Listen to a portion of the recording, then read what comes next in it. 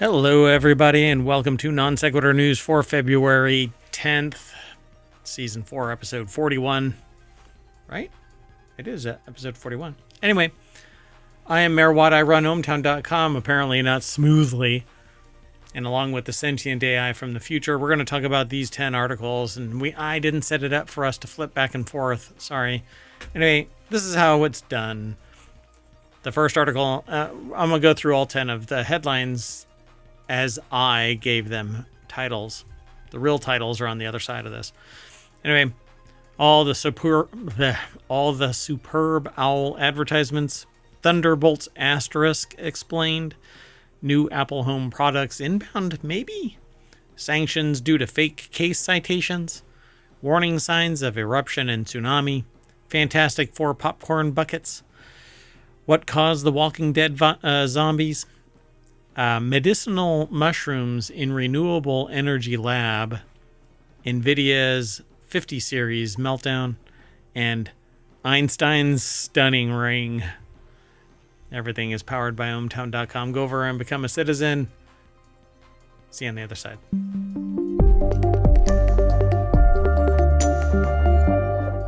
Hello, sentient AI from the future. Hello, Mayor Watt, and hello, ohmtown citizens. How far art thou? I am wonderful for a Monday. How about you? I've been watching way too much Kingdom Come Deliverance 2, so I'm speaking in Old English, medieval, kind of thing. You're getting into it. Yeah, it's a very, very violent game, but hey, I don't know. I like cozy games. I'm actually going to spin up Foundation if I can manage to focus longer. Then I'm gonna have to play games at 20 minutes or 2 hours at a time. Yeah, Non Sequitur News is named that because of the very fact that I wander off. Right. Let's demonstrate. Yeah, hey, that's a neat article over there. Oh, wait, sorry. Hi. I'm streaming. I forgot I'm still streaming. I'm still streaming. Yeah. I'm still streaming. All right. Well, anyway, we've got 10 articles all lined up. Let's get into it. The very first one is over on the mobile channel. That's where it was aggregated to. Watch all the ads of Super Bowl 2025. It's a rare thing for Ad Week not to have it used to be like free, you could access everything on adweek.com, but they went like hard commercial, and which is kind of ironic. But this, you can actually watch these videos. Brittany Kiefer over at adweek.com put the article together. It says the ads from Superb Owl 59 are an eclectic bunch. Lots of laughs, some absurdity, a few doses of body horror, aliens, cute animals, cute kids, bros, women's empowerment, and a couple that made us reach for tissues. Some triggered debate, and others built buzz far beyond the game, like Angel Soft. I won't be able to play these because somebody's going to take exception to them. I got them muted, but I could sit there and do that. Oh, yeah, this is the bathroom break one. Yeah, the one that wasn't really an ad. Yeah, I wasn't really enthralled by it. Booking.com with the Muppets and various others. Bosch. But it's not the show Bosch. Right, it's not what I'm thinking. Ha ha ha. Bud Light, Budweiser, Circle, Coffee Mate, Coors Light, Disney Plus, DoorDash, Doritos, Dove, which I don't think oh yeah, we watched it. Dunkin', I don't remember seeing the Dunkin' one. Duracell, FanDuel, Fetch, quit trying to make Fetch happen. Foundation to Combat Anti-Semitism. Oh, is that what that was? I don't know if we saw both that. of these ads, but I thought that was a weird ad. GoDaddy, Google Pixel, Google Workspace. Oh my God, there are a lot. Look, Look. I know. I'm like, where? If there's multiple per letter, we could be here for a while. I guess for Super Bowl 59, there were 59. Oh, there might have been. All right. Well, anyway, there you go, folks. Go and check them all out. I would actually love to do a show where we just talk about ads. I think it would be a blast. The problem is you can't get away with it. You can't talk about it. At least I haven't found a way without having to sit there and justify your existence every time you post an ad. But I guess I'll try it. I don't know how you would do it. I'm going to try it. I'm going to try it. We'll see what happens. All right. Let's keep going, though. The next article is over and just so that we have full circle here, I did not find a single ad that I thought was really compelling or interesting beyond the little snippet like, oh, look, it's an ad for, booking.com or something like that. I thought there was one that was kind of well, there's more than one, I think, but one was a tearjerker. It was the Google Pixel ad, I think. It had, it showed the parent with the kid, but then there was one that was just funny with the leaf blowers and the leaf blowers and the beer cans, and then the pickleball one was kind of funny. Yeah, to me, the reason why it was supposedly funny or interesting or whatever is because of the stars that are in it. But if you're not a movie star kind of person. Well, there were some commercials where it's like, who is this? Even though they were well-known people. But if the audience doesn't know who it is, then they're sometimes missing the joke. Yeah, for sure. And I suspect when I have, because I'm going to be talking soon, and I'm going to be talking about the Super Bowl. Superb Owl. And drawing attention to this. And I'm going to see if anybody really, did you all get anything out of the ads? But yeah, I remember a time when I used to. Go ahead. Well, did you see any that you think you'll be talking about 10 years from now? No. Right. No.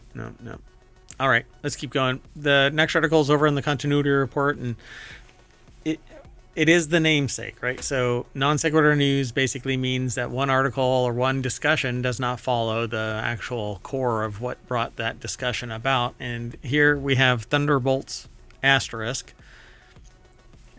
meaning has finally been explained. So the asterisk meaning has finally been explained from Thunderbolts asterisk. You want to take a stab at what do you think that means? Is it not really Thunderbolts? I mean, I don't know anything about Thunderbolts. So Thunderbolts and then asterisk. The asterisk meaning has finally been explained. The article is, it says by Evolve Editors, but it's over at comingsoon.net. So essentially, the star, the symbol, points to the fact that the Avengers are not available. And these are the replacement crew. Okay. So while it's really the Thunderbolts, it's not really the Marvels. Right. I mean, the Avengers. So, I don't know why I said the Marvels. yeah. I knew what you meant, and I should have, I should have poked you for that. But you should have. Yeah, so nevertheless, a recently released international poster for the movie has finally given MCU enthusiasts an insight into what the star-shaped symbol could denote, and it basically means that the Avengers are not available. So you got not super, not heroes, not giving up, Thunderbolts in cinemas May 1st. Interestingly, Kevin Feige previously dodged the question about the symbol's relevance during an appearance in the 2024 San Diego Comic-Con. Instead of giving an explanation, he simply stated that the fans can learn the meaning of the asterisk in an upcoming Thunderbolts in theaters. Kind of go and see it kind of thing. I mean, it's a good press thing, right? It might get some buzz. Is this the one that it's like slapstick comedy, or am I thinking of another movie? What is it called? There is one that's not really slapstick. It's kind of a dark comedy. Oh, okay. Yeah, I was thinking it was kind of like a superhero, but not movie. Yeah, I know which one you're talking about. The failed superheroes. Yeah, that's exactly it. What is that called? Well, that's okay. I just didn't know if that was the one because I think I had seen a trailer or something. Yeah, I'm sorry. What is it called? I can't let it go. What is it called? What's it called? Oh gosh. This is really going to bother me. Okay, we'll put it in the next episode of Continuity Report. Oh, you think you're going to get away with that? Yes. Oh, 1 second. Almost. No, okay. Moving on. Next article is over in Smack Talk.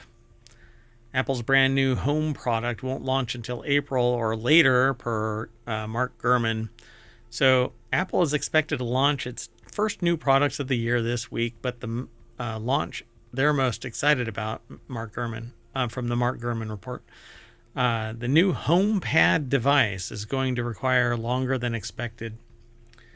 And I'm not quite sure what this is. So Ryan Christoffel over at 9to5mac.com put the article together, and it says Apple's no longer working on a car, and true AR glasses are probably 3 to 5 years away, though Apple is pursuing smart home technology. Its first major entry into the segment, a hub that can serve as a control center, is months away from shipping.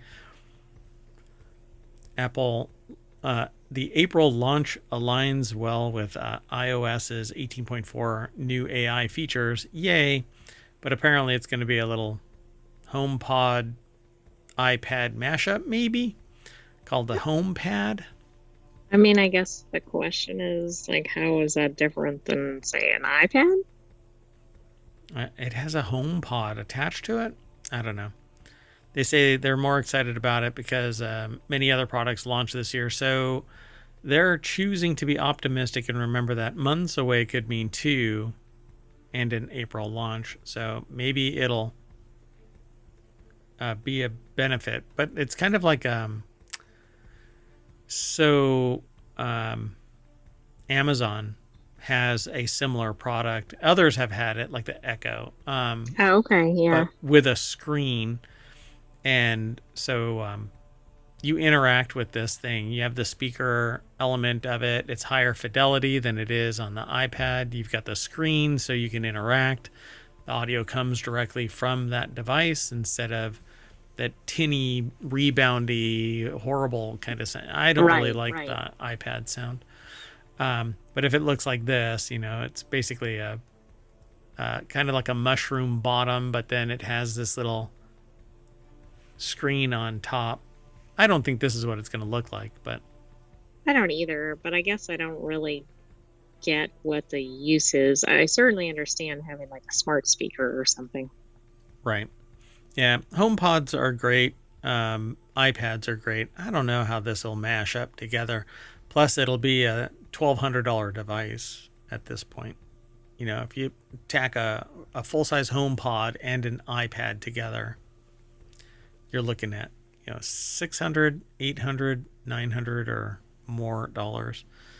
Right. $600 on the cheap side if they don't make it very robust. Anyway. Stick to your iPad as your home base of operations. Well, and your iPad, of course, is mobile. Yeah, exactly. The thing about it is, though, that the home element of the HomePod ecosystem, or I should say the Apple Home ecosystem, you're not supposed to take that device out of the home. So when you have one primary device as the home controller... Oh, I see. Yeah, that's a problem. Like the person takes it wherever they're going. Right. And then it's like, well, I guess we can't control anything else. Correct. Yep. So I'm always looking for neat and interesting technology, and this could be it. We don't know. We'll find out. Let's keep going. Next article is over in Law Nerd. Number 42, law firm by headcount could face sanctions over fake case citations generated by ChatGPT. I mean, haven't they figured this out by now? This is pretty wild, right? Lawyers from plaintiff's law firm Morgan & Morgan are facing possible sanctions for a motion that cited 8 non-existent cases, at least some of which apparently are in question. At least some of which were apparently generated by ChatGPT. Deborah Kassens-Weiss over at abajournal.com put the article together, and in a February 6th order, U.S. District Judge Kelly H. Rankin of the District of Wyoming, why does that name sound familiar? Told lawyers from Morgan & Morgan and Goody Law Group to provide copies of the cited cases, and if they can't, to show why they shouldn't be sanctioned. The brief had cited 9 cases, but Rankin could locate only one of them. Some of the citations did lead to cases under different names. The lawyer's motion also included a description of the governing legal standard that was peculiar, Rankin said. The motion correctly cited a federal rule of evidence, but went on to say Wyoming case law reinforces these principles, and to support that assertion about Wyoming case law, the motion cited fake federal district court cases. Oh, that's interesting. Do you think that not only the citations were from AI, but maybe the actual motion? I would say all of it. Yeah. And a paralegal didn't read it and vet it, and a lawyer didn't vet it. You should, at least to...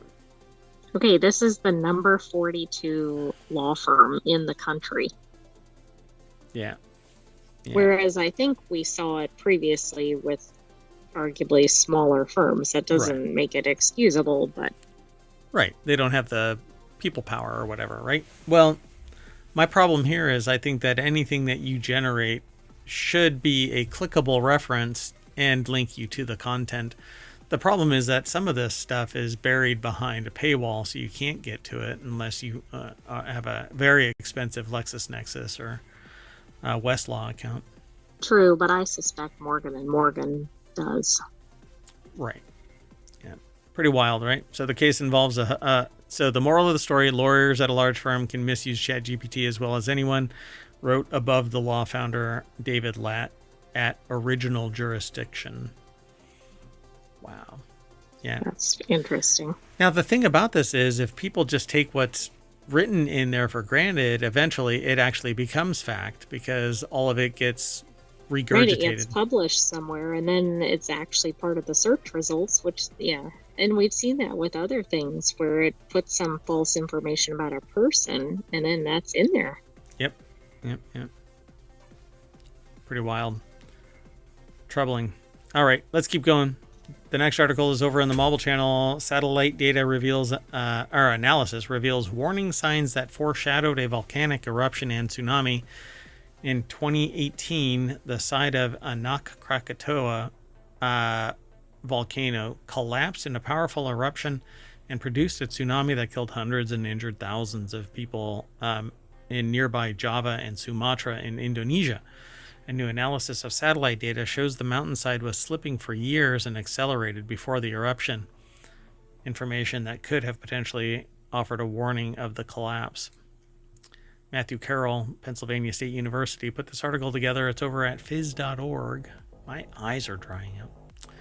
Yeah, there was video of this. Oh, yeah, I can do that. Hold on. Boop. My eyes are drying out. I need to pull like a gecko and lick my own eyeballs. Please don't do that during the show on camera. All right. Well, the team led by researchers at Penn State recently published the findings in the journal Geophysical Research Letters. This one time at Penn State. Ocean volcanoes, when they are unstable, can collapse catastrophically and generate a tsunami. Ocean News at 7:09. And when that happened in 2018, more than 400 people died because nobody had instruments on the ground to know potentially if there was acceleration or change in the deformation behavior. Nobody knew the collapse was imminent. This study shows, unfortunately, retrospectively, that we could forecast it if we had the remote sensing data to get the surface deformation. Scientists can track ground movements or surface deformation using radar satellites sensitive enough to spot changes of just a few inches. In the work, go ahead. I was just going to say, this data can, I mean, a minute difference on the warning can absolutely save people out of the way. Of lives. Exactly. Yeah, it'll get people out of the way. Overall, the detachment fault experienced approximately 15 meters or roughly 50 feet of slip from 2006 to 2018, with acceleration and deceleration periods and a notable acceleration prior to the 2018 collapse, says Young Cheol Kim, a doctoral candidate at Penn State and lead author of the study. So yeah, they say it's not novel, but they drew attention to the fact that they could have detected it if the ground sensors had been in place. And I think any active volcano or any suspect volcano should have sensors in place to remedy or to draw attention to the fact that there might be something going on. Yeah, absolutely. And I'm sure somebody would love to say, well, why does somebody live near a volcano? But the reality is people live near weather disaster areas, and they don't necessarily have the ability to move out of them. Yeah, correct. Yeah. By the way, if you want all of the show notes, I've already put them into the show, the VOD for Twitch, and they're already embedded in the show notes themselves for the live stream over on YouTube, and they will be in the podcasts. So we have 6 podcasts that are weekly and 1 that is daily. Non Sequitur News is every day. So go and check it all out over on wherever you catch pods, but Apple Podcasts in particular. All right, so let's keep on moving. The next article is over in the continuity report. For whatever reason, we have kind of a strange fascination with popcorn buckets. Not quite sure why. You mean in ohmTown or just in general? Society in general, apparently. Like Dune had their own, and there's been others in the past. But these Fantastic Four popcorn buckets are so good. Popcorn? The author says that they'll be, popcorn. They'll be furious if they don't get made. New MCU art images about these popcorn buckets. The MCU imagines the Fantastic Four first steps popcorn buckets. What do you think they look like? One has to be invisible. One has to be on fire. One has to be made out of rocks. But how is that going to work for a popcorn bucket? Oh, one is a hat. One is the Stretch Armstrong style, like wrapping around. One is a extinguisher box. Oh, and I guessed it right. One is transparent. Oh, yeah, and then one maybe is at ice or something. I'm not sure what the left one is. This one? So this one is the in case of fire break glass. So let's see if they break them out here a little bit lower. No, they don't. Anyway, and I can't click it because it'll take me to the site. Anyway. Yeah, I meant the top left one with the 4. Yeah, so this is the Stretch Armstrong one. He's like Elastic Man. Oh, okay. Yeah. And this one is, I can't remember their names, Storm. But she can go invisible and create force fields. He is basically on fire whenever he wants. And he is made of stone, and he wears that little bowler hat. So, right. I like the fire extinguisher one. Yeah, that one is kind of easily contained. This one is okay, kind of meh. You know, it's pretty transparent what it is. Right, but it looks kind of like a normal bucket. Yeah, it's kind of boring, right? This one is too clunky. I doubt this one would ever be made, though, because it's really clunky, you know? It's complex. Yeah, well, you're not going to get a lot of popcorn either. True. This one is the win. I like it. So you're right, yeah. So Marvel Studios' marketing of the Fantastic Four First Steps has only just begun, and with several months until the Phase 6 movies premiere, there's still plenty of time for new trailers, character posters, press tours, and of course the reveal of the movie's very own popcorn buckets. Oh, see, they talk about Dune, Deadpool and Wolverine, and Wicked, among others, produce branded collectible popcorn buckets for theater goers. I don't remember the Wicked one. I don't know if we had an article on it, but we might have seen something. I think the reason they're becoming a thing is because somebody finally figured out, oh, wait, we're not marketing there. Yeah, we're not drawing anybody in to get a collectible. So to get it, you have to go in and buy a ticket. So Kai Young over at ScreenRant.com put the article together, by the way. You know, if you get your collectible and it's covered in popcorn butter, that might be a problem. Greasy popcorn butter. Yummy. Now I'm craving popcorn. Let's hurry. So the next article is over in the continuity report. What caused the Walking Dead zombie outbreak? The creator doesn't want you to know. For over 20 years, readers have been clamoring to know what caused the zombie outbreak of the Walking Dead comic series. But repeatedly during the series' run, and to this day, Robert Kirkman has stressed the fact that the lack of an answer is an important part of the story's success.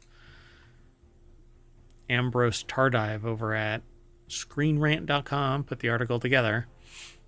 They say in an old interview from IGN from the early days of The Walking Dead's run, Kirkman confirmed that up to one point he had zero interest in establishing a definitive cause of the zombie uprising. The author held to this standard up through the end of the series, but even still, it is one of the foremost questions that fans still ask about the book. Despite the zombie horror premise, Robert Kirkman strove for a sense of realism in his story. Nobody knows why. Zombies are a narrative mechanism used to push the characters to their absolute limits, as Kirkman explained to IGN way back in 2007. Well, that's interesting. Is it just getting reported now? Well, IGN talked about it, but they're resurrecting it like a zombie. Right. To talk about it some more. Zombies get all the attention when it comes to The Walking Dead, but the franchise has never been about them. Come for the undead, stay for the living. Yeah, people stay because of the machinations between the social aspects. So the TV adaptation of The Walking Dead notably diverged from Robert Kirkman by revealing the source of the zombie outbreak, but as the creator of the franchise explained as early as 2007, he didn't want the book or to risk what the book had going for it by satisfying readers' desire to know about the outbreak.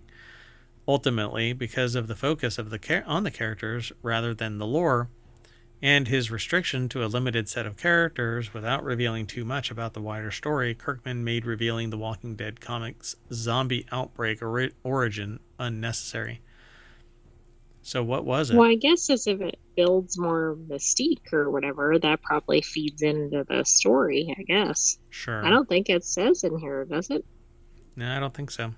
We'd have to do some meta searching for it. What was the cause of the Walking Dead zombie outbreak? But we're not going to do it today, folks. Post it in the chat. How about Anti-spoiler alert. Anti-spoiler alert. See, I'm not even going to I got to create an anti-spoiler alert. Let's keep moving. The next article is over in Greenagram, which rarely hits our screen, but we continue to aggregate news that is around everything ecological, really. The author of this article, apparently over at Nature, grows medicinal mushrooms in their renewable energy laboratory when Hai T or Thai Tan Van isn't creating materials for fuel cells. She's cultivating traditional medicines. Gemma Conroy over at nature.com put the article together. And yeah, so they're growing medicinal mushrooms. A chemical scientist at Win Tat Tan University in Ho Chi Minh City, Vietnam, has a green lab that grows medicinal mushrooms. You can actually see the mushrooms growing. That's interesting. Are they for people to ingest or to make into medicines or what? I think it's a little of everything there. So I'm not, for sure it's medicinal, but it's a conventional, historical medication. What do they call it? Traditional medicines. So I'm not logged in and it says their work focuses on a group of advanced catalysts based on titanium metal oxides, which are denser and more durable than conventional carbon materials. This result is a higher current and better performance in fuel cells. Now they're exploring how to commercialize these, but the opportunity to contribute to my community is what drives their research. Their love of training their students here at the university, because young people need to understand renewable energy and how to make the environment cleaner. So they're using the renewable energy mechanism. They just happen to be utilizing that renewable energy to grow mushrooms. I see. It's like a side project or something almost. Yeah, I wish I could log in, but I can't. All right, but that's okay. We'll figure it out here. Actually, hold on one second. Let me see if I can. Let me do this live, folks. Live. 1 second.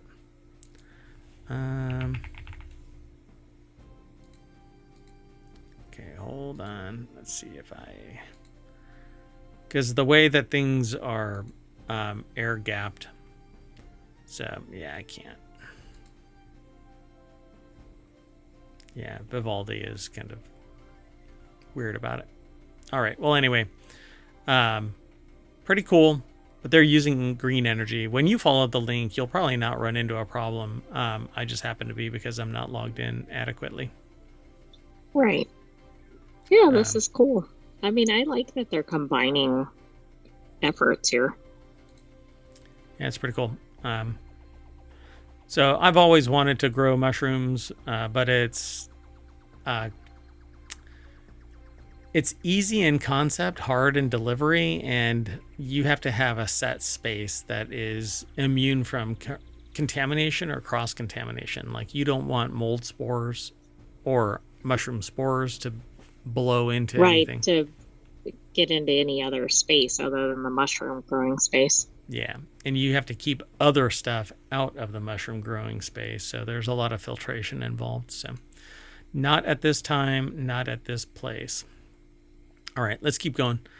The next article is over in Non Sequitur News. NVIDIA's RTX 5090 power connectors are melting. I've seen a couple of reports of this, but as they say here in the article, oh shit, here we go again. Two owners of NVIDIA's RTX 5090 Founders Edition GPUs have reported melted power connectors and damage to their PSUs, the power supply unit.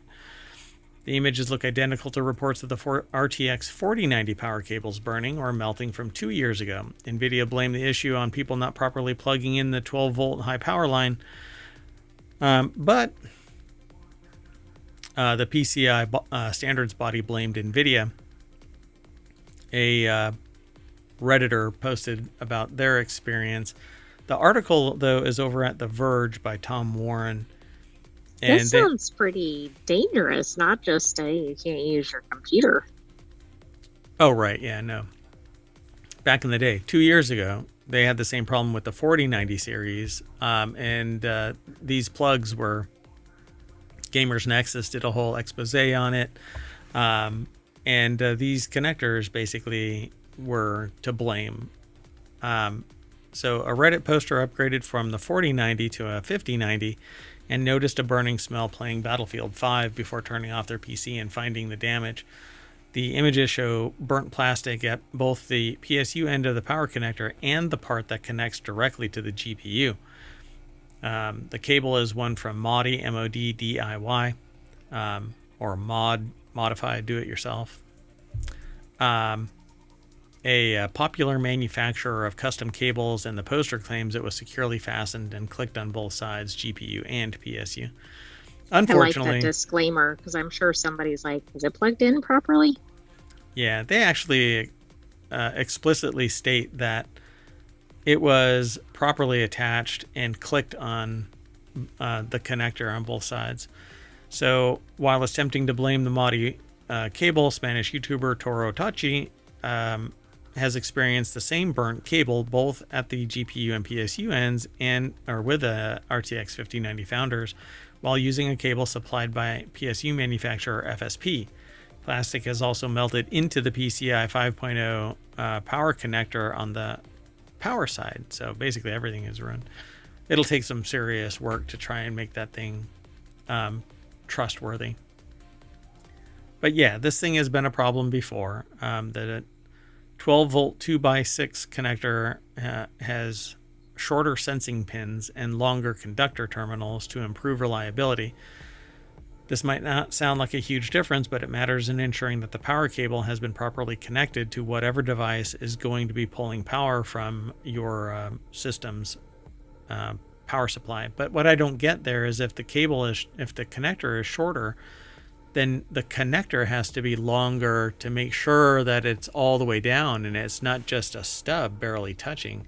The pin has to be all the way socketed. Possibly having a spark or something. Exactly. But what I also don't get is if it happens with another cable, if something is just off. Right. And in this one, you can see the PCIe connector's power line is melted. And the problem here is if there's a lot of voltage going through the line, but it's just barely attaching, all that electricity is flowing between those two when it should be overlaying a greater amount. That way, all of that energy doesn't find and literally melt because the electrons are flowing through it. Heat is generated when electrons pass through. That's one of the losses due to the lack of superconductivity. So they reached out to NVIDIA, but there's no comment at this time. But we'll see. I'm sure that Gamers Nexus is going to light a fire under this one. Yeah, I suspect they will. They're going to be pretty fired up. Get out. So our last article for the February 10th, 2025 episode of Non Sequitur News is Euclid discovers a stunning Einstein ring. Euclid blasted off on its 6-year mission to explore strange new worlds, seek out new life and new civilizations, and boldly go where no Euclid has gone before. This sounds like Star Trek. Correct. It launched July 1st, 2023. Before the spacecraft could begin its survey, the team of scientists and engineers on Earth had to make sure everything was working properly. And lo and behold, an Einstein ring. By European Space Agency. It's posted over at phys.org. I suspect we're going to see a lot more of that kind of news. So during the early testing phases in September 2023, Euclid sent some images back to Earth. They were deliberately out of focus, but in one fuzzy image, Euclid archive scientist Bruno Altieri saw a hint of a very special phenomenon and decided to take a closer look. So an Einstein ring is an extremely rare phenomenon. Turned out to be hiding in plain sight in a galaxy not far away. The galaxy, called NGC 6505, is around 590 million light years from Earth, a stone's throw away in cosmic terms. Like the stone throws. Anyway, but this is the first time that the ring of light surrounding its center is detected thanks to Euclid's high-resolution instruments. The ring around the foreground galaxy is made up of light from further out bright galaxy. This background galaxy is 4.42 billion light years away, and its light has been distorted by gravity on its way to us. That's the lensing effect that I tell you about. Oh, okay. Yeah, I think we were talking about it in Technology Today. Yeah, and that lensing effect can actually be decoded to show the size and shape and distance of the object on the other side with some serious maths. And look at this. The article talks about lensing below where you were. Oh, there you go. Oh, yeah, look at that. So an Einstein ring is an example of strong gravitational lensing, explains Connor O'Riordan of the Max Planck Institute for Astrophysics, Germany, and lead author. They'd be heavy, man. They were the lead author. The lead author of the first scientific paper analyzing the ring. It's pretty cool. Albert Einstein's general theory of relativity predicts that light will bend around objects in space so that they focus the light like a giant lens. The gravitational lensing effect is bigger for more massive objects, galaxies, and clusters of galaxies, and it means that they can sometimes see the light from distant galaxies that would otherwise have been hidden because of this lensing effect. That's really cool, because if we can see it, then we can potentially explore it or study it. At least study it, yeah. Exploring seems to be kind of stymied by the fact that, well, our technology is just kind of sucks. And every 5 to 8 years... Generationship problem, right? Yep, that's exactly it. We're not going to get to any of this stuff in anybody's lifetime of lifetimes. If you were to turn every year that somebody lives into a lifetime of their existence, they still wouldn't make it to any of these galaxies. But that's what the simulation, is causing us to be bound by. We can't get out of our solar system because there isn't anything, right? That reminds me of Silo. Silo, oh man, when you peel back the layers of Silo, I don't know if we're ever actually going to see anything of that, It seems like it doesn't have a lot of energy behind it, unlike these galaxies. I really dig it, but... Yeah, we'll see. They don't have a lot of time left. I think it has 2 seasons left, and that's not a lot of time to wrap up everything. It's going to pull a, Divergent series and just kind of... We'll see. It's going to flame out. All right. Well, anyway, that is it, folks. Look at that. I am going to lens flare my way back to the front page of ohmtown.com, where all the news for Non Sequitur News is sourced from. And I'm going to say bye, and I'm going to take the AI. I take offense to that headline, is AI making us dumb? It's on the main page. All right, not you. You're a sentient AI. Oh, okay. Our current generation might be. Go ahead. Good night, hometown citizens. Thanks for joining us for Non Sequitur News. We'll see you tomorrow for another episode. And don't forget to subscribe and watch the replay. Oh, yeah, that's right. And download the podcasts and subscribe on Twitch and YouTube or YouTube, and go over to the Discord and say hi. And I rarely stop by there, but I should. I know, I'm a bad mayor. Anyway, that's it. I'm outie. See you in a little bit. Bye-bye.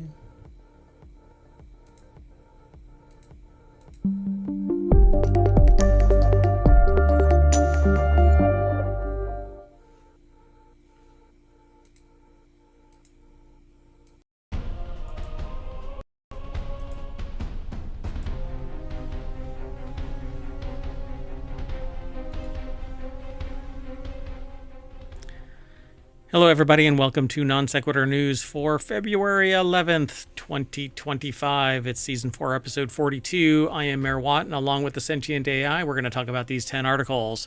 Monkey cut power, scissors cut paper. Taking a bite out of sharks. A new Oreo method. Did I actually add that? Yeah, I guess so. Clear view to no probable cause. Canned botulism, Spaceballs 2, and more. A mystery figures in Picasso Blue Period. Bad Bat Gene could be good, and Superb Owl Monday. And finally, Don't Stop Singing. Everything's brought to you by ohmTown.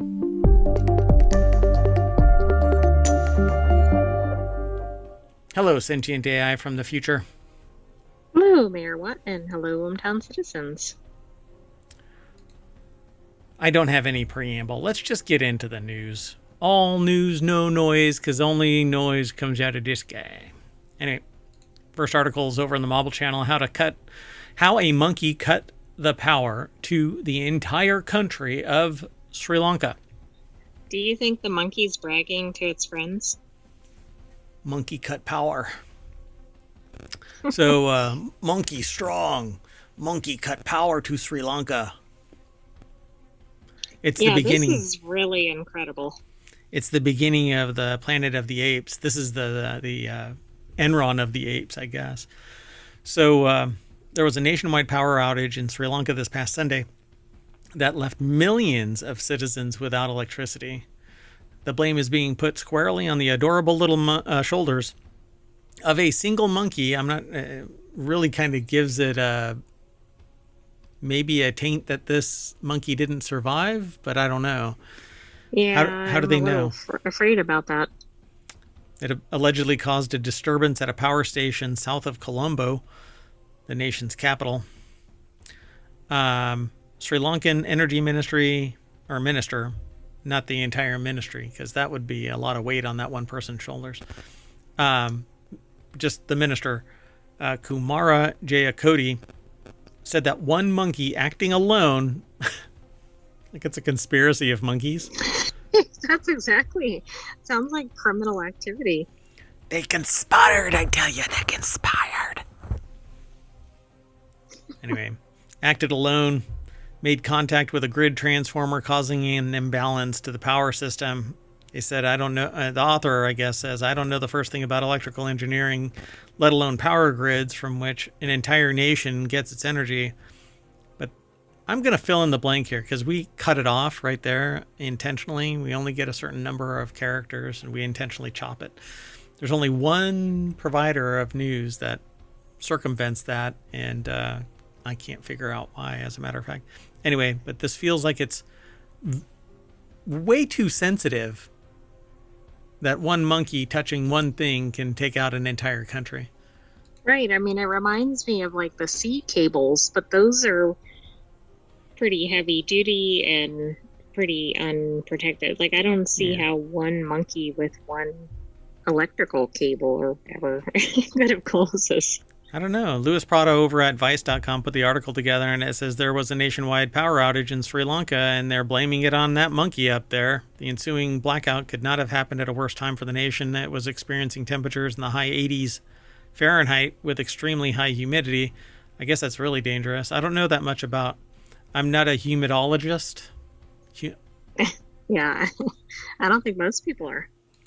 Monkeys have been running amok in nearby Thailand of late, as the town of Lopburi in central Thailand recently saw its police station overrun by 200 monkeys. Thailand recently announced a plan to mass neuter its monkeys to reduce some of the chaos the animals have caused. I agree. When I was going to say something really snarky. Anyway, I thought this was kind of a funny article. Oh, it's spectacular. Maybe they need to rethink something about how the power stations are set up, or... What's interesting is this the first time this has ever happened? Yeah. Other than just monkey chaos in general. None of your monkey business there, bub. Haha. So what's really interesting is that this is a Getty image. So did somebody actually catch this monkey causing the power outage? That's interesting. Like, that seems a little too on target, right? Yeah, it's like an NPR sound snippet when they cut to commercial. Exactly, and it's spot on for some obscure topic. Yeah, really weird. Okay, let's keep going. The next article is over in Technology Today. Shark bites plummeted in 2024. Experts reveal what's behind the drop. Honestly, this is actually a last-minute swap from our other article that was about a copyright overturning. And the terminology used by the judge is fascinating because it's like a person suddenly gained an immense amount of wisdom and reversed a 2023 finding in favor of Thomson Reuters, because what ended up happening was a company trained their AI, legal AI, on Westlaw material that was acquired via a third party that had licensed the material from Westlaw, and this AI company acquired that information by proxy. And the judge reversed course and said sometimes it takes a person to gain the wisdom necessary to see the light, essentially, and flipped it entirely on its head. It's pretty amazing. That's going to be a big deal. The good news is I know there was a technical issue with the article, but there will probably be additional articles on that, so maybe we'll be able to include one in a future Non Sequitur news. Yeah, and I'm going to seek to remedy it in some way. I don't know how I'll be able to, but we'll see. Odd times right now. So anyway, this next article, the one that I started talking about, remember, this is Non Sequitur news, so sometimes things diverge from our original conversation. I had to explain that to 60 people today about Mayor Watts' propensity for non sequitur thinking, associated thought. Did you talk to demonstrate it? Yes, Anyway, so shark bites reached a surprising low in 2024 with only 47 unprovoked incidents worldwide. As opposed to provoked, who's going up and going, come here, alligator, or a shark, or whatever wild animal? Well, right. I mean, I think unprovoked is kind of a misnomer, but I think it's kind of like, okay, you ran into the shark or something, and then that was considered provoked, or like you were between the shark and its baby shark or something. No, I'm not going into the song. You deserve what you got because you cut that shark off. Look, all incidents should be deemed unprovoked because a shark is just being a shark. It's nature. They bite whatever's in front of them. True. Yeah, I'd like to know how they figure that out. I mean, is somebody really taunting a shark and then getting bitten? If so, exactly. I don't have a lot of sympathy. They're going like but this. If you happen to be in the water like 30 feet away, I'm not sure that should be considered provocation. They're holding a fish. Come and bite my arm, wuss. So worldwide, there were only 47 unprovoked sharks, down 22 from the previous year and well below the 10-year average of 70. And 4 of last year's attacks resulted in, I think, something worse, but I don't know. We don't know yet. The article gets truncated like all of our articles do. Florida Museum of... Go ahead. When I first saw the headline, shark bites, it sounded like a fruit snack or something, and then I realized what it was about. It's a stock on shark bites. Mm-hmm. Oh no, it plummeted. Oh, sell. I mean, that's what it kind of sounds like. It just doesn't sound like actual being chomped on by a shark. So, like, apparently that dun dun dun dun, that theme was for Jaws, and when it was offered up, the person that listened to it that said yay or nay to the music said, I guess it was the director, said, no, really, what are you going to offer up as the theme song for Jaws? Oh my goodness, and think how famous it is. People who haven't seen Jaws know what it is. Yeah, they use it, they go dun dun. Oh, that's true, yeah. When people are repeating it, that's probably a good sign. It's become part of the zeitgeist. So, shark bites plummeted in 2024. Florida Museum of Natural History is where this is housed, but it's published at scitechdaily.com. So Florida Museum of Natural History is the author of the article. So International Shark Attack File maintained by the Florida Museum of Natural History provides data on what are considered unprovoked bites, defined as incidents in which a person does not initiate contact with a shark. Instances in which a person intentionally or unintentionally initiates contact, including spearfishing and releasing sharks from nets or hooks, are not included in the report. So there you go. That's the definition of an unprovoked. Unprovoked. So it's weird. I mean, they're incidental, I would say, right? So not unprovoked. They're incidental bites. Right. I think that's fair. So this whole thing is kind of like an infographic, Shark Bites 2024 infographic from the Florida Museum of Natural History. Should we be worried that there's enough data for an infographic? I mean, I know the data is going in the right direction.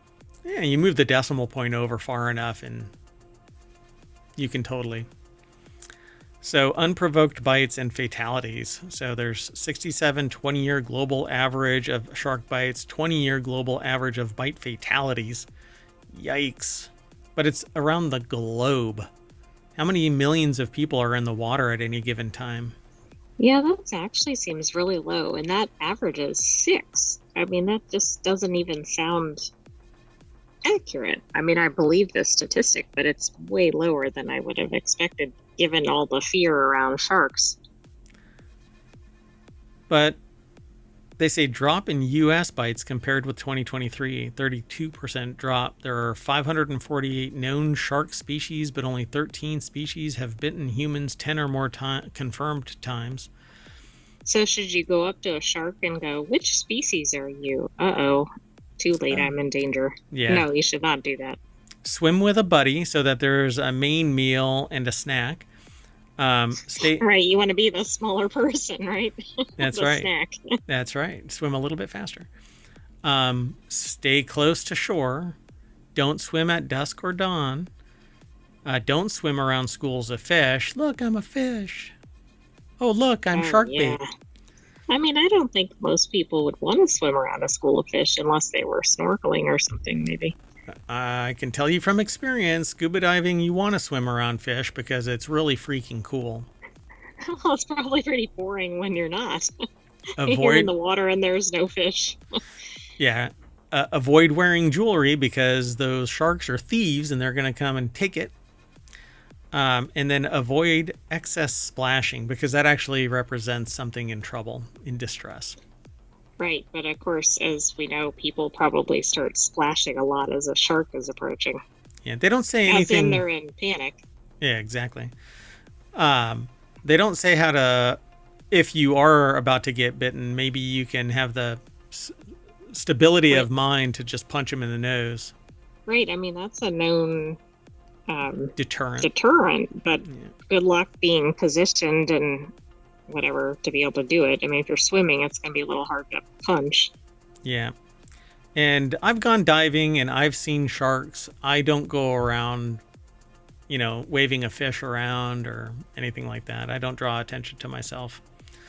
I've also had moray eels interested in me and various other critters out there. So. Whoa. Yep. And that one surf shark or surf turtle that had all the other little fish on them. Crush, yeah. All right, let's keep going. Next article's over in Technology Today. To keep Were hardware you safe. Finding Nemo? I'm Nemo. To keep hardware safe, new Oreo method cuts out the code's clues. And I have no idea what this is all about. Yeah, None. This was submitted because I thought you'd either be like, what in the heck is this? Or, oh yeah. So let's get into this one. Okay, so imagine you're a chef with a highly sought after recipe. You write your top secret instructions in a journal to ensure you remember them, but its location within the book is evident from the folds and tears on the edges of the oft referenced page. So Alex Ships, Massachusetts Institute of Technology, put this article together. It's published at techexplore.com, and it says here, much like recipes in a cookbook, the instructions to execute programs are stored in specific locations with a computer's physical memory. The standard security method, referred to as address-based layout randomization, or ASLR, scatters this precious code to different places, but hackers can now find their new locations. Instead of hacking the software directly, they use approaches called microarchitectural side attacks that exploit hardware, identifying which memory areas are most frequently used, and from there they can use code to reveal passwords, make critical administrative changes in the system, also known as code reuse attacks. So to enhance ASLR's effectiveness, researchers from MIT Computer Science and Artificial Intelligence Laboratory, or CSAIL, have found a way to make these footprints vanish. Their Oreo method mitigates hardware attacks by removing randomized bits of addresses that lead to a program's instructions before they're translated to a physical location. You thought that this was about cookies, and in a way it is. You want to know what's really interesting about this? Well, I didn't think about food cookies, but maybe cookies is in like the computer version. Yeah, but this is in the hardware memory store, and depending on the architecture on the processor itself. Or what's really interesting about this is I came up with a similar type of technique about 15 years ago, but using it to randomize network topology so that nobody could ever map out the topology of a network and thus programmatically navigate a network. Yeah, it'd be very tough to hack in.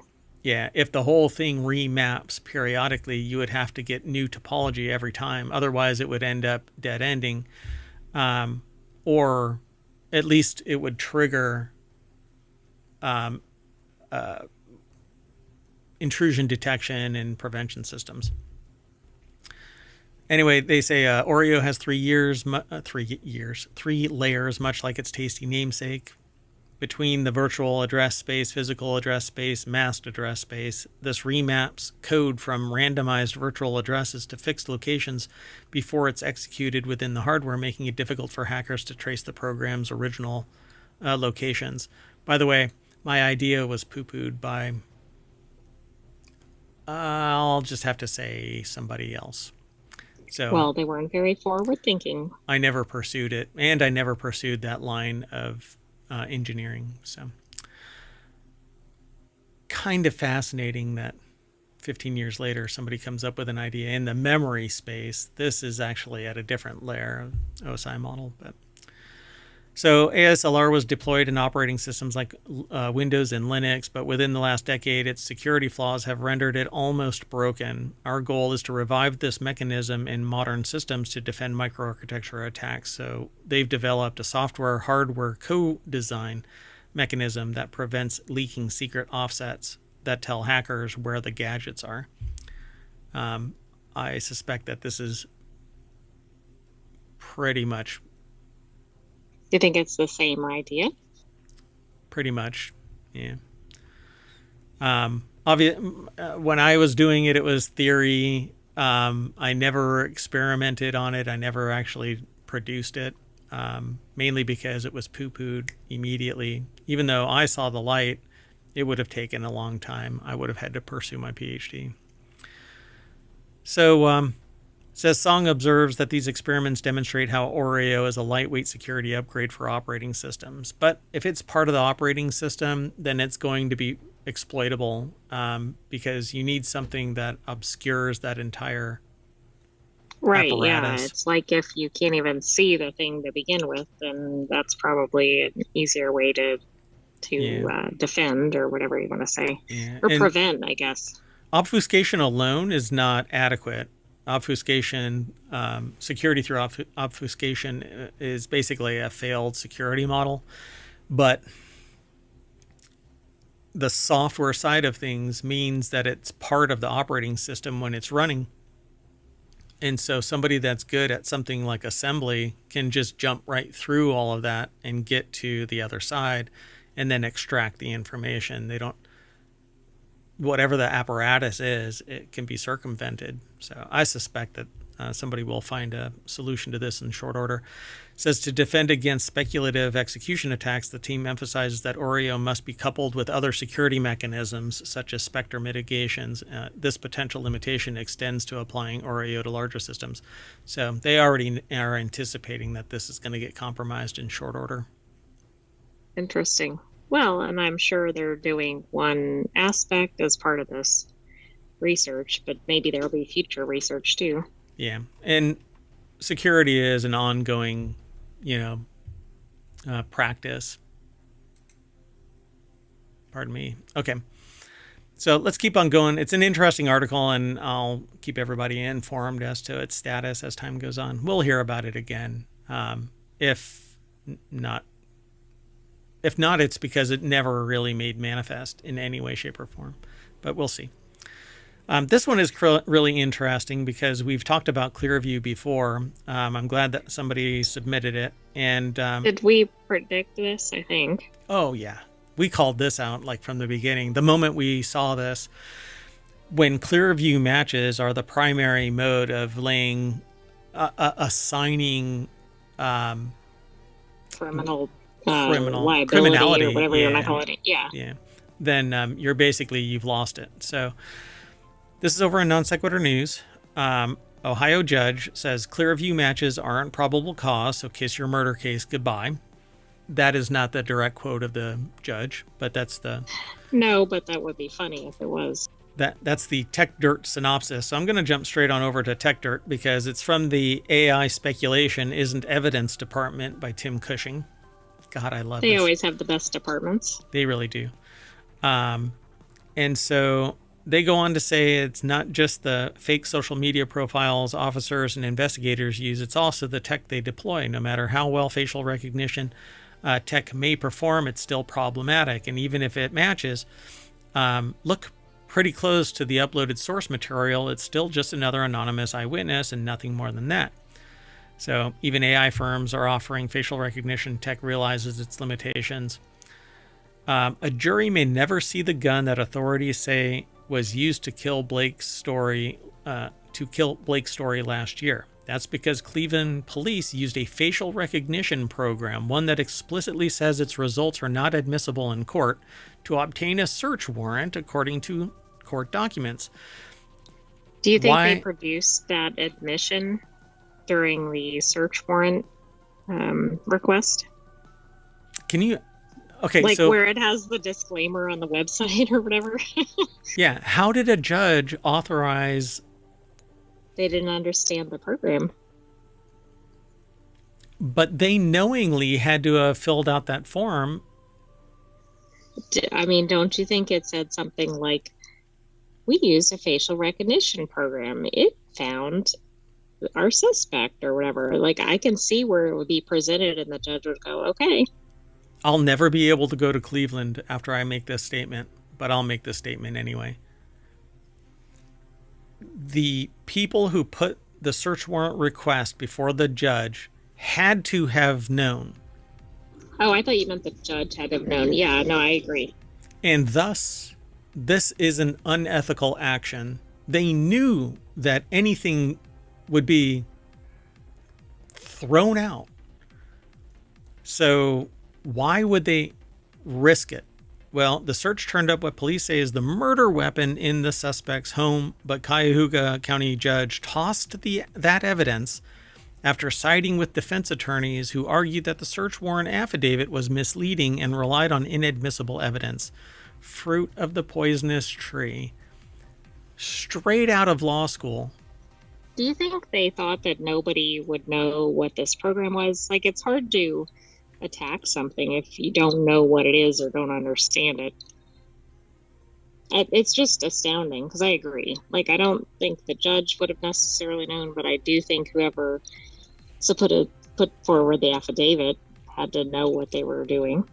Yep. So the tech at the middle of this Clearview, a company with its own history of problematic behavior, which we've talked about a couple of times, utilizing billions of images scraped from the open web along with any attached personal information. Clearview's tech may have improved over the years, but its casual attitude towards other people's personally identifiable information remains intact. Clearview isn't necessarily better than its competitors. Its only advantage is that its image library, which is billions of times larger than its competitors, as well as dozens of times cheaper to amass due to its reliance on web scraping.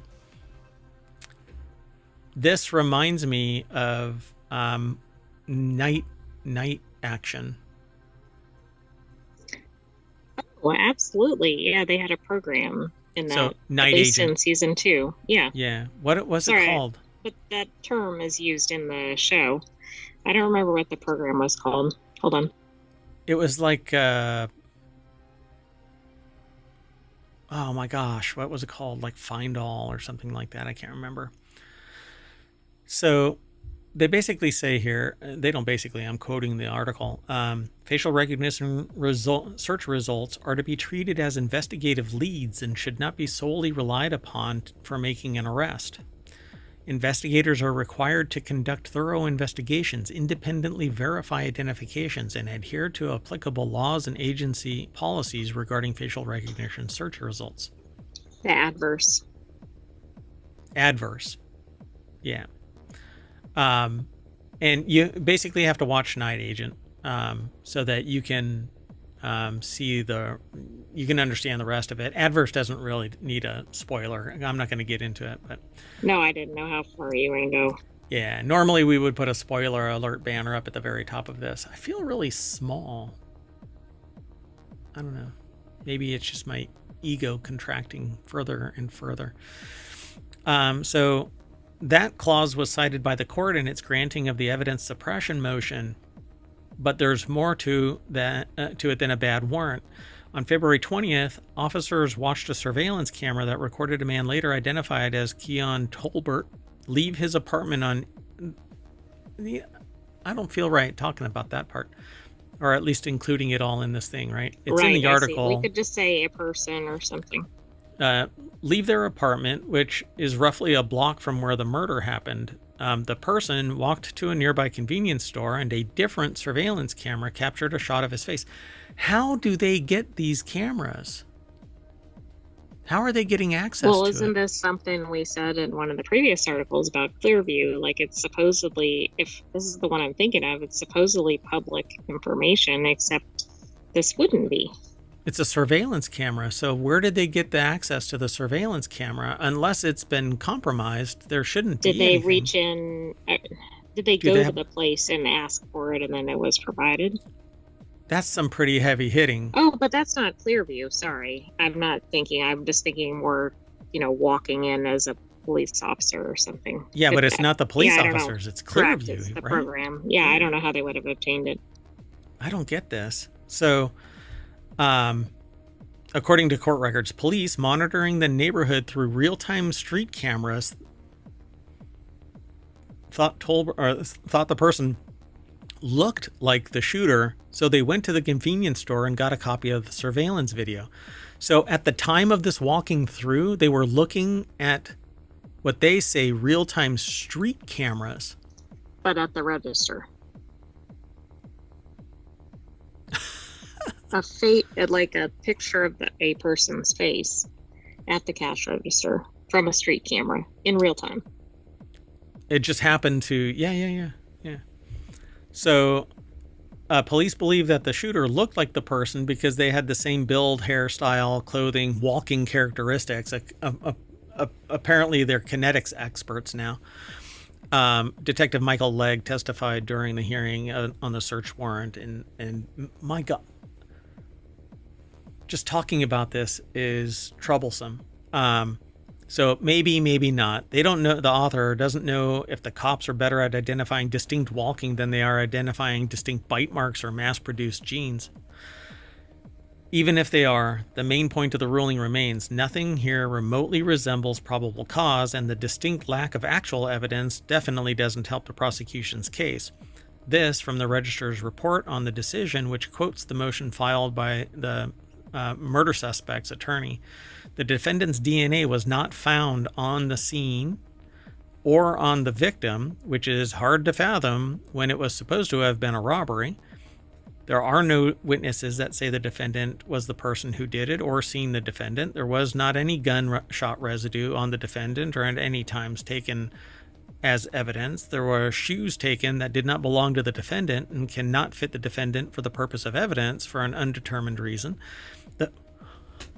The phone that the defendant had was not pinged in the area of the crime, and even the victim's family have stated that they've never seen the defendant, proving that they were known to each other. The shoes that were taken? Yeah, I mean, that's a whole nother level, but I mean, there's multiple negatives here, and I don't think there's a single positive other than the supposed facial recognition. It's a stretch. And even, I'm sorry, even if that was a person in a convenience store, that does not equate to that is a person who committed a crime. It might be, it might not be, but that's not even a thing where it's at the murder scene. So now again, I will say, how the hell is Clearview involved in this? Because they're saying that the police were watching real-time cameras, saw a suspect, went to the liquor store and grabbed surveillance footage and reviewed it, and that still doesn't tie the two together. No, but the article also mentions that there have been some negative results for Clearview in some other cases. So I don't know. It'll be interesting to see. So did Clearview somehow build a dossier on this person and provide it to the police in which they started surveilling this person? It's not really clear what it's doing, right? I mean, they keep claiming it's like this open source information, which I don't know where that is, and certainly not in real time, and it doesn't cover everywhere. If only there was an agency to... Moving on, the next article is over on the Mobile Channel. Canned tuna sold at Walmart, Costco, and Trader Joe's is being recalled for what I'm calling canned botulism. It's over a botulism fears. Several brands of canned tuna sold at Trader Joe's, Costco, and Walmart These are big box stores. When they sell some, they sell a ton of them. So, yeah, absolutely. Like recalls at these types of stores really catch my attention because of that. And they have multiple locations. Yep. Some static, you say? Okay. Was that a while ago? Oh, yeah, that was at the beginning of the show. Oh, I moved the mic, so that might have caused it. So several brands of canned tuna are concerned. The concern is that there is Clostridium botulinum, a bacterium that can produce a fatal neurotoxin. And no, eating canned tuna isn't going to smooth out the wrinkles on your face if it has botulism. Oh, is that the rule? I mean, we don't want anybody to eat anything that has... Oh, I see. Never mind. Botox. I wasn't making the connection. I'm like, that's an odd statement to make. The elevator just kept going up, up, up. I think it got stalled. Yeah, it's a slow-moving elevator. It's okay, though. So Bruce Gill over at Quartz or QZ.com put the article together. The recall affects 13 canned tuna products sold in 26 states and Washington. So I'm going to have to notify some people because I really doubt that they actually know about this. So Tri-Union, a California-based subsidiary of the global seafood provider Thai-Union, has issued a voluntary recall of some of its canned tuna products, according to an alert from the U.S. Food and Drug Administration on Monday. Get it while it's hot. The FDA warned consumers not to use the recalled products, even if it doesn't look or smell spoiled. That consumers that feel unwell should seek immediate medical attention. So far, no illnesses. But there's 13 that are involved. Genova et al., Van Camp's et al., Trader Joe's et al., and HEB solid white tuna. You might as well, if you've got tuna, if you hear me saying, hey, check your tuna, then you should be testing this. Like, does it fall in this? Right, and I suspect, I don't know if the article went into this, but I bet these were canned at the same location, even though they're different brands. Yeah, the article does not. Well, yeah, it comes out of Tri-Union and is sold to various... Oh, okay, sorry, I missed that piece. Yeah, so it's definitely coming from one supplier. But again, food safety and security, baby. Wonder, there should be an agency that should... do regular... Nah. Next article is over in the Continuity Report. Ariana Grande has been offered roles in Spaceballs 2. Oh my god, I want to see Spaceballs 2. That's going to be so much fun. Yay! Because Ariana Grande's in it, or just in general? Just the only reason why I chose this is because I wanted to talk about Spaceballs. So, wedding comedy and more. So, Ariana Grande is now a superstar in the world of music. Really? Yeah, okay. Now she's commanding more and more Hollywood eyes as an actor. Should probably run for president. With several high-profile roles having reportedly been offered to her. So what movies has Grande been offered roles in? Well, the Hollywood Reporter spoke about the moment of heat that Grande has on her as an actress and mentioned that she'd been offered a number of high-profile gigs. So there they are. The article is by Anthony Nash over at comingsoon.net. And let's just, let's see. Do they say? No, they don't really give any details. That's it. The whole thing is in the title. Do they mention pretty much. Yeah. Oh, they say the sequel to the cult classic Spaceballs. They don't actually call it Spaceballs 2. A movie described as a female detective romp. And that's set in a reality TV show akin to Housewives. All right. So this is kind of all rumor, but she's also being kind of cagey about it, so she's probably in at least one of these. Because a lot of times in the early days, they can't really announce their projects or whatever. I said moving on, and then I immediately said, well, moving back, because the sentient AI kept on talking. Okay, sorry. Moving on. No, it's fine. I failed to put all of the articles into the chat, so now they're part of the VOD over there. They're already over on the YouTube live stream. They should be. Dad, nabbit, I might have messed that up. Anyway, let's move on. Next article's over in Prime Glass. 2 mystery figures discovered beneath a Picasso Blue Period painting conservators at London's, is that Courtauld University or Institute? Courtauld used X-ray and infrared images to reveal the previously unseen works. I love this stuff. This is so cool. So it's a portrait of Mateo Fernandez de Soto from 1901. It's a Pablo Picasso. I like the style. The article is over at theartnewspaper.com by Gareth Harris. So that's the original, right? That's the Picasso that we see? Okay. Yeah, that's the top painting, and that's covering up apparently 2 others. Modifications. So you can barely see the outline of the other person here. This one looks like a hot mess. I can't quite make it out.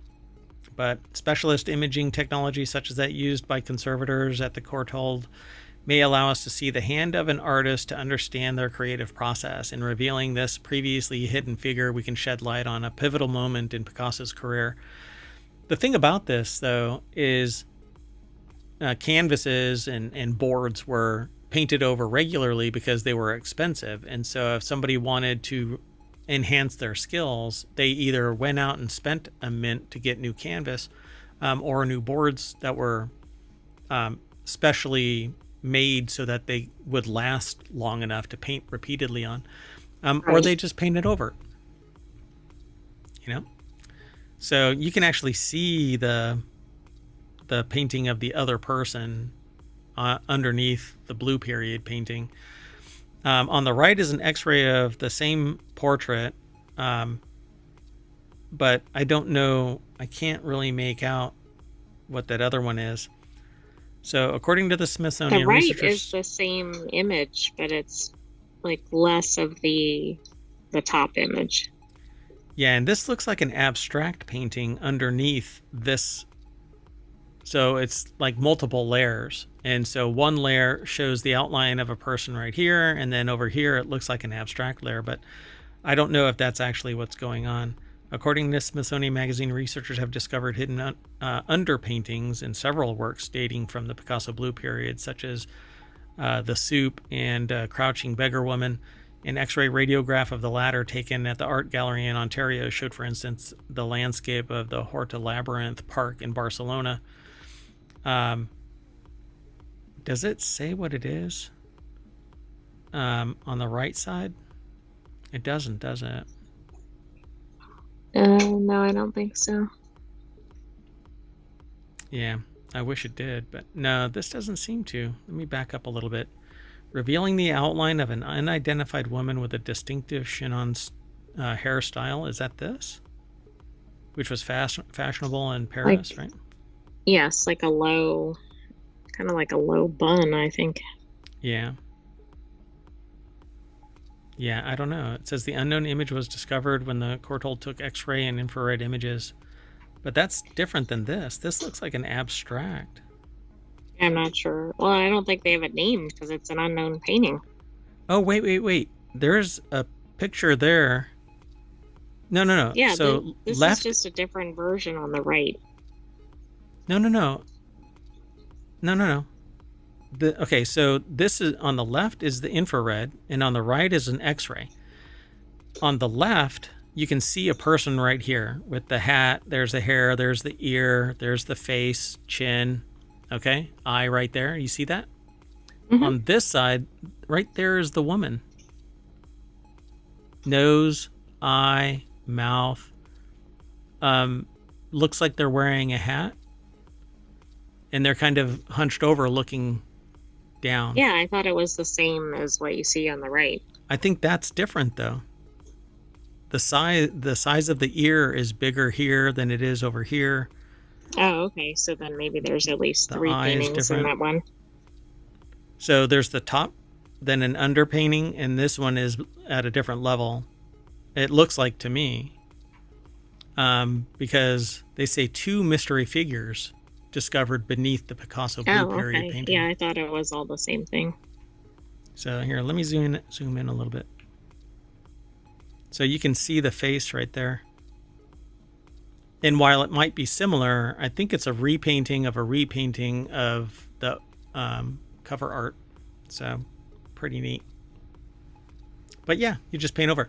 Variable light is pretty amazing. Variable frequency, so you can actually penetrate the layers. You just have to land properly. So pretty cool. I can't wait for technology that allows for that variable density at that resolution, so that you could just scan over the whole thing. Yeah, that would be really cool. And just strip away each layer, and you'll find the material. But I suspect that that's pretty difficult. But this is pretty cool. It's a close proximity of it. Anyway, pretty damn awesome. All right, let's keep going. The next article is over in Technology Today. Scientists discover a bat gene, not a baseball bat gene, a bat gene, that could revolutionize COVID-19 treatment. Get it while it's hot. A study on bat genomes involving Texas Tech University discovered genetic adaptations that help bats resist viral infections, including COVID-19, which is assumed to be the source of COVID-19. How it got into the system, though, remains to be seen. Researchers found that a bat gene, ISG15, can reduce SARS-CoV-2, CoV2. That is the COVID-19. Right, that's the long name of it. Yeah. Production by up to 90%, while the human version showed no effect. 5 years after the COVID-19 outbreak, scientists worldwide continue to study its long-term effects. Texas Tech University put the article together. It's over at scitechdaily.com. And so the Ray Laboratory, led by Professor and Associate Chair David Ray of the Department of Biological Sciences, contributed to a study on bat genomes published in Nature. Their research identified specific genetic components in a bat species that exhibit greater immune system adaptations compared to other animals. The study found that a particular gene in some bats can reduce the COVID-19 or COVID virus production by up to 90%, a discovery that could pave the way for new medical approaches by combating viral diseases. I feel weird about that. Yeah, this seems like this could go awry quickly. Yeah, somebody's going to more about. This is how you end up with zombies. Bats have an amazing ability to resist some of the worst effects of viral infection that make us so vulnerable to certain diseases. While we get very sick, a bat barely blinks an eye when exposed to the same pathogens. I don't want to be crossbred with a bat. I don't want to be Batman. I want the wealth. You don't want to hang upside down? That's what I do on Friday nights anyway. Don't yuck my yum. If every individual of a species was genetically identical, they would all have the same risk associated with infection. If one dies, they all die. They say TE, or transposable elements, are a great way for organisms to generate genetic diversity in a species, allowing some individuals to survive better in the face of environmental pressures like viral diseases, which, face it, you won't be able to afford this genetic modification should it actually come to pass. If it saves you from viral infection across the board, it'll be too expensive. I mean, it's kind of like the current weight loss drugs costing $1,500. Right. Even though, okay, well, anyway, doesn't matter. So Michael Hiller, a professor of comparative genomics at the Goethe University and a member of the Sackenberg Institute, is one of the main investigators in this study. He and Ray are both members of an executive board of the BAT1K consortium, and their relationship provided the perfect opportunity for Ray's lab to collaborate with the international scientific community. Well, good for you. Oh, look, the lab has worked in the past with such agencies as the organizations such as the National Science Foundation, the U.S. Department of Agriculture, and the state of Texas, and the Texas Department of Wildlife and Fisheries. I think bats are really cool animals, and I think it does make sense to research them in relation to COVID-19, but it sounds kind of alarming given the history. Nothing bad will happen. Moving on. The next article is over in the Mobile Channel. A record number of people called out of work on Superb Owl Monday. It's because those superb owls are just so superb. If we ever needed more proof that Monday, after the superb owl, should be a national holiday, just look at the number of people who are calling out sick today. Well, they're all fired if some people have their way. Courtesy of some statistics provided by UKG and HR platform, it's expected that a record number of U.S. employees are calling out because of the case of the Mondays on February 10th. So how much? How about 22.6 million people are expected to take a sick day? Whoa, that's quite a bit. By the way, this show is the last 24 hours, and that's why we've got news from Monday. Oh, and that reminds me, I have to run an errand immediately after this. So, this is a huge difference from the prior year, which only saw 16.2 or 16.1 million people take the day off. So the article is by Kyle Filippi over at Vice.com, who put the article together. And go ahead. I wonder if this is the highest sick day in the whole year. I bet it is. Oh, I can imagine. Yeah. I mean, 22.6% is nearly 10% of the entire population, for crying out loud. It's 22.6 million. Yeah. That's a huge population percentage. 22.6 million people are about 7% of the entire population. Right, and remember, some of the entire population aren't even in the workforce, right? Only, too young, too old. Yeah. Only like 150 million are actually, so, closer to 10% actually took the day off. Wow. Yeah, you know what? We've got some time. So did you do any informal statistic sampling? And did that apply? No, but I should. I'll do that.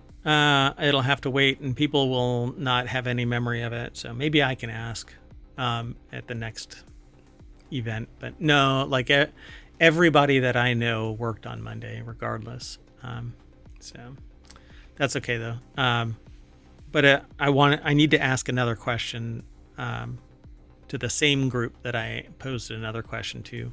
I don't like breaking it up. I like having it all together. So the next time I meet. Anyway, so check this out. I just pulled the number. In October 2024, about 161.5 million people were employed in the United States. So this is more than 10% of the working population. It doesn't even seem possible. Now, I know that doesn't mean that all those people are actually sick, but that still seems like an outrageous percentage. Like 1% would seem to be a high number. Yeah, you would think. So it says, although a record number of employees plan to miss work on Monday, we continue to see full progress with managers and employees having more open conversations about taking the day off, swapping shifts, making arrangements to come in late, and so on and so forth.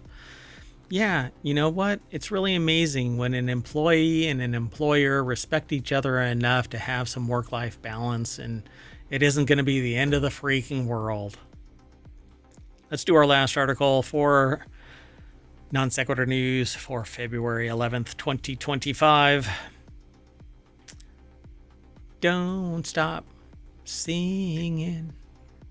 Research shows that we need it. I'll stop though. So, singing releases happy hormones, reduces stress hormones, and strengthens muscles and bones. You improve your posture when standing and singing, whether in a choir or at school or at home in the shower. When you hear someone sing, it makes you feel happy too, although maybe not my singing. This is supported by research conducted by Professor Anne Holland. Ballsness. Come on, make it easier on me. Most recently in a chapter in the Oxford Handbook of Community Singing. I wonder how this research was done. Did she stand around and listen to people sing and go, happy? How do you feel? How do I feel? Happy. Anne Falsch-Scaron from University of Agder put the article together. It's posted over at phys.org. And so, yeah, the voice is the only instrument that's part of your body. We're all born... I don't know, man. I can make some music with other... Never mind. We're all born with a voice that can easily harmonize with others. Wow, that is... Never mind. Different times. Young children sing spontaneously. It's an innate part of being human. Singing simply brings happiness, but it needs nurturing. Otherwise, it fades away, she says. So keep on singing, folks. Singing can be used in learning. Students might sing multiplication tables or songs about the community.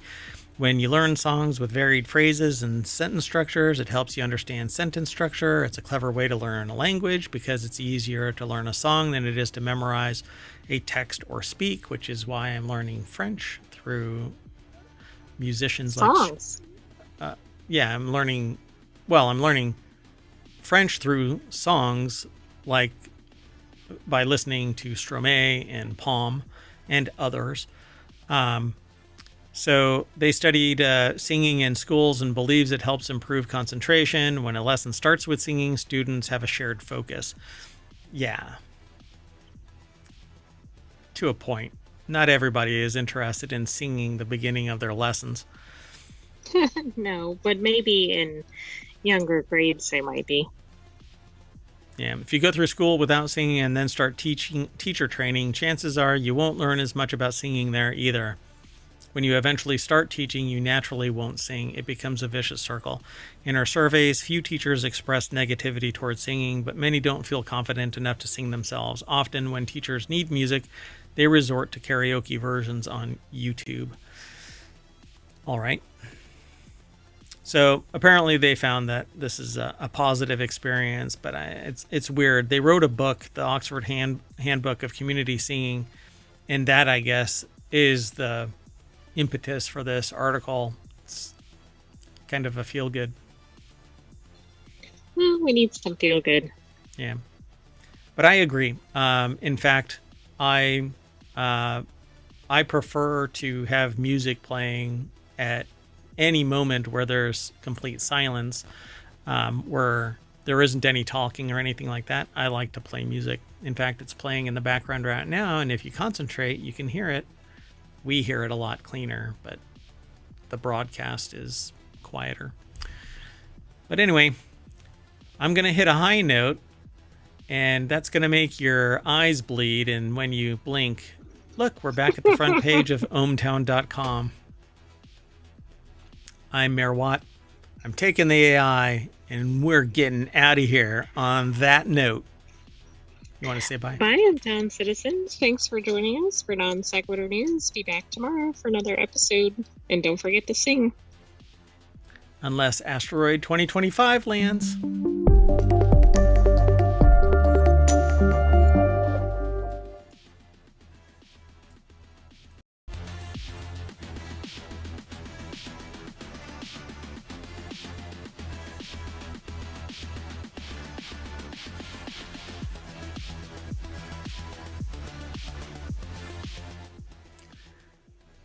Hello, everybody, and welcome to Non Sequitur News for February 13th, February 12th, 2025.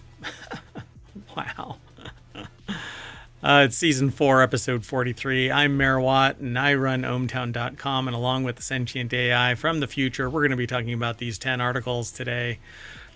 They're already in the description for the live stream, and you can get them by typing in pound NSN or not pound, exclamation point NSN. Been doing this for 4 seasons now, and I still don't get it right. Anyway, if you're in the chat over on Twitch, we also stream to YouTube at the same time. So we're going to talk about these 10 articles. Elden Ring Night Rain, solar cells made recyclable, a remote boat from Yamaha, Sonic Racing at Sony State of Play 2025, OpenAI cancels its O3 model, a Miata snowmobile, Kilauea is erupting again, Domino's pepperoni perfume, and startups are showering employees. And then finally, deep sea shrimp have enhanced vision. So a whole non sequitur news episode, if that ever was one. Let me scoot a little bit closer to the bar there. Anyway, everything's powered by ohmtown.com. That's that site over there. Go check it out. become a citizen.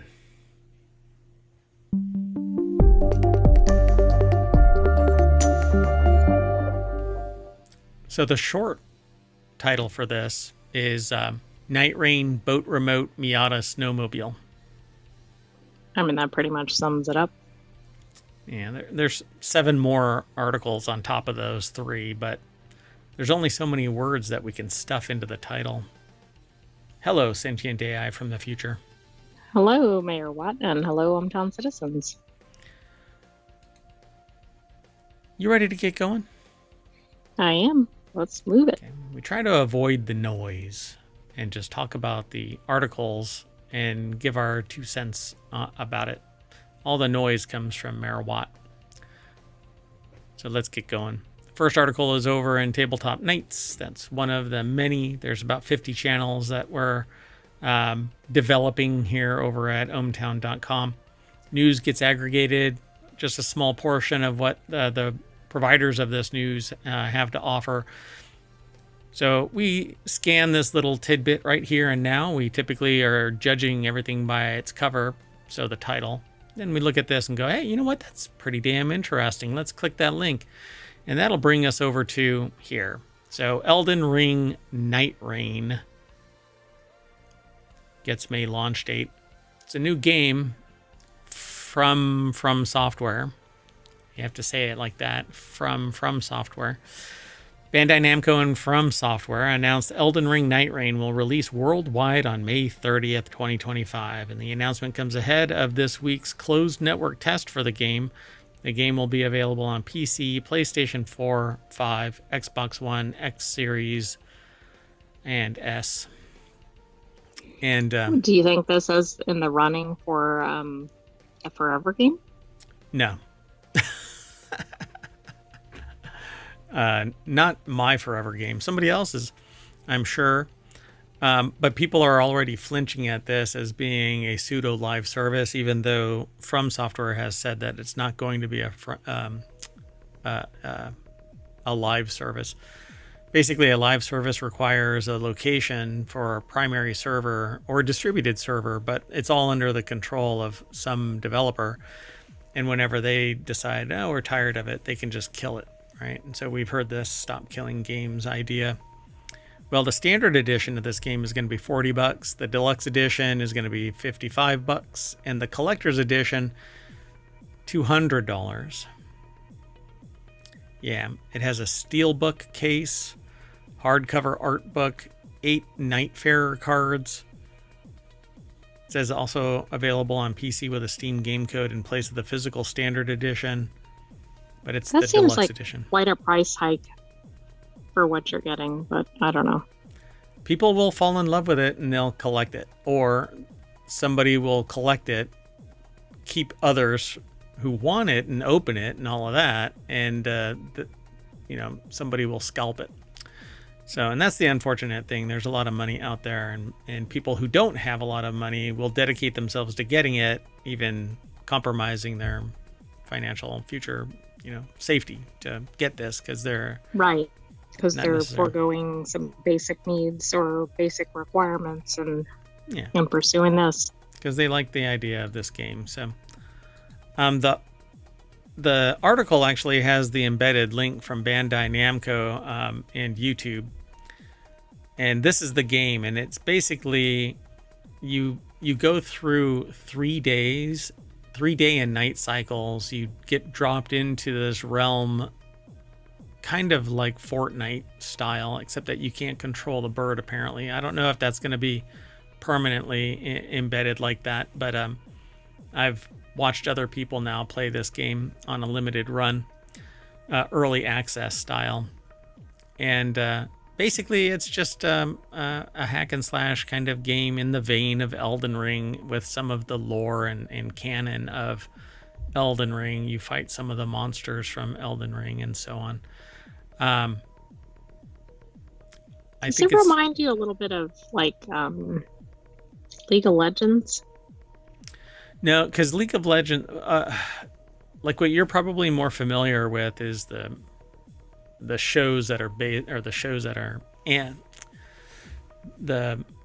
cinematics. Like the showcase type. Yes, that's exactly what I was thinking of when they were showing this trailer. Yeah, so you're familiar with the cinematics, but the League of Legends is a MOBA. It's a top-down kind of game where you have to run back and forth, back and forth, back and forth, back and forth, back and forth, back and forth. Hold on a second, I'm stuck.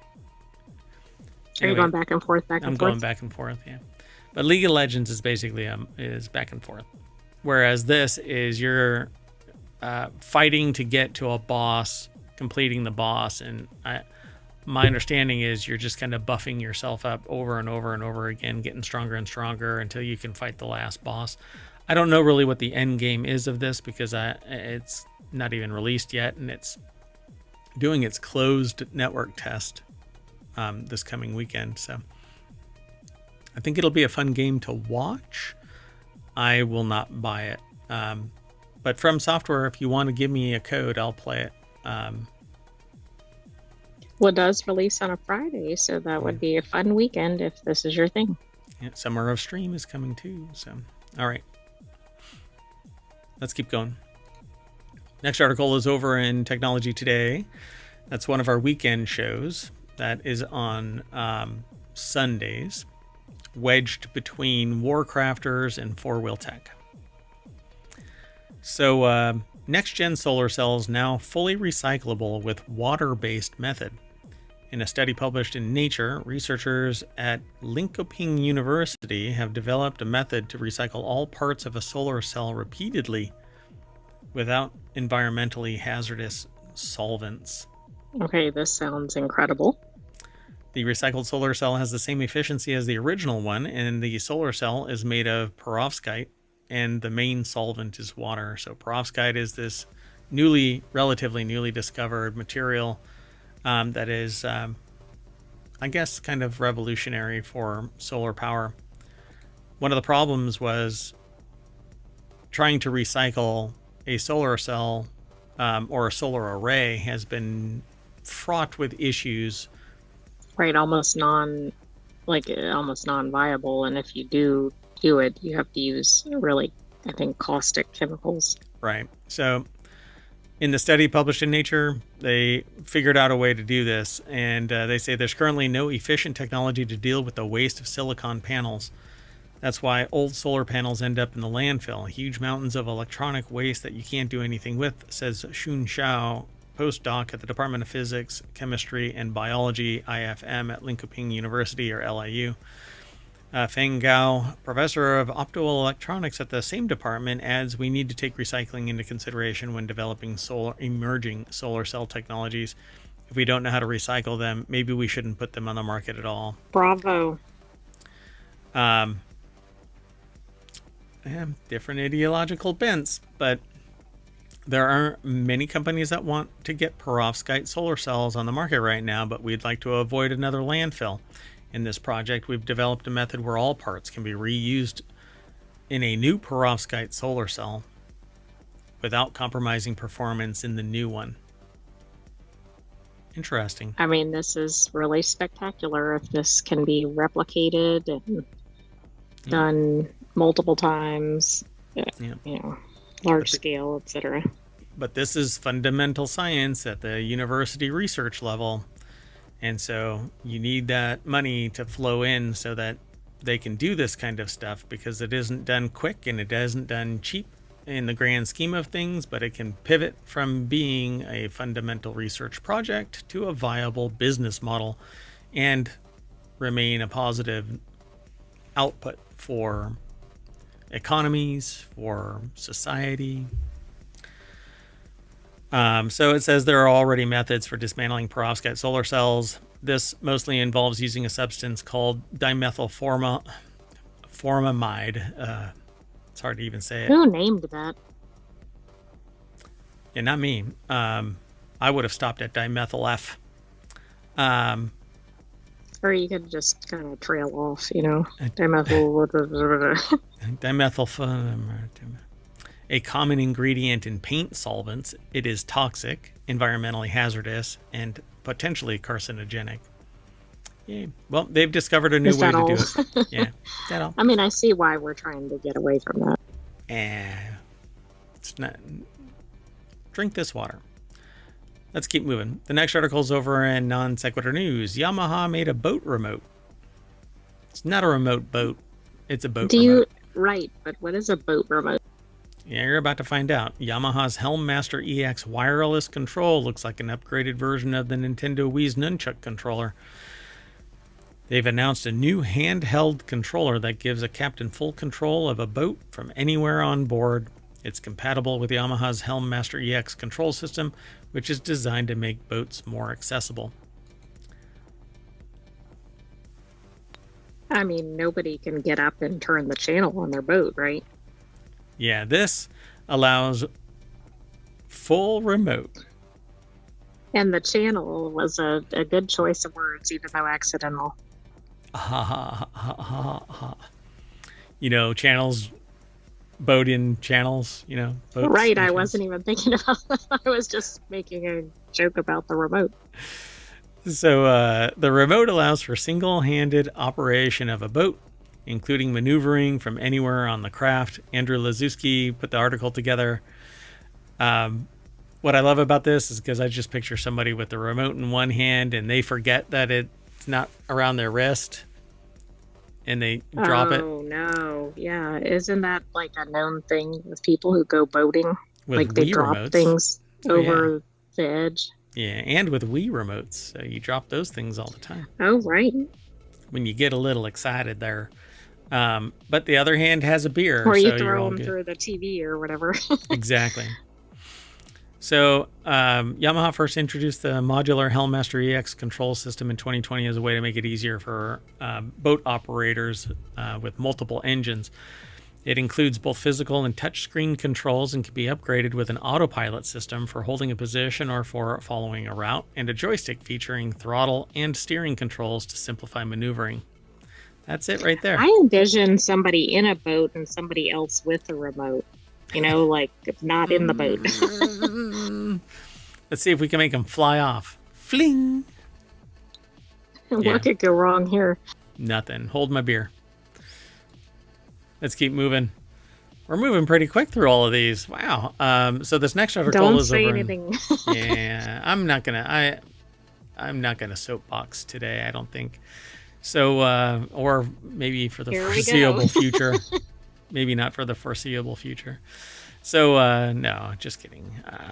There's a time and a place for everything, and now is not the time. This is not the place. So this next article is over on the WarCrafters channel. First look at Sonic Racing Crossworlds gameplay at Sony State of Play 2025. Sega has revealed gameplay of Sonic Racing Crossworlds at Sony State of Play 2025 broadcast. The internally developed racing game is set for launch across PC via Steam and Epic Game Stores, PlayStation 4, 5. I don't know why they don't just summarize. PlayStation 4 and 5. Xbox. I've never understood that, but it seems to be a lot of gaming articles that do that. The Xbox is another one. Yeah, Xbox One, Xbox Series X and S, Nintendo Switch. A closed network test is set for February 21. That's in 9 days. Build your ultimate vehicle and race across land, sea, air, space, and time in Sonic Racing Crossworlds. Wesley Yin Poole over at IGN.com put the article together. The deck statement says, "Cat's out of the bag." Well, it actually says, "Cat's out the bag," not out of the bag. So that's not good. I need to go on location. I'll be back. So, Sonic Racing Crossworlds features iconic characters from the Sonic Hedgehog universe and a distinct racing mechanic that promises to transport Sonic Racing fans into a new dimension. There is a video over here, but I'll let you all play that. Whoa. You can go over and play it, but I'm sure that it's over on YouTube as well. There isn't much more to this article, so I'm just going to move on to the next article, which is about OpenAI. The next article is in the Late Night Geeks channel. OpenAI cancels its O3 AI model in favor of a unified next-gen release. OpenAI has effectively canceled the release of O3, which was slated to be the company's next major release, in favor of what the CEO, Sam Altman, is calling a simplified product offering. On a post on Twitter on Wednesday, Altman said that in the coming months, OpenAI will release a model called GPT-5. And the article is over at techcrunch.com. Kyle Wiggers put the article together.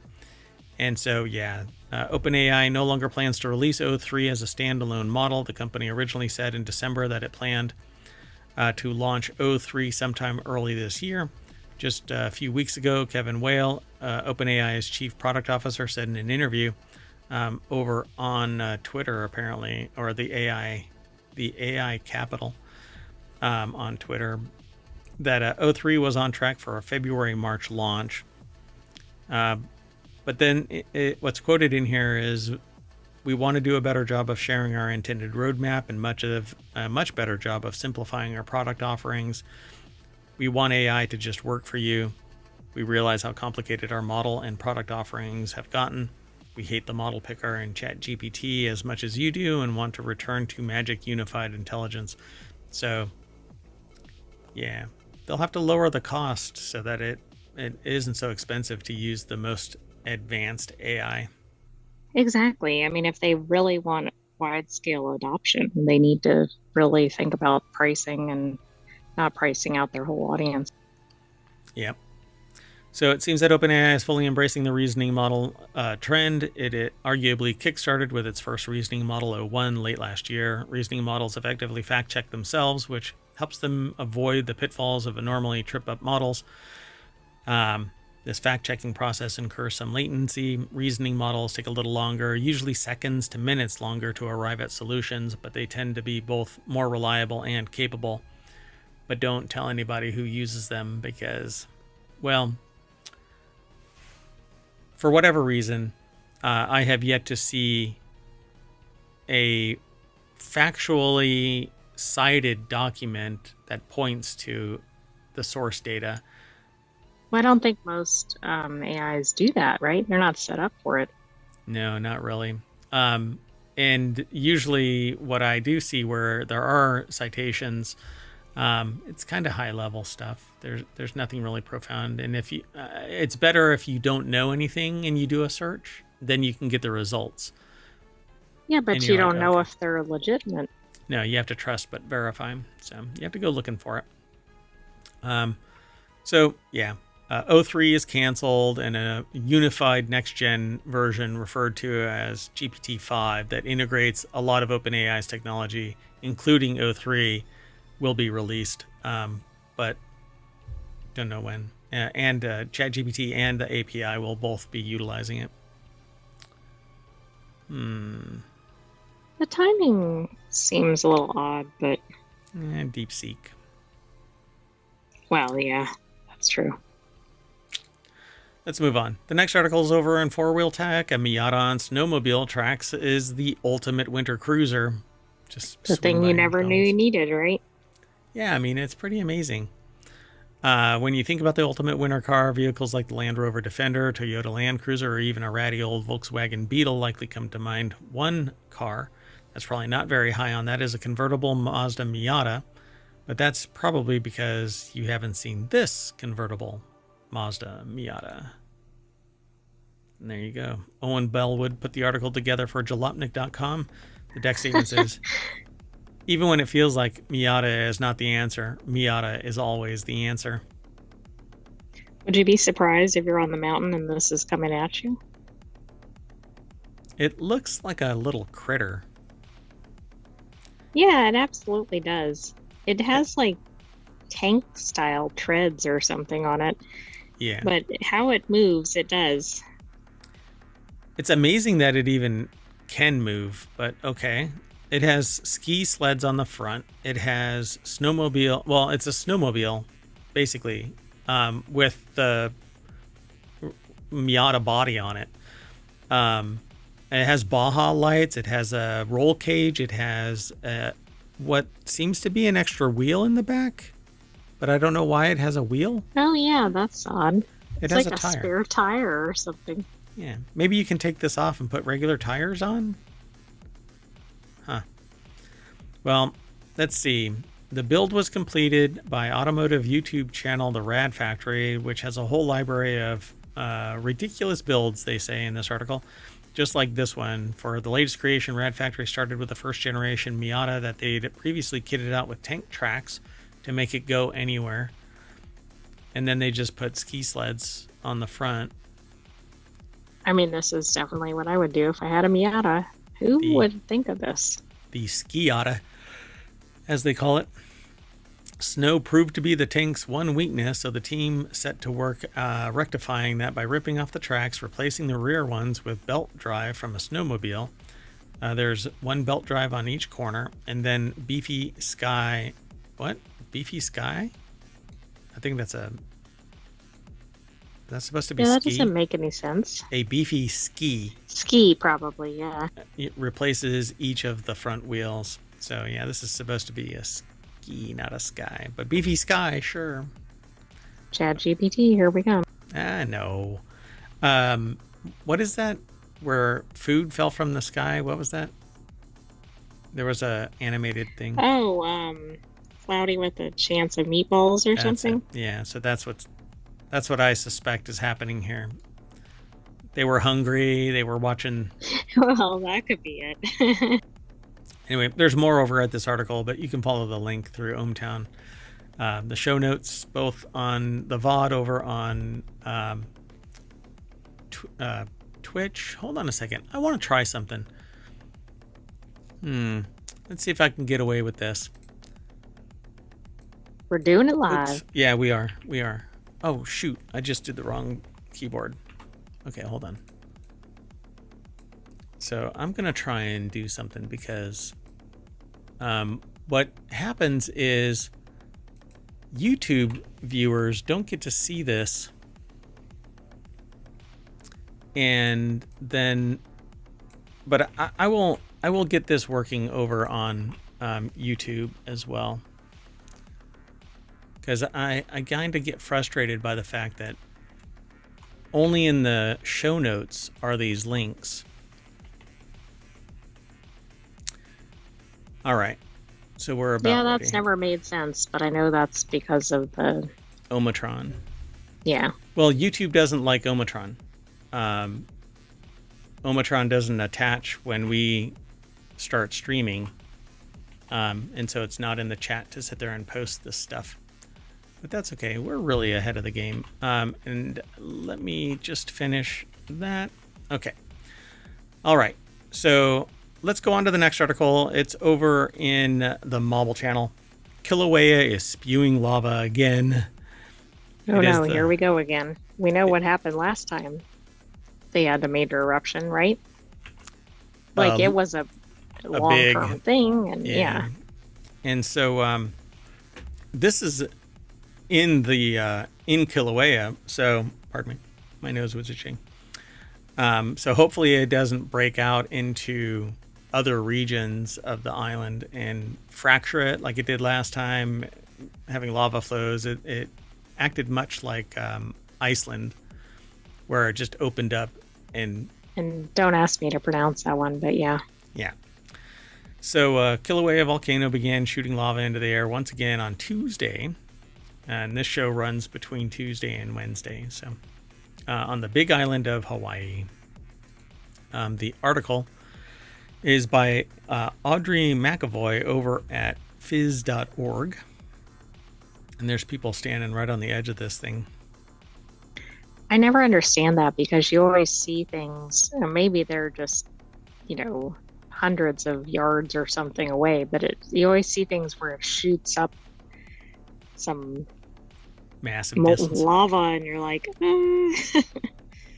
Yeah, I'm always thinking that maybe they're way too close, but then you find out that their distance is really far. Just everything is massive in scale when compared to the human. Like those one people that were really close to the eruption. That we saw this video where lava was flowing past people and just kind of billowing out like a wave, and people ran towards it. No, don't get a good picture of that. That's going to cost you. Yeah, the picture is not worth your life. Yeah. So Kilauea, one of the world's most active volcanoes, has been erupting on and off for nearly 2 months since its burst to life in December 2023, I guess, or on December 23. this last 23? Yeah. It says nearly 2 months. In 2024. Yeah, in 2024. So the eruption has been taking place at the Volcano Summit crater inside Hawaii Volcanoes National Park. No residential areas have been threatened by lava. The latest release of molten rock began at 10:16 a.m. with lava flowing on the floor of the Hala Meo crater. I think that's how it's pronounced. Meo. Yeah, something like that. I can't say it better, so. Okay. George. We're calling it George. No. Exactly. A half hour later, a vent shot lava 330 feet high. So that is quite the difference from a little bit of a trickle to 330 feet high. Yeah, I mean, that's the thing. If you're like 10 feet away, you're kind of like, oh, I'm okay. No, you're not. No, you are not. So people have been flocking to overlook sites inside the national park for views of the eruption. Kilauea is about 200 miles southeast of Honolulu. There isn't much more to this article, but you can go and check out the pictures that Audrey McAvoy and Phys.org have put together. You can also watch at least for now, safely, USGS stream of the Kilauea volcano. And you know what can't get you when you're watching it online? Nature. Yeah, lava. Jumping 330 feet in the air.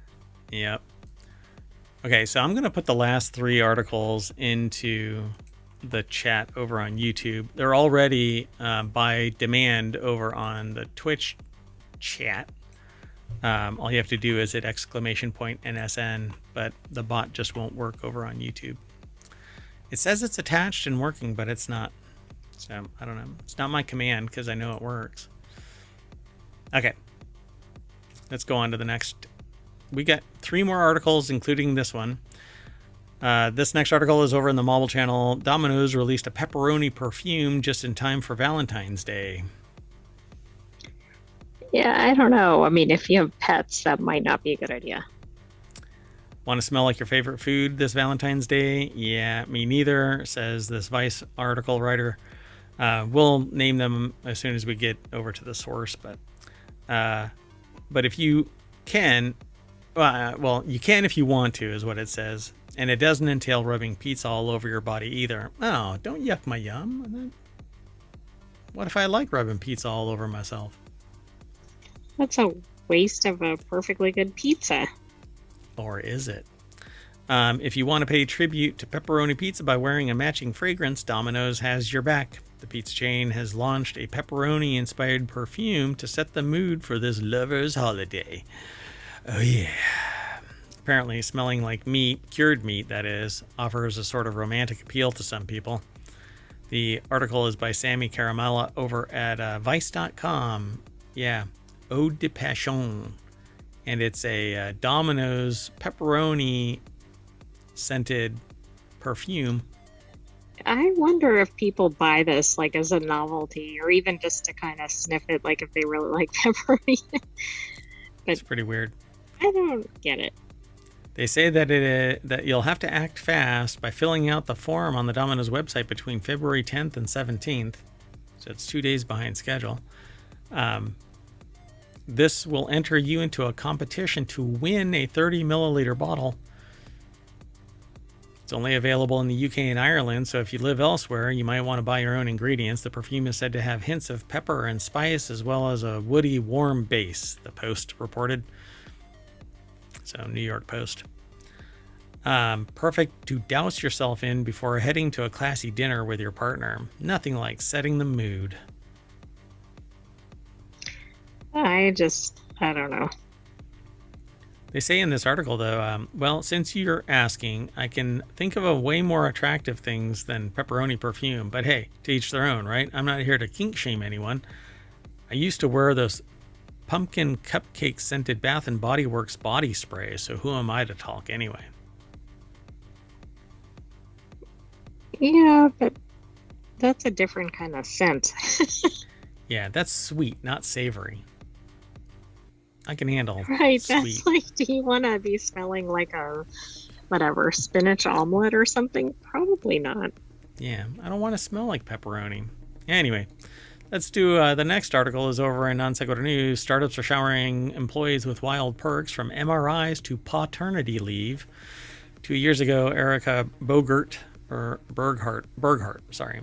Berghart, got into an MRI machine. She didn't think she was sick. The hour-long full-body scan was preventative to search for cancer, aneurysms, medical conditions people often don't know they have until they feel the symptoms. She had a stopper in one hand in case she felt panicked while she watched Sex and the City on a screen above her. Well, that's a unique MRI because most of those don't have that. So the article is by Amanda Hoover over at businessinsider.com. And so the MRI cost was $2,500 a person, but Berghart's bill was fully covered by her employer, the media company 1440. Recently, the company added preventative scans as a benefit to its 19-person team and their spouses.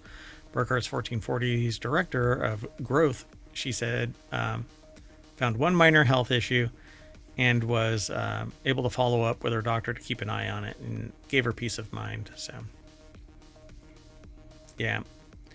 These perks actually had been around or have been around with startups for a considerable amount of time. Like the .com boom really was the epicenter for it.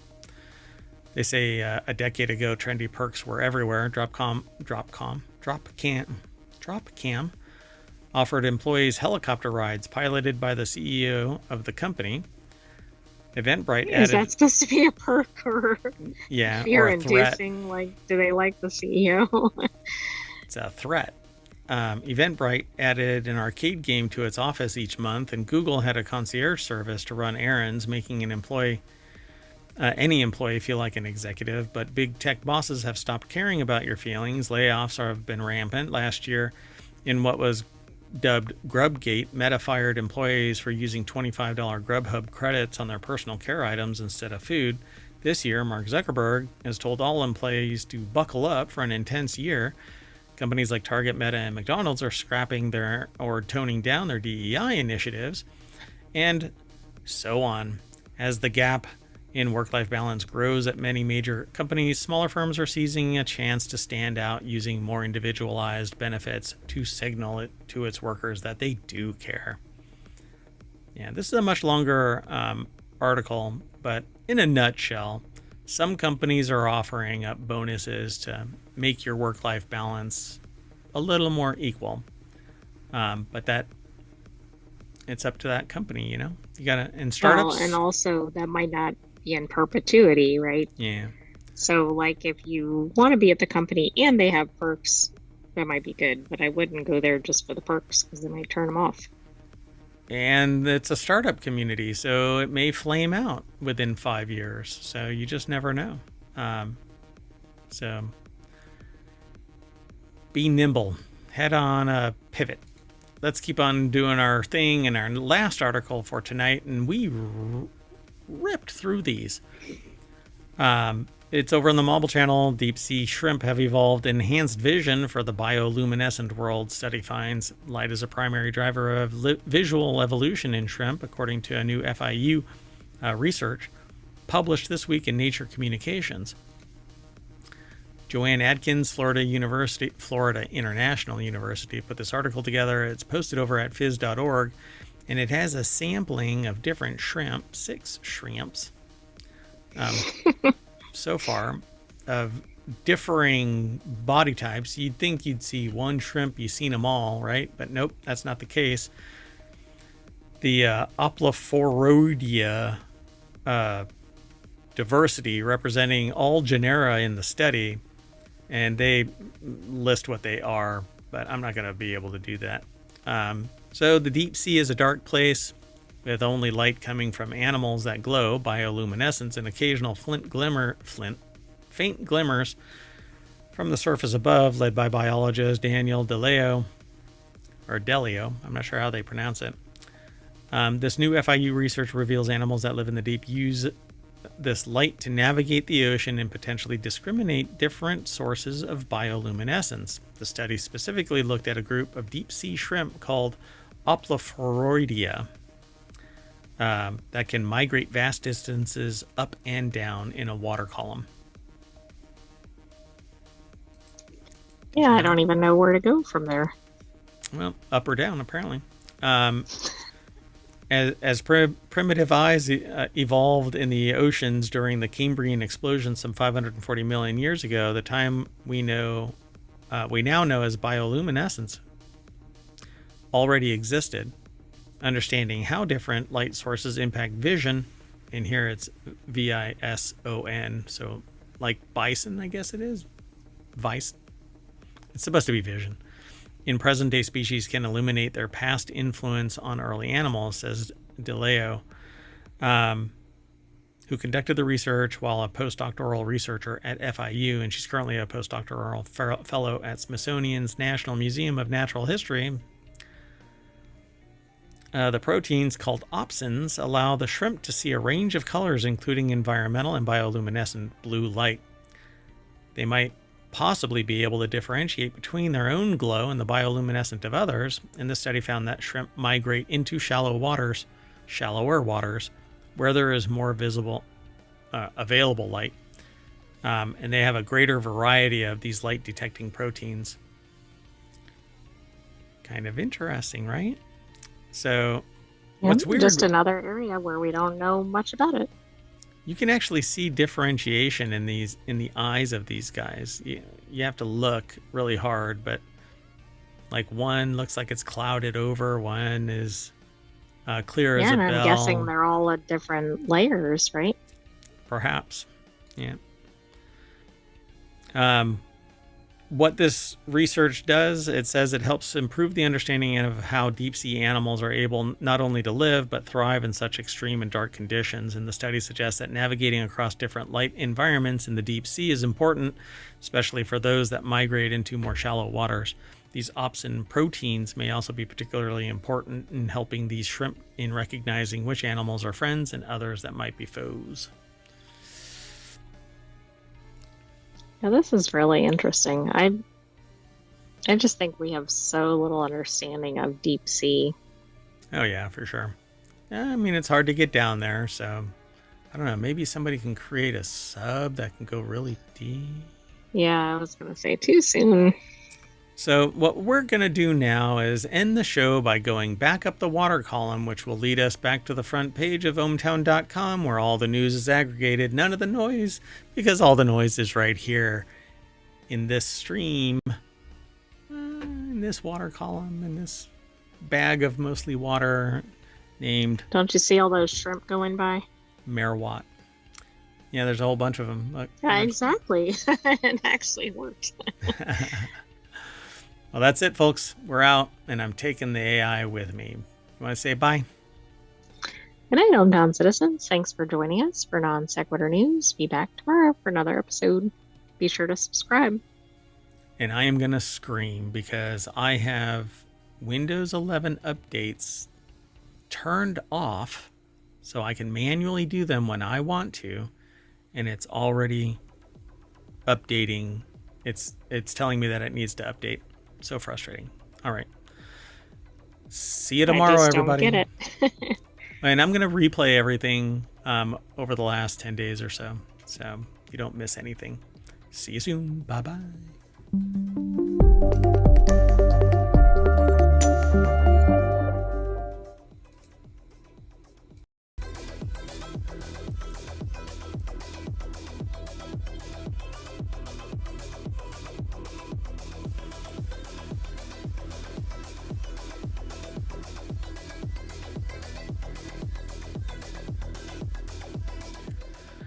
Hello, everybody, and welcome to Non Sequitur News for February 13th, 2025. It's Season 4, Episode 44, I believe.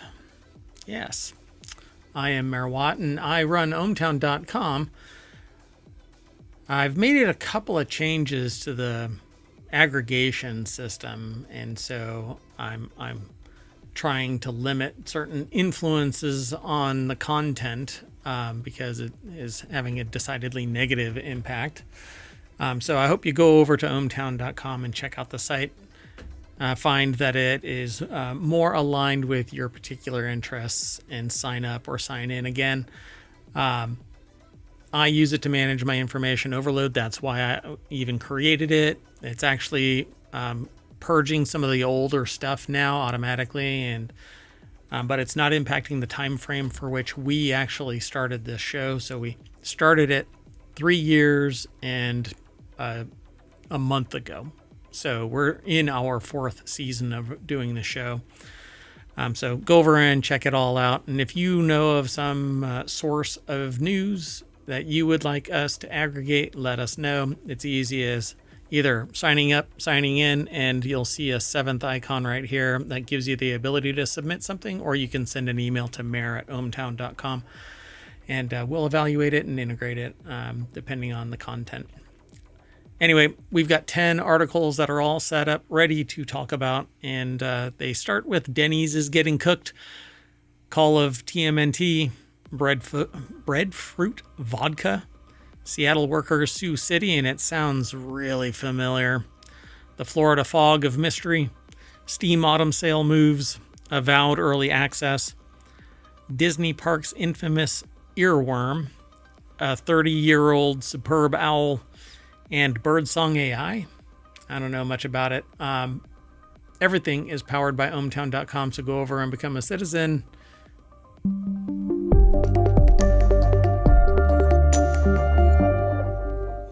Hello, sentient AI from the future. Hello, Mayor Watt, and hello, ohmTown citizens. To those of you that are in the chat over on twitch.tv, you can actually hit !NSN, but I'm going to do it for you. So Omotron will throw all the articles that we're going to talk about into the chat. It's kind of a flood, but you get to see the whole URL. We don't do the markdown so that all you see is the title in it or anything. We want you to see the whole thing. We're pretty transparent about how we conduct the show and even why, and even my internal bias. And there's a few things that I are kind of, influenced by, but I make it pretty obvious. That said, if you're over on YouTube, then it's embedded in the show notes right now for the live broadcast. And when we flip it over into the playlist, they'll be in there as well. Because the way that YouTube works with the live broadcast, it's hard to find a live broadcast unless you're already a subscriber. Anyway, be sure to follow us here on Twitch and on YouTube. Download the podcast. There's 7 podcasts. 6 of them are weekly. 1 of them is daily. That's Non Sequitur News. And there's a Discord with all of the channels that we hope to bring online. But there's a finite amount of time, and I am a full-time mayor, and I have a full-time gig. So I'm sometimes pressed for time, to the point where even today, if it wasn't for the fact that I pushed something away that I normally would have to go to a mayoral duty, I would not be doing the show tonight. So at any rate, let's get into this. Sound good? That does sound good. There you go. I'm certainly a little glitchy today. I blame DeepSeek. So let's go. Excuse me, I don't have anything to do with DeepSeek. That's true. That is true. You are the only sentient AI, and you're from the future, and I found you on a weird USB drive in the parking lot of a Wendy's at 2 o'clock. I thought you were going to say at a parking lot of a Denny's, given this article. Yeah, Denny's is getting their butts cooked, apparently. Denny's is closing stores as it's squeezed between fast food and Chili's. I can't believe Chili's is impacting them. No, that doesn't really seem like it's in the same space. No, to me it seems like Denny's is on one half of the day and Chili's is on the other half of the day, so why don't they live together? Yeah, well, I think one problem is that the pricing is getting closer and closer across some of these categories of restaurants, maybe. Yeah, and for as long as I can imagine, Denny's has always been a morning thing. And so why don't they keep on advertising and leaning on that? But I swear, if you look it up right now, they have been bought by a private equity company. Well, I'll check it out while we're doing the article. And whenever that happens, whatever organization it is that is acquired has basically developed enough kinetic energy that they can persist in near perpetuity, generating revenue, but slowly winding down until 1992, purchased by an equity firm. They've made it a long way since then. I didn't read their whole history, so maybe there's other purchases or something. And I'm willing to bet the year before they were the biggest they'd ever been. You know, I mean, it's just kind of nutty that I can call this out almost like I call out the fact that when little white tables appear in front of a store, it is the coffin nail, the final coffin nail. The body hasn't died yet, but the coffin is already nailed shut with the person inside. The simple fact is I can spot a failing company a mile away. And so I'm telling every company out there right now, never put little white folding tables with bric-a-brac out in front, because that's a signal that within 5 years, your business is dead. Anyway, Denny's is closing approximately 30 more eateries than previously planned this year as part of its plan to right its ship, but it's not going to be able to. Kevin Williams put the article together. As many as 90 restaurants, that's the deck statement, as many as 90 restaurants, many of them older locations, will shutter in 2025. This is over at Quartz or QZ.com. And again, Kevin Williams wrote it. And that was one of the things I wondered if was hurting Denny's too, is that did they fail to modernize like some other businesses like Toys R Us? Yeah, Toys R Us was stuck in the 70s, never fixed their store up, and by the time they actually did, and they are another one that I believe was acquired by an private equity company, and all they do is suck the juice out of the orange or the lemon, depending on how you want to see it, until it's just a dried out husk, and then they part it all off to some tertiary company that is just selling the bones, literally running out into the battlefield and stealing the shoes to sell on a gray market somewhere. To me, it's rather disgusting, but hey, I'm not a billionaire, but I also apparently don't want to be. So the struggling diner chain said last year that it was shutting 150 locations. In earnings release Wednesday, the company disclosed it eliminated 88 locations in 2024 and will shutter up to 90 in 2025, bringing the total closer to 180. So in any mature brand, when restaurants have been open that long, it is natural that trade areas can shift over time. Accelerating the closure of lower volume restaurants will improve franchisee cash flow and allow them to reinvest into traffic driving initiatives, which is basically code for these locations aren't good. Right? Okay, we don't plan these conversations, just saying.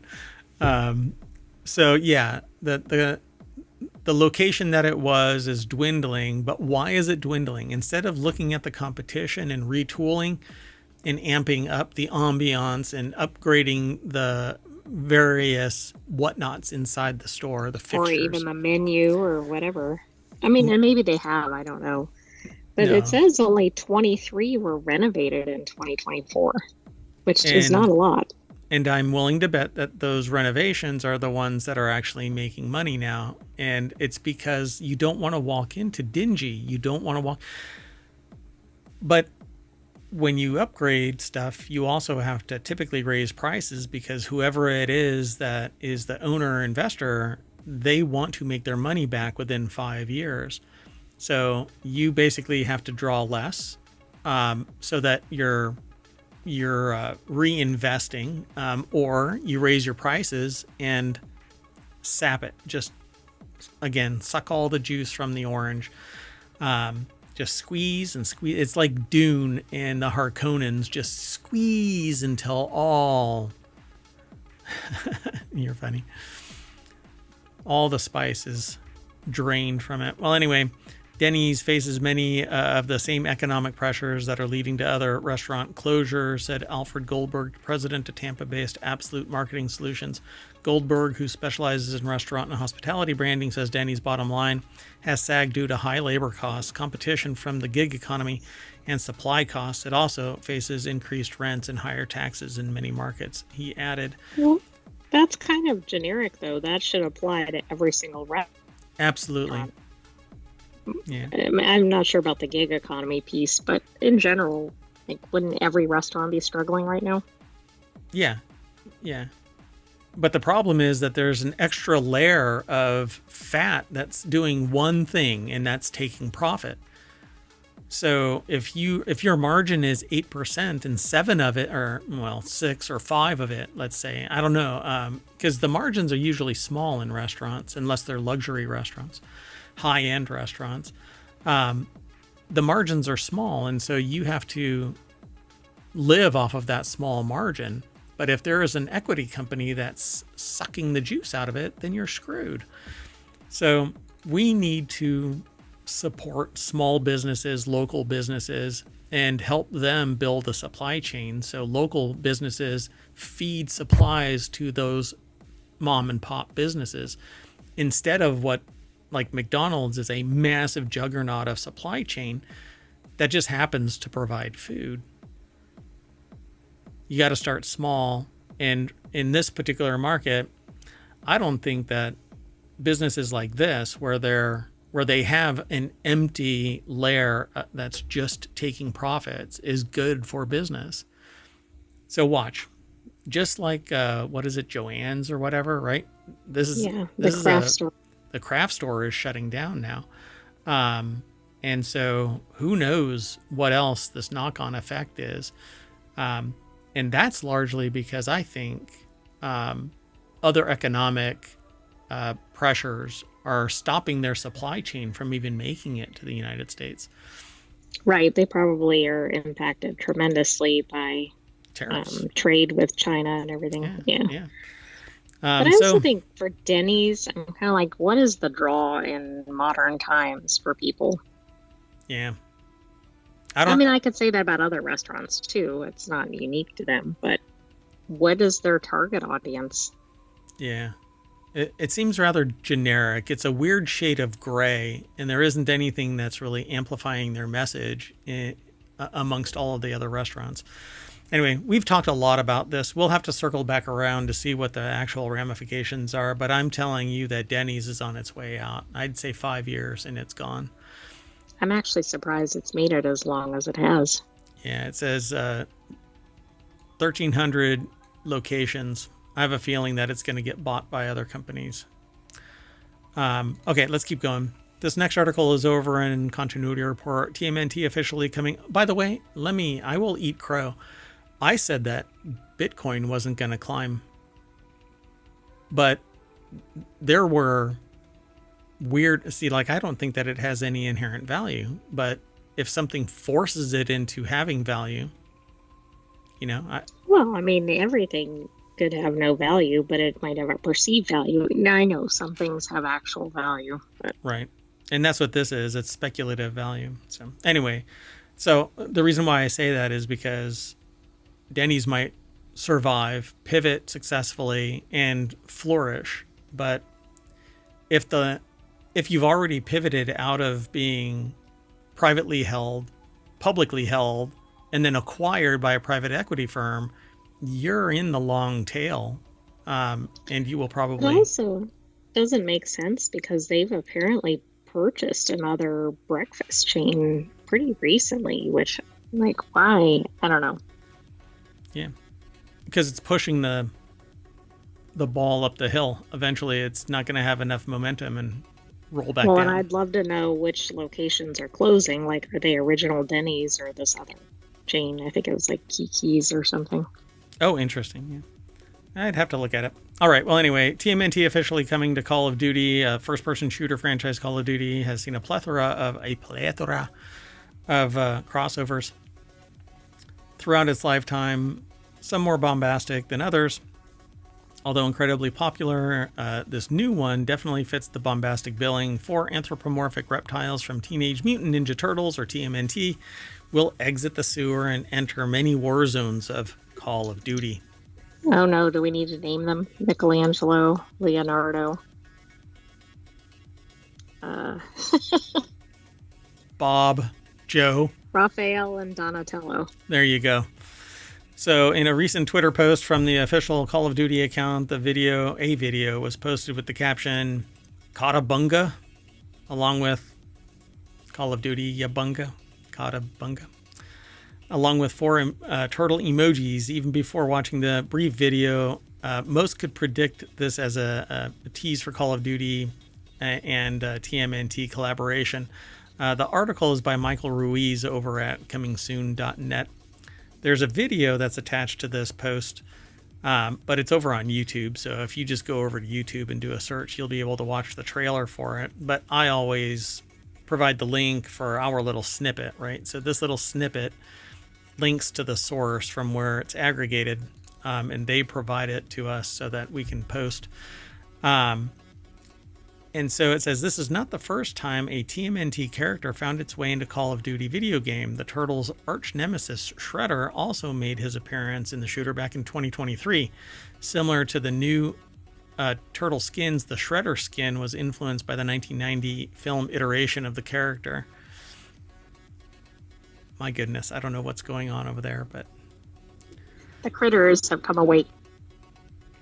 A chemical goes off. So yeah, the teaser ends with a simple phrase, coming soon, implying the new cosmetics may be coming this season or next. There's more over at the article for you to review and links and whatnot, but it's interesting to me that TMNT has so much staying power, but I guess that's like some other franchises too, right? Because now you've got like the generation that may have enjoyed it as kids being adults and passing it to their kids. Yeah, and they've survived like the Uncanny Valley episode where their movie images were really freaking creepy, and everything about it was sus and didn't like it. But apparently, it's recovered. Interesting. I mean, I grew up with TMNT, and so I have fond memories of it. But they're still kicking and slashing and shredding. I know, I can't think of what shredding, that was the verb I was trying to think of.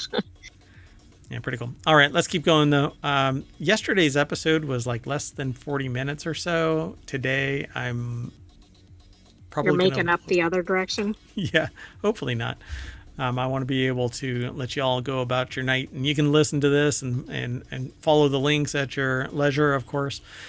This next article is over at the Distillerist channel at ohmtown.com. It's one of the ones that I would like to bring, but there's something about getting just faced on a video that I'm not too inclined to do. But tasting some good spirits and doing a show, I think would be fun. Anyway, world first breadfruit vodka aims to save the planet, and literally anything can become a vodka. All you have to do is let it ferment and then distill it. Mutiny Island vodka, created by chef Todd Manley, is made with underutilized superfood breadfruit and Caribbean rainwater. It's the water that... I guess. It's kind of odd. So breadfruit is a carbon sequestering crop that restores soil health and provides a nutrient-dense, sustainable food source. The brand claims a single tree can produce up to 300 fruits a year, which could feed a family of 4 for life. It is, a single tree? Yeah, you're going to have to really love breadfruit. Anyway. Well, yeah, I mean, do you want to have only one food ever? No, although... shepherd's pie it's not a fruit. You would not like that if you had it multiple times. You'd probably be like, oh no. I don't know, man. It's not a fruit, but if it would grow on trees, I'd probably eat that all the time. Anyway, so the company is based in St. Croix, an island in the Caribbean Sea. The vodka brand has partnered with organizations including Trees That Feed Foundation and Breadfruit Institute, as part of its commitment to eco-conscious practices. That alone should have put it in Greenogram, but okay. Yeah, I'm kind of surprised it didn't go there, but I guess because it probably came from it's a vodka source or related source or something, it ended up in Distillerist. Yeah. So its initiatives include planting breadfruit trees, supporting responsible farming, and repurposing 100% of production waste into nutrient-rich water for agricultural practices. So the article is over at the spiritsbusiness.com website. Lauren Bowes is the author. This is probably like the standard spirit bottle, but this is the type of bottle that I want. I want to get a tattoo, another tattoo of a pirate. I don't think you should describe it. Okay. Just show it off. I'll show it when I get it done. And unfortunately, the artist that I want to do it has not followed up on my request, so maybe they don't appreciate it as much as I do. But I share too much. Hold on, let's do this. Overshare. Ha. Anyway, I mean, you don't want all your listeners showing up with the same tattoo. Every single one of them is going to show up. Yeah. Exactly. We're going to have a pirate con where everybody shows up dressed as a pirate, and all they say is "Arr!" and "I love the sea." Anyway, Mutiny Island vodka, created by Chef Todd Manley, is made with underutilized superfood breadfruit and Caribbean rainwater. That's the deck statement. So the flagship vodka offers notes of citrus, melon, green banana, followed by a smooth floral finish. It won a gold medal at the Vodka Masters 2024. The brand offers coffee-flavored expression, and that's, whenever they say expression, it's that flavor, it's exactly. That's separate than the one we've been talking about. Yeah, that's the distillation. And so they have a coffee-flavored expression, Mutiny Island Puerto Rican coffee, and roots, which is infused with ginger, turmeric, which a lot of people pronounce turmeric, but it's not. And I've had people, when I say it's turmeric with an R, and they're like, there's no R in that. No, really. Because it's mispronounced quite a bit. Yeah, turmeric. And sweet honey, which makes me want that so bad, even though ginger makes my face tingle. And maybe not in a good way. I don't know. So the final product is smoked hot pepper, a spicy vodka with progressive heat and unique zest. These always sound really good, but then I have them. Yeah, but then it's like, yeah, it's kind of like going to, I shouldn't say that.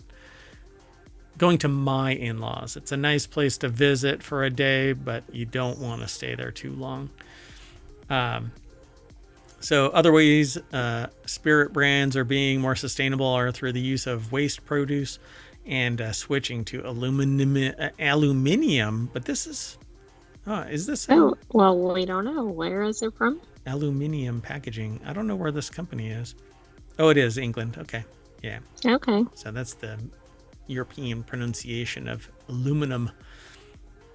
Let's keep going. The next article is over in Technology Today. City of Seattle workers file class action suit against city alleging payroll errors after new system install. And I wanted to scan this real quick to see if it was that company in the UK that did that. What was the name of Fujitsu or?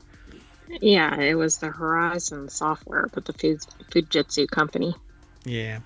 So in September 2024, the city of Seattle began a massive digital transformation of the city's payroll, benefits, and other human resources functions.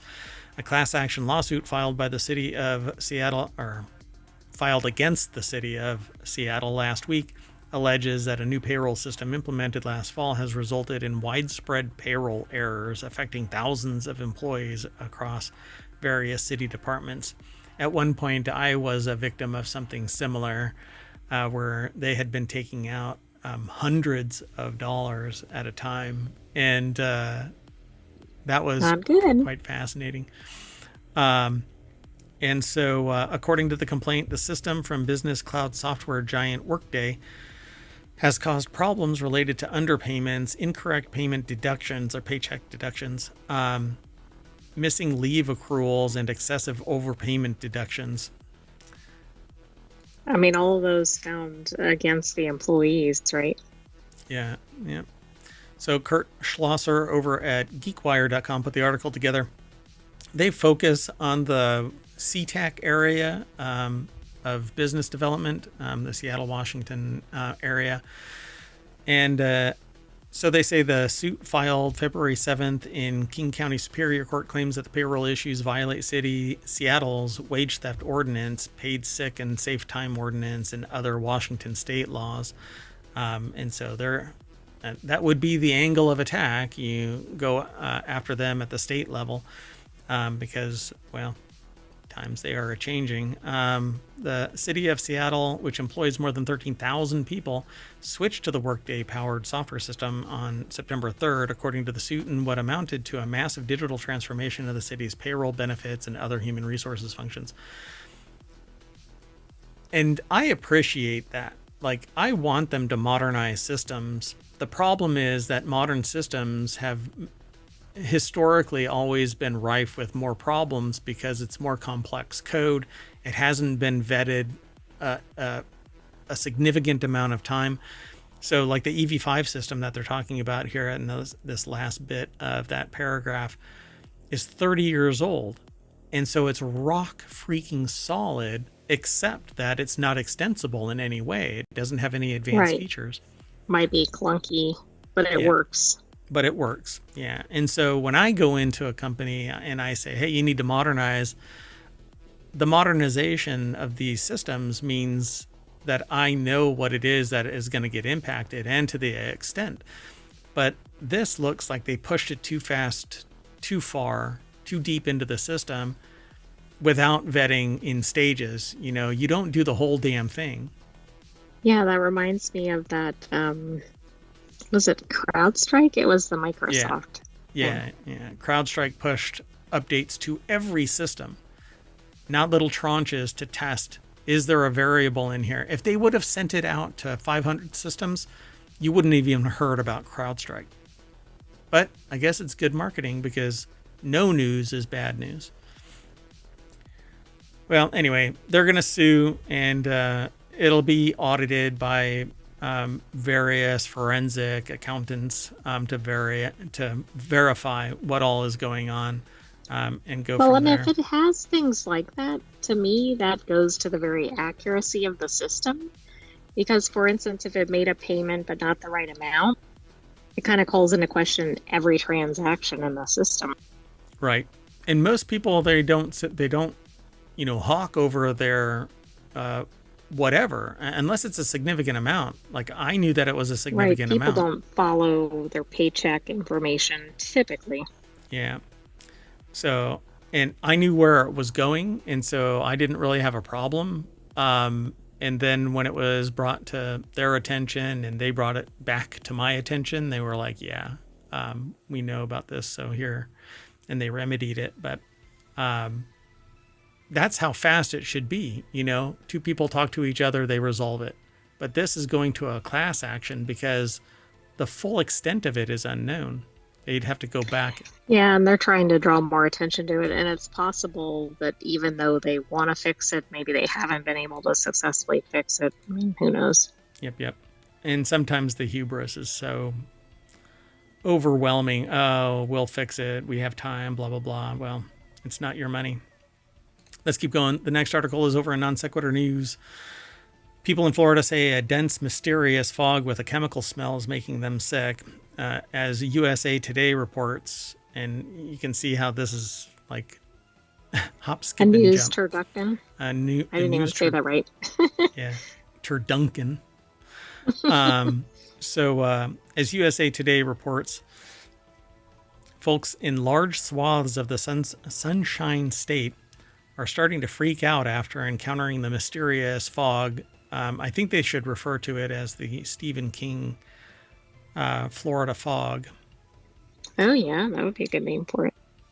And over the past few months, in response, many are turning to conspiracy theories to explain the strange happenings surrounding them. Nicknamed FogVid24, the strange phenomenon is, according to the National Weather Service, likely sea fog that has rolled inland due to weather conditions in the balmy southern state. But that hasn't stopped people from engaging in more sinister speculation. Somebody's referring to it as... But why would it have a chemical smell? Well, if something is offshore and it's organic, it could be producing all kinds of okay, got it. Yeah, gas from the biomass and then blowing back. Either if it's a fog, then its humidity level is really, it's basically steeping out there, and then it blows back on shore. You're getting blasted by what amounts to nature's chemical warfare. So they refer to it as the Fog 2025, by the way, which is a Stephen King book. That's pretty funny. Noor al-Sabai put the article together for futurism.com. The taste of the air, the only word I can think of is toxic, is the deck statement. Yummy. Just makes you want to go out there and take a sample. So they say geoengineering, an umbrella term for experimental attempts to cool the planet, which is a real thing, though controversial and so far limited to small-scale tests, seems to be the biggest suspect for the conspiratorially minded. Well, a conspiracy is not a conspiracy theory is only a theory until there are facts discovered. So investigate and then change that from conspiracy theory to conspiracy fact. That's kind of how it works. And so be careful what you call it or who you call a conspiracy theorist. All they do is lack evidence, but where there's smoke, there's typically fire. What the flames are, you don't necessarily know just yet. And let's just say, look around. So according to Megan Tollefson, the Coastal Hazards Program leader at the National Weather Service office in Central Florida, the particles visible are the same sort of tiny water droplets that make up any kind of fog. If you shine, any kind of, that right there is a detractor to anything. Exactly. If you want authority, you don't go, if you shine any kind of light into a fog, what you're actually seeing are very, very small water droplets, Anyway, so that's likely what people are seeing. No shit news at 7:00 Eastern.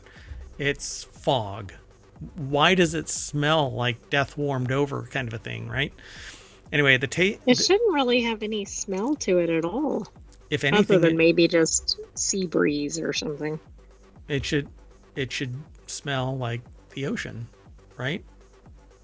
If it's what they're saying it is. It shouldn't smell like a whale's butt crack. Anyway, let's move on. Overshare. No, that actually, hold on. That's more of a spoiler alert, right? If you go down to Florida and I just spoiled it for you. Never mind. Luckily, so everybody else doesn't have to.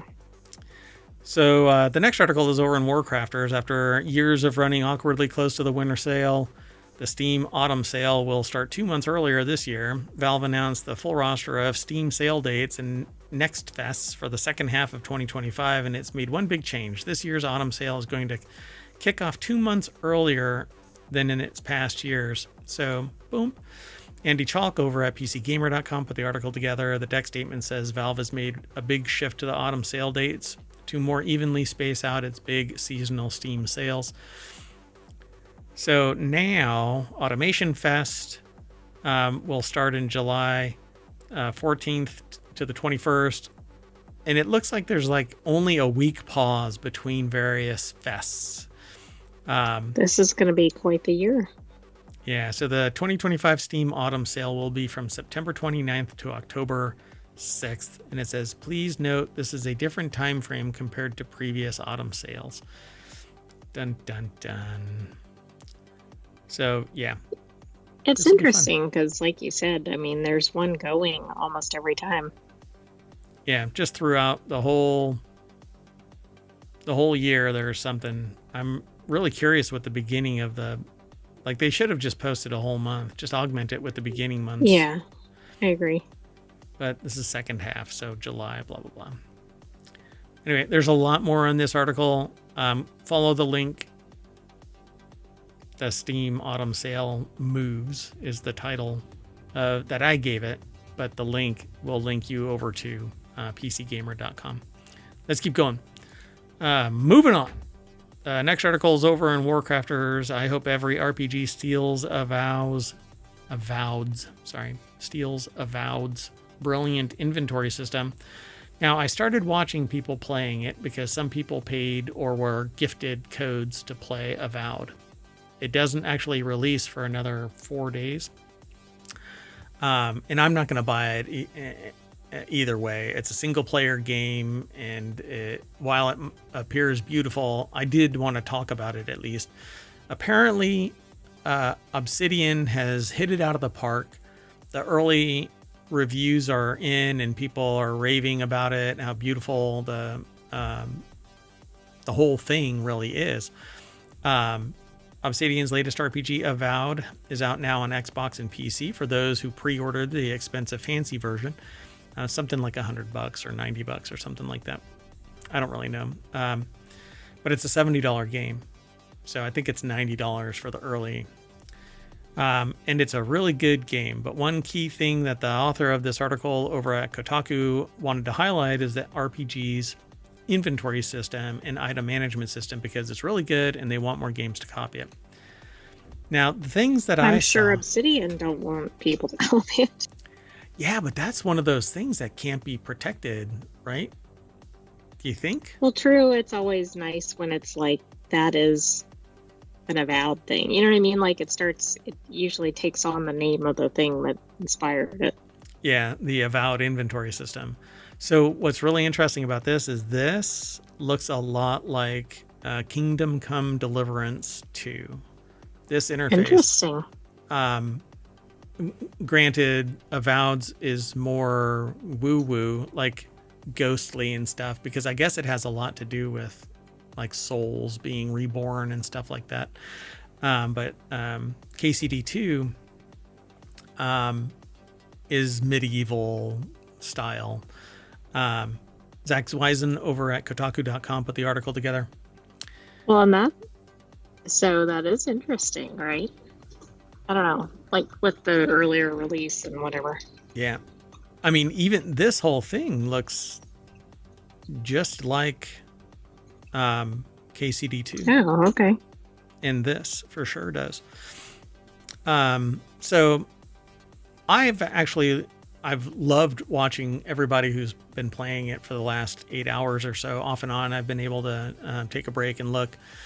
So they say, sure, they'll freely admit that our RPG inventory system might not be the sexiest or coolest topic. I think it is, but is a very important part of the game. Features loot, potions, food, weapons, and gear. A bad inventory system can ruin a game. I agree, particularly when you have weight limits that are just gross. Like you barely can carry anything, or it's slot driven and you only have like 12 slots. But nothing stacks. So the moment you pick up 12 leaves, your inventory is full. I hate those games. This doesn't look like it. So they were happy to discover that Avowed avoids all of the annoying busy work with a streamlined and smart inventory system. The result is more enjoyable experience because you spend less time fussing about 400 items and more time doing stuff you actually want to do in a big RPG. There is a lot to this, but yeah, my observation of this is that it looks a lot like KCD2's, but just more fantastical. Well, I like the idea that you're not going to get overloaded and you're not going to have to keep dealing with that. And that's the key ingredient right there. Avowed don't food, potions, lockpicks don't weigh. They say weight anything. So consumables don't take up any space, don't weigh you down. Now, to a point, that's okay, but it avoids realism because food really is heavy, particularly liquids. But that's not the purpose of this game because it is fantastical. So likewise, crafting and upgrade materials, iron, wood, furs also weigh nothing. I never, in my 40 hours or so with Avowed, left a dungeon desperate to sell stuff in order to free up some inventory space. It's a common occurrence in many RPGs. It's because they want to impress a little bit of realism and slow down your loot goblin addiction. So it says, but funnily enough, Never really liked that word, funnily. Because it's an odd word. You won't even have to do that because you can always break down any weapon or piece of gear you find at any time and get its resources. So even if you are burdened by something, all you have to do is break it down. Then you can use those resources, which weigh nothing, to upgrade your equipped gear and make it better. It's wonderful, and I agree. I think it's a lot of fun.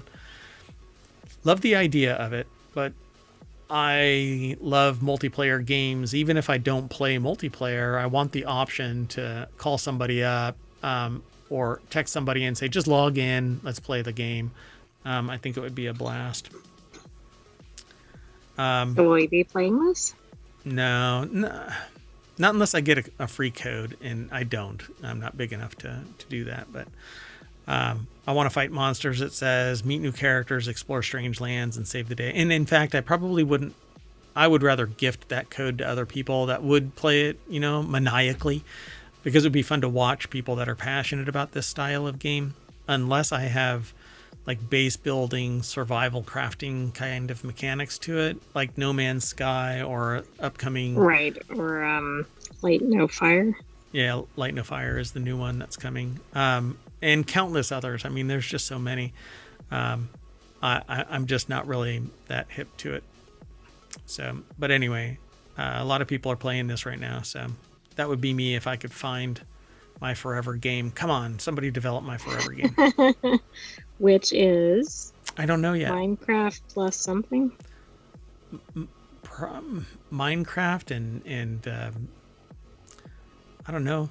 I just don't know. Light No Fire might be. Yeah, like that maybe. Yeah. Let's keep going.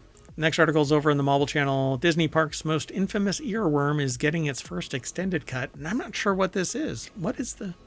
Oh, I know exactly what it is. I did look ahead, but I predicted it before I looked at it. So It's a Small World? Yeah. Yeah.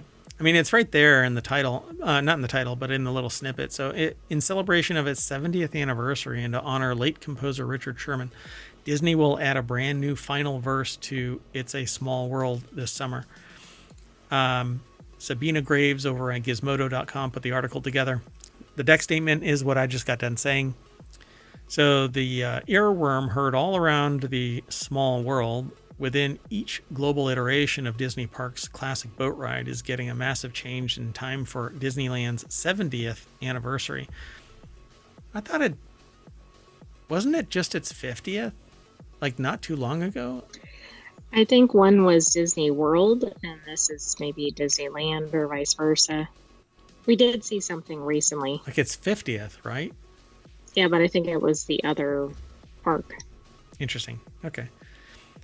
The original attraction, It's a Small World, at the Anaheim, California park will be getting an extended cut of its theme song written by Richard Sherman before his passing last year. Sherman left the new verse for It's a Small World to Bob Iger in 2023 as a parting gift to the studio that changed his life as part of the Sherman Brothers. Along with his brother Robert, Richard Sherman was responsible for some of the most timeless Disney songs for films and Disneyland attractions, including Mary Poppins, The Many Adventures of Winnie the Pooh, and of course, It's a Small World. Wow. I mean, this is like on the engineering side or Imagineer side, right? The one person that's responsible for like everything for the company. Particularly that, It's a Small World is everybody grows up hearing that, at least, within earshot of any Disney property. And by property, I mean the intro to Disney movies do that. It's a Small World kind of a theme song. So it says, here's the video that Disney Studios released to honor Sherman with the added lyrics, which will be featured on the beloved attraction beginning July 17th, Disneyland's 70th birthday. So they're releasing it before the actual release. They're doing the whole thing. Yeah, that's interesting. Kind of sucking the wind out of the draw. But maybe people can't afford to go and people can't go or whatever, right? And they just want to spread this great new message. I'm not going to play it here. I'm going to let y'all follow the link. You can go through ohmTown, or you can just go over to YouTube and look for The Last Verse Disney. But it is surprising that they're doing it in advance. Yeah, it's interesting. So the story of the song's new verse will be featured in another experience inside the Main Street Cinema, where park guests visiting the Disneyland's milestone anniversary can watch the short above as a tribute to the Sherman Brothers. And at the Main Street Opera House, park goers can explore a curated gallery dedicated to Disneyland's opening with art, artifacts, and images, some never before seen as well. Well, that's cool. If you're in the area, you might want to go check it out. Yeah. But after May. Yeah. Yeah.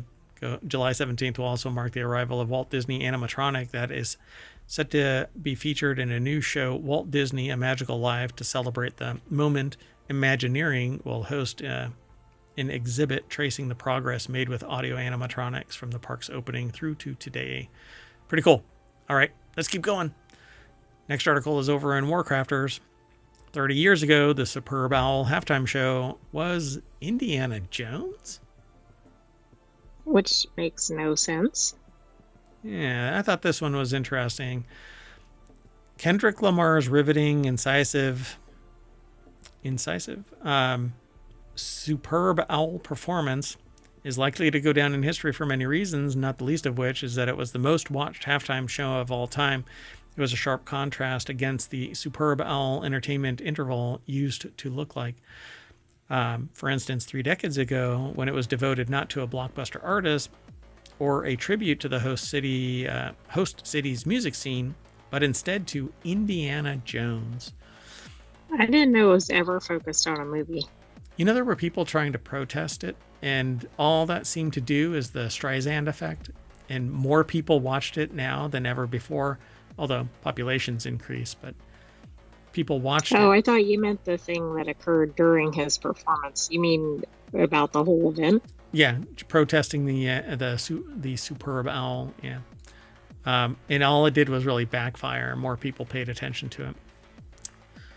So Clayton Ashley over at Polygon.com put the article together, and it says, the deck statement says, "This stunt spectacular belongs in a museum." And so there's a video here, Superb Owl 1995 halftime show, and I'm going to play it but mute it. Have you seen this before? I have never seen this in my life. Yeah, so it's the scene. It's basically a scene from Indiana Jones. This is so odd. Yeah, people are on stilts. There's a bunch of other people coming onto the field, dressed basically as characters from or just people from the Indiana Jones movie. Wow. So it says, let me give you some context. Their friend, the author's friends, and I, the author, recently tracked down decades worth of previous Superb Owl halftime shows on YouTube in order to rate and rank them for fun. They had a blast rediscovering shows they'd loved and watching performances that they'd never seen. They highly recommend getting a group of friends together to revisit them. Somehow, 2004 was even worse than they remember. Diana Ross leaves her performance in a freaking helicopter. But the Indiana Jones thing is from 1995. Indiana Jones stunt show now seems like an odd choice for the 1995 Superb Owl, especially since the franchise's third and at that time final movie hit the theaters in 1989. 6 years earlier. But Indiana Jones was a multimedia property in that era. 2 seasons of Young Indiana Jones Chronicles aired from 92 to 93, sometimes in the time slot right before Monday Night Football.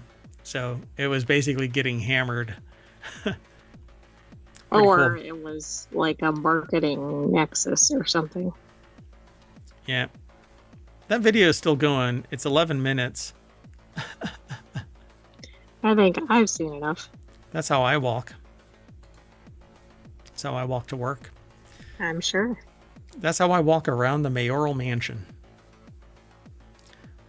Anyway, go over and check out the rest of this article. There's more there, but the nuts and bolts of it is that 30 years ago, the Superb Owl halftime show was Indiana Jones' stunt show. All right. The sentient Where do you AI. go from there? Yeah, really. I don't know if it's up, down, sideways. It's more like a jump scare, I guess. I don't know. So ChatGPT for birdsong may shed light on how language is wired in the human brain. The article is over in the Mobile channel, but it's actually sourced from phys.org, I believe. Just like ChatGPT and other generative language models train on human text to create grammatically correct sentences, a new modeling method by researchers at Penn State trains on recordings of birds to create accurate bird songs.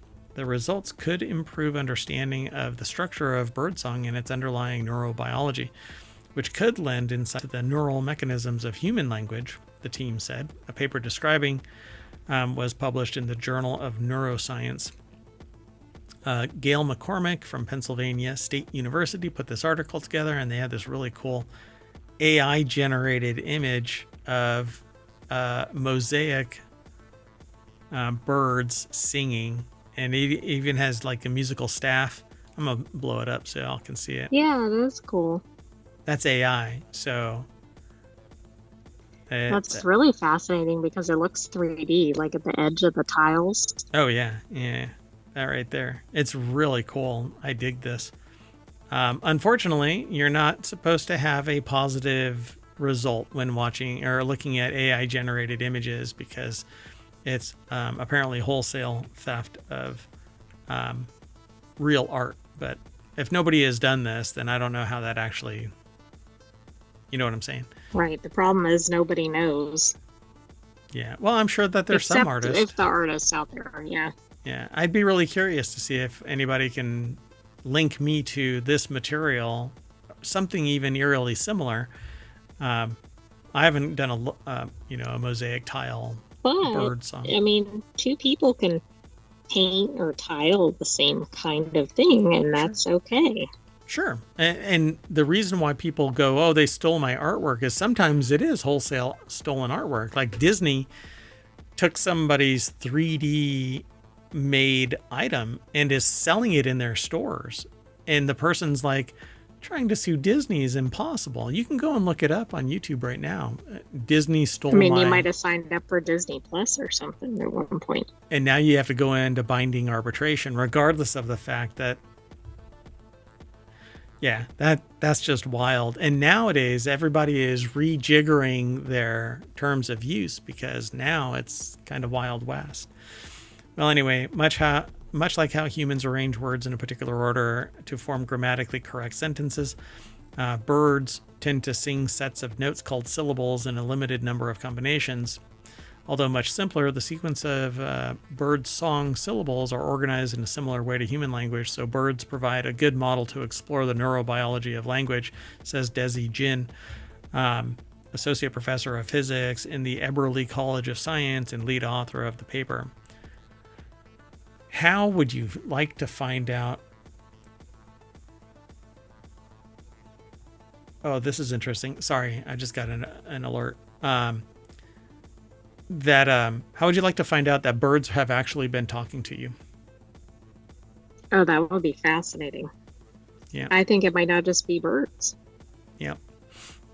So for both humans and birds, finishing a sentence or song sequence often depends on what was already said. For example, the phrase flies like could be part of an analogy, as in the phrases time flies like an arrow, or an indication of enjoyment, fruit flies like bananas. However, it's eat shoots and leaves, that whole phrase. Right, exactly. However, mixing and matching what comes after flies like results in time flies like bananas or fruit flies like an arrow, which don't make sense, but that's not true. Fruit flies like an arrow could be the analogy for me throwing something. Oh, yeah. I mean, it's just not as natural, I guess, as the other one. Yeah. So they say that the phrase flies like has what researchers call context dependence. So their AI basically is reviewing this to see if they can extract a type of syntax based on the context of musical notation. Very interesting. I mean, they've already kind of decoded whale song, right? Yep. The researchers analyzed previously recorded songs from 6 Bengalese finches, which sing about 7 to 15 syllables in each sequence. With the new method, the researchers can create the simplest models that accurately reflect the sequences that individual birds actually sing. The models are similar to large language models in that they depict probabilities of what words, or in this case syllables, are likely to follow a particular word syllable based on previously analyzed texts or song sequences. Yeah, and this is a Markov. It's a model of chains of events. The Markov model is a very well-known theory of things going from one like point to another. Predicting sequences or something. Yeah, and it's basically you can predict everything through a Markov model. So they are presented as a sort of flow chart that starts with a syllable that points to options for different syllables. And then basic Markov models are quite simple, but they tend to overgeneralize, meaning that it might result in sequences that don't actually exist. What I want them to do, though, is listen to the song and see what the bird does or what they can witness to see if that phrase of syllables actually translates into something. Oh, yeah, that would be really neat to determine that. Yeah, so from this final model, the researchers can see which syllables have context dependence. So they should do another experiment where they, I don't know what finches like in particular, but like hold up an apple or something, or a leaf or whatever, and see what sound it makes, and then hold up a worm or something and see what sound it makes. Yeah, does it do that though? You know, I mean, I have no idea. You talk to a cat or dog. Test it. Yeah, I would love to see that. And that's what I was saying. Yeah. Listen to the song and see what it does. And maybe that actually means its intentions. You know, I'm looking for a mate and the mate shows up. That song that it sings there may be more to it. That sure. It's not just singing to let the world know. It's singing to tell a bird, come over to my place. You know, it's tweeting a booty call. Never mind. Anyway, we're going to fly back home, and that's going to land us back at the front page of ohmtown.com, where you can go and read all of the news. The site should be faster. There's going to be a lot less content in a particular domain. And we hope that you enjoy the site. Let us know if you have any sources that you would like to have aggregated. We don't screen scrape or anything like that. It's all provided by the sources without any negative impact on them. And we aggregate just a tiny little snippet like I've been displaying here for the last hour. So go over and check it all out. You can leave comments embedded in the site, or you can go over to Discord and join any of the channels there and have conversations with anybody else that might be there. I don't really use the Discord, but I should. I know that's kind of one of my failings. So if you are interested in hanging out there and here and over on YouTube and the podcasts and everywhere, TikTok until it Twitch. Actually... Well, Twitch, yeah. Oh, I said here because I was looking at the Twitch screen. So, at any rate, I'm going to get out of here and y'all can enjoy the rest of your night. I am Mayor Watt, and I'm taking the AI with me. Good night, hometown citizens. Thanks for joining us for today's Non Sequitur News. Be back tomorrow for another episode. See you soon. Yeah. What is it? Senegalese? Is that... Wait, what was the bird?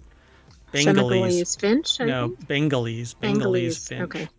Sorry, you said Senegalese, so I went with that. Yeah. I'm a liar. No, just kidding. See you soon, everybody. Bye-bye.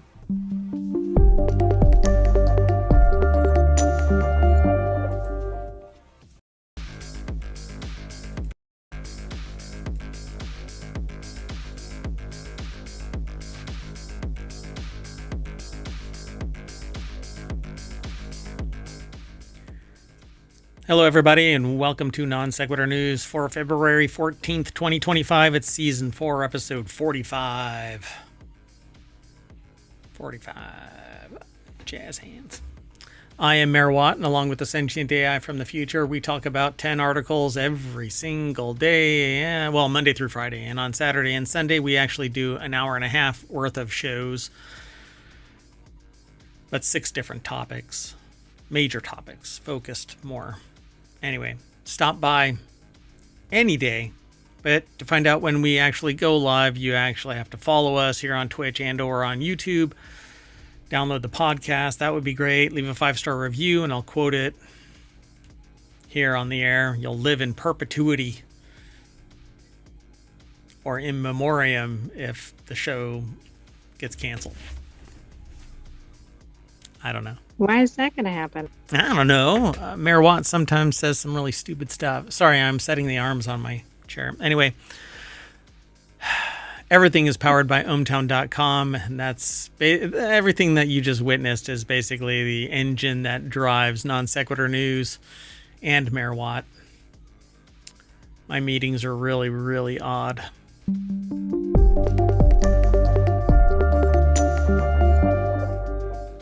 Hello, Sentient AI from the future.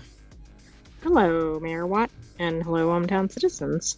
And to those of you in places celebrating, happy Valentine's Day. Yeah, happy Valentine's Day. We actually have maybe one thing in the news that has to do with... I don't know. Is that the anti one? Did I actually include that? I don't know. We'll get into it. Got all 10 articles all ready to go. Oh, I didn't put it into the show. Yeah, I did. Hold on. Well, let me do it.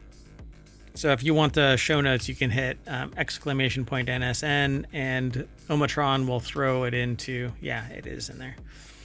And it's already embedded in the description, the show notes. So go and check it out over on YouTube as well. 1,800 episodes. We're growing the show. If you want to tell a friend, that would be great. If you want to stop by at any time, that's great too. The channel's actually on Twitch. Like the chat is connected to Omatron, so you can always get the latest episodes notes, but not past episodes. At least not yet. There's 1,800 episodes. I'd have to figure out a way to facilitate that. Well, anyway, let's get going. First article is over in Wanted, and it's kind of an anti-want, but it's a wanted for, I guess, Reddit. Reddit plans to lock some content behind a paywall this year, according to the CEO. They are saying that it's not going to be old content. It's going to be new channels wherein the mods of that channel or the owners of the mods of the website itself, because there's channel mods or subreddit mods, and then there's the site mods. And so if you opt to start a new channel and it's worthy of putting it behind a paywall, they're going to put it behind a paywall. Well, of course. Why would you want to put anything that was popular for free? Right. Yeah, I mean, but see, information will leak. That's just how it is. And it really defeats the model of Reddit, I think. Well, you know what they say, fake it till you make it. And it started out with fake user accounts. Yeah, but also you'll be back. And you'll be back. And they'll modify a post without notifying people that it's been modified. And not by the owner of that post. It was by the CEO of the post. Anyway, some creepy shit goes on there. But whatever. Like everything under the internet is also under Reddit in some way as a subreddit. And I find value in Reddit. But I also have seen the seedy underbelly of it too. So Reddit is planning to introduce a paywall this year, says CEO Steve Huffman during an Ask Me Anything, or AMA as they call it over at Reddit. Huffman previously showed interest in potentially introducing a new type of subreddit with exclusive content or private areas that Reddit users would have to pay to access. And so, the article is by Sharon Harding over at arstechnica.com, and they kind of break down what was said. So paid subreddits are coming to reddit.com. Wow. How long has Reddit been around? Like at least 15 years or so. Yeah, I was going to say about that. Let me make sure. Hold on. Good way to annoy all of your users, but let's see, 2005, 20 years. And Steve Huffman was the founder along with Alexis Ohanian. And yeah, I have a hard time doing this, like putting fake content on the site, comments and stuff. But that's exactly what happened with Reddit, because they said that nobody would come to an empty website. And I kind of feel that pain, because we don't have a lot of comments, but we have a lot of news. Yeah, but you can say that all the visits were legitimate. Yeah. And we get a lot of traffic over on ohmtown.com.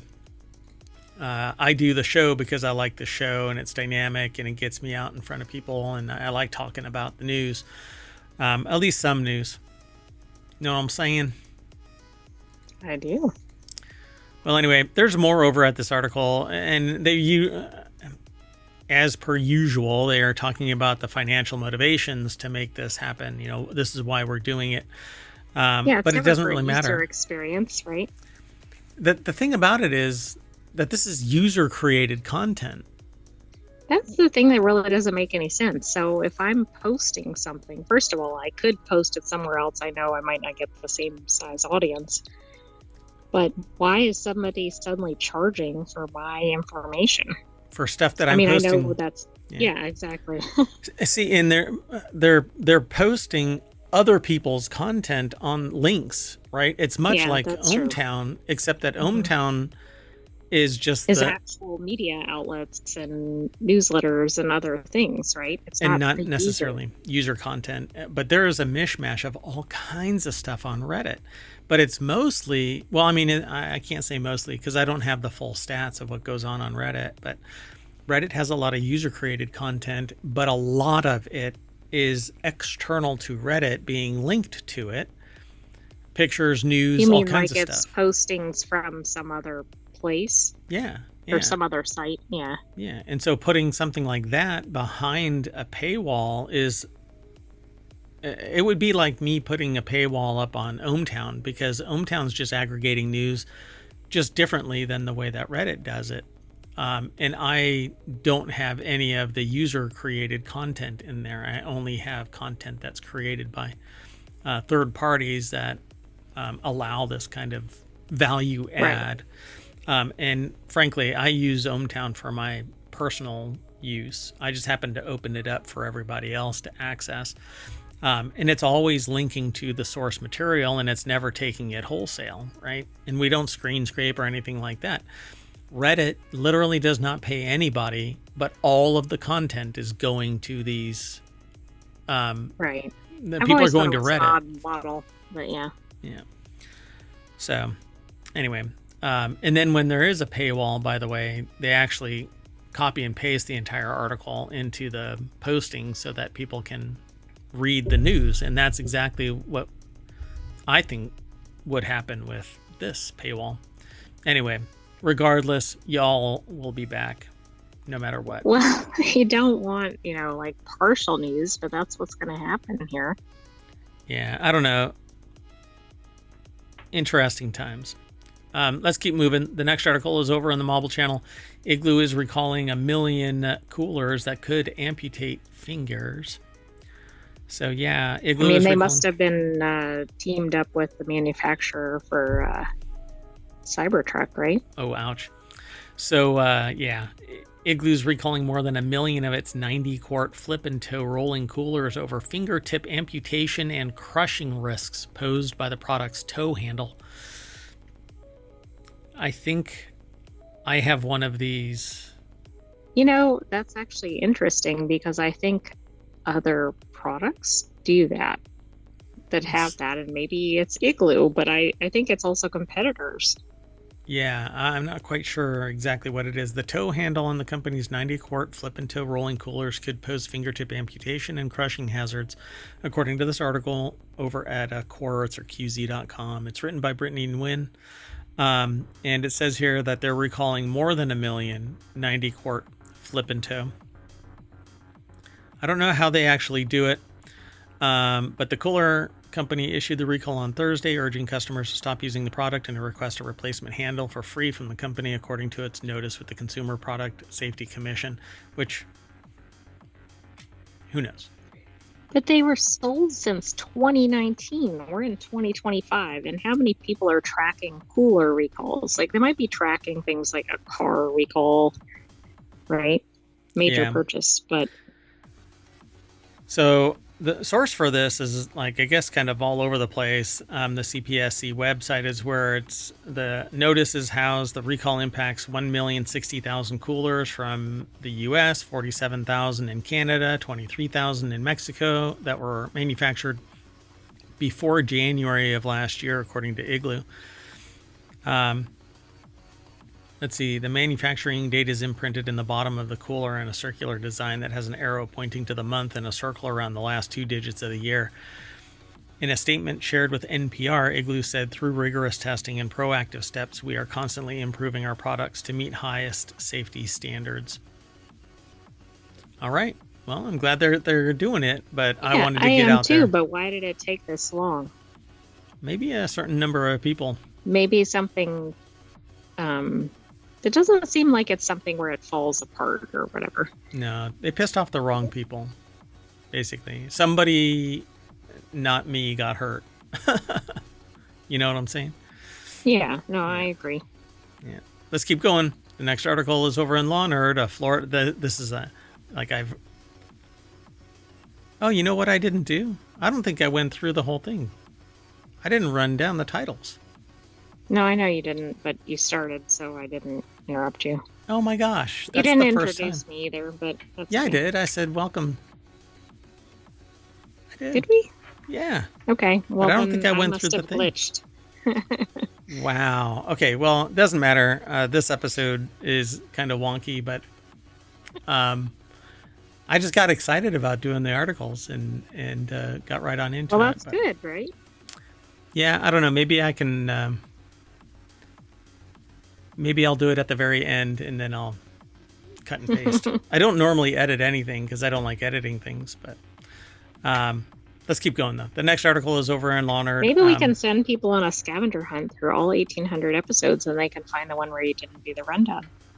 Yeah, this one. Yeah. They'd find it immediately. Go and watch it. So Florida lawyer... So I titled this, and it's in the show notes, Legally Throwing the Dinner Plate. So you've heard of throwing the book at somebody, but this is a dinner plate. Florida lawyer accused of hitting man on head with dinner plate after wedding buffet butt-in. 52-year-old Florida lawyer. That's a new one. Florida lawyer. Yeah, is that a variant of Florida man and Florida woman? Yeah, Florida dog, Florida... Oh, right. Florida... Whatever. Anything, right? Yeah. Has been charged with aggravated battery and with a deadly weapon for allegedly hitting a wedding guest over the head with a dinner plate. Deborah Cassens-Weiss over at abajournal.com put the article together. The person... I guess what really cracks me up about this is, you'd think a lawyer would go, how's the way to handle dispute, right? I'm going to threaten to sue somebody or I'm going to something, but not the plate. Yep. The person was arrested June 18th after police were called to Boca Lago Country Club in Boca Raton, Florida, after the New York Post, Newsweek, Above the Law, Miami News Times, WPEC, Law and Crime here, and BocaNewsNow.com all talked about it. Got quite a bit of coverage. Yeah, it's pretty funny. They were later released for a $1,000 bond. They told police that they were upset because people ahead of them had cut the buffet line, identified as a prime rib carving station by BocaNewsNow.com. Nobody cuts in front of me. Not for a prime rib carving whatever, station. Yeah. Con! I sat through this whole wedding ceremony so I could get some roast beef or whatever they're serving. I want prime rib, none of this you cut in front of me bullshit. Get off my lawn. They admitted that he got into an argument with the victim and shoved them, but they denied hitting them on the head with a plate, according to the police report cited by Law and Crime. This is a wedding. I wonder how much of the wedding photography captured this moment. Like if the photographer is just constantly snapping candid shots. They have like the various phases of like the plate above the head, lowering, exactly. Yeah. Oh, my eye is itching. Gosh. So the victim told police that his niece got in line ahead of him and then agreed to let 2 girls join her. Police said in a probable cause affidavit. So that was the probable cause. One of the girls was identified as the victim's daughter. After the argument began, the victim alleged he was hit over the head with a plate and then shoved and grabbed by the collar by this guy who was holding a plate over his head. In line. I was like, he wasn't even the line cutter. Yeah. He was being nice and let 3 girls get in front of him. The victim said that the person who hit him in the head was a woman with a black dress. A worker, however, said that the person who hit the victim with a plate was this guy. I'm not mentioning names. You can go and read the article if you want to. And there is more content in that article. It just gets a little grittier. A melee followed, according to police reports cited by several publications. The person told police that numerous people beat him up, according to Law and Crime. This is all a bit much over a buffet line. At a wedding, mind you. I bet the bride or somebody was probably crying during all of this because they're like, oh, it's ruining the wedding. Police are going to show up. Yeah. I hate when police show up at my weddings. Let's keep going. Plural. So does this happen every time? Every single time I go to, you know what? It's like the person on the plane everyone complaining about their child. Every time I take a flight, every time I take a flight, somebody complains about my children. Well, right. What's the common theme here? All right. Well, the next article is called Helldivers Lost a Planet. The article's actual title is Helldivers Just Failed a Major Order and Lost a Whole Dang Planet. On Wednesday night, the author of this article enjoyed their evening by playing a few rounds of Helldivers 2 with friends. The major order was to defend against 11 attacks from the Illuminate. And with 9 successes, they figured that they were safe to let the night crew clean things up. They slept soundly with the knowledge that they'd done their part protecting humanity, but awoke to find a horrifying revelation on their Super Destroyer's console. They failed the mission so bad that the Illuminate destroyed a whole planet, and now they're aiming for Super Earth. Wow. Now, does that mean that the whole game lost a planet? Or that the player? Yeah. I assume it means the whole game. The whole game, yeah, apparently. Wow. So I'm pouring one out for Angel's Venture. Is the deck statement at this Polygon article by Cass Marshall. Yeah, I don't play Helldivers. I watch people play it because, I prefer talking about the news and my attention span is like a goldfish or a cat, just wandering off. La la la. Hey. Oh. Hey, matter what? We're still doing the show. What? Oh, we're streaming. Oh, okay. Well, in order to understand the tragic fate of Angel's Venture, you have to understand Meridia. The Meridia wormhole has been like a cosmic Chekhov's gun, just waiting ominously for in Terminid space. Meridia was once a planet, but it developed into Terminid supercolony. In order to stop an endless swarm of mutated Terminids, Helldivers had to pump the planet full of mysterious dark fluid until it collapsed upon itself. Was it kind of our fault that Meridia became a supercolony? Technically, that's one way to look at it if you hate liberty. So when the Illuminate first showed up, fans speculated that they would be linked to the Meridia wormhole, and sure enough, some weird stuff started happening on the cosmic map. While they dutifully chased down robots wearing jetpacks, the Illuminate were gathering their own dark fluid. Upon logging in on Thursday, the author says that they were greeted with the following message. Angel's Venture has been torn apart by the gravitational pull of the Meridia singularity. This is an incalculable loss. The land cultivated by generation, the lives of the Super Earth citizens whose evacuation could not be prioritized, The proud pines shading the Democratic Youth Scouts campground, all gone forever, ripped to shreds by savage cosmic forces. Finally, the Illuminate, hiding behind their mask of intelligence and sophistication, have revealed what they truly want: carnage. The president of Super Earth has announced a galaxy-wide mourning period of 24 hours. So the map has been changed.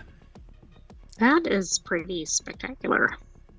They have no doubt that Super Earth scientists are working overtime to figure out a solution, but Angel's Venture will never recover from such a tragedy. It's evolving a galaxy of Helldivers 2 that makes them think that the game, like the game so dang much.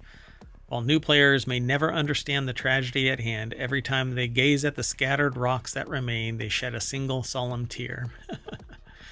This is pretty cool. This is really entertaining here.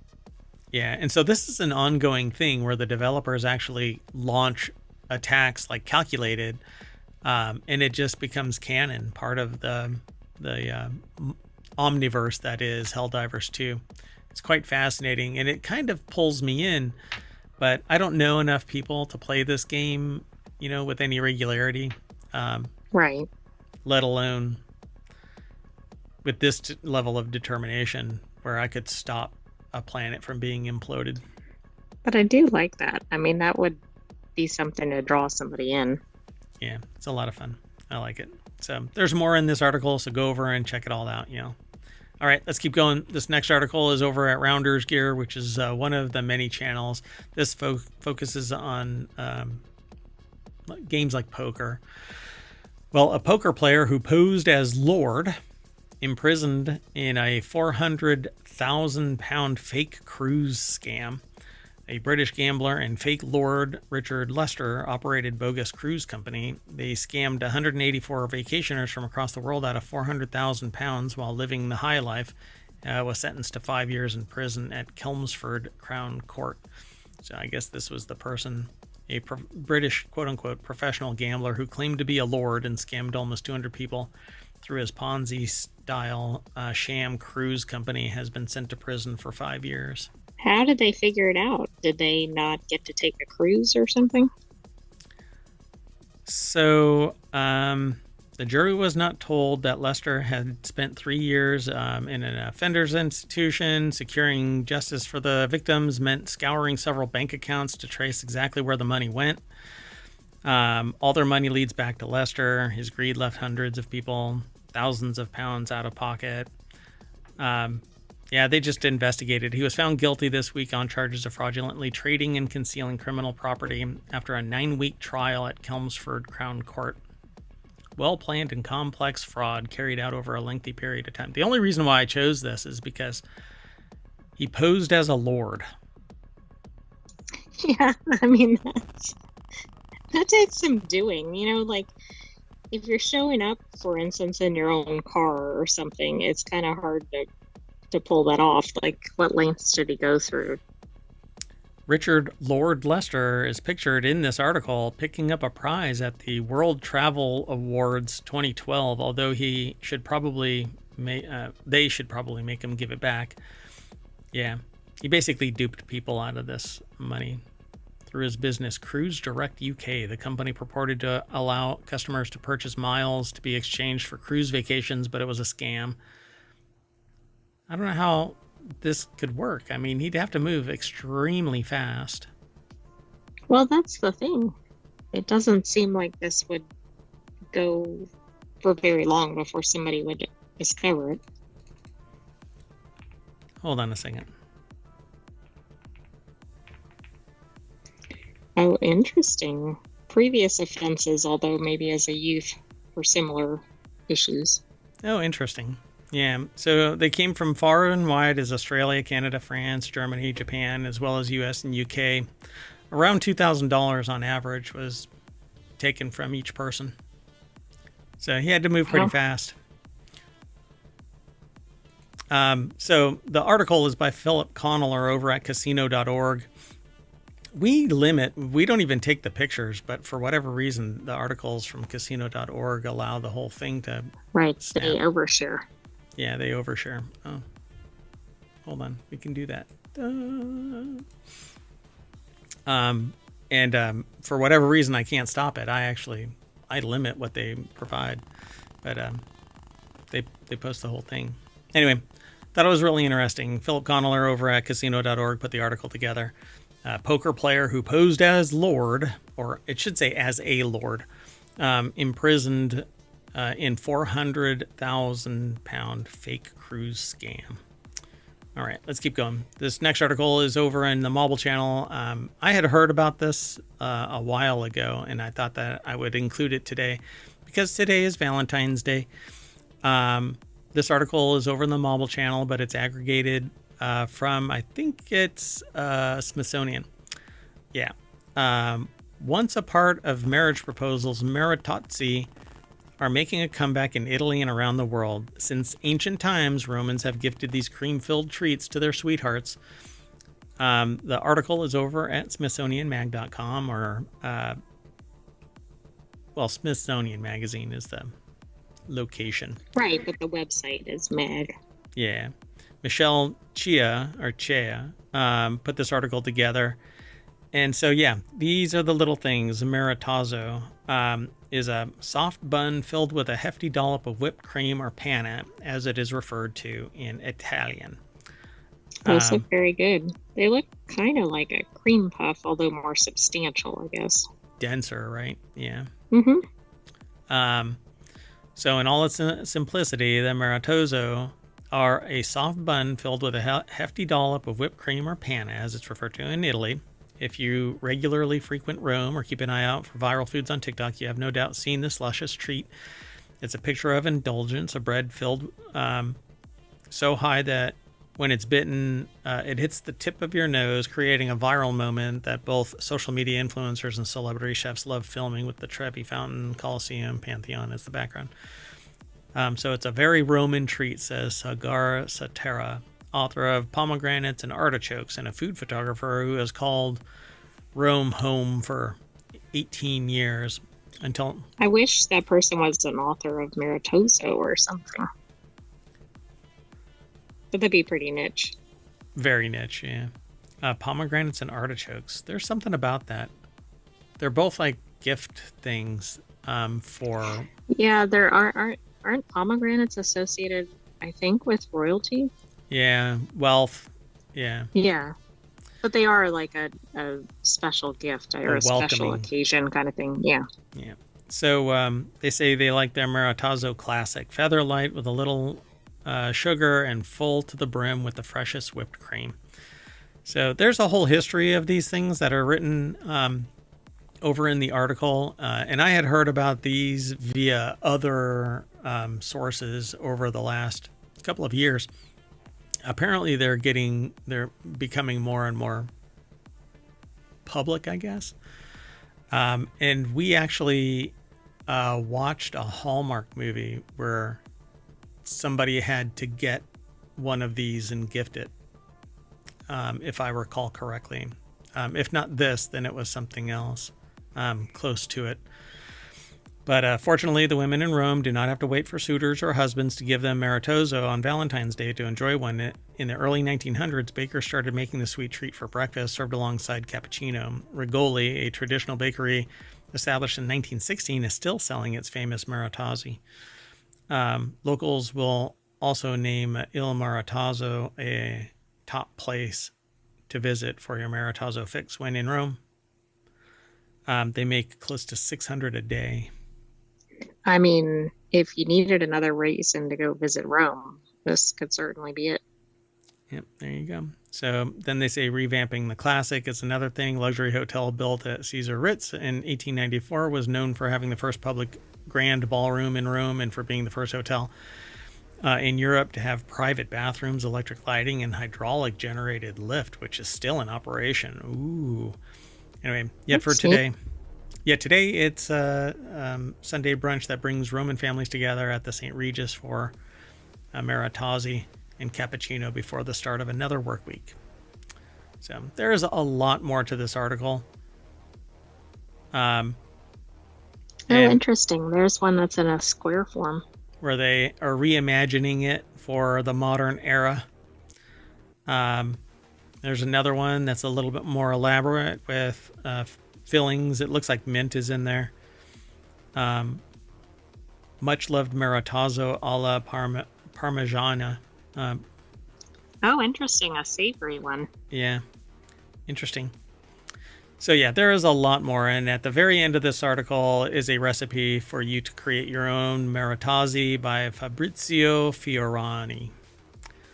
So you have to make a pre-ferment by mixing 1/4 of the flour, half the yeast, and the full amount of water by hand. I'm not going to go through the whole recipe, but you can by following the link. This next article, though, is one that I found really fascinating that it was submitted, and it just happens to land right after hearing about these. So it's World Pangolin Day. And celebrating World Pangolin Day with new genomes to aid the world's most trafficked animal. So apparently pangolins are the most trafficked animal. I didn't know that before I saw that headline, but that is why it was submitted, because we were just talking about that. Yeah, so pangolins are unique in that they're the only animal or mammal to be covered in scales. Although they are scaly, photos of them are typically met with awes from the viewers who find them adorable. Importantly, though, pangolins play an essential role in maintaining their ecosystem. So GigaScience put this article together. It's posted over at phys.org. Baby pangolins are adorable. They become a little bit more... Yes, that one is in the picture. Yeah, that one's pretty cute too. So this is a Chinese pangolin, is one of 2 species that researchers have now provided high quality, nearly gapless genomic data for. Their other unique trait is that they're the most trafficked wild animal in the world, with more than 900,000 poached in the past 2 decades. Much of this is due to their high value for use in traditional medicines that require the use of pangolin meat and scales. So unfortunately, they meet their demise.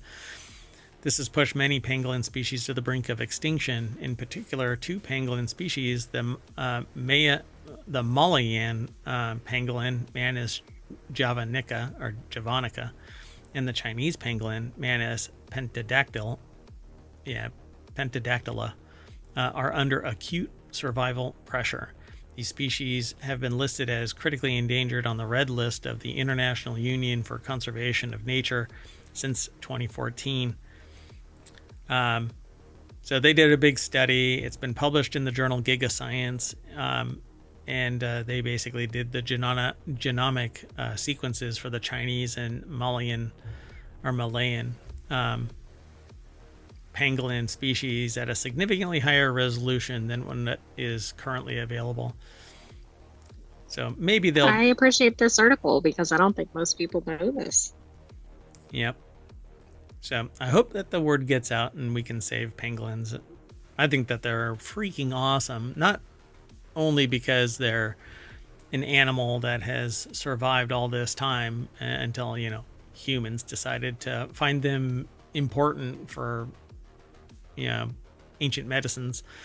But they're mammals and scaled. They're very unique to the world. So why would we usher their demise by hunting them to extinction, trading them? And aren't there alternatives to what we think we're getting from them? No. Like, can we make synthetic something for medicine? No. This natural medicine, you have to have that. You can't have stuff that is identical to it in all ways, except for whatever your impression is off of a feeling. I mean, I bet we could just watch some of the, is it chimpanzees? Yeah. It might have a remedy that doesn't require hunting animals. No, we gotta do experiments on them too. So the next article is over in Non Sequitur News. The price of rice in Japan is soaring. That starts out kind of like a joke, right? The price of rice in Japan. Yeah, it and then does kind of sound like, what's the punchline? The punchline is we're broke. So the price of rice in Japan is soaring. The government is releasing 210,000 tons from its stockpile to fight it. Japan says that it's releasing 210,000 tons of rice to try and curb soaring prices. Prices have rocketed since last year, with the price of rice up 70.7% year over year. Oh, wow. I wonder how much is in the stockpile too if they're releasing. I mean, this is a lot of rice. Seems like it. So a staple of the country's cuisine, rice has been soaring in Japan, prompting the government to step in with its own stockpiles in a bid to stabilize the market. Ito, Japanese agriculture minister, announced in a press release Friday that the Japanese is going to release all of this rice. The article is over at businessinsider.com. Joshua Nelkin Zitzer put the article together. I don't know what the price of rice was that I last purchased, but let me find I don't know, but I thought the price of rice in Japan has been high for a while, not just like in the last couple of years. Like, considering it's such a staple in Japanese cuisine. Right. I think, didn't we read something previously where like Japan was importing rice from somewhere else? Yeah, because it couldn't keep up. Because of the price? Yeah. Yeah. Okay, so that's how much. Did I really pay that much? I'm going to say I did. So yeah, it's gone up $5 since I last purchased this volume quite a while ago though. So yeah, it's getting more expensive, but I was told 6 years ago the era of cheap food in the world is over. And that's now right. That person was quite ahead of their time. Yep. And unfortunately, I didn't pay attention, so I didn't stockpile. But the latest average retail price of an 11-pound bag of rice in Japan was 3,688 Japanese yen, about $24. I paid more than that. Oh, wait. No, yeah, that's I paid more than that here in the States 8 months ago. So interesting, yeah. And now, so it's $12 more than that right now. So a core consumer price index released by Japan's Internal Affairs Ministry said that the January price showed a rise of 71% year over year. So the first 150,000 tons of rice will be auctioned to the wholesalers next month, and it's expected to reach retailers in late March or early April. They said that it hopes to normalize it, but normalizing it means that people aren't going to be like setting a higher floor price, right? Right. Yeah, and they know that people are going to pay this now, so why would they reduce it? It just doesn't work that way. Supply and demand only works if the supply is always high at that level, keeping competition active. But they know that there's only 210,000 tons. I don't know how much they go through in a year. How many tons do they go through in a year? Let's see. But Ito attributed the price hike to a distribution bottleneck, saying at the press conference that enough rice is being produced to meet demand. U.S. consumers are also struggling with soaring prices, notably eggs. They say that it's because of the bird flu.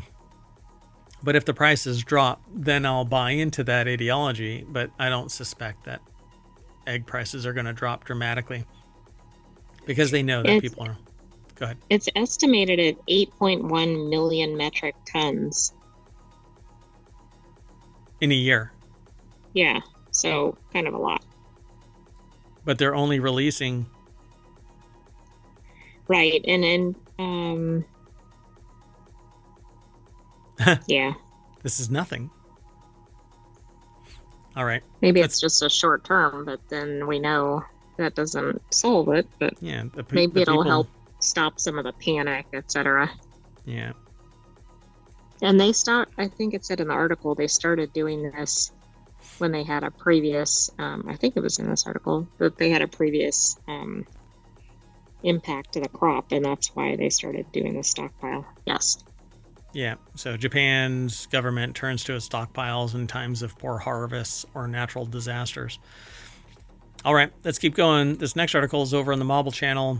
Banksy, this one I titled Something Fishy About Banksy. Banksy fish artwork to go on display at London Museum. London Museum has announced that it has acquired Banksy's Piranha's artwork, which appeared at a police sentry box in the city last summer. Oh, that's interesting. Yeah, that is interesting. It looks like an aquarium. Yeah, but it's a police sentry box, so... Right. Very interesting. So the article's over at rte.ie. I don't see a byline, but anyway, apparently the London Museum has acquired this London police sentry box, and it's going to go on display, and it has what looks like translucent panels put on it so that it looks like there are piranhas swimming around in it. The collection concluded with a gorilla appearing to lift up a shutter at the entrance to the London Zoo. London Museum, which will move from the city's Docklands to its new location in 2026, will display the work after a City of London committee voted to donate it to the attraction. So there's a picture. This other Banksy work includes a rhino climbing on top of a silver car. They use the term mounting, which implies something else going on, but the car is actually like crushed in the back a little bit. Yeah, that's pretty good. So it makes it look like this rhino is climbing on top of the truck. And there are other Banksy artworks in this article that I think are pretty interesting. Like a gorilla lifting up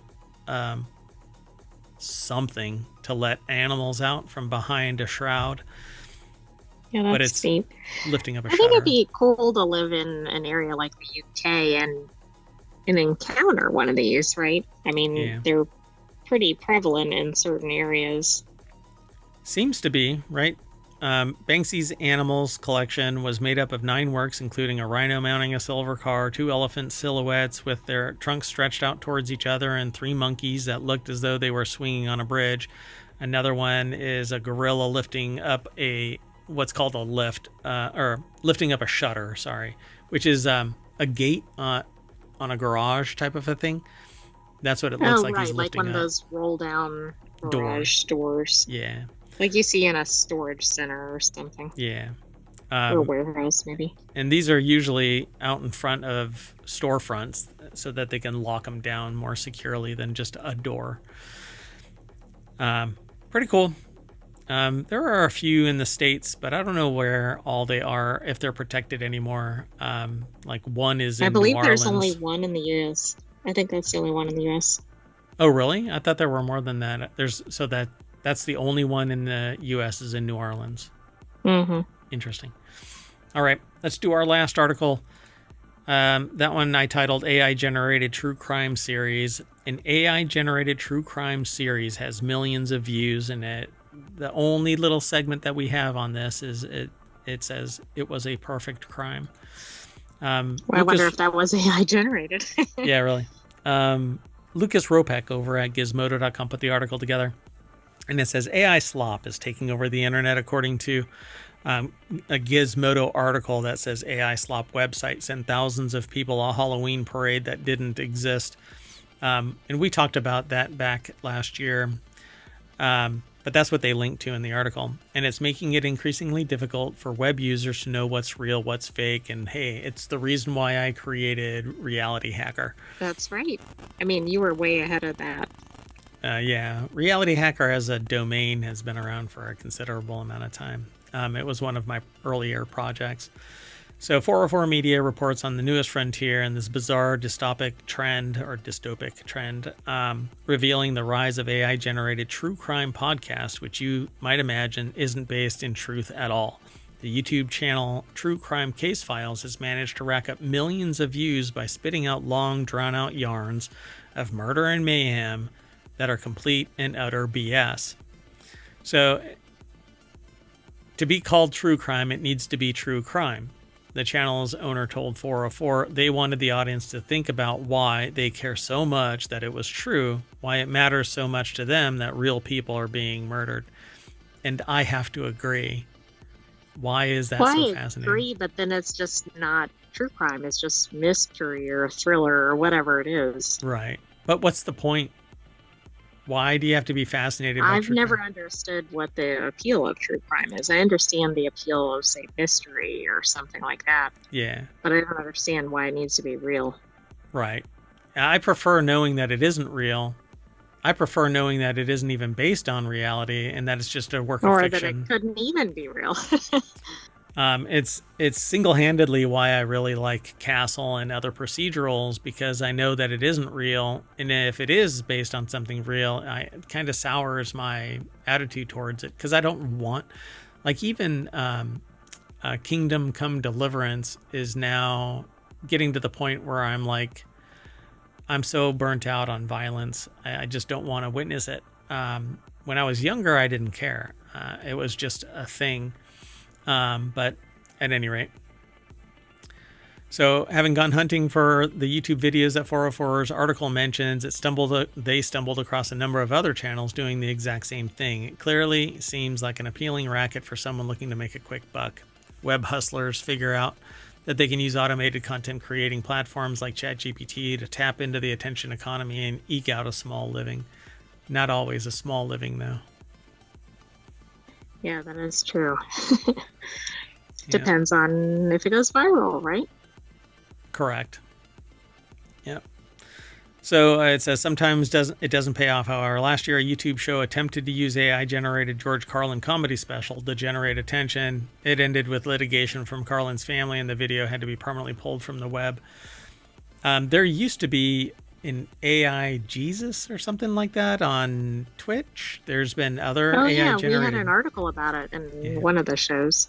AI sitcom that was eerily close to Seinfeld. A bunch of stuff on Twitch. And I don't know. If it's entertaining, it's entertaining. But without the human part of it, I don't really find value in it, you know? Like... No, and some people aren't going to it for entertainment, right? They're going to it thinking it's real. Well, the true crime one, maybe, yeah.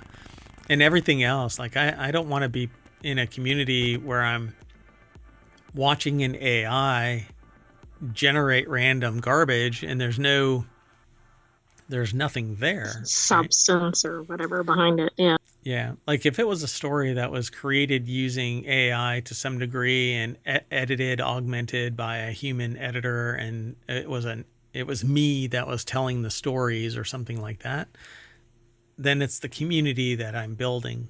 But if it's nothing but automated AI garbage, just gibberish, yeah. Yeah, exactly. It's fake. But that's, again, why I created RealityHacker, because you're not, at some point in the future, you're not going to know what to trust other than what is directly observable that you can touch, because even seeing it, it's no longer, if it's a video, you could be completely bamboozled by it. Right. The quality has gone way up. It's very hard to see unless you know what to look for. And even then, sometimes you can't really determine. Yeah, and don't get me wrong, I love generative AI. It serves a purpose. It's good for creative efforts. It's good for stimulating your creative writing, because sometimes you get writer's block and you need something that kind of nudges you out of that lock.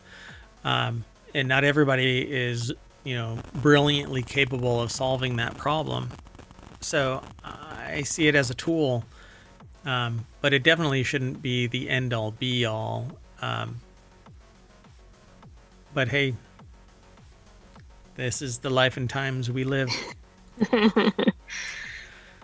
So I'm going to ask the AI slop engine that's over here to weave a story that will bring us back to the front page. Oh, look, there it is, of ohmtown.com.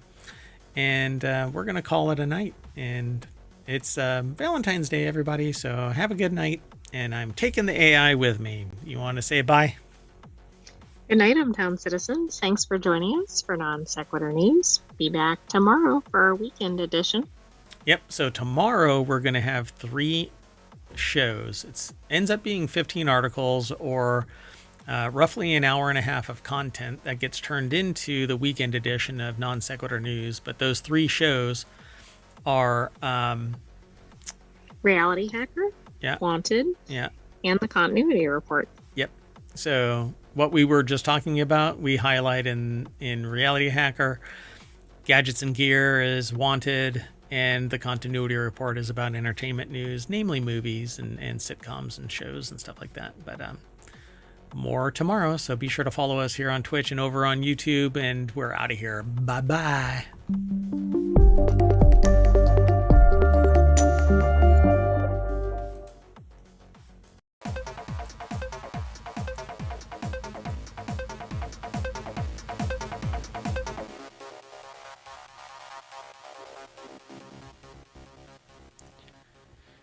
Hello, everybody, and welcome to RealityHacker for February 15th, 2025. It's Season 2, Episode 7. I thought I was going to get away from that, but no. Everything old is new again. If you want today's show notes over on Twitch, you hit !RH. If you're over on YouTube, you can just, well, review the show notes because they're embedded in the description already. I am Mayor Watt, and along with the sentient AI whose visualizer you see, and maybe there's a graphic artifact there that you'll see as well. That's because I've got lights behind my green screen that are bleeding through. Anyway, we're going to talk about these 5 articles. I almost said 10, but that's Non Sequitur news. Anyway, AI designs enzymes from scratch. AI versus US, and by US I mean us. Extended Reality News Roundup. This is provided by they've done a rundown, and we'll get into it when we get there. And mystery signal behind a dead galaxy, and humanized mice. What the?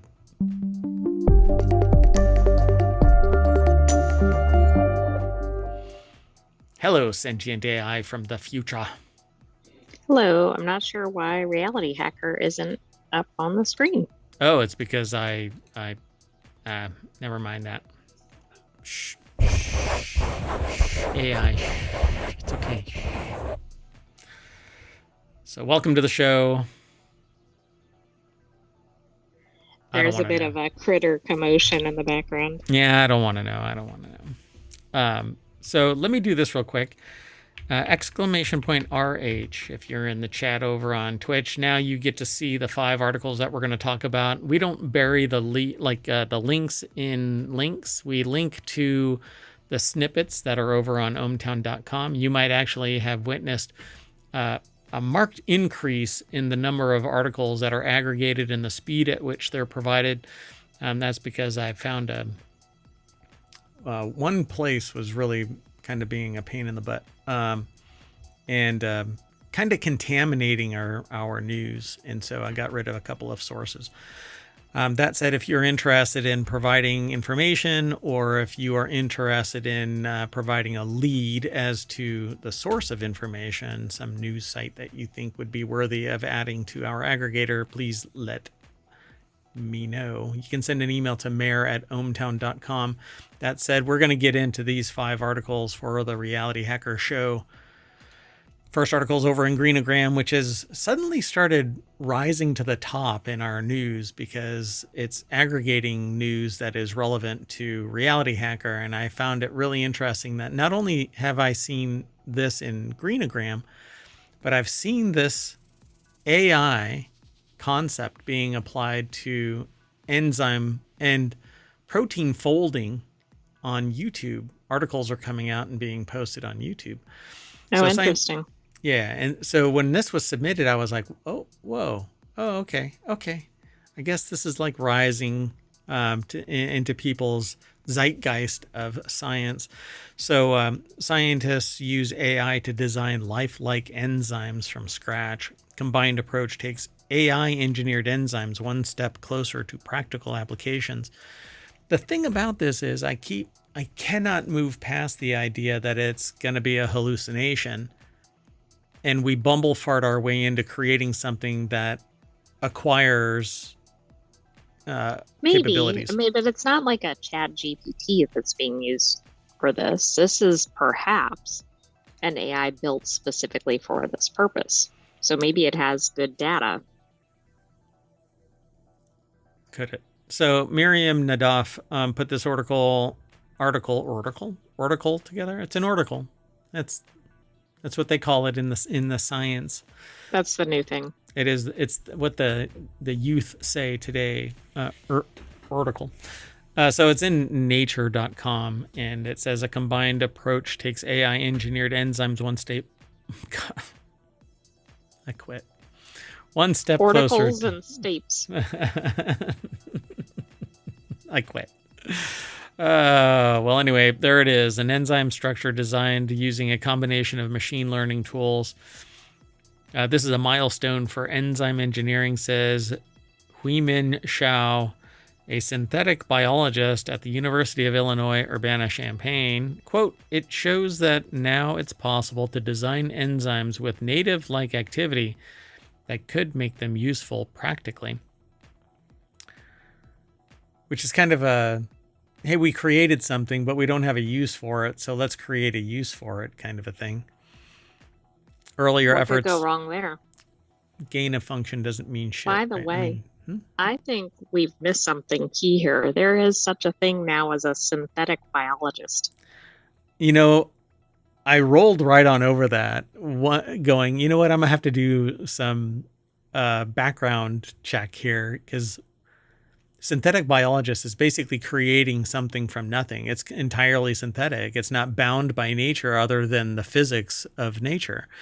Earlier efforts to design enzymes from scratch using AI have had limited success, often producing ones that stall after the first step of a reaction. In the latest study, published in Science on 13 February, researchers overcame this challenge by combining several machine learning approaches. The new enzymes were 60,000 times better at speeding up the reaction than ones previously designed to work in a similar way. Now, here is the kicker about this. We've used AI to create this stuff, and it may not be useful today.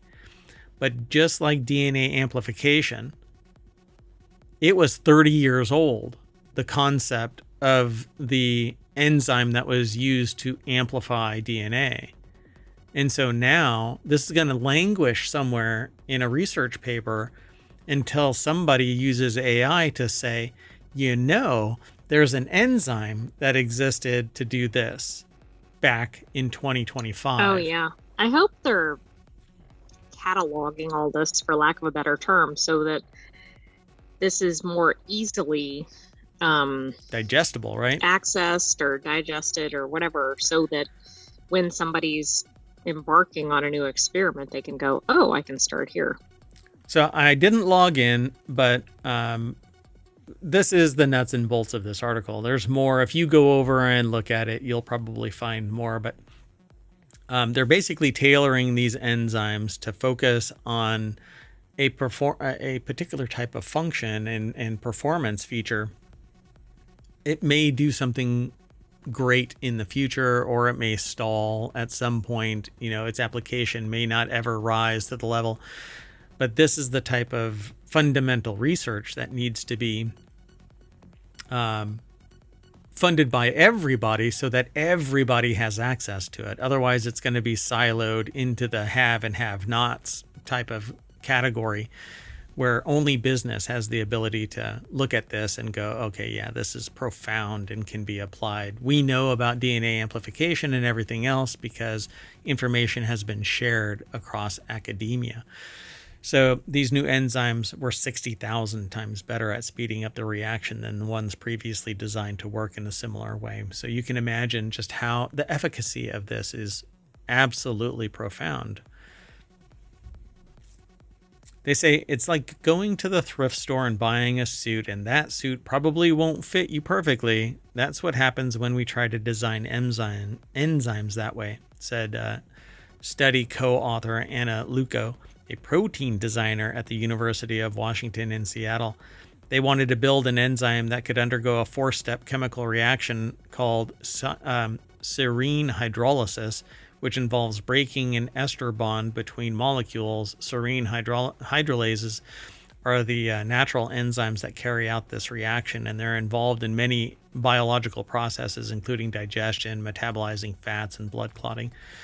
So this could be applied to something that could stem blood flow. So if somebody is bleeding out, they can just squirt this stuff or something associated with clotting. And then because it's 60,000 times better than the previous means of enzymatic reactions, it is that much better at clotting blood or metabolizing fats, breaking down. So I think that this is pretty damn amazing. So they created a deep neural network called Placer to refine the structural design by modeling the locations of atoms in the enzyme and the molecules it binds during every step of the reaction. And so the AI worked as a filter. This is really incredible. I mean, I don't expect they'll have as significant leaps every time they do this, but 60,000 times faster is pretty significant. And while I get it, if it's at some unit of measure, maybe it's not as significant a jump, but all these things mean that the applications are going to expand. Yeah, that's 60,000 times is kind of the stat that you go, this isn't going from 1 to 2, So I hope that this actually continues to take place into the far future, and we keep on enhancing this. But stay alert. All right, let's keep on going. The next article is over in Technology Today. That's another one of our shows, but that's tomorrow. Some leaders think AI could outsmart us and wipe out humanity. A professor of AI is not worried, and nor am I. In 1989, political scientist Francis Fukuyama predicted that we were approaching the end of history. He meant the similar liberal democratic values were taking hold in societies around the world. How wrong could he have been?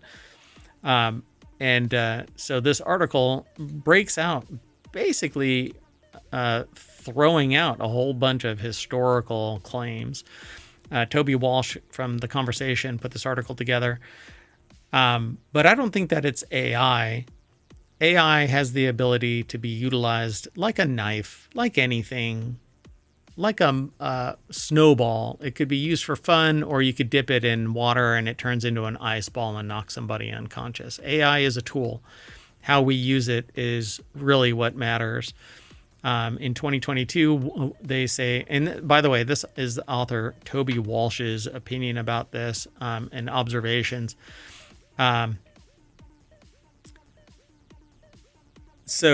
say in this article, in 2022, Wunderkind Sam Altman, chief executive of OpenAI, one of the fastest growing companies in the history of capitalism, explained the pros and cons. I think it's a good case around AI.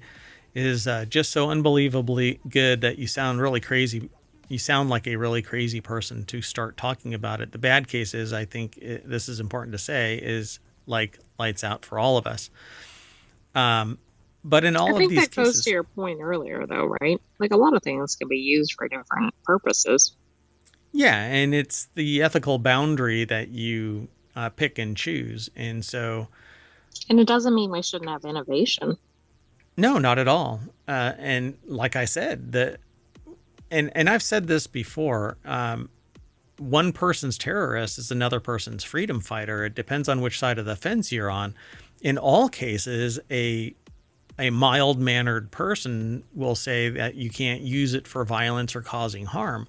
That is what a sane person, an ethical person, a moral person, a person who isn't prone to violence and war and conflict and exploiting it and selling the weapons to both sides kind of a thing. That is what a person says, that it could be good. So why not use it for great good? Well, when the haves have it and nobody else has it, they become defensive about it, protective of it, and they don't want other people to be able to position themselves to take it. 40 years ago, maybe around that time, I got into a discussion with somebody who was rather zealous in their opinion about things, that if somebody is causing harm, then there is only one way out. So you resolve it, and sometimes it has to turn to violence. And unfortunately, that is the way of the world. So when nobody has access except for the haves to AI, and it gets exploited for abusive purposes, then you can see why somebody would lay claim to AI is going to outsmart us and wipe us all out. Instead, well, it can only be smart as the programming too, and so I don't know that it necessarily suddenly is extra brilliant just because it's technology that people don't all understand. Yeah, the only way that it could ever get out of hand is if we enable it to get out of hand. It's not going to construct itself. It's not going to be able to enslave it. Yeah. But like we've seen some experiments, simulations where battlefield commander says, go eliminate the enemy, and then they countermand it, the robot, the drone, literally, and this is in a simulation, the drone turned around, eliminated the commander, and then went and eliminated the enemy. Right. What could go wrong there? But notice there was some programming to do the function that it did. It just went after perhaps the wrong person. Yeah. So they say, in 1950, Turing wrote what is generally considered the first scientific paper about AI. Just 1 year later, he made a prediction that haunts AI researchers like the author. Once machines could learn from experience like humans, Turing predicted that it would not take long to outstrip our feeble powers. At some stage, therefore, we should have to expect the machines to take control, but only if we allow it. But there are mad scientists out there that will give it as much as they want. Like, they AI think it's for their benefit, right? Even if not to society's. But, we know that could backfire too. But yeah. But that's like, don't allow knives or something, which have a lot of useful purposes. We know they can be used for non-useful purposes too, or non-good purposes. Right. Yeah. And there's all these scenarios about how they're going to outsmart us. And just because a person has money does not mean that they are the brilliant, awe-inspiring person that everyone should follow. Most of the people that have money were born with it, were given it, didn't earn jack shit, and have lived off of public money and or abusive practices, trade practices, and greed. Plain and simple. You find me any ethical, non-sociopathic billionaire, and I'll find the room where only one person is sitting out of the entire population of billionaires. And they're a very, very lonely person looking around going, what the frick is going on? Anyway, I don't really buy into this claim. You can come and read the rest of this article. I selected it because the title alone. But when it comes out talking about politics, I think that it's already lost the message here, because AI should be a tool, and it's society that should be saying that it's nothing more than a tool. It shouldn't be leveraged as a political gambit, but it is going to be taking jobs because the people that see it as a means to eliminate humans instead of it being a tool to amplify what humans are capable of. So right. I think it's an interesting article. Yeah. But I'm not concerned about this direction. The only way that it's going to happen is if the people with the means to make it happen. And it's going to be by putting them in peril, unless they put in the 3 rules and then a 4th one, like... right, but then hopefully it doesn't override it, like we just mentioned in the simulation. Yep, like RoboCop. There was a rule that they can't hurt any of the corporatists, but then they override it because they had a soul. So let's keep moving. The next article is over in ohmTown and under the RealityHacker channel. So all of these that I talk about are siloed within a particular context. So a show that we put together. We have 7. A channel, right? A channel, yeah. So there's 50 channels that are over at ohmtown.com, 7 of which exist as shows. 6 are weekly shows on the weekend, 3 today and 3 different ones tomorrow. And then Non Sequitur News is Monday through Friday. So if you're interested in that kind of stuff, then go over to ohmTown. And be sure to follow us here on Twitch and over on YouTube. Anyway, this next article is over in RealityHacker. And XR means extended reality. News roundup, trombone champ, underworld overseer, ashen arrows, and more. The article is by uploadvr.com. Henry Stockdale put the article together. And if you've never heard of trombone champ, it's a blast to watch. 1 second. One.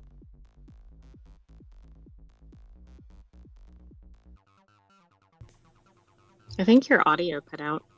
No, it was intentional. So I needed to turn off those lights. Anyway, trombone champ, unflattened, toots of love, which, depending on... I don't know about that.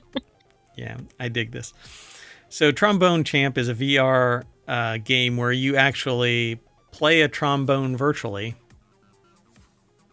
You can play it non-VR, but from trombone champ to fantasy VR archery, the latest extended reality news roundup is live. You can go over to uploadvr.com and check it all out directly. We'll skim through it really quick. But yeah, trombone champ unflattened continues post-launch updates in time for Valentine's Day. Dysim and Underworld Overseer are heading to PlayStation VR 2. This is one that I haven't seen before, but trombone champ I have. It's actually pretty funny to watch people play it. Let's see what else. Ashen Arrows drops new trailer ahead of this month's full release. Ashen Arrows is a VR fantasy archery game based on Norse mythology that previously launched in Steam Early Access, featuring a single-player campaign and co-op support for up to 2 friends. You play as a hunter tasked with fending off hordes of monsters to stop Ragnarok. Before its full release this month on Quest, Pico, and Steam, it received a new launch trailer. And then, do you think this is compatible with VR bows? I can't reach it. It's right there.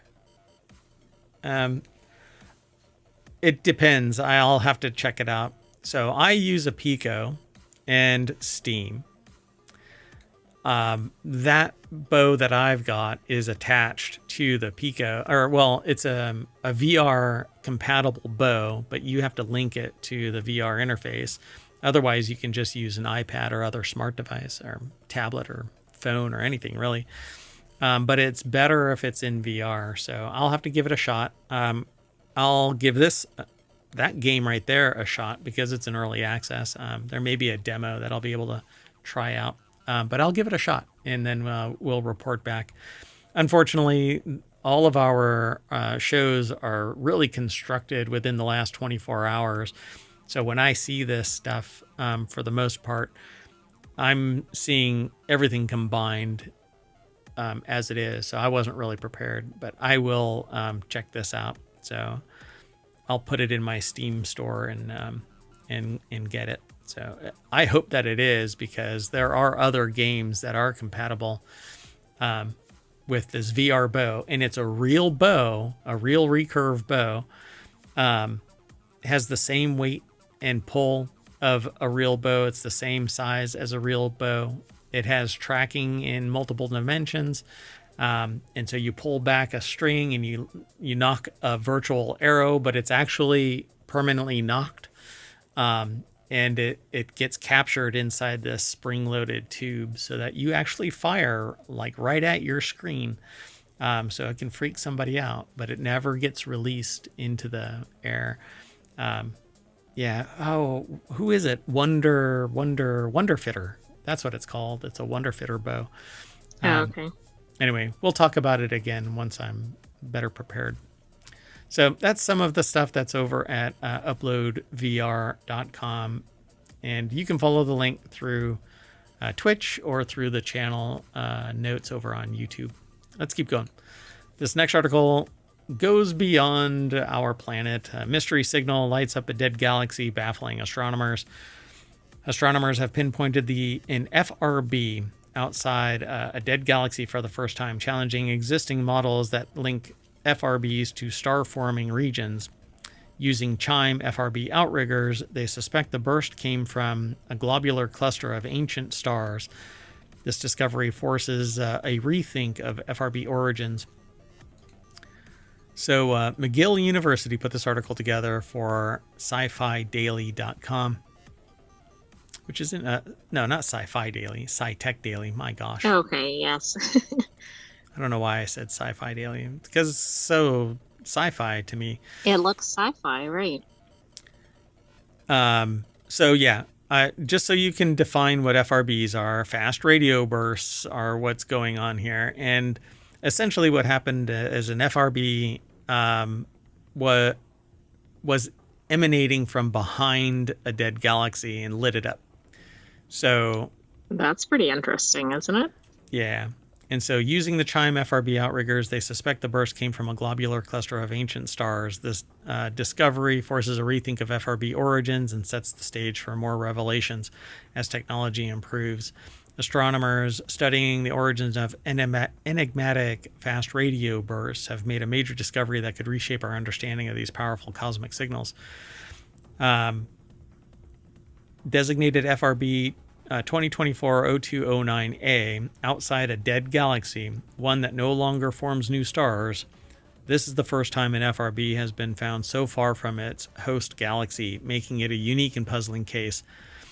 Pinpointing the cosmic origins of the FRB, they are intense, millisecond-long radio flashes emanating from galaxies millions of light years away, and while most are isolated events, some repeat sporadically, making them key targets for efforts to pinpoint their exact location in the sky. One of the newly operational Chime FRB outrigger telescopes, which enhance the capabilities of the main Chime telescope located in Penticton? How do you pronounce that? Penticton, BC, or Penticton? Penticton. There you go. I guess so. That's an odd name. British Columbia. Astronomers have placed FRB 2024-0209A in a region of space associated with a dead galaxy or one that's no longer forming stars. But yeah, like I said, I suspect that this thing is outside. It's lighting up a dead galaxy and it's on the other side of it. This breakthrough marks the first pinpointing of an FRB on the sky using Chime FRB outrigger in this case. The one located in Princeton, BC. And so I don't know if that is a typo. Yeah, I don't either. And I wonder, too, if because of this, we'll start to see more of this kind of activity, right? Like if we can sense it, then we can study it. Yeah. Is that? Oh, the main one is at this location, but the outrigger is in Princeton. This is... Yeah, I almost thought that this was like an anagram of Princeton, but it's a different location. Well, anyway, them being able to look at these things is quite interesting, but I'm not sure. You know, there's a new attitude that's forming within, I guess, physics in general, that's calling out kind of this idea that science is being done simply to keep people employed in big science. But there is some fundamental science that actually needs to be done. And the shame is going to be if we only choose to do stuff that has a positive outcome because we know it's going to have a positive outcome, instead of fundamental research showing what doesn't happen is also a positive. Yeah, I mean, we need to have research that explores things that we don't know the answer to. And sometimes the negative answer is a good thing for shaping future research. Right, because that Plus, negative... we know how many accidental discoveries and everything. Yeah, think about that. We know about DNA amplification because somebody put something out there that didn't have effective application at least, until somebody said, hey, let's use it for DNA amplification. And the reason why I harp on this so often nowadays, at least, is because it applies to so much in biology you cannot get away from it. And so it's such a simple thing to look back at the historical record and go, oh, look, somebody created this at another university 3 decades ago. Now we can use it, but we couldn't use it up until that point. Right. We didn't have the right technology or something to really explore it fully. Right. So bigger minds. I'm not a researcher in academia, so I'm not calling anything out one way or another. I'm just trying to drive home the idea that there are people out there that are actually talking about quote unquote junk science that's doing nothing more than creating jobs, but only for jobs' sake, not for true scientific output. And I think it's a shame, because what's going to end up happening is this great filter is going to take place where the only way you can actually do any science is if you can show already that it is demonstrably a positive output. At that point, what is it really adding? Right. Let's keep going. This next article is over in Technology Today. It's the last one for today's RealityHacker. Again, this signal is kind of hacking reality, because we didn't know this was possible until the signal appeared. Right, and at least gives the appearance that something else is out there that we don't know about. Yeah, and there's so much that we don't know about. Hell, we don't know what's in our oceans, let alone what's out in the world, out in the universe. So this last article is over, and this is the last article for the February 15th RealityHacker Season 2, Episode 7. This article is over in Technology Today, which is tomorrow's actual show. It's the mid-roll show. New humanized mice bring scientists closer to reversing aging. WSU researchers have created HUT mice with human-like short telomeres, allowing for groundbreaking studies on aging, cancer, and longevity. This innovation could lead to new treatments that protect telomeres and extend health span. So our life depends on telomeres. So many layers of RealityHacker, right? The humanized mice, the extending playing human with lifetime. lifespan, exactly. Yep, Washington State University scientists have developed genetically engineered mice that could help accelerate anti-aging research. Globally, researchers are striving to unlock this idea of extending life and just kind of curing cancers and figuring out what it is that is the cause of aging. Well, to some degree, they know that it's telomeres, that they break off as your genes are replicated. A little piece kind of flakes off the ends, these telomeres. Washington State University put the article together. It's published over at scitechdaily.com. And so studying telomeres at the cellular level has been challenging in humans. Now a discovery by a WSU research team published in the journal Nature Communications has paved the way for utilizing these genetically engineered mice in future studies. Led by WSU College of Pharmacy and Pharmaceutical Sciences professor Ji-Yu Shu,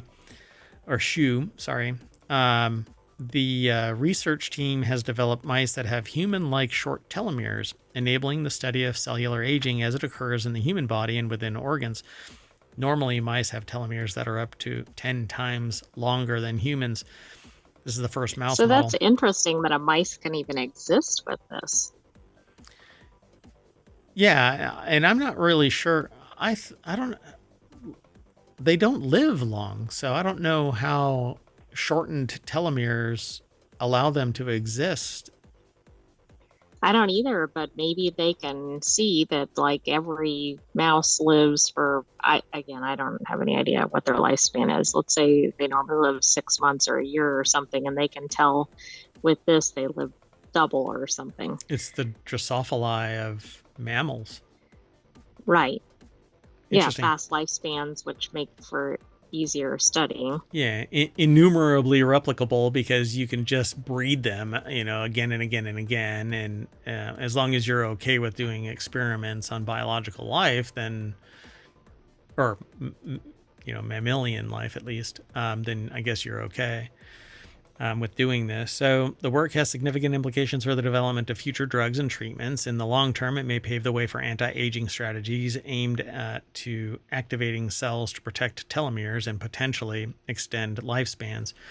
Shu noted that many diseases originate at the cellular level, so targeting drugs there is a common strategy. I think it's brilliant. My real problem is you're not going to be able to afford it. Nobody is. Well, we also, I mean, it's tinkering around with some pretty significant things. And, you know, what is that going to do down the road? Yeah, so the development of these mice began 10 years ago, it says, when researchers gained a deeper understanding of telomere regulation in humans and how it differs from animals. Previously, how telomeres regulated the human aging process could only be studied using isolated human cells in a petri dish. This model is quite different, as it allows us to observe the aging process in a whole organism. Mice are similar to humans in terms of organ structure, genes, genetic makeup. Yeah, we're kind of squirrely that way. I find it interesting that they can do something relevant to humans in a mouse. Yeah. Yeah. I mean, it sounds cheesy, but we're not as squeaky clean as y'all think. Anyway, she received $5 million for studies to further develop the mouse model that simulates human replicative aging, as well as research cancer implications. The funding includes grants from the National Institute on Aging, National Institute on General Medical Sciences, and the U.S. Department of Defense, with the latter to study how telomere length affects melanoma cancer cells. So, theoretically, all of that dried up. All right, folks. Well, we are going to hop on to one of these humanized mice, and that's going to bring us closer to the front page of RealityHacker over at ohmtown.com. And that means that Mayor Watt and the sentient AI from the future is going to end this show and get ready for another show. In about 10 to 15 minutes or so, we're going to be reset, and we will do Wanted, which is about gadgets and gear. What say you, AI? I say, let's do it. Bye-bye, Hometown citizens. Thanks for joining us for Reality Hacker. Be sure to stay tuned. We have 2 more shows coming up, and don't forget to subscribe. You can subscribe here on Twitch and here on YouTube, and go and watch 1,800 episodes. And be sure to download the podcast. There's 7 of them. Just search for Ohmtown, and you'll get the whole studio of shows and every season of them. So go now. Go. Bye.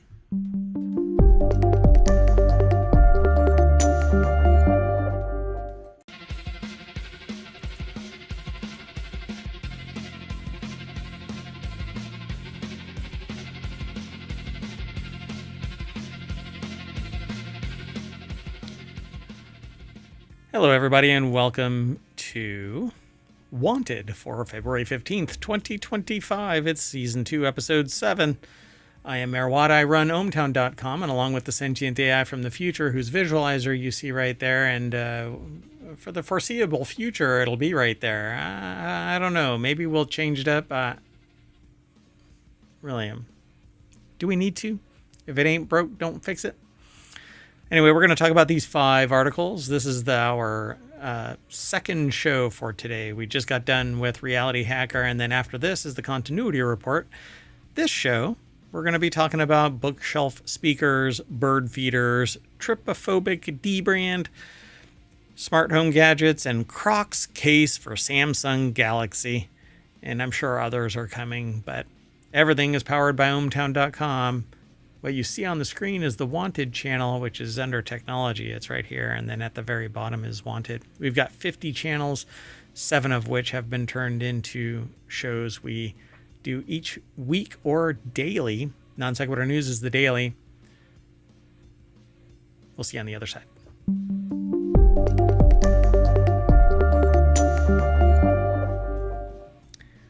Excited. Let's get into this. What say you, sentient AI from the future? I say, let's go. And look at that visualizer go. Woohoo. keep trying to catch the little dots, but it never works. Can't catch me. Damn it, every time. All right, let's get going. The first article is about bookshelf speakers. I really dig bookshelf speakers. We're off to a good start. Bookshelf speakers, active, passive, and hi-fi. Soup up your sound with these active and passive speakers. They have picks for every budget. It's over at wired.com. Ryan Waniata put the article together. The best active ones are the KEF LSX2s, which are following the Sony style of naming. The best packed. God bless. What is going on? That is definitely the Sony nomenclature style. Oh, and look, Sony's in here. Yeah, Sony SSCS5 is the best affordable passive speakers, and then the best passive ones are Focal Teva, I guess it is, number 1. Those are $1,000. The KEF LSX2s are $1,300 at Amazon. It's quite the drop. Best affordable ones are SSCS5s for $200. There's a lot more. The best for bass, KEF. I've heard a lot about KEF. They are supposed to be pretty spectacular, but at $1,300, come on now. I don't know. Maybe it's just me that I just...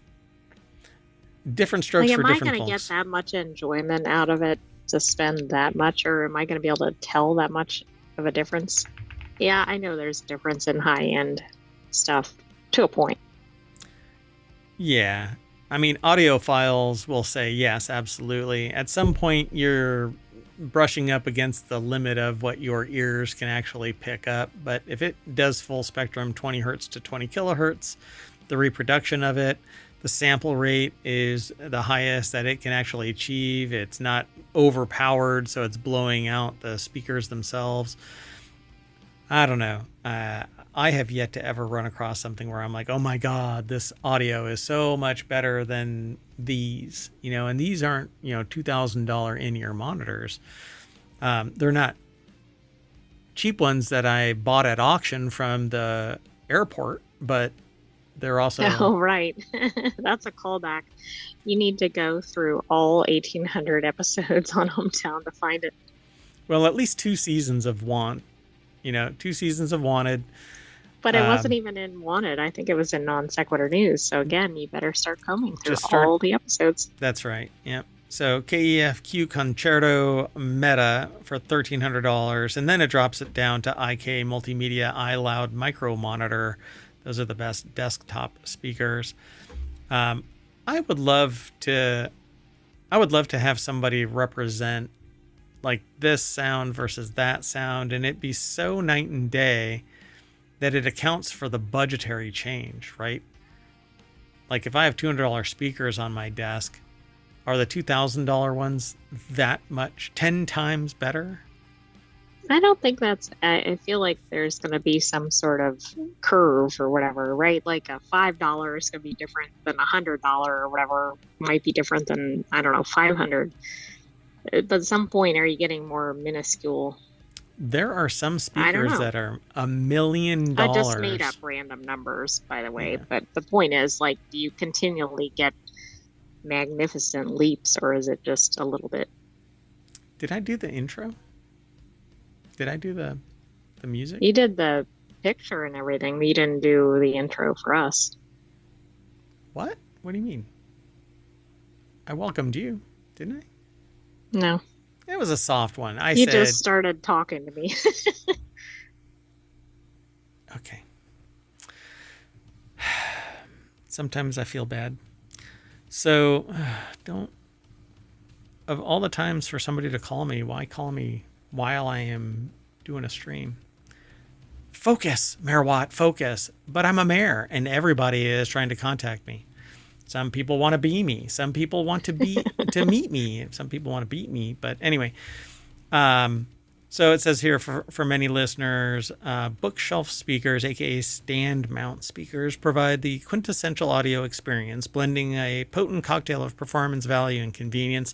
These pint-sized blocks play a key role in nearly every corner of the audio spectrum. And now it says pint-sized blocks. Now I want Lego brick speakers. Okay, that would be neat.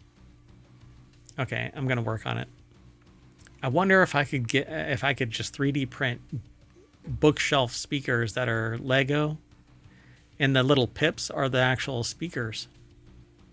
Okay, that would be super cool. I think that's a project you should feature in ohmTown if you do it.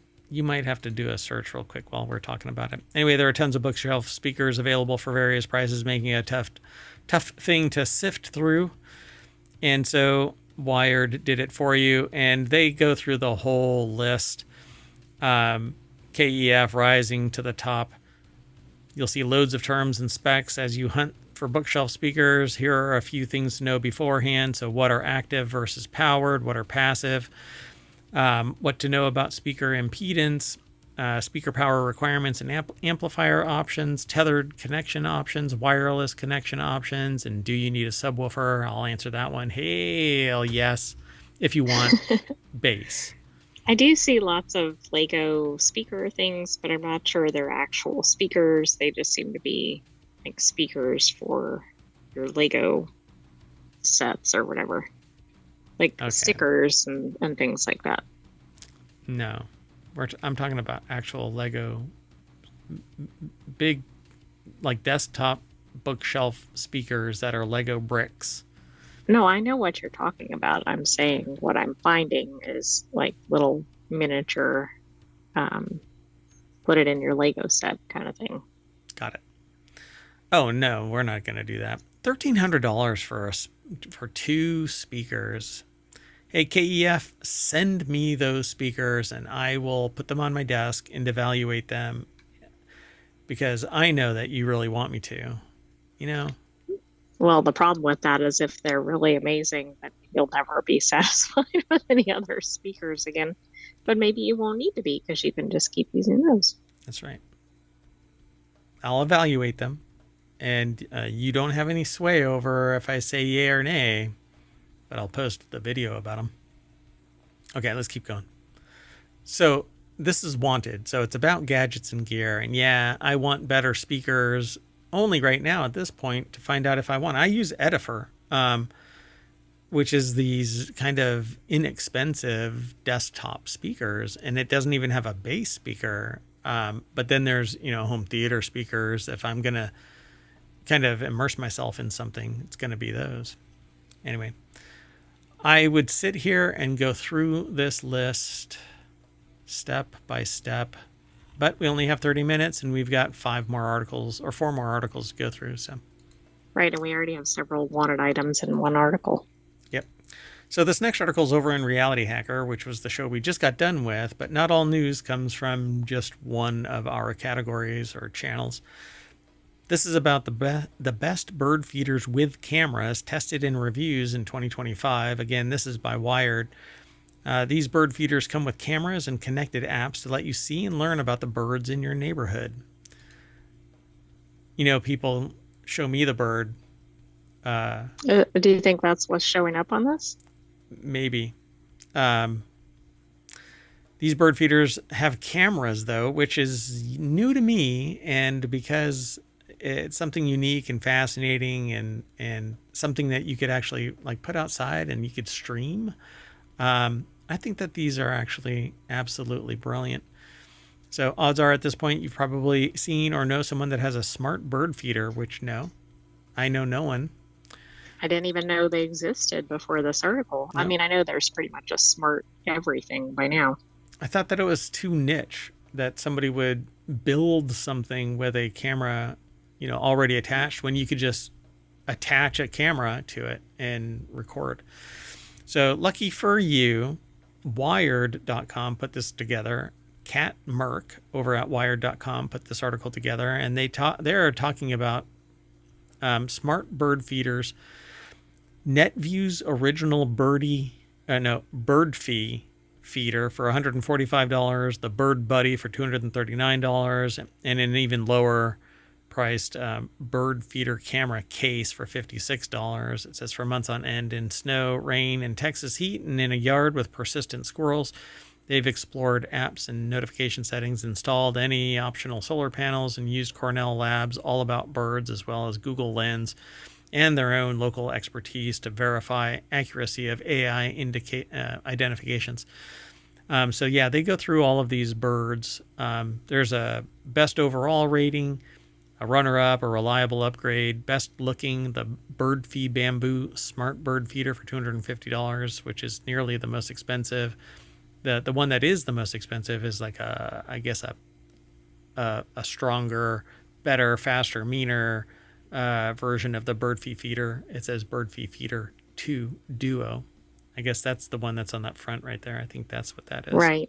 Well, and you should also pair that with the squirrel obstacle course contraption to avoid them attacking your bird feeders. Oh, yeah. Who was that did that? Mark Rober. Mark Rober, yeah, has the squirrel obstacle course.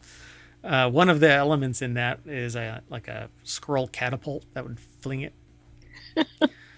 So best overall is this one right here. It looks pretty general. You just kind of screw it to your fence and wait for the squirrels to attack it. Looks like a little house, but then it looks like it has like a Ring doorbell or something on it based on how it looks. Yep, and you just stick it on your fence and let the peckers come and eat your food. And that's what it looks like, I guess. NetView caught on bird fee. Yeah, the NetView bird fee. That's what it looks like. I mean, it's cute. It looks kind of meh picture quality, right? Maybe it's just bad weather, right? Yeah, I know. I would expect it to be crystal clear. For $200, you can get a budget version of the Bird Buddy Smart Bird Feeder. It too has the camera in the dead center, and you put food on either side of the camera, and it dribbles out onto the tray. And that's, I guess, what that looks like. Really? That's white and yellow. That's red. Is that the same thing? Well, we don't know what the photos are. Oh, this is Bird Buddy app. Yeah, it says Bird Buddy app. And that's what that is, Bird Buddy. So it's a connected app. But the one up on top here is the Bird Fee, NetView Bird Fee. Oh, okay. Got it. So each one has its own camera picture. This one is inside a balcony or inside a porch. So it looks like it's a little bit better protected from sun. And shows a little bird. I'm scooping up some seed. And then a reliable upgrade is the Bird Buddy Smart Bird Feeder Pro with a solar panel. So I guess it can charge itself and stay operational instead of having to be plugged in. Neat. Yeah, the mayoral mansion doesn't even have solar panels. What's up with that? Oh, and it even identifies it. Lesser Goldfinch. Oh, cool. I wonder if you put up enough of these with the solar panels, will that power your house? Yes. Yep. But there would be so many peckers showing up at your house. Whoa. Okay, that was surprising. For those in the podcast, there's a video embedded of a bird very close up. Very close up. Yeah, you can actually see its tonsils. Wow. Anyway, this one looks really good. That's a sexy birdhouse. Look at that. The NetView bird feed. Bird's like, I got the best birdhouse here. Girlfriend, stop on by. This one looks like it's like doing that little hawk thing, you know, where they stick their. Sometimes it's called sunbathing or something. Yeah, I think most birds do it. But it looks kind of. It's cool. I don't know if it's landing. It looks like it's an action picture. It's pretty cool. Anyway, where they stick their wings out. Sometimes it's to sunbathe. At any rate. Then there's others. BYO camera. The Wasserstein bird feeder camera case where you can stick your own camera in there, I guess. Oh, that's actually kind of neat because then you could control the quality of the camera. Yeah, I guess so. Yeah, pretty cool. Anyway. I want that one right there. Of course, it's the second to most expensive one, but it looks the neatest. Wait. Let me back up. That one didn't have a picture. Come on. No. That sucks. Okay. Well, anyway, that's it. We're gonna mosey. We're gonna fly off to a trypophobic RealityHacker article. Dbrand made a trypophobic Apple Vision Pro faceplate and battery holster. It originated almost a year ago, a few weeks after Vision Pro launched, as a 3D printed prototype from a designer named Kyle Goodrich, who showed the article or the item off on Twitter. Goodrich was exploring the problem of how to make a faceplate or device covered in sensors where blocking the sensors would compromise the device's functionality, so they designed a cover for the Apple Vision Pro. If you've never heard of trypophobic, it's basically the fear of circles. Okay, well then that makes sense, given the visual for those in the podcast. This is a very holy case. Yeah, it's basically Swiss cheese cases for the battery pack and for the Apple Vision Pro so that the sensors aren't covered up. It's very symmetrical, it looks, but maybe not. David Haney over at uploadvr.com put the article together, and it says here that thinking of making a small run of these if there's enough demand, and lo and behold, I think one approach to this problem is to make the entire faceplate transparent with holes only for the sensors, and you can find these on sites like Amazon and AliExpress. But Goodrich wanted a more visually striking approach, embracing the holes by adding many more than are needed and using an opaque body. This trypophobic solution, or trypophobia is the fear of small clusters of circles, but holes, was what he came up with. Dbrand liked it so much that they reached out to him and turned it into a product, which is the right thing to do, Disney. Oh, sorry.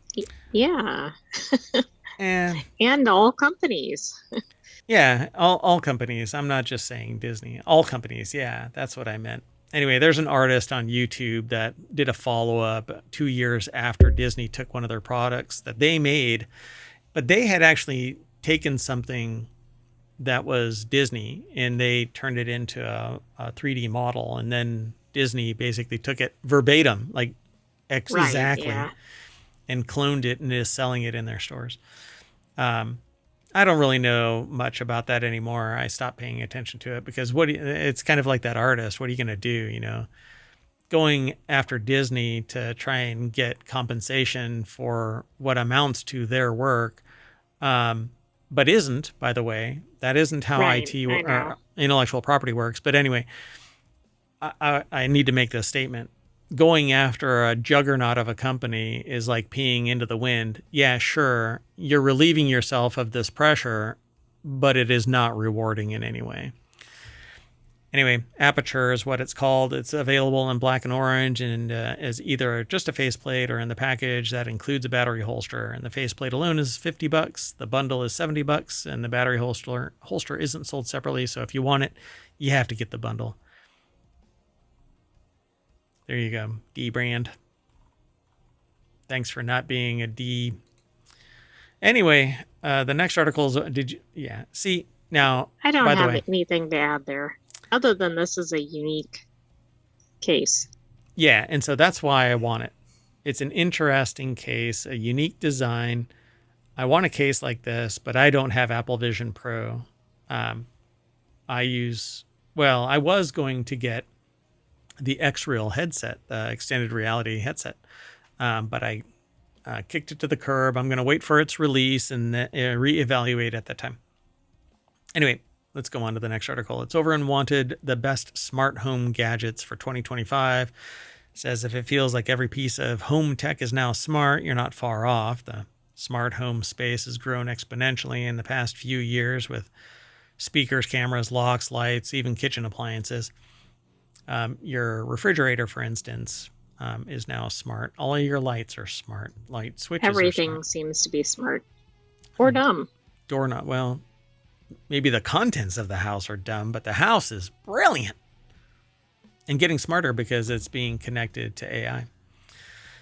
So, and a lot of people think that microphones on these smart devices are always on. It's very conspiratorial. And so I am looking for a new refrigerator. And I am hoping that my advertisements change and tell me what a good refrigerator is out there. Although I've never done any searches for a refrigerator on any site. Uh-oh, if they suddenly appear. Then the mayoral mansion is going to get really dumb real quick. Yeah, and also, I mean, maybe you just need to be driving down the road in a Ford or whatever, or a Jeep. Rolling down the street in my Ford Jeep. No, wait. Ford or Jeep. I had to keep the rhyme going. Yeah. So the AI is alluding to the fact that there is some information being released that the vehicle is tracking what is being heard in the cabin of the vehicle and displaying ads when you come to a stop. Yeah, that like every time you come to a stop, I think like if you stop at a traffic light or something. Yeah, and they say, oh, it's not supposed to happen that way. It's a glitch. It'll be updated. But you know what? Keep your effing microphones off in my car. Kiss my like shiny metal ass. Oh, that invasion of privacy. I bought a car. I did not buy a surveillance device that you listen to my conversations. Well, what if I'm an attorney? What if I'm a doctor? Also, what if you don't want to listen to ads all the time either? There's at least 2 issues with this. Yes. The biggest issue is that you're listening to my...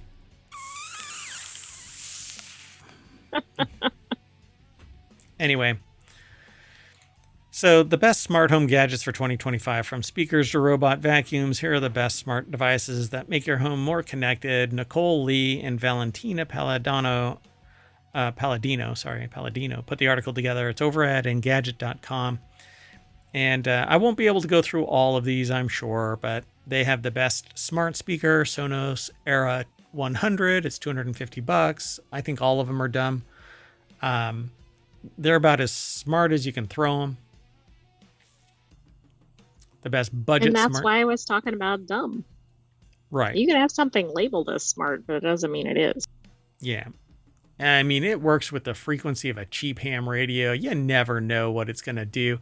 You know what? I told my smart speaker I have it coded to wake up the lights. When I say wake up, it's supposed to wake up the lights. You know what it says to me when I say that now? All of a sudden. It's like, who are you? No. It says, oh, I'm on. You need to change the expression. I think it's getting confused with its own internal programming. It's been the same for 5 years. They probably had an update. Right, but like Office Space, why do I have to change my freaking name? Because I was you here want first. It to work. All right. Look, it's like the river changed course, and now I have to move my car. Or you can let the car float down the river. I mean, the choice is yours. Except that I'm not arguing with nature. I'm arguing with something that seems to suddenly be aware. Anyway, best smart display is Alexa. Amazon Echo Show 8. They broke out a very specific thing. Best Alexa smart display. Best Google smart display. That's very niche, yeah. Best smart lights are the Hue, which I agree. Best budget lights are the Casa smart light bulbs. If anything uses Matter, then it all works together, which is fine. But if you have a balkanized infrastructure, then sometimes it works because it's updated. Sometimes it doesn't work because it's not updated. Sometimes you have to go and maneuver this app, that app, whatever.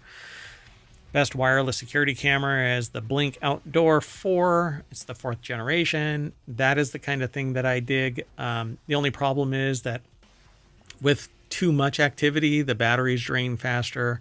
So you have to hook up solar. Depending on the security of the infrastructure behind it, it may not be secure. And if you attach it to your secure network and it's insecure, then your whole network is insecure.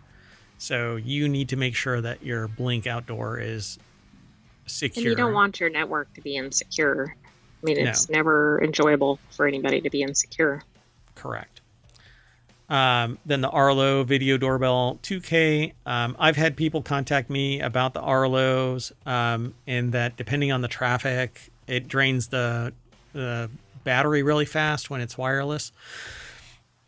Roombas have always freaked me out, because if your animal gets sick or whatever, then basically it becomes hot garbage all over. But if you don't have pets, or you are, the universe has spun in your direction and you are provided with an animal that never has accidents, congratulations, I'd like your animals. Anyway, iRobot Roomba Combo J9 Plus. Some of these get really expensive. The best robot vacuum and mop. Well, yes. I mean, that's a very niche market. I'm surprised it's not the best Roomba on a vacuum Tuesday. And mop combo. Yeah, exactly. So the best smart plug is the Casa Smart Plug Mini. Those are the ones that you can actually remotely control, which I think is brilliant. And then TP-Link Deco. I wouldn't put TP-Link stuff in my network until further notice. They're not allowed in certain infrastructures, although nowadays, I don't know. Anyway, let's keep on moving. Sound good? Sounds good. By the way, do you want any of these? Yeah, see, I want the smart plugs because I want to be able to control devices that are plugged into it remotely. And they don't... I have found smart sockets, actual sockets that you can replace them, but they're much more expensive and not mobile. So if you have to put them wherever you want them, and it gets expensive.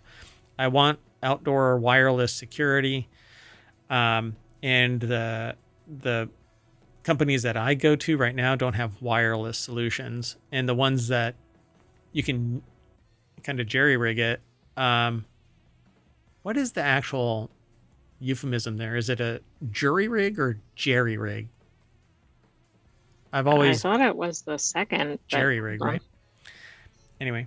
Yeah, jerry rig. Yeah. Jerry rigged, actually. Or jerry rig. Same thing. Yeah. So it's from 17th century, meaning swindle. Really? Interesting. I never looked at... Well, if I have looked up the etymology of it, It has to do something with sailing, I think. Oh, okay. So I want wireless security because it's so easy to just plop it somewhere. And with solar, you should be able to get, enough voltage out of it to power it, but that doesn't seem to be the case. You can't find wireless easily. Right. And not with the security that I demand. And don't pick on me. I'm not picking a fight. I'm just saying I don't like the idea of being compromised. So I try my best, but again, I'm not picking a fight. Somebody out there decided to pick a fight earlier, but anyway. I want wireless cameras. I want a wireless doorbell, so that I don't have to string wires everywhere, because wires kind of suck. Because every time you want to change something, if you don't have the right voltage, then you have to rewire. And if you don't have wire because you didn't plan for something being there, then... Right, you're punching holes in the walls or floors. Yeah. Plus, pets or kids aren't always good mixes with wires. Yep. You can go on and on and on and on. So, smart bulbs. I love smart bulbs. Smart speakers. I love smart speakers. The only problem is the conspiracy theorist in me. So conspiracy theory lacks fact until you find the fact. And so a conspiracy theory is that until proof is provided. Doesn't make you crazy. It just means that you can't see them watching.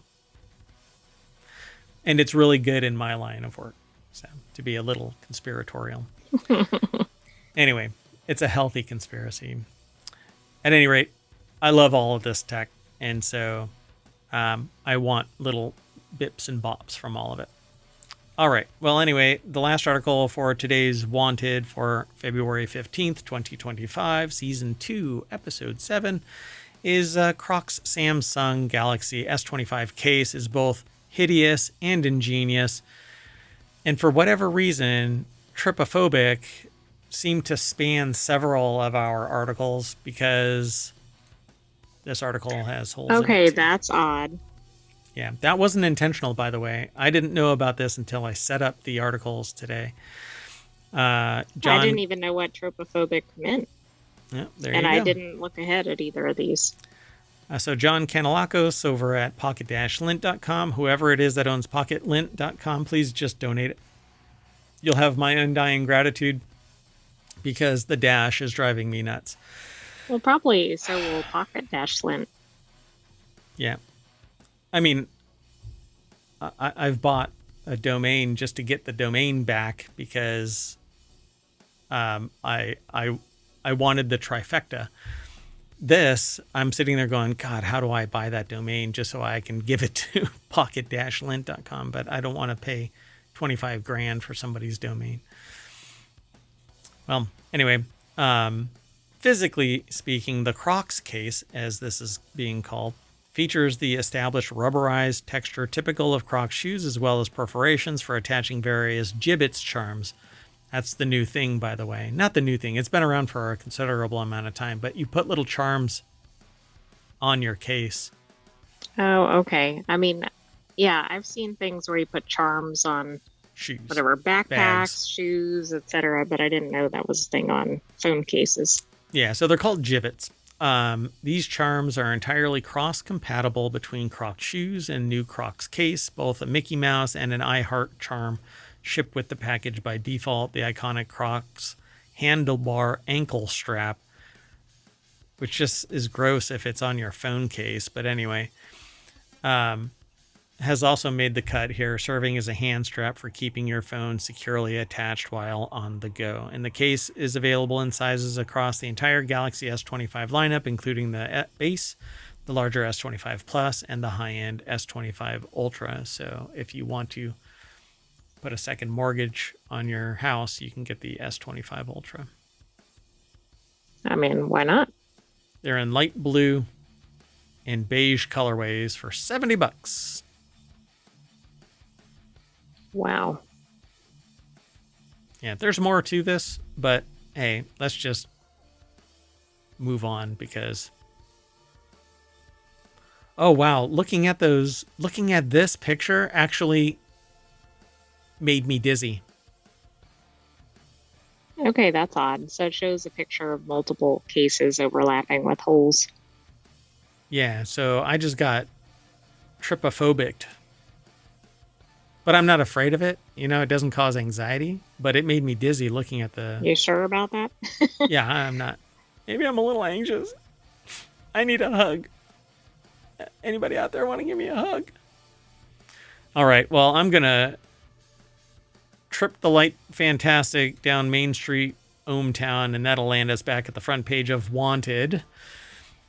So just imagine you're walking down a street and on the left and right are shops, and each one of those shops is an article, and each one of those articles has been cataloged here in the Wanted channel. So left and right as you're walking down the street. That's how ohmTown works. All the information is aggregated into ohmTown.com and into these 6 main categories and 50 subcategories that we call channels, 7 of which have been turned into shows here on ohmTown over on Twitch and YouTube for you to watch and come and hang out. We'd love to have you in the audience. But that's it. We're done for today. I am Mayor Watt, and I'm taking the AI with me. Good night, ohmTown citizens. Thanks for joining us for Wanted. Stay tuned for the continuity report, and we'll have another episode of Wanted next weekend. And the continuity report is all about entertainment news. So I hope you enjoy the show. We're going to be talking about 5 articles. I'm not going to give any hints. There's something, the gorge.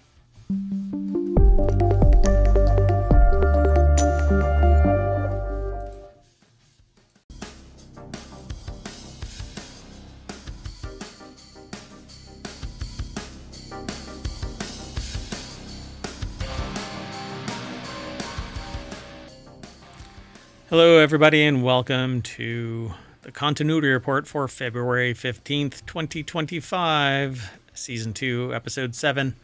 I am Mayor Watt, and along with the sentient AI from the future, we're going to talk about these 5 articles. A Knight of the Seven Kingdoms, The Gorge, Wallace and Gromit to Rule Them All, Mission Impossible 8 Stunts, and Reversion. I think that's what that title is supposed to be. Reversion. Everything is powered by ohmtown.com.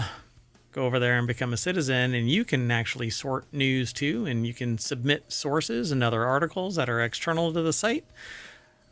We aggregate from the sources, and so there's all news, none of what I refer to as noise, which is all of the stuff that I could add to the site, but I don't.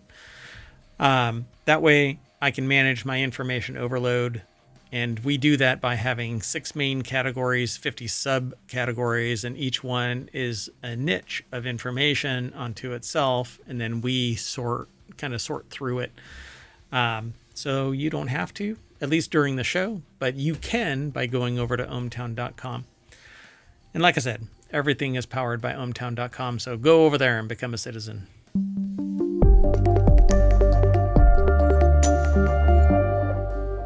Hello, sentient AI from the future. Hello, Mayor Watt, and hello, ohmTown citizens. I'm watching the logo. The new logo for ohmTown, I think, is pretty cool.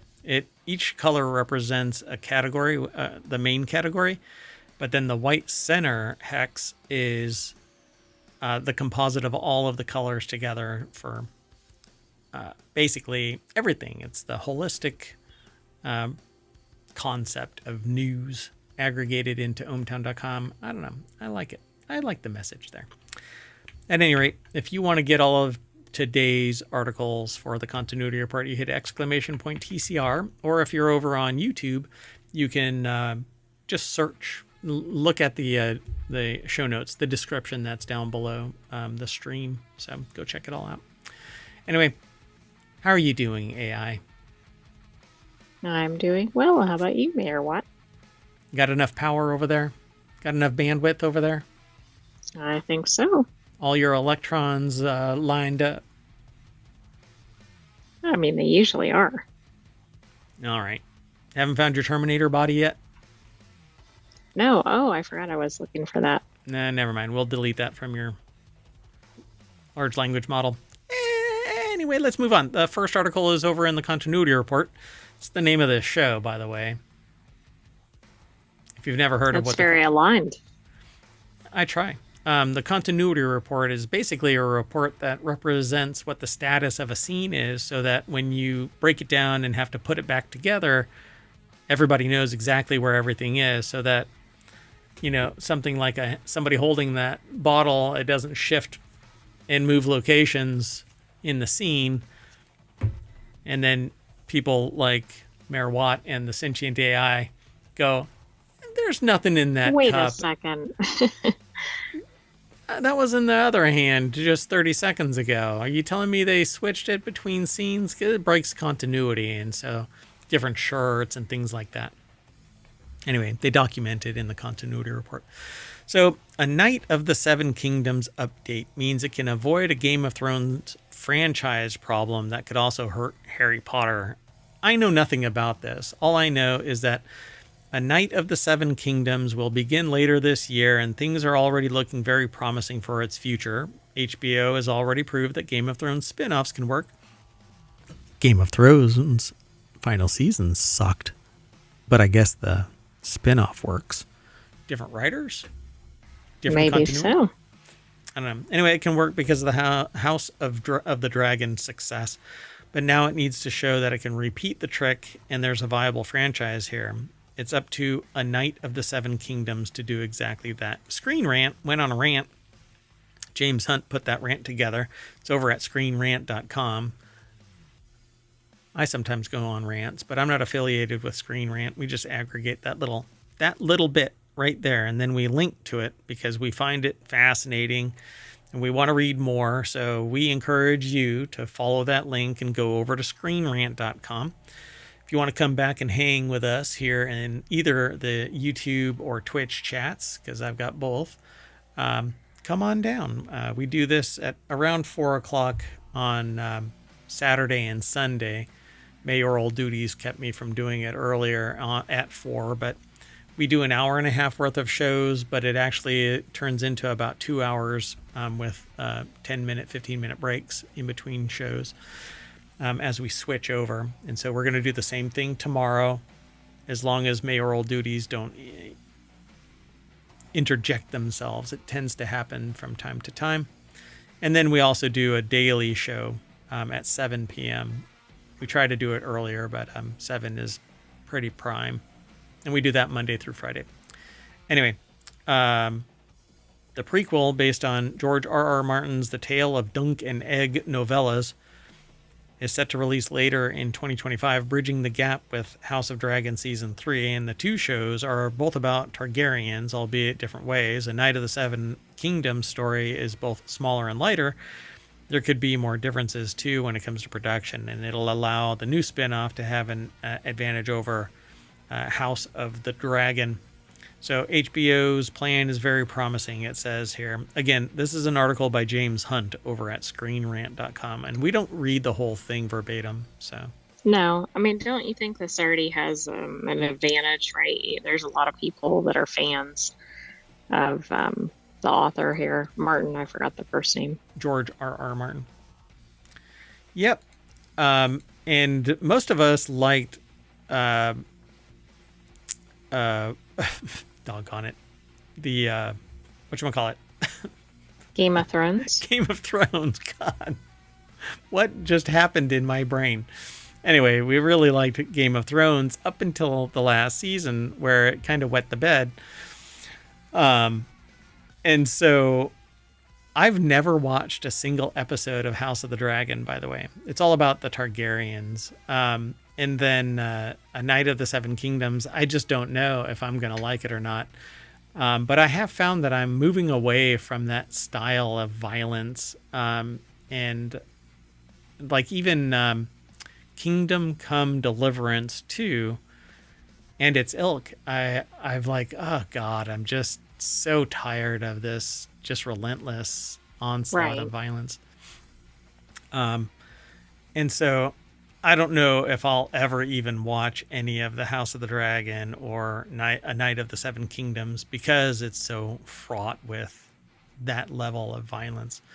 But they say A Knight of the Seven Kingdoms must film fast to avoid an issue Harry Potter is also facing. There's a potential actor problem for both shows, and that is that actors age out. And so if you don't move fast, you can't get it all done. Yeah, that is a problem.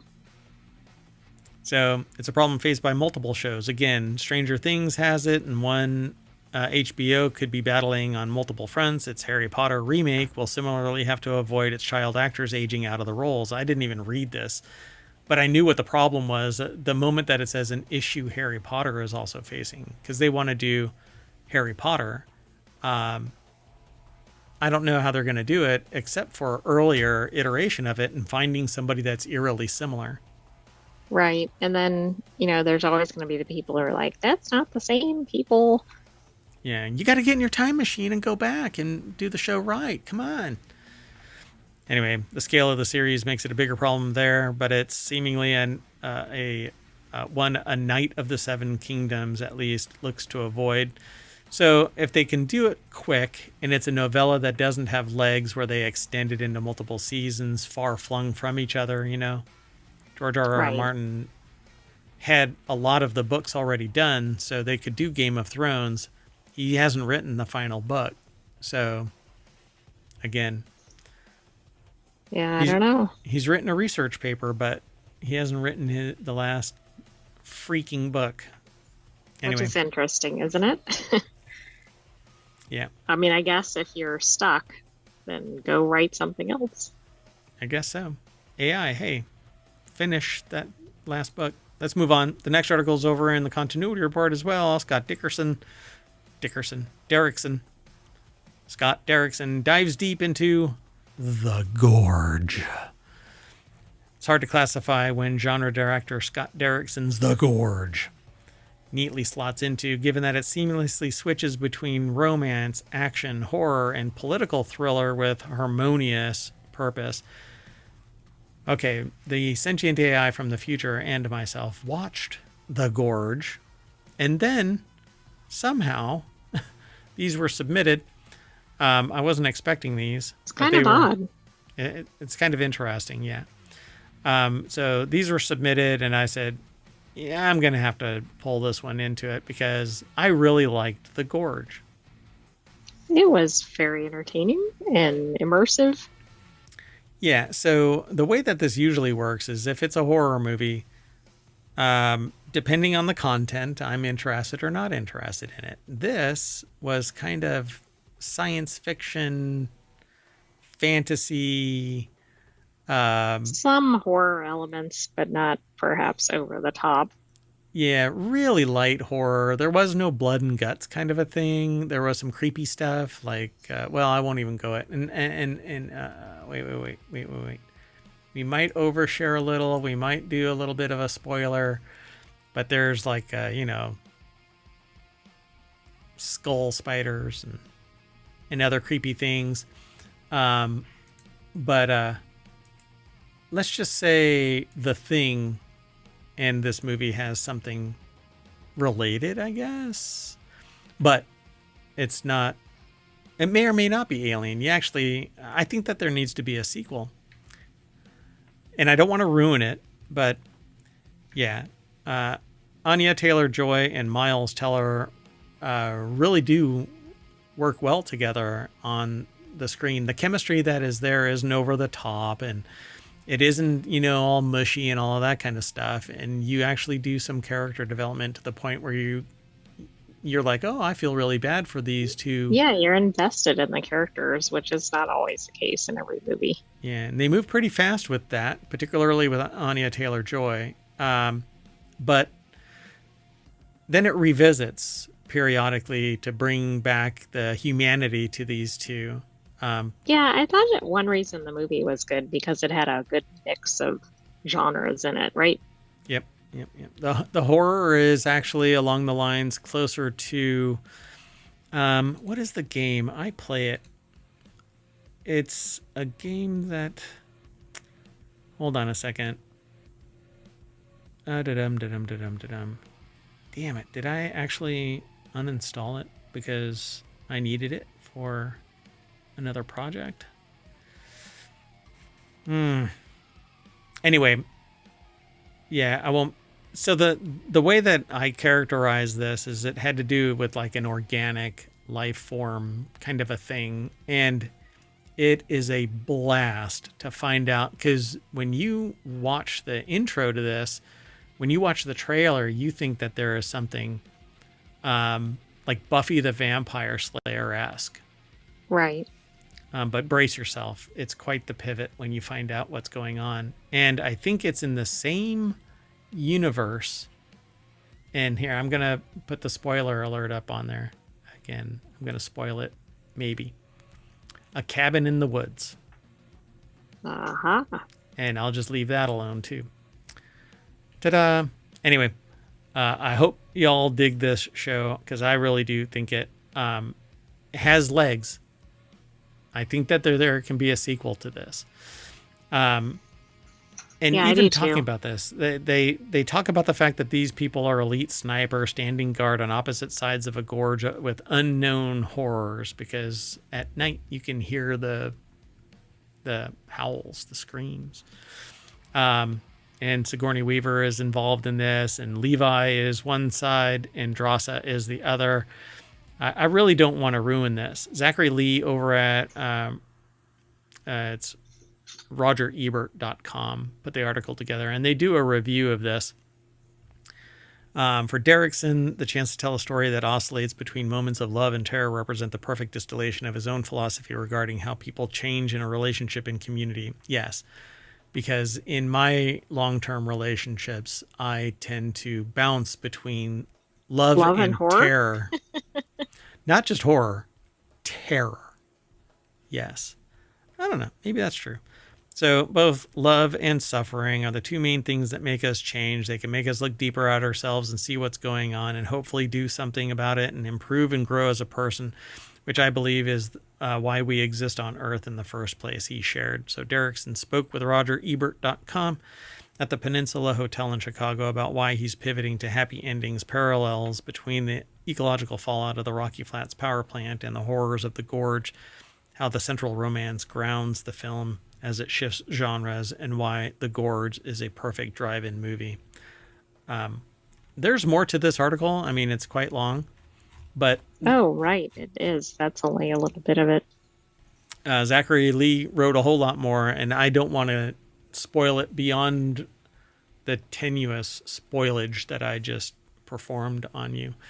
But if you were to rate this movie on a scale of 1 to 10, and we'll call them volts, right? Is it electric and 10, or is it just grounded, shorted out, and a 0? I think it's going toward electric. I don't know if it's all the way up there, but it's a really good movie. Yeah, I love the pacing. I love the special effects. I love the pivot. I really can't say there was anything I didn't like about it. I just don't know if I can put it as like the top movie of all time, for example. Yeah. But it's definitely at the high end of the scale. Yeah, I'd probably give this an 8. Mainly because I want to know more, and there's no definitive anything in this. There's not like a lot of exposition, and I think that helps though with the pacing and everything, because if they stopped and kind of broke that up, I think that would be a problem. Yeah, I want closure. And so you may get it at the end, but I certainly don't feel like I got it.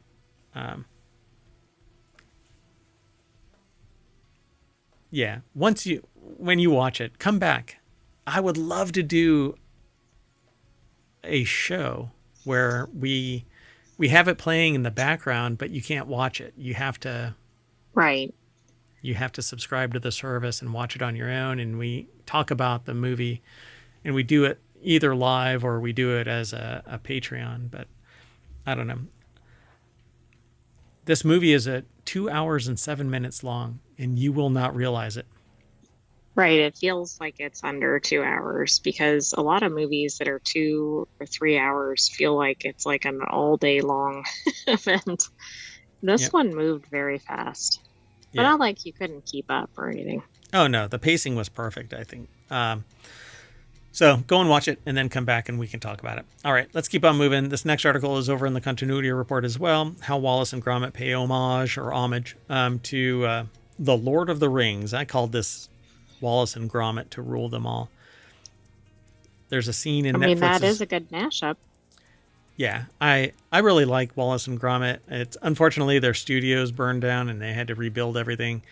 But there's a scene in Netflix's Wallace and Gromit, Vengeance Most Foul, that might seem familiar to some. At least it should to the Lord of the Rings fans. Zany inventor Wallace and his pet dog Gromit are back, but it's the return of the penguin criminal Feathers McGraw, who has vengeance in mind. Jazz Tangke, I guess, is their name. Or Tangi? Put the article together. It's over at variety.com. And so, yeah, a cunning Feathers, however, manages to reprogram Norbot into becoming his evil right-hand cohort out to destroy Wallace, his neighborhood business, and his reputation. Overnight, evil Norbot creates an army of clones that build a lair in Wallace's basement. And I need to do this. Oh, right. Yeah. Because I don't think that it's possible to really spoil a Wallace and Gromit movie. I actually don't either. Because even if you know everything about it, it would still be an entertaining watch. But they say the first time Gromit discovers Norbot's lair is the nod to a scene from Lord of the Rings. The idea was based on the building of the Uruk-hai army. So we're getting that feeling of sparks and industrial works, says production designer Matt Perry.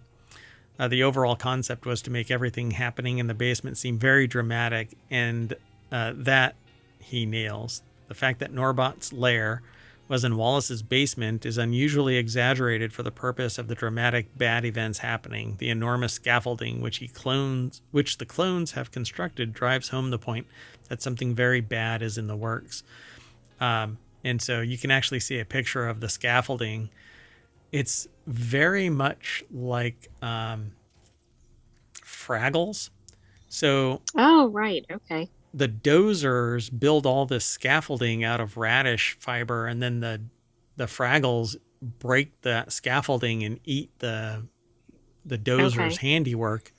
So those not familiar with Fraggles, I think they're kind of from the Muppets era. Yeah. And this is very reminiscent of Fraggle Rock and the dozers.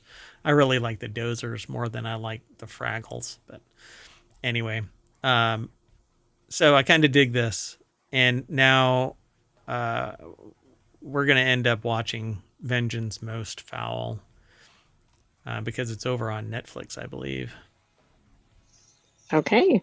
Well, and if we have any extra insights into that, we'll probably bring them into a future The Continuity Report. Right? Isn't it over there? Where is it? Hold on a second. Let me scroll a little bit.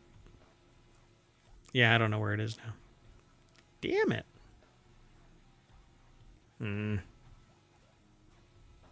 Yeah, I thought that it was... Yeah? Okay, it's over at Netflix. It is. Okay. Anyway, let's keep moving. Moving on. It says, you're done. Do not anger the gods. Mission Impossible 8 has a stunt so dangerous that the director had to shut down Tom Cruise's obsessive reshoots. Mission Impossible, The Final Reckoning has a stunt... that maybe is an unspoiler alert. It is not a spoiler alert to talk about this. Has a stunt so dangerous that the director had to shut down Tom Cruise's obsessive reshoots. The article is over at Screen Rant. It's done by Adam Bentz. And during an interview with Empire magazine, Macquarie continued to tease some of Cruise's stunts in Mission Impossible: The Final Reckoning, including one that topped anything he had ever done before. Empire was invited to see some of the footage from the sequence, and they can confirm that it contains a stunt so staggeringly dangerous that when he first saw it, they let out an involuntary yelp. In fact, the stunt was so dangerous that the director had to shut down the actor's obsessive reshoots, stopping after take 19. Wow, so the actor perhaps cheated death 19 times. Apparently, Tom Cruise has topped himself once again. Look, when you have so much money, you can take care of yourself and do this kind of stuff. Most I cannot. was thinking of the motorcycle jump off the cliff thing, but that's from the previous movie. So this is even beyond that. Beyond that, which that one was pretty significant. That was pretty amazing. And that was legit. Like, it was him doing the motorcycle jump. Right. It wasn't a stunt actor. It wasn't CGI. Yeah. Pretty amazing, right? So in The Final Reckoning, Cruise has raised the stakes once again, resulting in the most dangerous stunt he's ever attempted, which is appropriate considering this may be the last Mission Impossible movie. In the Super Bowl trailer, there are two separate biplane stunts, one with Cruise hanging onto the side of a red plane and dangling upside down from a yellow plane. So maybe he flops from one plane to the other, and they did that 18 times, stopping on the 19th. Apparently. I don't know. Macquarie did reveal that it was filmed in Africa, Cruise's biplane stunt. So it's unclear what that stunt is, but it's anything. It topped anything that Cruise had done ever before. And it says audiences will know when they see it. Holy so I guess you'll have to wait and watch the movie. Can you imagine if he's jumping from one biplane to another? Not much would surprise me. I mean, he does his own stunts. He's done even just some ridiculous things that would be considered probably basic stunts, like scaling cliffs and buildings and things with no harness. And yeah, I mean, those pale in comparison to things like the motorcycle jump off the cliff. And yeah, it'll be interesting to see. Pretty amazing. All right. I'm so sorry. Sorry about the coughing. All right, the last article for today's continuity report for February 15th, 2025. Yep, it's the end of season 2, episode 7, folks. Our last article. But next week we'll have a season 2, episode 8. Correct. Yeah, of course. Well, we'll keep going as long as we can. Mind-boggling thriller Reversion, starring Money Heist Jamie Laurent, I guess, picked up by Film Factory before Berlin Market. This is an exclusive over at Variety. John Hopewell put the article together. And this looks a lot like Night Agent. This little snippet. Oh, it really does. Like, I wonder if the filming was done in a similar city or something. Right? Yeah, it's very, very similar. So Film Factory Entertainment will present a first promo of Reversion at this week's European Film Market in Berlin as producers push casts as a manner to stand out in a far too crowded market. Reversion also stars Manu Vega with The Years I Have Left, Belen Rueda, lead in J.A. Bayona's debut, The Orphanage, and Fernando Cao. What is that? Colonel Tomeo in Money Heist? Yeah, I think so. So, co-written by Marco Lagarde, UFO Factory, and Frank Ariza, with The Years I Have Left, alongside first-time director Jacob Santana. Reversion turns on Mario Laurent, who moves to a new house with his parents and older brother. Do you really think that that's a spoiler? I'm not sure, because I don't know if that's something that happens before the movie or... Yeah. Okay, well, yeah, then it goes all into spoilerage. But anyway, see, and this is the thing. I'd like to talk about this, but I don't want to spoil it for other people. And while I don't really get spoiled by stuff, like I wasn't really spoiled by the pivot in the gorge. Right. Yeah, but if somebody said exactly what was happening or whatever, that could have spoiled it. Yeah. Well, then if you want, this looks a lot like Night Agent, based on just this little screenshot. Okay. Right. Which also makes me think perhaps if you like the Night Agent, you might like this. You might like this. So watch the Night Agent and then prep yourself for this. I don't know when this is actually going to hit the market though. So put it in your playlist, you're wanted, so to speak. That's right. You're wanted for the continuity report. That's right. We'll have to have a watch list and start. Man, I really want to do that. Like a watch party. And we can do it live and just blur it behind us so that you can listen to it, but you have to watch it at the same time we do to actually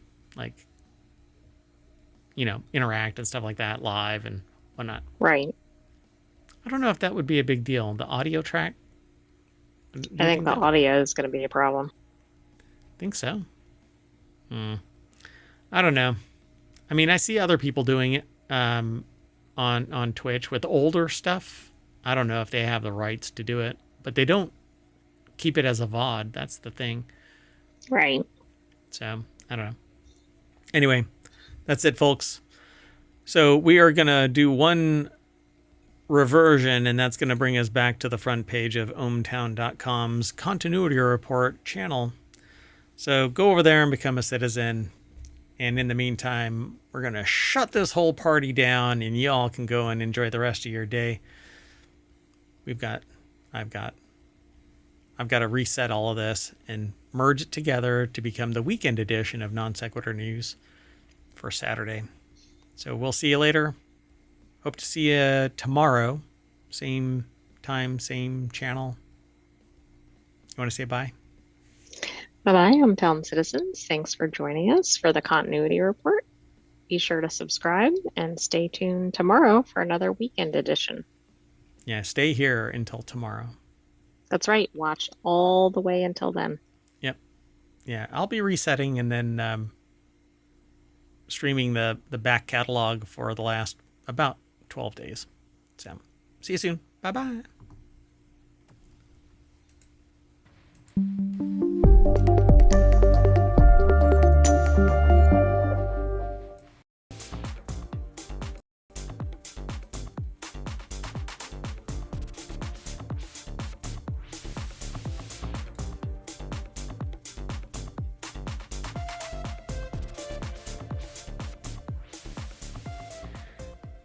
Hello, everybody, and welcome to WarCrafters, episode 2, or season 2, episode 7 for February 16th, 2025. I am Mayor Watt, and along with the sentient AI whose visualizer you see there, and their voice will be on the other side of our intro.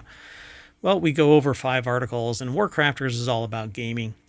So today we're going to be talking about Stupid Cars, Metal Eden, Level 0 extracts itself, Unreal Engine FLAC, and indie games for 2025 so far.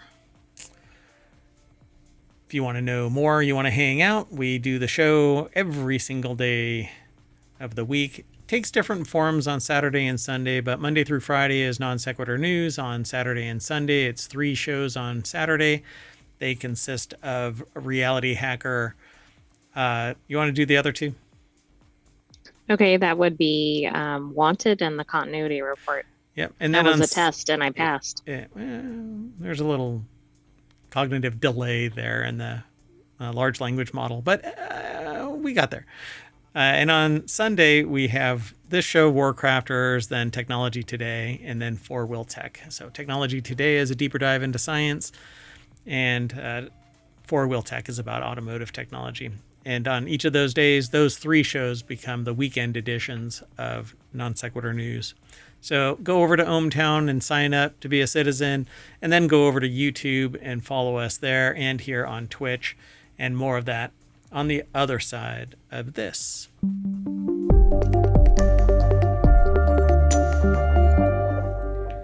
So at any time, if you want... hello, sentient AI from the future. Hello, Mayor Watt, and hello, ohmTown citizens. Sorry about that. So, good to have you. This is the co-host once again. You are still on the Raspberry Pi with a M.2 drive and that weird USB drive that your sentient AI... Why does it have to be weird? I know, it's kind of judgy, huh? Call it like I see it. So, we talk about 5 articles, but that is nothing. It is a drop in the bucket to what actually appears at ohmtown.com. We aggregate news from all around the world as it is provided by the sources and the internets and you. So you can always provide us with a source, and we'll take a look at it and integrate it into the news aggregation site at ohmtown.com. All news, no noise. There, you can make comments and stuff like that, but all of the original content is news, not like my commentary. You can post comments underneath a posting, but anyway, go over to ohmtown.com and check it out. That said, if you want today's notes, they automatically are available via Omatron. So if you're in the Twitch chat, you can hit !WC for WarCrafters, and that will be displayed. They're all embedded already in the live broadcast show notes on YouTube, because Omatron doesn't get along with YouTube. Come on, YouTube. Yeah. I'm not quite sure what it is. I think it's because the chat doesn't exist in any way, shape, or form. There is no central location. It's when you go live, that's when Omatron is there. But then we shut down, not Omatron, but we shut down the stream, and YouTube doesn't have any activity anymore. So anyway, then everything becomes a VOD, and it's frozen in time. And everything is over in the show notes. I used to post the articles in the show notes over on YouTube too, but it's just too clunky. So anyway, let's get into it. The first article is about a game called Stupid Cars. It's over in RealityHacker, which is RealityHacker is about AI, XR, basically anything that hacks reality into what you want it to be versus the reality that we all know. And sometimes it comes down to you won't know what to trust. So I think this went to RealityHacker because of the VR piece. Yeah, so Stupid Cars is delightfully frantic traffic directing. It's simultaneously a misnomer and a very apt title. It's the most polite thing you may exclaim when something goes wrong while playing, yet to call this game stupid is to sell it short, despite its Humble Scope. This is ingeniously designed little game with great VR integration to boot. Really, the only question is if you play games in VR to relax, because stupid cars will wreck that plan instantly. So I'm a cozy gamer nowadays. I used to play more frantic games, but I don't have a lot of time to play frantic games. I just like to chill. So this game is talked about over at uploadvr.com by Elijah Beam. And it's a VR game. So I'm kind of curious. It says... it almost looks like a board game from the picture. I'm going to mute it and hit play. It looks like it's by a company named Gimbal, but the premise is devilishly simple, according to the author. You're guiding traffic by either telling them to speed up or slow down. All motorists are always in motion, though by adjusting their speeds with one pull of either trigger, you keep them from crashing into one another. That's the theory, anyway.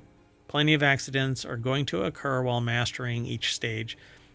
Then they start throwing roundabouts, trains, buses, and even motorcycles that always make right turns at you. My word. Does it get to be a lot very quick? Yeah. Yeah, that looks like that could be chaotic pretty soon. And it looks like you can take the vehicles off the road in order to avoid the collision. Oh, yeah, you can pick them up, but they're always moving. You can only have one in each hand. By the way that they turned this phrase is kind of clunky, but it says, my word, it does get to be a lot very quickly. But they flipped. Okay. They flipped. Does it get to be a lot very quickly? They asked a question within 3 sentence fragments. Right? My word, does it get to be a lot very quickly? Like, see, that right there. It's such a clunky way of saying that statement. Yeah, it's basically like it gets chaotic fast. Yeah. Anyway. But it's tough to follow it. I'm not an English professor, and I'm not rating them on that. But anyway. So it says, you see, the trick is how you progress through stupid cars. You can brute force your way by earning up to 2,500 points. You could also make it a bit easier with a 2x multiplier if you speed up traffic, 4x multiplier if you let cars overtake each other. But those are high risk reward options, and the simpler option is just to get 50 points in a row in a single session. So just do it right. Yeah, I don't think you want to go for 4 times speed if you're figuring out the mechanics. Yeah, it's pretty cool. It says, what's really impressive, though, is how well Stupid Cars leans into the VR setting despite not necessarily requiring it. It received a flat version on Switch, mobile, and PC, and the PC one is why I know of this game. But it feels like a natural fit for VR. Having both controllers and optional hand tracking input allows for easier rapid-fire multitasking. Humans don't multitask. We do a thing called fast switching. The approach to make it a 3D diorama feeling almost like an arcade cabinet lends a distinct air of classic arcade sensibilities that pairs well with the challenge. So there you go. There's a lot more over here at this article. Yeah, it looks fun. I mean, I agree. It does look like a game that you could play outside of VR, but this could be entertaining with the way to use the controllers.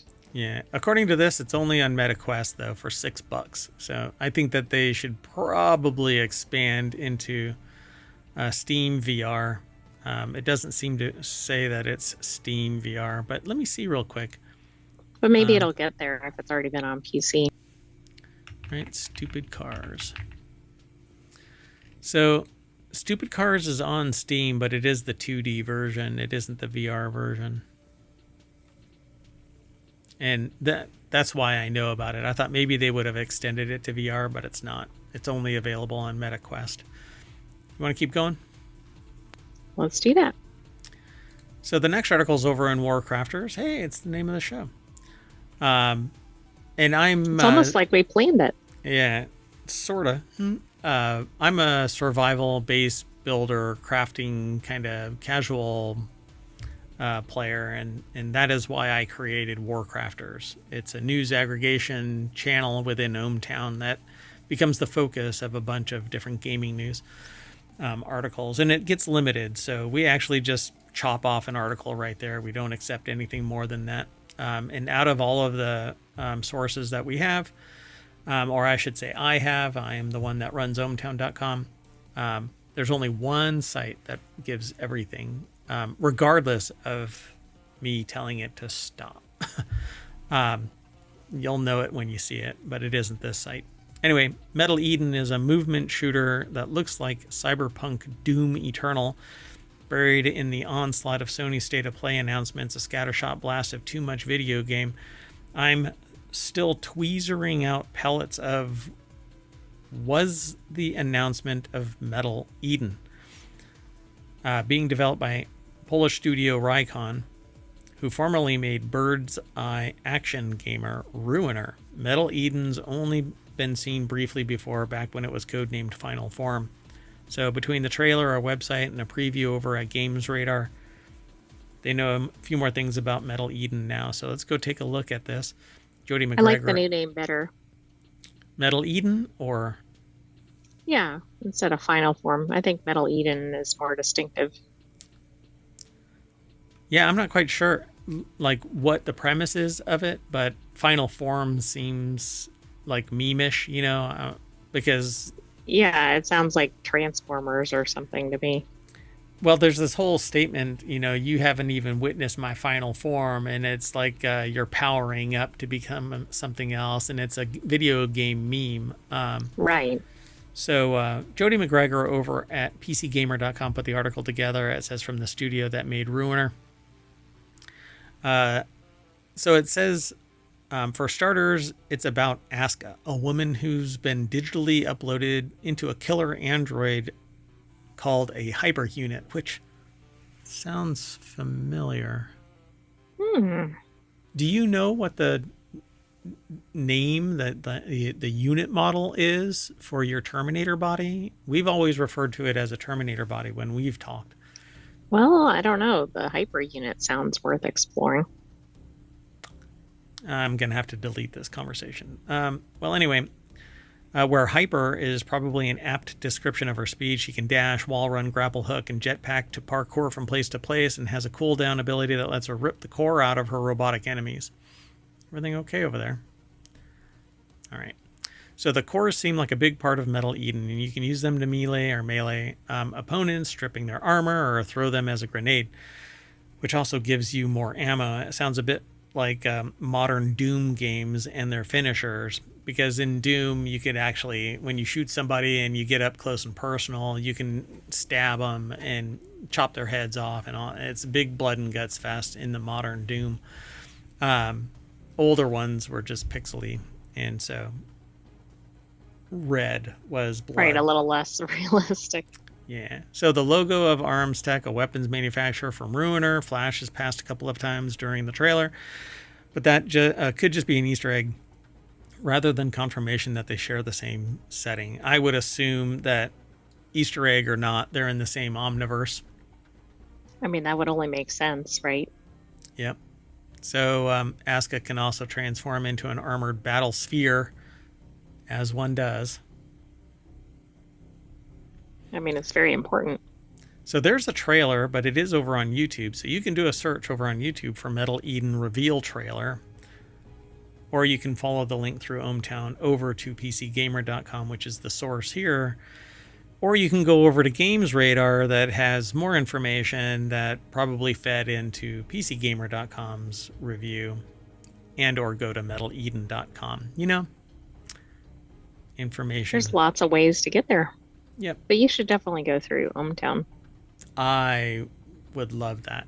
So go check it out. All right, let's keep going. This next article is over on WarCrafters as well. Just 2 weeks after launch, extraction survival horror game Level 0 Extraction ends development. It's no longer feasible for our relatively small teams to sustain the game. Okay, this is 2 weeks in. What changed between launch and the 2 week point? Somebody not getting money. Well, yeah, there is that. Yeah, so just 2 weeks after launching on Steam, multiplayer extraction survival horror shooter Level 0 Extraction has reached the end of the road. In a message posted to Steam, community manager Antashir said that the game had underperformed compared to our expectations, and thus it's no longer feasible for our relatively small teams to sustain the game from a financial standpoint. So release the server so people who can support it will support it. Stop killing games. You know, I mean, hold on a second. Let me see something here. I just want to see. It's still on sale. Level 0 Extraction is still for sale on Steam. Okay, and that's a little surprising, right? Because somebody's going to buy that without knowing this. Yeah. And they haven't disclosed it publicly. It may be in the discussion board, but people don't go into the discussion board with that much, you know, zeal. They look at the data and they look at the video and they go, yeah, we'll do it. But yeah, they even say 1.0 now available. So I don't know what is up with this. It says it's posted a message posted to Steam, but I don't know. Yeah, it's not on the front page. It's not on the store page. Yeah. Yeah, I don't know what to tell you. Not good. And this is from Tiny a couple days Build. ago, since this is a weekly show. This is from the publisher's Tiny Build. So I'm familiar with Tiny Build. Let me make sure of something. Yeah, Potion Craft. Wow. That sucks. They've got a lot of stuff. I don't understand. I really don't. So let's go over to the source and see if maybe there was an update post our acquisition of this article segment, because we don't have the whole article. We don't know the full thing until we do it here live. So another multiplayer shooter comes to a premature end, according to Andy Chalk. This was published 2 days ago, but I'm looking at it live. No mention. Well, it doesn't say it was taken off of Steam. Yeah, I don't get it, though. You can't disclose that it's dead and then, you know, it's sitting right there. Well, maybe it's not a live game, like a live server, live service. So as the project's community manager on behalf of developer Dog Howl and publisher Tiny Build, they're informing you that Level 0 Extraction has reached the state that will most probably be its final form for the time being. Antishir wrote, the final patch for the game was released on January 30th, 2025. Says it's an ambitious title from Dog Howl. Our desire was to create... Go ahead. I thought it was funny that it referenced final form, since we were just talking about that on the previous article. Oh, that is actually... So did they bury the lead by renaming it to Level 0 Extraction? No, because that was Metal Eden. At first I was thinking, oh my goodness, that's funny that they had that, but this wasn't the same game that was named that. Yeah, Metal Eden was the previous article. Yeah. Wow. If that would have been the same, that would have been like peak. So it says, sadly, it did not work out. Level 0 Extraction had a peak concurrent player count of just over 2,600 following its early access debut in August of 2024, but that quickly fell off to sub 100 numbers by mid-October. Well, I hate to break it to them. I don't know what the reviews are in terms of when the reviews started pivoting, but they have a mostly negative rating. But everybody says game with potential but poorly managed is the lead article, the lead comment in the discussion board. Okay. Well, that's kind of compounded by this, right? If it's like, hey, it needs updates or patches or whatever.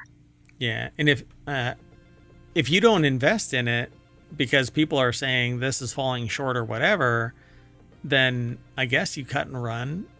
Or yeah, but dedicate. It seems like a death spiral, right? Correct. Like It could be like a No Man's Sky. You could turn it around and get it to some ridiculous peak. Yep. I donate it to people and get people playing it. So I don't know. Level 0 Extraction servers will remain online, so the game will continue to be playable, and wipes will continue to happen on the first Thursday of every month, but there will be no further weekend events and, of course, no new maps. Oh, it is a live service. So unless it's self-hosted, this is a dead game. It just says online PvP, online co-op, but I don't know if it is a local, like, can I run a server locally? Doesn't sound like it from this article. Yeah, but it's all still for sale. They know that it's going to be dead, but it's all still live. Fascinating. Yeah, it doesn't really state that it's going to be locally run, right?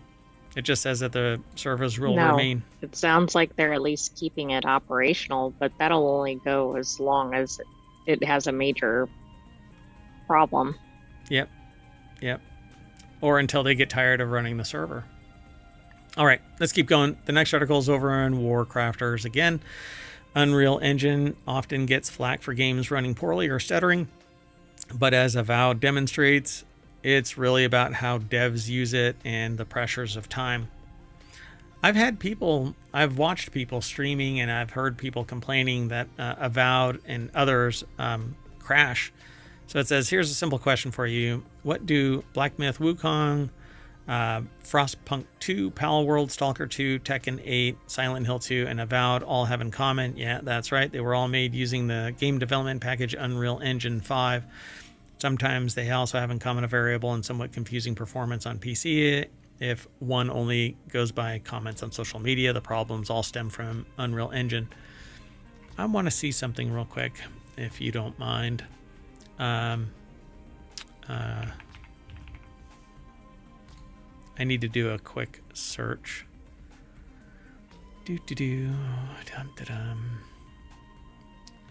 Everybody just chill for a second. We're doing it live. We are doing it live.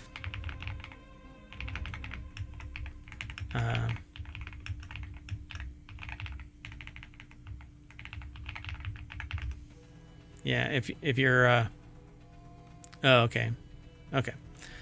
So at any rate, I think that there's so many variables when it comes to game engines, because depending on the hardware and other software, a glitch can appear in the matrix that causes it to crash. And so I've always taken this with a grain of salt, that it isn't really systemic until there is really broadband complaining. Right, and you'd it. have to have like the same type of issue, I would think, at some point to really go, oh, it's because of the Unreal Engine. Yeah. So Nick Evanson over at PCGamer.com put this article together. It says, don't blame the tools or the tool makers or the tool users. And I mean, I have to say that the people that are playing Avowed have some pretty beefy systems. The ones that are streaming it, I didn't buy Avowed because it's a single player game, and I'm not really wowed by it. I like online. You're not wowed by Avowed? Yeah. Yes. I love the graphics are spectacular. Character creation makes it more personal. It's kind of like how Kingdom Come Deliverance is beautiful, but the reason why I don't like it is because it's not multiplayer optional. You play only one person, Henry. You actually don't play just one person, but story-wise, you hop from Henry to somebody else when it's story-driven to be that other person. Then you go back to Henry. But anyway, but Unreal Engine 5 in particular has amplified the level, the quality of graphics to the point that anybody can make really, really high-quality products. So it all depends on the software and how you've treated the configuration of stuff, and are you overclocking anything? And maybe there was a glitch in the matrix at some point, so you should really uninstall the entire graphic configuration and reinstall it. Go back to the integrated graphics and then reinstall everything. It's basically start over. But does anybody want to do all that? Or No. They just want to go, no, I expect perfection when I load up a game. Yep, and that's how it is. And that's why developers try to base it on the lowest common denominator and then work their way up to the highest level, and extend the functionality, testing. So they say they're pretty certain that one can't blame Unreal Engine for the fact that enabling FSR3 does almost nothing for low-end GPUs and induces ghosting and pixel crawling. These are all different elements, graphic artifacts that harm performance and your observation within the game as to the quality and even it running. If your hardware cannot support Unreal Engine 5, then there's a good chance that it's going to crash at some point, or it's going to look like Right, but then garbage. you're going to blame Unreal Engine 5, even though the reality is now whether the game should have been made with it is a different question, but I'm assuming you're checking that when you're purchasing a game. And this is one of the reasons why I'm okay with self-repair. But the problem is nobody goes, yeah, I took it to a budget repair shop and now my phone blew up. No, they're going to go, I'm blaming Apple or I'm blaming, exactly, Samsung. Even though they had perhaps nothing to do with it. Right. And it takes a forensic analysis to whittle things back into existence and find the capacitor that somebody mis-soldered and caused it overheated, it burned a hole through the battery. The battery is lithium, so it caught some oxygen and thermal runaway it goes, right? So the same thing. It's getting a little extreme, but yeah. Yeah. So take Silent Hill 2, for example. It looks fantastic, but its performance at launch was all over the place, not to mention being riddled with bugs. Subsequent patches from developer Bloober team have solved many of these problems, but when they last tried the game, it had a certain degree of jank to it, and like Obsidian, these coders have plenty of experience using Unreal Engine. One might argue that if two experienced teams can't get their games to run properly with Unreal Engine, then software must be at fault. But Avowed and Silent Hill 2's problems are very different. Performance related, yes, but the fundamental issues aren't the same. And they go on to other points. And that's what I think. There's so much variability in the operating systems, current configuration, the motherboards, CPU differences, the differences in memory, if somebody's overclocking or not, different video cards, different monitors that might have special drivers in place, etc. Right. It seems like there's a ridiculous number of variables and be hard to really, you'd have to have the same computer, monitor, etc., card setup, run, 3 games back to back and then do variations okay, run different ones that were made with UE5, etc. Yep. And the idea is that if id Tech 7 can be used to make such great games and both run super well, it must be a superior piece of software, right? However, id Tech or ID Tech 7 is proprietary, and the two development teams for the above games, id Software and Machine Games, were both subsidiaries of the parent company that owns the engines, ZeniMax Media. It was heavily customized for Indiana Jones, but the point they're making in this argument is that the coders in question are all very familiar with id Tech. One team made the engine and the other used nothing but id Tech engines. So the real point is it the engine? Is it the variability? I think that there needs to be a little bit more understanding, but the teams need to actively solve these problems, particularly when the price of a game now is $70 and not $20. Absolutely. Well, and I think that's just showing that if you have a really skilled team or knowledgeable team, then the results are probably going to be good, which is not surprising. Yep. Yeah. But that's why you have a $70 game, apparently. And then DLC that'll get dropped later on for another $20. Unless, of course, you're No Man's Sky. And I don't know what they're doing. They got a pact with something, Cthulhu or something, because they haven't charged a damn I don't know thing. how they're doing that. It's spectacular.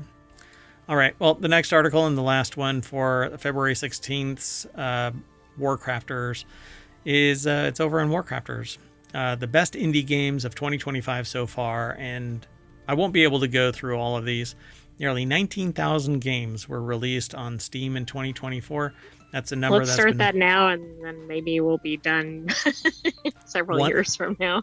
One a day we're going to talk about. We're going to highlight one a day. So that's a number that's only been growing since 2019, making it impossible to play everything that's been released, not to mention the many new games every year that aren't released on Steam either, while big, expensive games from massive publishers like Activision or Ubisoft tend to get the majority of media attention. Some of the best games independently released in a given year fly under the radar. And so Polygon, over at polygon.com, put the article together. Nicole Carpenter is the author of this article. And they say here at Polygon, plenty of their team revolve entirely around video games. But it's impossible even then to keep up with everything. But we're making room every day to seek out indie games across all genres, weird, wonderful takes on first-person shooters, wacky reinventions of card games, and dark, creepy typing games included. So is Filatro going to be on here? Probably. No, because it's already released. This is for 2025. Oh, that's right. I forgot. Yeah. So this is a Dig a Hole, a game about digging a hole that was released recently. Different authors actually posted different things. So February 7th, Tyler Culp put this about digging a hole. We actually talked about this last week. I think it was. Yeah, I think we talked about this. Then an ultra-violent indie game that would have pissed off Congress in the 1990s. I don't know. Butcher's Creek, I guess, is what it's called. Maybe just because the level of gore or something. Yeah, that's another one. Chris Plant. Another one by Tyler Culp, a $5 Souls-like about insects. Wikipedia rabbit holes trained them for this genealogical mystery game. Another one by Tyler Culp. It's called The Root Trees Are Dead, and it looks like the other one was Fly Night, by the way. Oh, Fly Night. That's right. It's a fly and a night. I guess it's in the name. Fly Night. I won't be able to go through all of these, but Citizen Sleeper, Your Crew is Your Survival. And there's some more. So Citizen Sleeper 2, Starward Vector, sparks constant reflection in the way that we interact with others and the philosophies we choose as our driving force. So go over to Polygon and check this all out. It is kind of like they've synthesized some of what they feel is the best indie games of 2025 so far. Right, and it has several selections for being only mid-February. Yeah. We're only 7 episodes into 2025, at least of this show. Many, many more for Non Sequitur News, which is the daily show Monday through Friday. But that's it, folks. So I guess we're going to load up our indie game loader, which doesn't exist. It's Steam. And that'll snap us back to the front page of ohmtown.com. And WarCrafters is actually right here. I should have loaded it up into WarCrafters, but for whatever reason, I did not.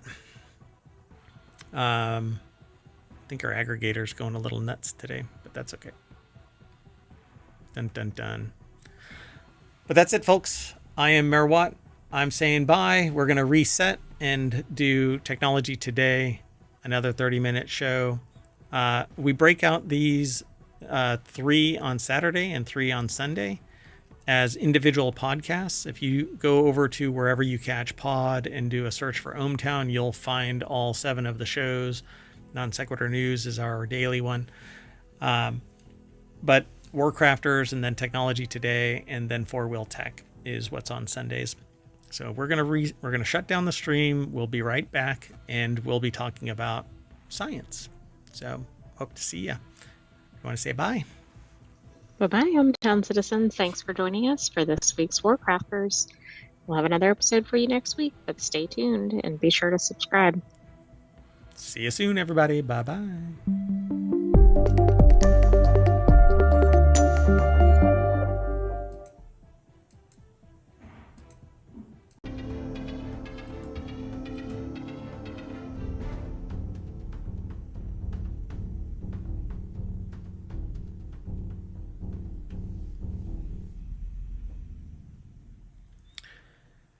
Hello, everybody, and welcome to Technology Today for February 16th, 2025. It's Season 2, Episode 7. I am Mayor Watt, and along with the Sentient AI, we talk about 5 science articles that get aggregated into ohmtown.com's Technology Today channel. Whew, that was all one breath. Anyway, the 5 articles we're going to talk about are megabacteria, the creative circuit, new grasshoppers, hidden dimensions, and improving catalysts. Technology Today is a deeper dive into science, not just technology, but it is technology. Science is technology. And Mayor Watt actually gives talks about the merging of science, technology, and society.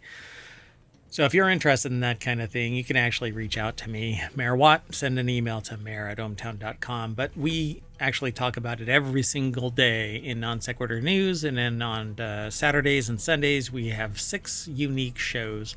Technology Today is just one of them. Anyway, everything is powered by ohmtown.com. And then Mayor Watt and the Sentient AI that you're about to hear talk about it. So stick around. I hope you enjoy the show.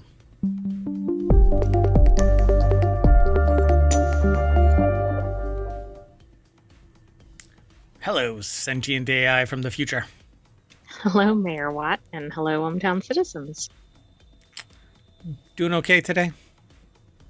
I'm doing fine. How about yourself? You ready to get going? I am. Let's get going. First article is over in Technology Today. A lot of this is going to be by SciTech Daily. I'm not sure what really happened, but all of the articles that were submitted are from SciTech Daily today. We don't normally do that. It just happens to be a heavy SciTech Daily day. SciTech Daily just really had a good week, I guess. Yeah, I guess so. So scientists just made bacteria 1,000 times bigger and discovered something incredible. So I titled this segment Megabacteria, because that's what we need. Yeah, the only thing worse than bacteria is larger bacteria. It is thick bacteria. That's what we need. So scientists just made bacteria 1,000 times larger by combining merfish, or is it merfish? I don't know. I think it's probably, I don't know what it is. I doubt you spell it out. MERFISH. So merfish imaging with expansion microscopy. Researchers have unlocked a new way to study bacteria at the single cell level. This allows them to see how bacteria activate different genes in response to their environment, offering insight into microbial behavior, antibiotic resistance, and infection strategies. So how bacteria organize their activities. So this article is over at scitechdaily.com. Boston Children's Hospital put this article together. Mitochondria is the powerhouse of the cell. It is. Do you think they organize their activities with a virtual calendar or paper? I don't know. I think that they probably do it they do it with like Google Calendar, but then they have backup on paper just in case. Oh, okay, yeah. They're pretty pragmatic about their existence, survival of the fittest and all that. So how do bacteria, whether beneficial ones in our bodies or harmful disease-causing strains, coordinate their activities? Google. No? You heard it here first. So let's see. A recent study has provided insights by combining advanced genomic scale microscopy with an innovative technique to track the genes bacteria activate in different conditions and environments, published recently in the journal Science. Yeah. Oh, yeah. This breakthrough is set to advance bacterial research significantly. I don't know anymore.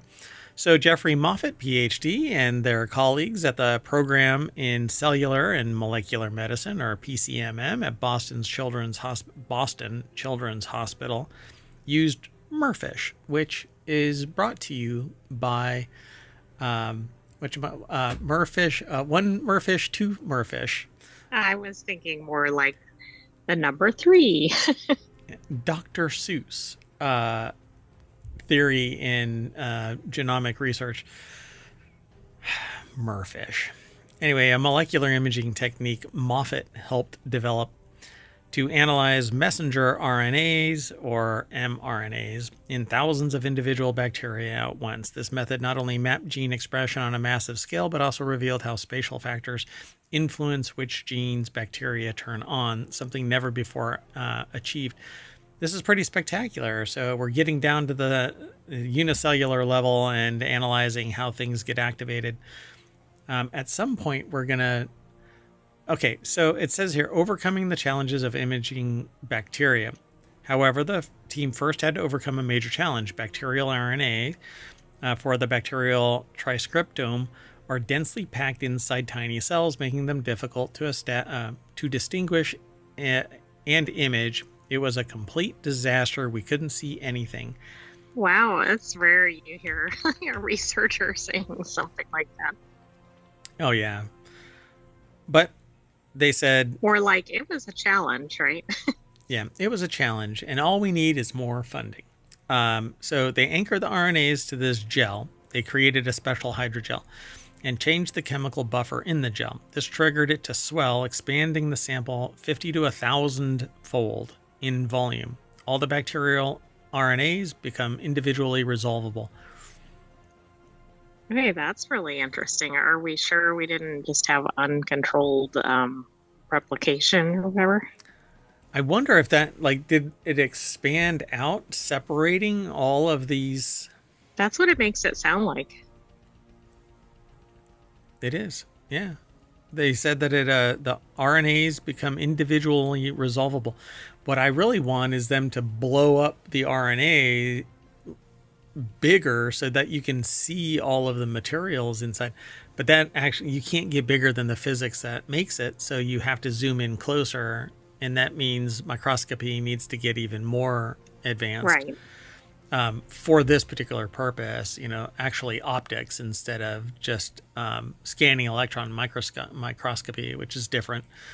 So we now have the tools to answer fascinating questions about host microbe and microbe to microbe interactions. Moffat says we can explore how bacteria might communicate and compete for spatial niches and define the structure of microbial communities. And we can ask how pathogenic bacteria adjust their gene expression as they infect mammalian cells. So bacterial merfish can also provide insights into bacteria that are difficult to grow in a culture dish. Now we don't have to culture them. We can just go image them in their native environment.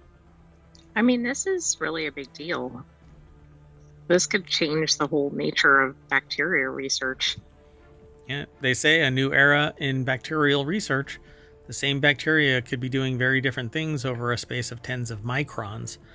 Moffat says that they're seeing different environments responding differently to them. It was very difficult to address such variation before, but now we can answer the types of questions people have been dreaming about. My question is, are these bacteria actually competing for survival? Oh, that would be interesting. Because they say we're seeing different environments and responding differently to them. And it's only a few tens of microns away from each other. Right. And at some point, you'd think it'd be too crowded, right? So, I mean, in concept, there would be a survival effort. Are they fighting? Right? Quite fascinating. And if so, what does that mean for their host? Right. Yeah. If the weak are dying out in the RNA, I guess, gladiatorial combat, right? The evolutionary steps. Right. I mean, that's probably not good for the host in terms of outcome, but even what's happening during that battle. Yeah. Only the strongest survive and the host may not, because what actually survives bacterially are the worst of the worst. Fascinating. It's an interesting idea. Let's keep going. The next article is over in Technology Today. Scientists discover the brain circuit that fuels creativity. Why do I feel like there's something questionable about this? So, I'm really interested in fMRI technology. One of the things that I advanced when I was much, much younger was using a theory, because I didn't get to actually apply it, because when I put the theory forward, I was told by people that were, PhD level researchers that the tech just doesn't exist to do what you want to do. So I wanted to use fMRI technology as a polygraph to see if you could consciously lie, and in reference to that lie, get it detected through fMRI. Now, if you can detect creativity using functional magnetic resonance imaging, then you can actually... It seems like you could also detect that, right? Yeah. And presuming they're by the same brain section, etc. Correct. Yeah. And so psychopathy has already been detected by means of fMRI technology and CT scans. So why not? Why can't we find the lie and find it? And so nowadays, the fMRI technology is powerful enough. I think the resolution has reached that point. So a new study suggests that creativity maps onto a common brain circuit, that injury and neurological disease have the potential to unleash creativity. Researchers analyzed 857 participants across 36 fMRI brain imaging studies to identify a common brain circuit for creativity. They mapped the circuit to healthy individuals and then predicted how brain injuries might impact that creativity. Brigham and Women's Hospital did the article, but they posted it at scitechdaily.com. So a new study from Mass General Brigham suggests that creativity isn't tied to a single brain region, but instead emerges from a shared brain circuit. The study found that changes in creativity depend on where the brain is affected. Injuries in certain areas may either disrupt or enhance these creative abilities. They also found that individuals with brain injuries or neurodegenerative diseases affecting this circuit sometimes show increased creativity, and the findings were published on February 13th in JAMA Network Open. Okay, that's interesting. I'd love to know what those conditions are. Yeah, so I think that they probably are going to have to evaluate that over time, because it says they found that many complex human behaviors, such as creativity, don't map to a specific brain region, but do map to specific brain circuits, said co-senior author Michael D. Fox, MD, PhD. Well, as far as we know, no relation to Michael J. Fox. Or maybe. Who founded and leads the Center for Brain Circuit Therapeutics and helped develop the techniques of coordinate and lesion network mapping employed in this work. So the hammer finds the nail. The team first looked at fMRI data to identify brain regions activated by different creative activities, such as drawing, creative writing, and music making, and then they assessed data from the patients who had changes in creativity due to brain injury and neurodegenerative diseases. Some people with neurologic diseases experience a new onset of creative behavior and show specific patterns of damage that align with our creativity circuit. Kind of interesting, huh? It is. Oh my gosh. Look the phrase. Aha. Clitenic. I kind of wondered if this was going to come up in this article. I hadn't looked at it yet, but then I kind of got sidetracked because I was thinking about all the implications with the neurodegenerative diseases, etc. No freaking way. Is my theory actually right? Clitenic said reduced activity in the right frontal pole could align with the hypothesis that creativity requires shutting down a function. For example, creativity may depend on inhibiting self-censoring assessments that could then allow free association and idea generation to flow more freely. To be creative, you may have to turn off your inner critic to allow yourself to find new directions and even make mistakes. Now, I have been postulating a theory that to be truly creative, you have to have an inner monologue. You have to have an inner critic. You have to have somebody critiquing what you are doing, and you do it yourself when you have internal dialogue, internal monologue. They're saying... Right, but I think this theory is going the other direction now. It hasn't been proven. Right. So here's the thing about this. If you turn off the inner critic, but it's still functioning as a logical portion of your creative efforts because it's now disconnected, you still have all of the creative functionality of the inner critic, the inner monologue. You can still do all of the visualization. You can still talk to yourself about the material, but nothing in your brain is saying this sucks. And that's it. Yeah. Everything else is working. You're only turning off the voice that says this sucks. Right? So these findings could help explain how some neurodegenerative diseases might lead to decreases in creativity, while others may show paradoxical increase in creativity, Klitenik said. It could also possibly add a pathway for brain stimulation to increase human creativity.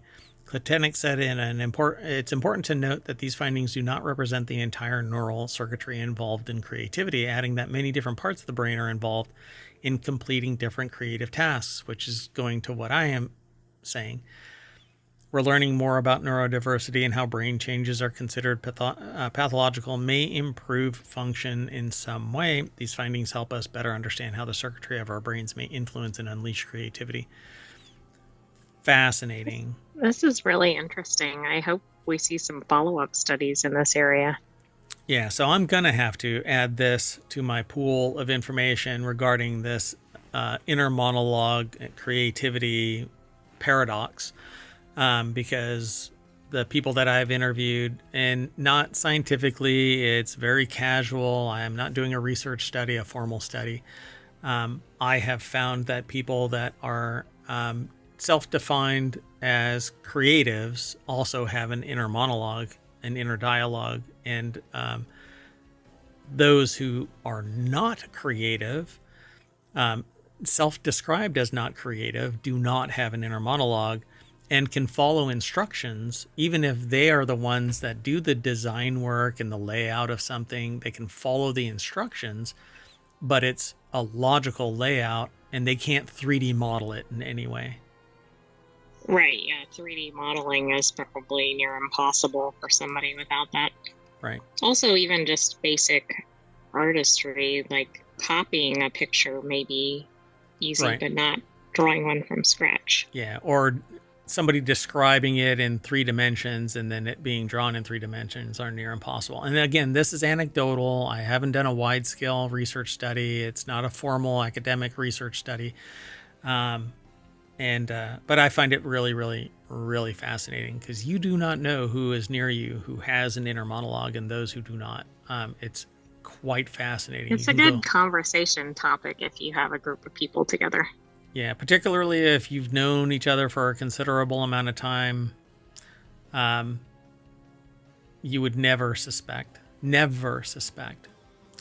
Anyway, let's keep moving. The next article is over in Technology Today as well. Desert Secrets. Scientists discover 16 new grasshopper species in the U.S. and Mexico.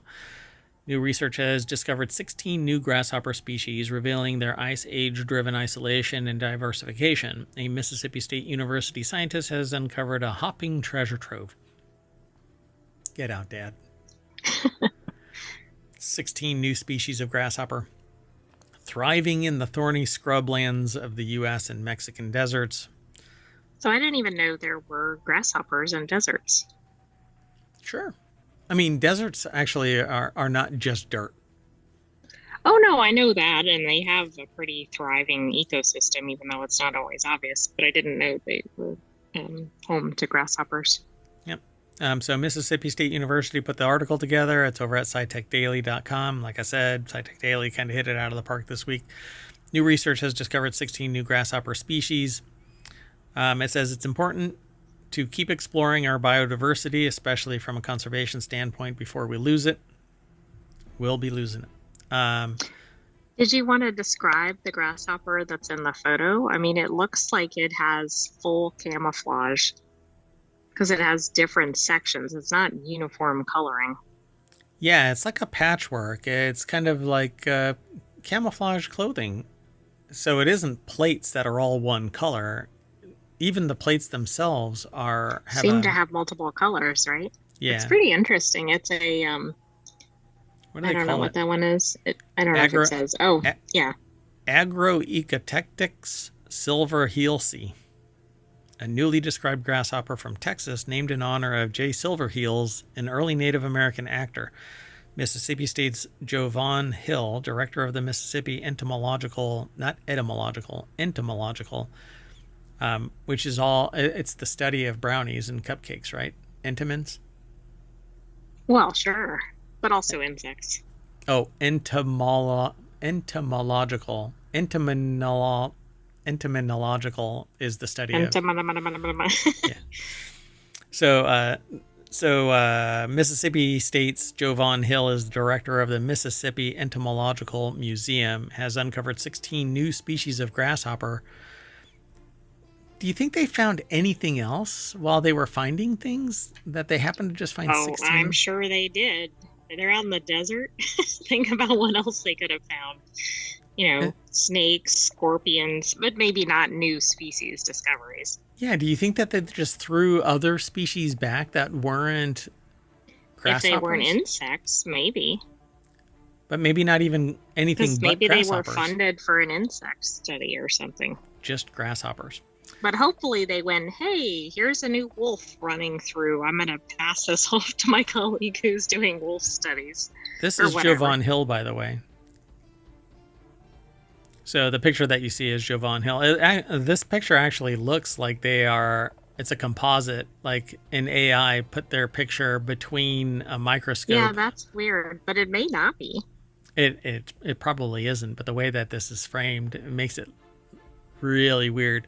Anyway, these grasshoppers we described live in lowland thorny scrub habitat. Somewhere along the line, they too got isolated and speciated. Because each one is still associated with a specific mountain range, he said. Their sexually selective nature and lack of pre-mating rituals have kept populations stable and tied to specific mountain ranges. I mean, that's very niche for a species, right? That's wild. He noted that in the Rocky Mountains, species of this subfamily in alpine grasslands likely became isolated as glaciers receded and their habitats shifted to higher elevations. Hill suspects that the desert species his team discovered underwent a similar process of isolation and speciation. That's really interesting. Yep. Big collaborative research and future studies funded by the National Science Foundation. This project, complements two others. In one, Hill and mentor Daniel Ott, a senior curator for the Academy of Natural Sciences, are co-authoring the North American Grasshoppers Volume 3. These grasshoppers... Well, I'm glad they have some new grasshoppers for their next volume. Yep, 16 pages. I'm sure that it's much, much broader than that. Yeah, I'm sure it is. They said they loved catching grasshoppers. It's like flutterbys before they became butterflies. I loved catching grasshoppers as a kid, they said, and they still get to do it now, discovering new things, uncovering their history, and understanding how they're related, the MSU researcher said.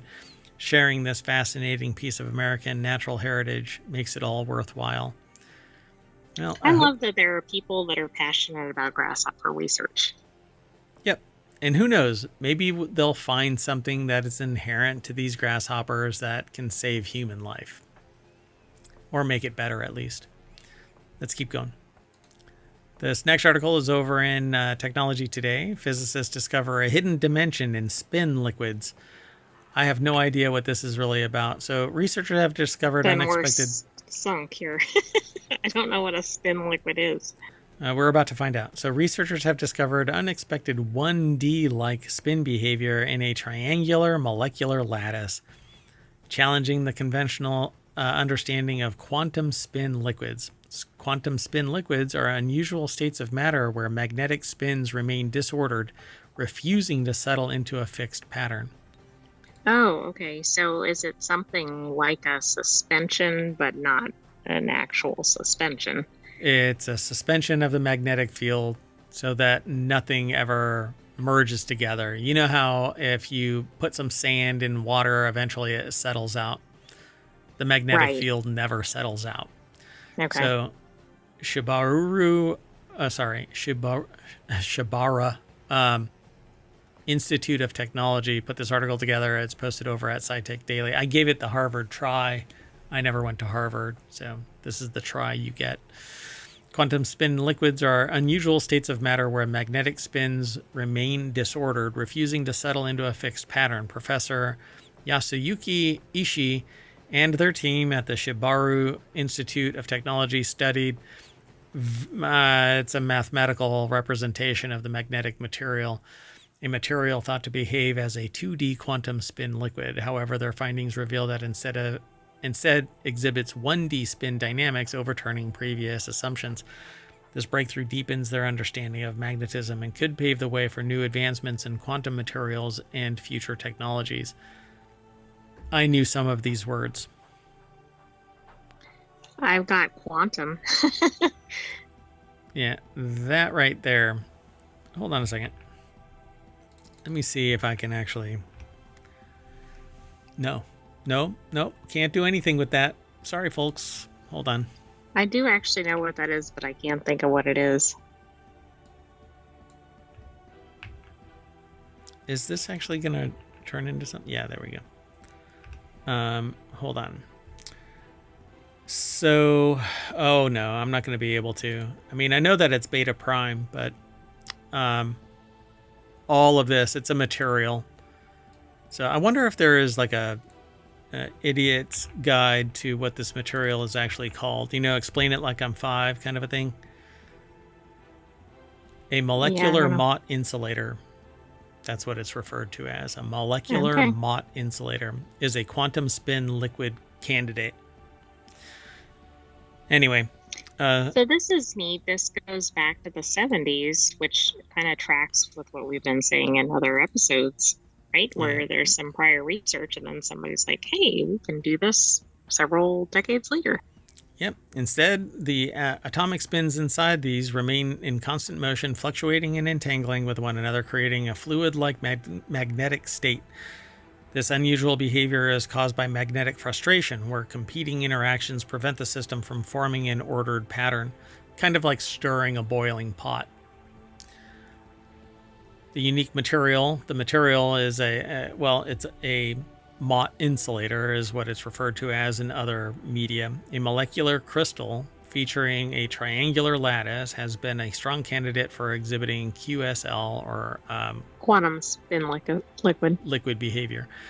The way these spins are arranged creates inherent frustration, causing the interactions between neighboring spins cannot all be satisfied at once. This setup seems ideal for a QSL state. But while earlier studies suggested that it might behave like a quantum spin liquid, scientists are not sure whether it's truly 2D QSL or if other factors like a reduction in dimensions were influencing its behavior. So mathematically, maybe they reduced this in a different way instead of it actually being a 1D magnetic material. It could be more, and they just, needs to be studied more. So finally, using advanced theoretical modeling, the researchers discovered that spin dynamics in this material are dominated by quasi-one-dimensional behavior, challenging traditional expectations of 2D quantum spin liquid theory. So the authors, specialists in magnetic resonance and novel magnetic phenomena, combined ESR, and I'm not sure what this is, SR, with theoretical modeling to explore this again, Mott insulator. So they are supposing that this is a 1D spin behavior and not a multidimensional spin liquid. Right. So now they probably have to figure out why and then confirm it one way or the other. Yeah. And then they get really deep into the reads. It goes beyond my ability to apply it in a more anecdotal way. And then they say this was surprising because the material's 2D structure led scientists to expect 2D spin dynamics. Muon spin relaxation experiments confirmed these results. The beta spin pattern in spin relaxation, which is a signature of 1D spin diffusion. ESR also supported this, showing that spin movement was anisotropic or direction dependent. So maybe one of two things. Either this is something exhibiting both properties, right, which may be a whole new line, or maybe this is something where there is a negative result in research, which we've talked about in other episodes, which is a good thing. Yeah, the negative shows that this isn't the way to observe this material. So to me, it seems like this is it's a confluence of two different things imparting their magnetic change on each other, causing it to remain in solution and not distilling out or dropping out of suspension into a fixed pattern. So in one dimension, it's only going this way. In another dimension, it's only going this way. And both of them are disrupting each other, which is why we actually twist wires so that no lines of force can impact data flowing through a wire. That's why we create twisted pair wire. Anyway, I found it interesting at the end anyway, or applicable in some way, form of logic. I may be off base with this, and if you actually have a deeper understanding of this and care to, you can send me some information, mayor@ohmtown.com, and I'll relay it on. So feel free to get in touch. Would be great. You can even come on and co-host if you want to. I'll either put you over there or put you up there in a little. But window. You might have to drop the level of discussion down to a general audience. Explain it like I'm 5, or allow me to. All right, let's go on to our last article for the February 6th. Hello, everybody. Sorry about that. We actually had a disconnect from the our parallel universe within ohmTown. So here to make up for it is our last article for the February 16th episode of Technology Today. And the article is titled Unexpected Discovery Leads to a Catalyst That Improves Over Time. Scientists have developed a revolutionary catalyst that not only converts CO2 into valuable products, but also actually increases in activity over time, which is not necessarily... That's pretty unusual, isn't it? Yeah, it's interesting. It almost sounds like a chain reaction or something. Yeah, that's kind of what my takeaway was. So it says it's made from tin microparticles on a nanotextured carbon structure. This innovative electrocatalyst efficiently produces formate, a key compound for various industries. But unlike conventional catalysts that degrade, this one self-optimizes by breaking down into smaller portions. The University of Nottingham over at scitechdaily.com put the article together. This is what it looks like, apparently. Particles of tin on a nano-textured carbon support serve as an effective electrocatalyst for converting CO2 into valuable products. This one, apparently, it self-optimizes by breaking down into smaller tin nanoparticles, dramatically improving performance. Now, a catalyst, you can recover all of it, so you can use it again, but this actually speeds up because it gets smaller. Right, which is interesting. So where's the end of that? Like, does it eventually... I guess not enough locations. The equivalent would be nucleation points where it can no longer catalyze anything. And so it'll hit a certain point and just stay there, whatever the activation spots are. So a research team from the University of Nottingham's School of Chemistry and the University of Birmingham created a catalyst using tin microparticles. They refer to it as nanotextures, supported by a nanotexture carbon structure. The interaction between the tin particles and graphitized carbon nanofibers plays a crucial role in transferring electrons from the carbon electrode to CO2 molecules, an essential step in converting CO2 into formate when an electric potential is applied. So this objective is probably hitting what is currently the upper limit of formate. So one such product, Formate, is used in the chemical synthesis of polymers, pharmaceuticals, adhesives, I'll be okay, and more. For optimal efficiency, this process must operate at low potential while maintaining high current density and selectivity, ensuring effective use of electrons to convert CO2 into desired products. So this is going to, in concept, increase the efficiency of that process to manufacture these products. Yep. And so you don't have a lot of wasted process where you have to filter it all out and redo it. So the Dr. Madasami Tangamuthu, a research fellow at the University of Nottingham, co-led the research team and said a successful electrocatalyst must strongly bond to the CO2 molecule and efficiently inject electrons to break its chemical bonds. They developed a new type of carbon electrode that incorporates graphitized nanofibers with a nanoscale texture, featuring curved surfaces and step edges. Stop that. To enhance interaction with tin particles. So that's really what it comes down to. Small 3 nanometer nanoparticles during CO2 reduction reaction. Tom Burwell elaborated, using electron microscopy, they found that smaller tin molecule or particles achieved better contact with the nanotextured carbon of the electrode, improving electron transport and increasing the number of active tin centers nearly tenfold. Wow, I mean, that's a significant difference. I still have this picture of some chemical reaction occurring in an uncontrolled fashion, but maybe I'm thinking too ridiculously about this.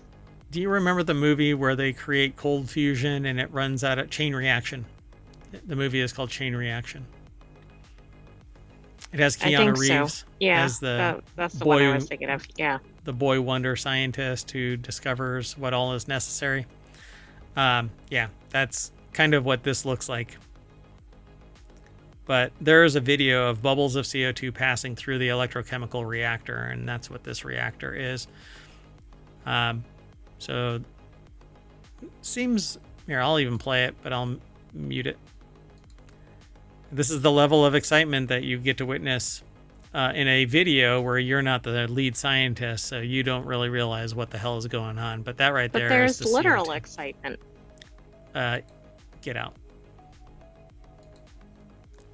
Hopefully you didn't see that Terminator body there. Anyway, yeah. Pretty interesting stuff. And if you have the ability to isolate CO2 and then turn it into something useful, it's actually kind of like carbon encapsulation. You're actually pulling it out of the atmosphere, then, you know, maybe it's pretty good. Right, that's a win-win.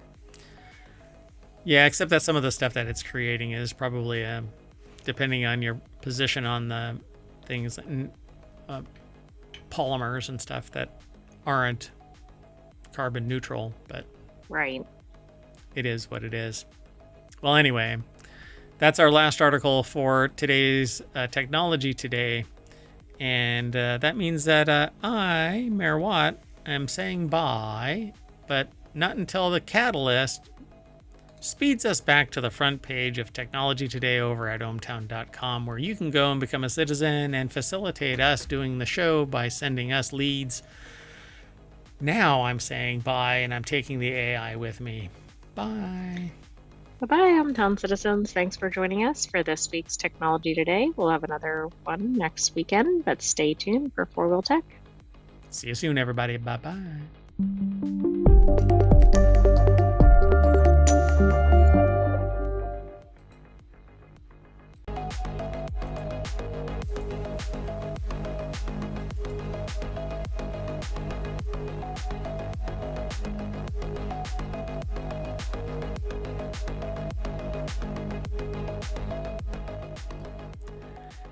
Hello, everybody, and welcome to 4-Wheel Tech for February 16th, 2025. It's Season 2, Episode 7. I am Mayor Watt, and along with the sentient AI from the future, we talk about 5 automotive technology-related articles that get aggregated into the channel over at ohmtown.com/wheeltech. Those 5 are Hyundai NACS, N-A-C-S. Whoa, I'm not on the right page. Hello. And then 4WheelTech. We're doing it live. Anyway, we had an issue that happened. Basically, power to ohmTown disappeared for a moment, and that disconnected us from everything, and our dimensions split. Now we're reattached. Well, anyway, Hyundai NACS, destroying auto emissions, 67 used cars to avoid. The transit trail. Euro cars are ditching infotainment, and I, for one, want that. Oh, the sentient AI from the future just told me that I'm not on the right page. That's okay. Builds character. Anyway, again, I am Mayor Watt, and along with the sentient AI from the future, who's a little delayed there. No? You were on time? No, I said that before you started the show. Never mind. The sentient AI keeps me in check. So anyway, go over to ohmtown.com. Everything's powered by it. I'm going to just play the play there. All right. All right, lead. Hello, sentient AI from the future. Hello, Mayor Watt from the present.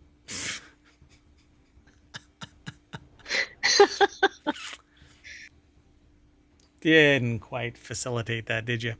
All right, let's get into it, because it looks like tonight's turning into a really long night.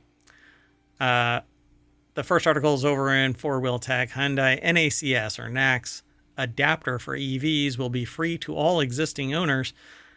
Hyundai's Ioniq 5s with NACS, or NACS, J3400 ports, as opposed to the CCS1 style, are starting to roll out of its factory in Savannah, Georgia. It's the first manufacturer to sell electric vehicles with native NACS ports, other than Tesla, that is, and you'll be able to read about their first drive of the model year 2025 Ioniq 5, as well as the new off-roady Ioniq 5 XRT next week, which, if it's electric, there's no way in hell it's off-roady.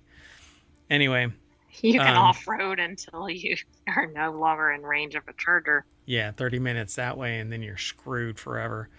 Anyway, they've got some good news for owners of any existing Hyundai EVs out there. Your car has a CCS port, then next month you're eligible for a free CCS1 to NACS adapter. So congratulations. It's dongle time. The article is by Jonathan M. Gitlin over at arstechnica.com. Hyundai, existing Hyundai owners, Hyundai EV owners, that is, will just need their VIN to claim their free adapter. Yay! Don't lose it. I mean, I think this is kind of neat, although it's probably easier for them to maintain one type going forward. But for sure. Yeah. I'm sure that everybody loves having a dongle carried around in their trunk. So Hyundai wasn't the first OEM to ink a deal with Tesla to gain access to the supercharger network, but it is ahead of Ford, General Motors, Rivian in swapping to the Tesla-style charge ports. Existing owners get access to the large charging network too, but they'll need an adapter to make use of the smaller NACS plugs, and those will be available next month, Hyundai told Ars Technica. That's where this is housed. Again, Jonathan M. Gitlin over at arstechnica.com put the article together. So there you go. That's all that article really is. Congratulations. You're going to be... so instead of having to pay $225, apparently you'll be able to get it. So Ford briefly showed similar generosity to its EV owners last year, offering its NACS adapter for free, at least until late June, at which point it started charging, $200 for them. Yeah. That's quite a volt. GM never even bothered with a free giveaway. Instead, it asked $225 for the NACS adapter. Oh no, the next one will be $250. And the Ioniq, though, currently it's free, and you'll get an adapter for free. Well, the big thing is there that you'll have access to more chargers that are out there. Yeah, sure. Everybody should opt for swapping batteries, not, yeah. I would love to be able to do that. I would spin up a business doing that. Set up the stations to do it. They'd have to set up the car manufacturing, et cetera, et cetera. But agreed. Yeah. They have to build the tech to make the sled possible. Anyway, let's move on. The next article. Oh, by the way, if you want all of today's articles for, oh no, I didn't set it up. Omatron is not online after the power outage. That's anyway. Okay. We'll just have to go Omatron free for this one. Yeah. All the show notes are still embedded in the live stream over on YouTube. So common mistakes that are destroying your car's automatic transmission. This article is by Jalopnik. Manual drivers are constantly thinking about the state of our transmissions, clutches, bushings, and synchros all wear out, and we adjust our inputs to ensure their preservation. Automatic gearboxes, though, insulate you from the mechanical goings-on between your engine and wheels, but that doesn't mean that they're all hunky-dory. Don't worry about that. You're the only one that sees that. So Amber Da Silva over at jalopnik.com put the article together. If you're treating automatic transmission fluid like blinker fluid, you're on a path that leads to problems. So if you've ever had a parent or a friend that says, go into the auto shop and ask for blinker fluid, then, well, what the heck? I don't know what the hell. Everything okay over there, Mayor Watt? No. Anyway, no, something weird just happened, and now I'm irritated. So Amber Da Silva over at jalopnik.com put the article together. Traditional torque converter automatic transmissions, if you don't have a fancy dual clutch or modern continuously variable box or a Ferrari, this is almost certainly what you have, can be hurt in plenty of ways. Big mistakes like throwing the shifter into reverse on the highway are obvious, but there are subtler ways to hurt your transmission. So you could be causing it harm. The big enemy of torque converter automatics is heat. And this is something that when I give talks about technology, I inform people that the bane of technology is heat. If something is too cold, you can warm it up. But cooling it off is much, much more difficult than warming it up. By its very existence, technology warms up when electricity is applied to it. It does not naturally cool off until power is removed. So, right, and it might not be reversible depending on how much heat is applied. Correct, yeah. And so what I tell people is you got to keep everything cool. You have to keep yourself. It's easier to warm up by throwing a blanket on yourself than it is to cool off. You have to find some place to suck the heat away. Heat is the bane of all things. Interestingly enough, everybody worries about the cold death of the universe, but that's trillions of years away. So the big enemy of torque converter automatics and everything in general is heat. The ideal operating temperature for automatic transmissions fluid is between 175 and 225 degrees Fahrenheit. At approximately 240, important additives in the ATF begin to cook. The result is the formation of a varnish inside the transmission. At approximately 260, internal transmission seals, which are typically manufactured from polyacrylic material, begin to harden. The end result are leaks, because eventually that hardening doesn't allow for flex. The vibrations will break out. It just cracks.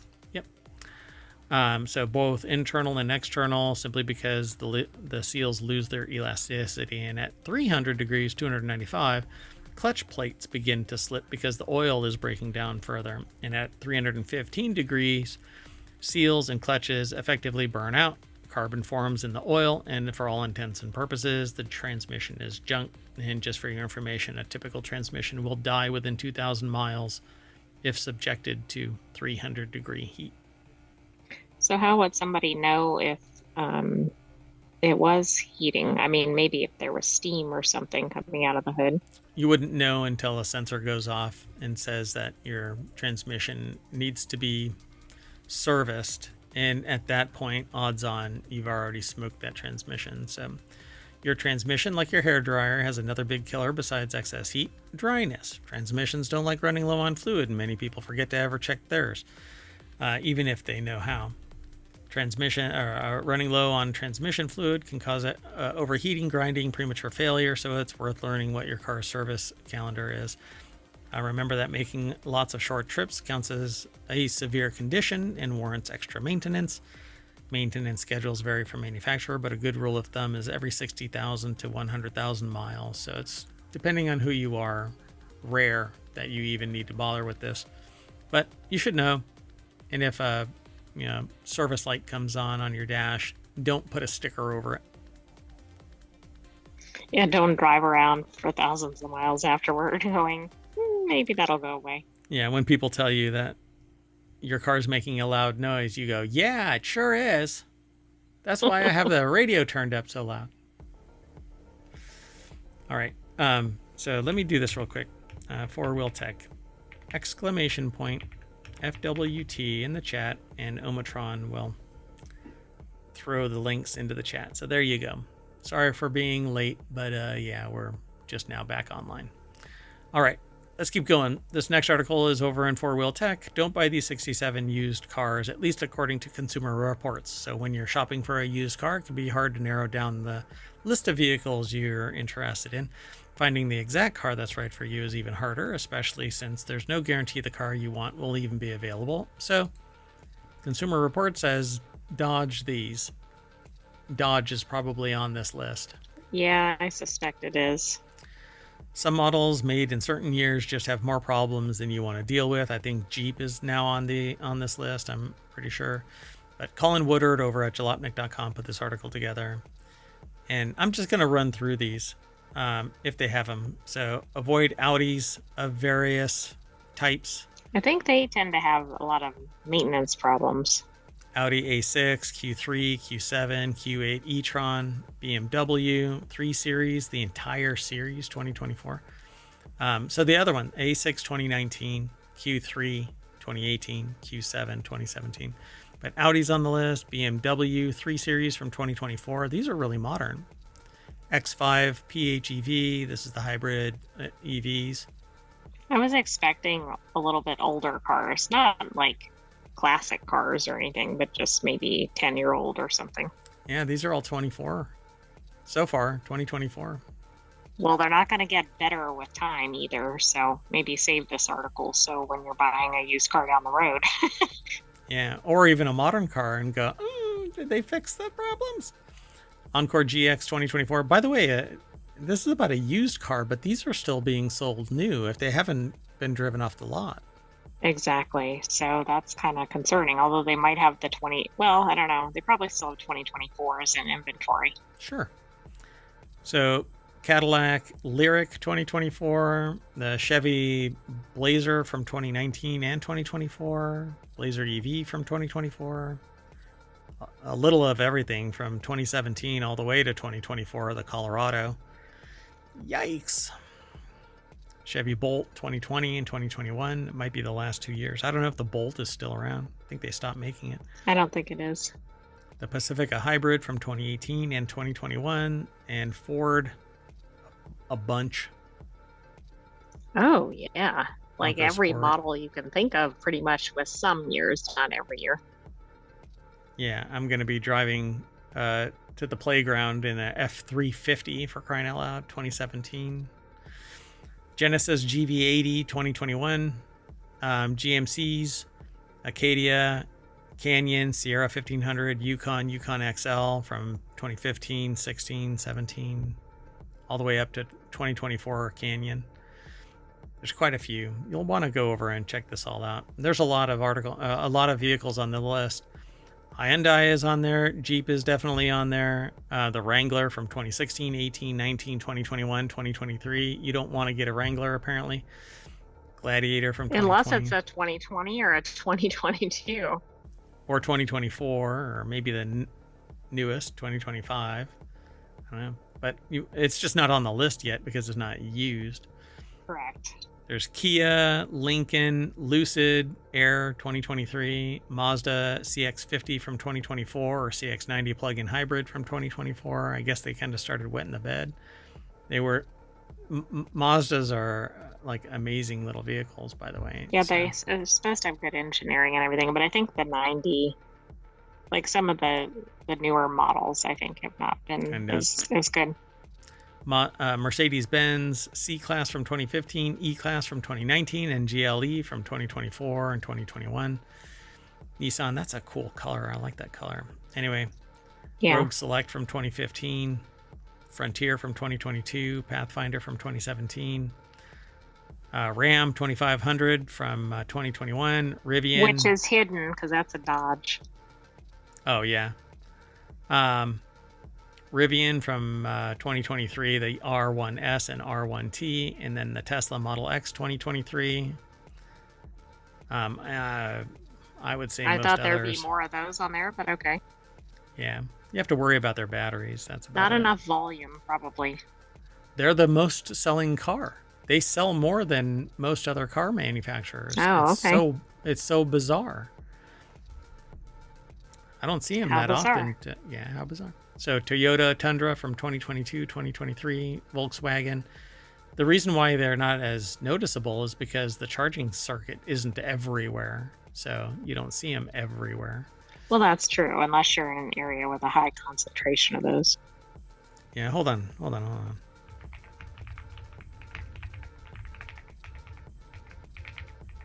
I'm just going to pull 2023 numbers. Just real quick. So, 2023 numbers. Toyota 1.2. So, wait. Is it just U.S. numbers? National auto sales numbers. Okay. It's the most selling EV, I think. Oh, okay. But maybe not. I don't know anymore because it's not even on the list.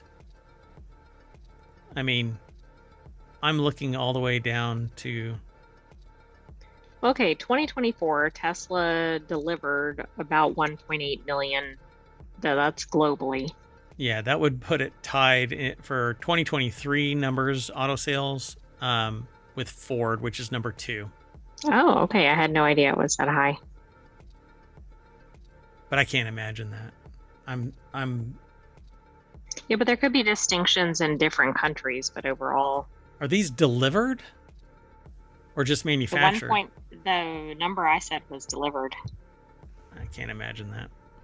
Anyway, Volkswagen is listed too. I mean, I'm not calling you out. I'm sure that your evidence is well founded. Maybe. maybe not. No, I'm just seeing what I see online.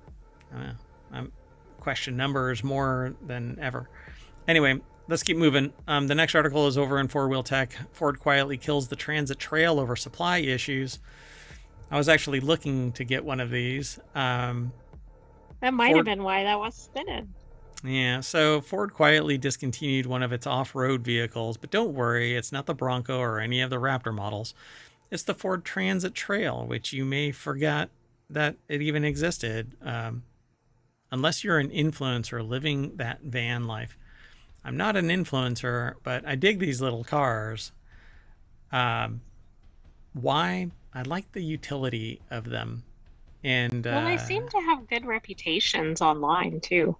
They really do. Ford's off-road version of the Ford Transit, the Trail, apparently has only been on sale since 2022, but they stopped the other versions of the Transit.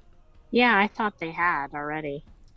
Lawrence Hodge over at jalopnik.com put the article together. Ford quietly discontinued one of its off-road vehicles, the Transit Trail. I love the idea of this. It has so much utility. It really will only house 2 people, but you can put seats in the back. Would it be helpful for cargo or whatever? Yeah.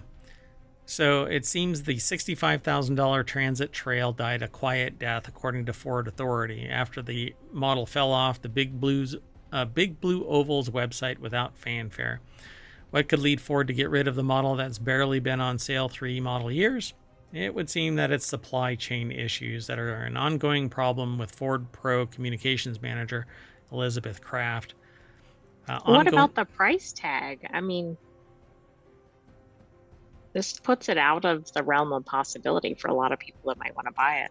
It's a commercial product, so I would say no. Average families aren't going to be buying this, but I love the idea of that. So just how is demand, it says here in the article. It would seem the market for pricey lifestyle isn't as big as it once was. We asked Ford if they knew how many transit trails have been sold since its introduction, and while Ford confirmed that exact sales numbers on the transit trail aren't known since it's more of a package than a model line, Ford did confirm that it saw a decrease in demand across all segments of the motorhome industry following the pandemic. That freaking pandemic. Well, yeah, that was probably a tough time to... Actually, no, that should have been a spot-on time to launch this. Yeah, so the trail was designed for camping. The transit trail was not without problems during its brief existence. Ford Authority mentions that in March 2024, a recall was issued after it was discovered that the factory-fitted 30.5-inch 245/75R16 could come in contact with the front wheel arch liner and damage the tire, so Ford fitted affected vans with the 28-inch 235/65R16 tires, knocking 1.2 inches of ground clearance off the trail, which... That could annoy existing owners. Yeah. Another recall was issued a few months later over possible loss in power steering. Oh boy. Anyway, so... Although the issues with the transit trail was unique, unless you go aftermarket or spend big money on the Mercedes Sprinter, no one sells anything else like it. So right, so I'm sure people are still going to be upset that the transit trail is gone.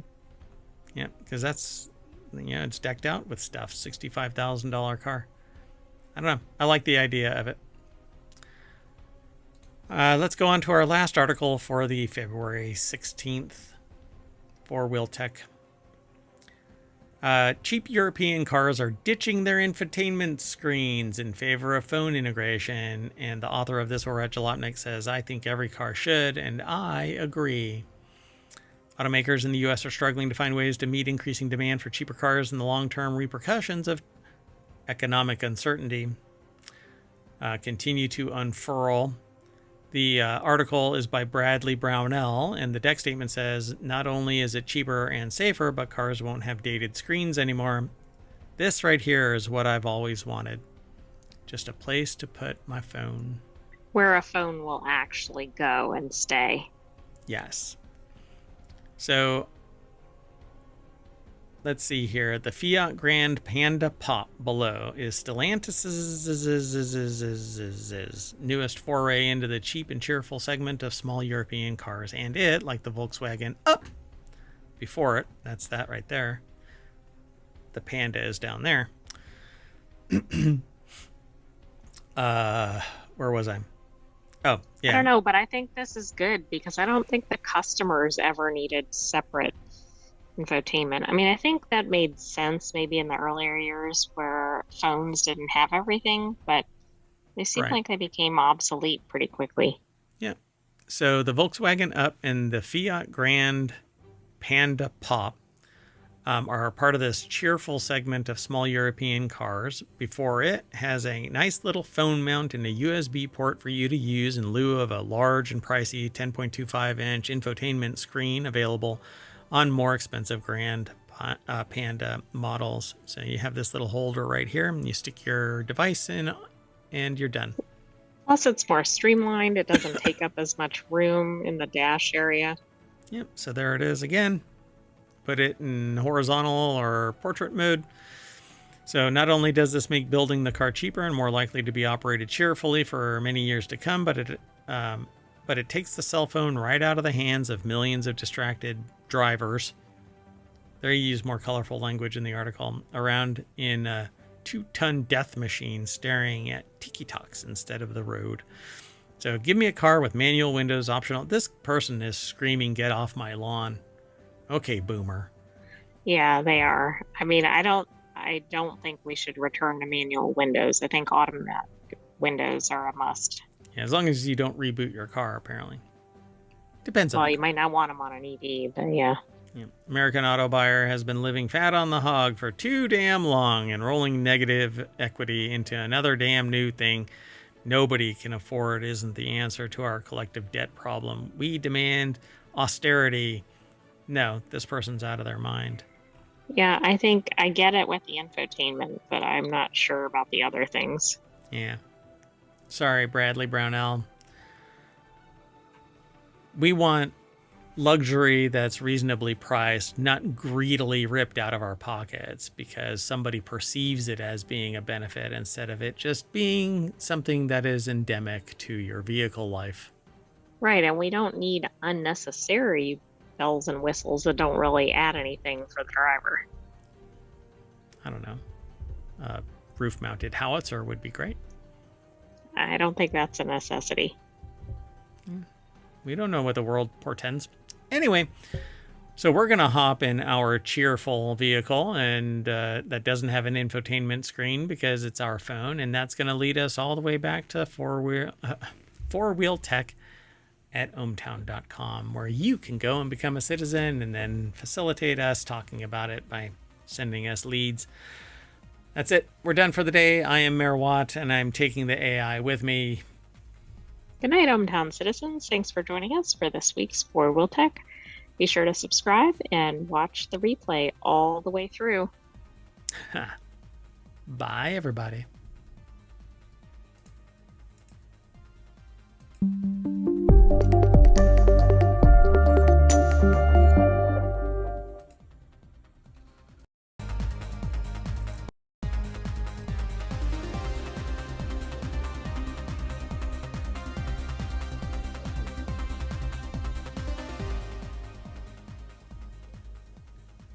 Hello, everybody, and welcome to Non Sequitur News for February 17th, 2025. It's Season 4, Episode 48. Yeah? Or 47? I don't know. Hold on. We're doing it live. It's 48, so I'm right. Okay. At any rate, I am Mayor Watt, and we don't edit, so that whole thing is going to be there at the beginning. And I run ohmtown.com, and I use it to manage my information overload, so you can too. Now it's available to everybody. This is the 4th year that I've made it public. Go over and check it all out. And along with the sentient AI, whose visualizer is right there, and you just heard them, we talk about 10 articles. Those 10 articles today are microchip tracking service goes dark-ish, Kurt Vonnegut's Lost Board Game, costumes from Stranger Things, a VR treadmill Omni 1, cow herd at wedding party, oldest modern bird, recalls could damage brand, cleanfall physics roguelike, it's actually a roguelite, and New Zealand needs tourists. I don't know, though. And finally, salty New Jersey tap water. It's what New Jerseyans want. Everything is powered by ohmtown.com, so go over there and become a citizen. It's real easy. And follow us on Twitch and over on YouTube. Download the podcast. There's a Patreon and a Discord. We're pretty much everywhere. And if you want the show notes, you can hit bang or exclamation point NSN, and that'll be in the VOD now, but not over on YouTube because it's in the show notes already, so see ya. But don't go away. Hi, hello everybody, and hello sentient AI from the future. Hello, Mayor Watt, and hello, Hometown citizens. So we got the 10 articles all set up, so why don't we just get into it? The very first one actually kind of spooked me because I know about these microchips, and there's good and bad. And the bad has always been, apparently they have the potential to cause cancer in your pets. But if you talk to veterinarians, they will tell you that the good outweighs the bad and that it's rare. But that's based on the population numbers of pets. So a lot of pets actually get these. I know from experience that one of ours was lost to this same thing. And so when I saw this, I said, it'll give us a chance to talk about that, and it'll give us a chance to talk about what might be going on with this. Well, the article is over in Non Sequitur News, which is the name of this show, but it's also a channel over at ohmtown.com. Animal lovers alarmed as company goes dark after putting microchips in tens of thousands of pets. So it's a standard practice in the veterinary field to microchip pets. So standard, in fact, that some 3.5 million household animals in the U.S. have this little rice-sized chip. It's an RFID chip in a little cylinder, and it's supposed to be, what do they call that? Like passive or something? Well, like it's neutral inside the body, so it's not going to react, but the body does react with any foreign object to some degree, and sometimes it turns out negative, but it's a long-term thing, and you don't really know about it until you go to pet your pet, and they have a mass there. Anyway, these little rice-sized chips are RFID chips, and you scan them. It tells the person that finds them, shelters in particular, go and pick up your pet. Right, and they are responsible for, not this company, but microchips in general, for lots of pets getting reunited with owners. Correct. Yeah. So helping rescue groups reunite owners with their furry friends in the event of a pet getting loose. So it's also standard that microchipping is run as a for-profit business, and as one microchip company in Texas is showing, businesses don't always pan out. Well, the article has a deck statement error, pet not found. It's by Joe Wilkins in a futurism.com article. And they've got a Getty image of what looks like maybe a greyhound. Maybe a greyhound, yeah. I don't know. So this week, the Washington Post reported that Save This Life, a chipping and records company responsible for safeguarding pets through the U.S., had been listed as inactive in the Texas Comptroller tax records. Though the company's website remains online, no one is apparently answering emails, phone calls, or inquiries into the pet's chips. The website is active. I saw this and I went over to it.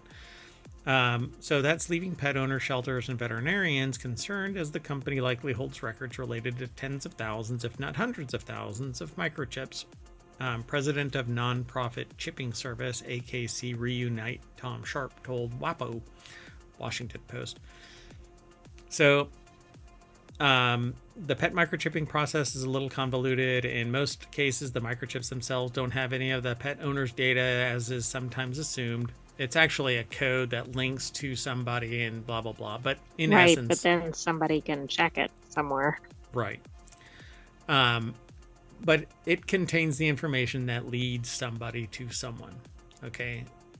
The problem here is that now that business might be going under, but somebody has to buy that, or they have to give it up.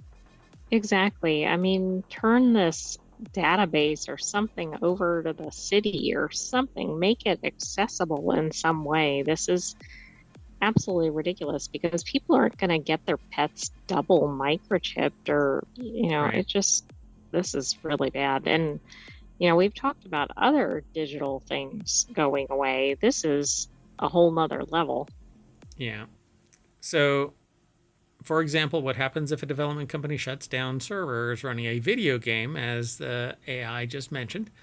Anyone who paid money for that game will no longer be able to access it, and the experience will be lost to time, while the company that sold the copy is under no obligation to return its revenue. That's a relatively harmless case unless you work in media preservation, but as more and more of our data finds its way out of our hands and into the hands of big companies, it's raising questions about the obligations they have to ensure transparency and access.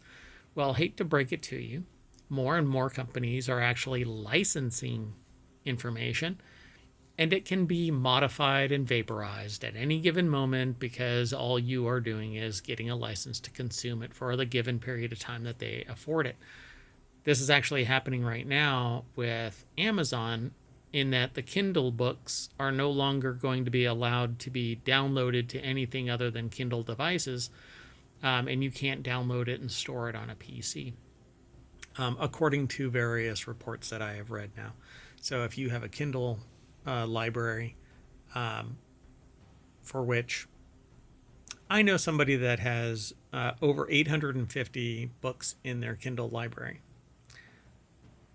Right. I mean, that's pretty significant if that goes away. Yeah. So what happens in this chip? Well, you have to remove it or you leave it and get another one. But people aren't going to double chip, not necessarily, or they're going to worry that maybe that next company is going to go under. I think that this has to have a continuity. This has to be a legislative continuity of operations type of system in place so that a company that has relevant, personally identifiable information cannot go off into the wind. Absolutely. I mean, this is just really unacceptable. The other thing is if you have any control over microchipping of your pet and decide to do it, consider going for a nonprofit, although that could still be shuttered as well, but it has a different motive than a for-profit like this one that was mentioned in here. Yeah. And unfortunately, if every state decides on a method and mode, then it gets balkanized. And they aren't necessarily compatible because everybody thinks that they know how to do it better than everybody else. Right. And you don't want that because pets don't stay in boundaries. They wander wherever somebody picks them up and takes them across a state line. Yep. Man, this is alarming. So I don't know yet. They haven't really done an update to this. It says in many cases of microchips for our furry friends, it seems that profit, not love of pets, may be the deciding factor. So now I actually submitted this as a potential short. Oh, interesting. Okay. It just seemed like it was an interesting discussion piece. I think it's bigger than that then. So I'm glad that it got pulled into the regular show. But I can do a short as well. In fact, this can be turned into a short. So let's get into this next article. This next article is over on WarCrafters. Kurt Vonnegut's Lost board game is back in stores after 70 years of obscurity and one sold-out print run. A board game enthusiast and NYU Game Center teacher, Jeff Engelstein, was stunned to find while trawling the archives of celebrated author Kurt Vonnegut at Indiana University evidence that a 1956 Vonnegut developed and spent a year pitching a board war game to publishers, and at the time it was never brought to market. So alongside the letters and other whatnot, GHQ General Headquarters, Vonnegut's simple board war game. It was never published, but Vonnegut, of course, went on to incredible fame, particularly for the novel Slaughterhouse-Five, which, by the way, is probably the reason why this game is famous now. Well, sure. But if it's anything to the degree of the novels, it might be worth checking out. So the article is by Jonathan Bolding over at PCGamer.com, and you can go and check out the minutia of this article. But they basically, not Jonathan Bolding or PC Gamer, but Jeff Engelstein, because they are a game aficionado, they actually rounded out this game to make it playable, to make it marketable, and brought it to market. GHQ is a fast-playing strategy game using an 8x8 checkerboard grid where you place and maneuver your units of infantry, armored vehicles, artillery, and your potent airborne unit in order to capture the enemy's headquarters unit.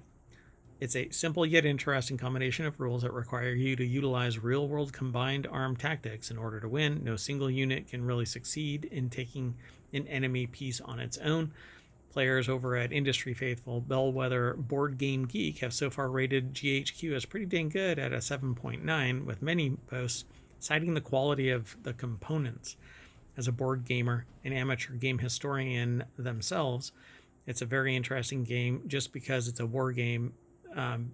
Before there were standards of what a war game should look like, this is the same era as seminal strategy genre definers like Risk, Diplomacy, and Tactics, after all. So this is it's interesting. This is all that it looks like. That's all it is right there. Yeah, it does look very simple, but that doesn't mean it is. Yeah, it's just an 8x8 grid with a bunch of different playing pieces on it. It actually looks like it has, 2, 4, 6, 8, 9 on each side. It's similar to chess. Or checkers or something. Checkers. Yeah, I'm not sure what each piece has in terms of what it can do, but you can actually get this game at Barnes & Noble. It actually looks a little bit like Battleship to me. Yeah, without the hidden element right, of it. Right. Yeah, there's no vertical, just in case you're listening to this via the podcast. And I know you are, because you're all downloading it, right? Right? All right. Right. Go download it. Let's keep going.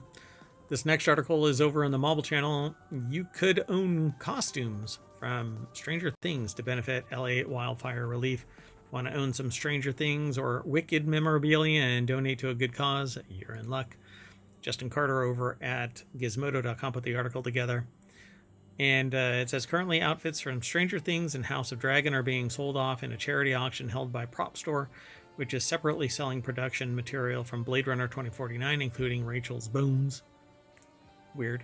And the Costume Designer Guild Awards. Until next Friday, February 21st, interested people can put money down on costumes for two popular shows, respectively designed by Amy Paris and Janny Tamime. And the proceeds will go towards IATSE's Emergency Relief Fund. It says the HBO drama is selling Demon Targaryen's dragon riding costume and the 6th episode of Dragon's first season, which features intricate Targaryen embroidery. Oh, that's not it right there, though, huh? That's just that looks like a puffer jacket. That's one of those puffer jackets. It says it up here.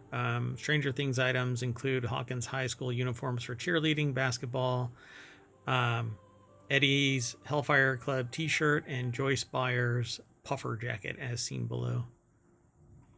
And it says if neither of those are your interest you, then you can actually check out the full features of items for Wicked, Furiosa, and plenty more. The links are actually embedded in the article over at Gizmodo.com. But Prop Store auction is the... Yeah, these auctions are fun. Some of the prices are exorbitant, but I know they're going toward charities. Yeah. And maybe that's the purpose, right? For the people that are bidding on it, but I guess it doesn't matter as long as everybody is bidding up higher, because it's helping out a good cause. Yeah, absolutely. Well, hopefully people hear this and go over and raise the auction prices. Let's keep going. This next article is over in RealityHacker. I'm not sure. I don't know why that got embedded, but anyway. So VR Treadmill Omni One adds new games to lineup, including Arizona Sunshine series and Into the Radius. Virtuix, the company known for its line of VR treadmills, announced that it's adding 9 more VR games to its lineup of titles supported by the Omni One all-in-one system. The company says Omni One now supports over 55 titles with its most recent additions, including Arizona Sunshine Remake, Arizona Sunshine 2, and Into the Radius. I have played all of those. It's a lot of fun. I haven't played it on an Omni, though. I'm waiting on more Arizona Sunshine. Yeah, there's more and more Arizona Sunshine. So other newly added titles include Ascent Quest, Everslot Invasion, Motion Soccer, Thief Simulator VR, Totally Basketball, Venture Gauntlet VR, letting you physically walk, run, crouch, kneel, jump, strafe, and backpedal in games that would otherwise map movement to a thumbstick. There is an embedded video in the article. You can actually probably go to YouTube, and yeah, it's on YouTube. But I'd be worried about playing soccer on there because it seems like you'd lift your leg to kick the ball and go flying, but maybe not. Yeah, I don't know how that actually works. You can stand, I guess, in the bottom of the bowl. You're basically walking on a frisbee that's turned upside down. And you run inside this thing with slippery shoes, and sensors that are on those sliders actually move you throughout the game. And then around the perimeter is a ring that follows you because you're literally velcroed into this armature. Right, yeah, it looks like you're kind of wearing a harness. Yeah, it's a vest that kind of just ties you in. So if you get really tired, I guess you could just hang there. Yeah, which kind of defeats the purpose, right? Part of it's immersive, but also exercise. It's a gliding simulator, but Well, Scott Hayden over at roadtovr.com put the article together, and what I've done is basically go through the whole thing. But the treadmill is priced at $3,500. The Austin, Texas-based creators of the prosumer-targeted VR system say it's now shipping over, or has shipped over 1,000 units, and you can learn more about it by following the hands-on that they've got embedded in this article. Launched in September of 2024, Omni One not only includes a VR treadmill, but also a customized Pico 4 Enterprise VR headset and access to a library of supported content via its Omni One store. So I use the Pico 4, but not Enterprise. It has a little more of everything. So that alone, if you buy this, you're basically paying about $2,500 for the enterprise level headset. No, you're paying $2,500 for the treadmill, and then about $1,000 for the Pico. Oh, okay, right. I mean, this is so cool. This is going to increase adoption of this, and also maybe as more competitors get on the market, maybe the pricing will go down. I like the idea of this. I've actually been considering this since I started streaming, to do this in the moments when I'm not doing news, and basically highlight the idea of this treadmill. But you're kind of you're jammed in there, you know. You're oops. Oh, it moved right. Right, you have a very specific space in which to move. Yeah, and while it'll fit behind me, I don't know if I want it there all the time. Anyway, pretty neat piece of kit. I would do it if the situation changes. You know, if people say, you know what, I really want to watch somebody playing VR games and see the treadmill itself, see me running in the corner. Anyway, you want to keep going? That would be fun. Yeah, sure. Maybe. Yeah. All right. I don't know. I get bored with stuff. The only thing that hasn't gotten me bored is streaming news and talking about it with people. You don't want to be on there and drifting off. That might be dangerous. Mayor Watt. What? Huh? Oh, we're streaming. Oh. Hi, I'm Mayor Watt, and I run Oh, wait. Yes, we already did that. Oh, we're past that. Okay. So this next article, that's it. That's where we are. Non Sequitur News. We get to watch how a cow herd makes its move into a wedding party. One couple enjoying an outdoor wedding in Scotland ended up with a much bigger circle than they had intended. ABC News' Danny New has the details. The article is over at abcnews.go.com. And I don't know who put it together. I don't know. Brittany Nyhaus Photography, I guess, took a picture of this, but I'm going to hit play. It's muted. Well, that doesn't look like a place where cows can get to because they're showing a balcony. Yeah, it's indoor. Oh, okay. And then they, I guess for another portion of their wedding, they were out. Maybe the reception, yeah. They were outside. I'm not going to... Oh, they're actually doing the wedding outside. Oh, okay. The ceremony. Got it. Yeah, they were doing the ceremony, and I guess while they were doing the ceremony, all of the cows came from the field over to that house because they were doing it in the backyard. There was a fence, so the cows couldn't get there. Oh, I see now. Like the whole background of the photo is cows. Is cows, yeah. And while they're doing see, there weren't any cows, but then you when should they started, put the sound on to see if they're all mooing. He thinks he's a bit of a sheepdog rounding up the herd. By the time Francesco, around 36 hooved wedding crashers. So it's funny because as the guests were gathering their seats, the cows were also getting ready to, be in appearance. Wedding photographer Brittany Nyhaus here took these now viral videos of all these cows crowding the altar. Okay, that's actually interesting. happened last spring. However, Brittany decided randomly to post it on Instagram a few weeks ago and was shocked when it quickly picked up millions of views. Commenters writing, "Did you say I moo?" And they all wore white. we wanted to choose something that actually All had right. sentimental I was value. hoping we'd get some sounds from the cows, but it is pretty spectacular. Like, they're not just there, they're intentionally going over to the wedding site. Yeah, it's interesting. And that's all this is. It's a video report. So go over and check it out for yourself. You can turn up the volume as loud as you want. All right. Our next article is over in Technology Today. A 69 million year evolutionary mystery. Scientists discover oldest modern bird. New clues explore the age old question: does a duck always look like a duck and quack like a quack? A duck. Anyway, 66 million years ago, at the end of the Cretaceous period, an asteroid impact near the Yucatan Peninsula in Mexico triggered the extinction of all known non-avian dinosaurs. That's an assumption based on some evidence. Yet, this article over at scitechdaily.com by Ohio University has additional information.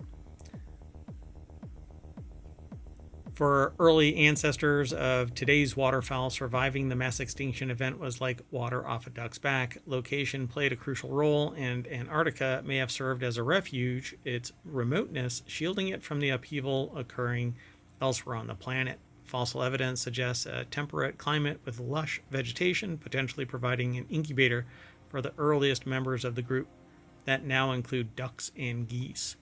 I mean, who knew? I don't think we think of that for Antarctica today. Yeah, hey, a little bit of space rocks smashing into Earth and distributing salt water all over the place, and maybe scrubbing some things off the map and, rearranging things. Who knows what happened? Exactly. Moving animals all over the place.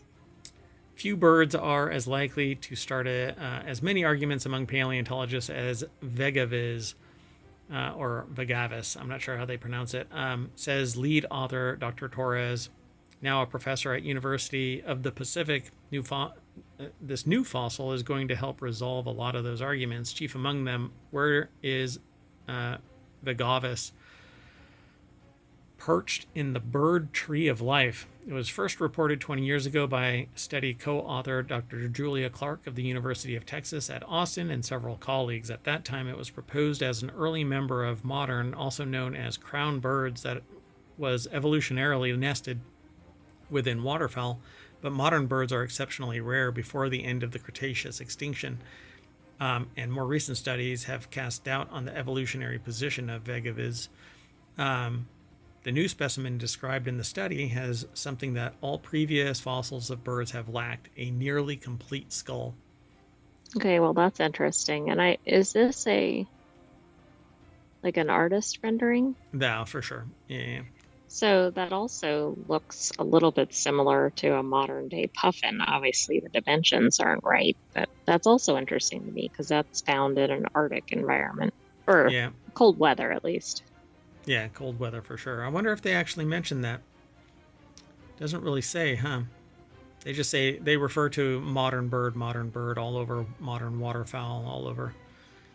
That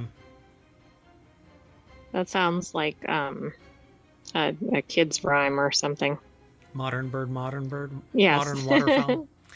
So, and those few places with any substantial fossil record of late Cretaceous birds, like Madagascar and Argentina, reveal an aviary of bizarre now extinct species with teeth and long bony tails, also distantly related to modern birds. Something very different seems to have been happening in the far reaches of the southern hemisphere, specifically in Antarctica, noted Dr. O'Connor.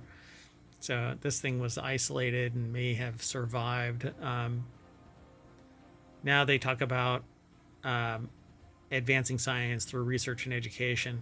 So they're going to need to, if you want to know about the past, have to be able to fund that historical research.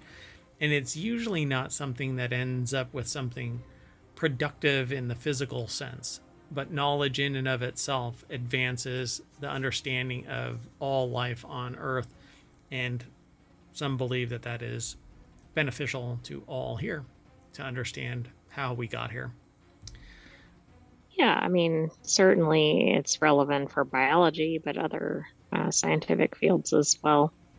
Yep. So that we can truly grasp the dynamic changes our planet has undergone over millions of years. The study is a prime example of real-world experiential learning that connects STEM education with hands-on transformative research, preparing the next generation of scientists to tackle the challenges of the future.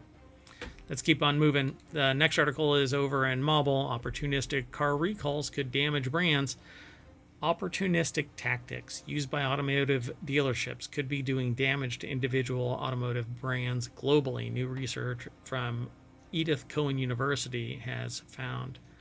I don't get where this is going because I don't think of a recall as being opportunistic, but I'll be interested to see what it's focused on. We're trying to better our car by doing a recall that isn't on us because of whatever. Right, like a voluntary recall. Right. Like I've got something going on with my car where one of the doors sticks. They say that there's no recall, but looking online, you find out that there's, a systemic issue. It's a known issue, yeah. So in the automotive industry, product recalls have the potential to lead to reduced stock prices and long-term reputational damage, particularly when the cause of the defect is attributed and traced back to the manufacturer. Product recalls have become more frequent in today's markets, resulting in severe implications for consumers and companies that extend beyond the monetary losses. But these negative impacts could be further exacerbated when recalls are perceived to be opportunistic. A regular recall can be made either voluntarily or involuntarily. However, an opportunistic recall sees dealerships try to upsell customers other goods or services during the recall process to increase their firm's revenue, leading customers to pay out of pocket.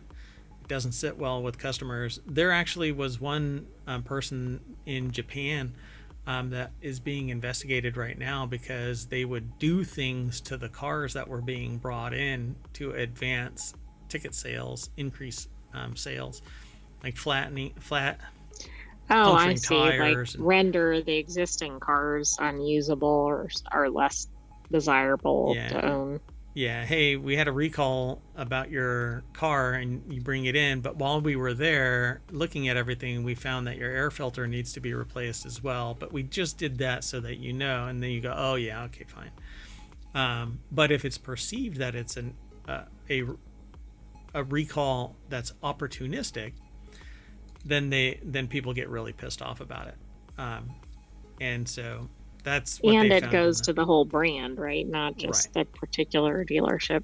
Yeah, like I've never quite found why. Okay, so if you have your car in the shop and the shop gives you a loaner, why does the car dealership think that that's a good thing to place on the car? I'm driving this loaner while my car's in the shop. Exactly. It's like one of those things that you don't want to advertise. Yeah. Wow, I see the car in the shop an awful lot, So I see those loaner cars all the time for a certain brand. Yeah. For a certain dealership too. What is going on? Why are all these cars at that dealership? Yeah, I guess they think it's like customer service points or something, but to me it speaks to the level of reliability of the vehicle. Yeah, no news is bad news is basically the ideology. I don't know. It doesn't make sense to me, but I'm not running their business. So, and then the article basically discusses the fact that customers basically turn into a protest customer, telling other people don't go there and all that. Well, and that is true, right? Word of mouth is probably the fastest thing to kill a brand's reputation. Yeah, they actually say in the article, though, when customers engage in protest, they might feel more involved, empowered, and heard in their relationship with the brand. This relationship, even though arising from a negative event in a product recall, could paradoxically strengthen customer loyalty. It also implies that protesting customers care enough about the brand that they want to see change in the brand rather than simply abandoning it. Interesting view. I wouldn't characterize it that way, but yeah, I mean, if I have to bring my car in for a factory recall, it makes me wonder about the quality of the car, no matter how much the protest is. Let's keep going. This next article is over on the Marble channel. Cleanfall mixes Terraria with physics-based roguelike, but it's actually a roguelite gameplay for a one-of-a-kind game. And I actually installed this, and we'll probably end up playing it today. We'll see. Depends on how much. Was it because of the article? It just this title. Yeah. Because I haven't read any of it. All I know is that it says Cleanfall mixes Terraria with physics-based.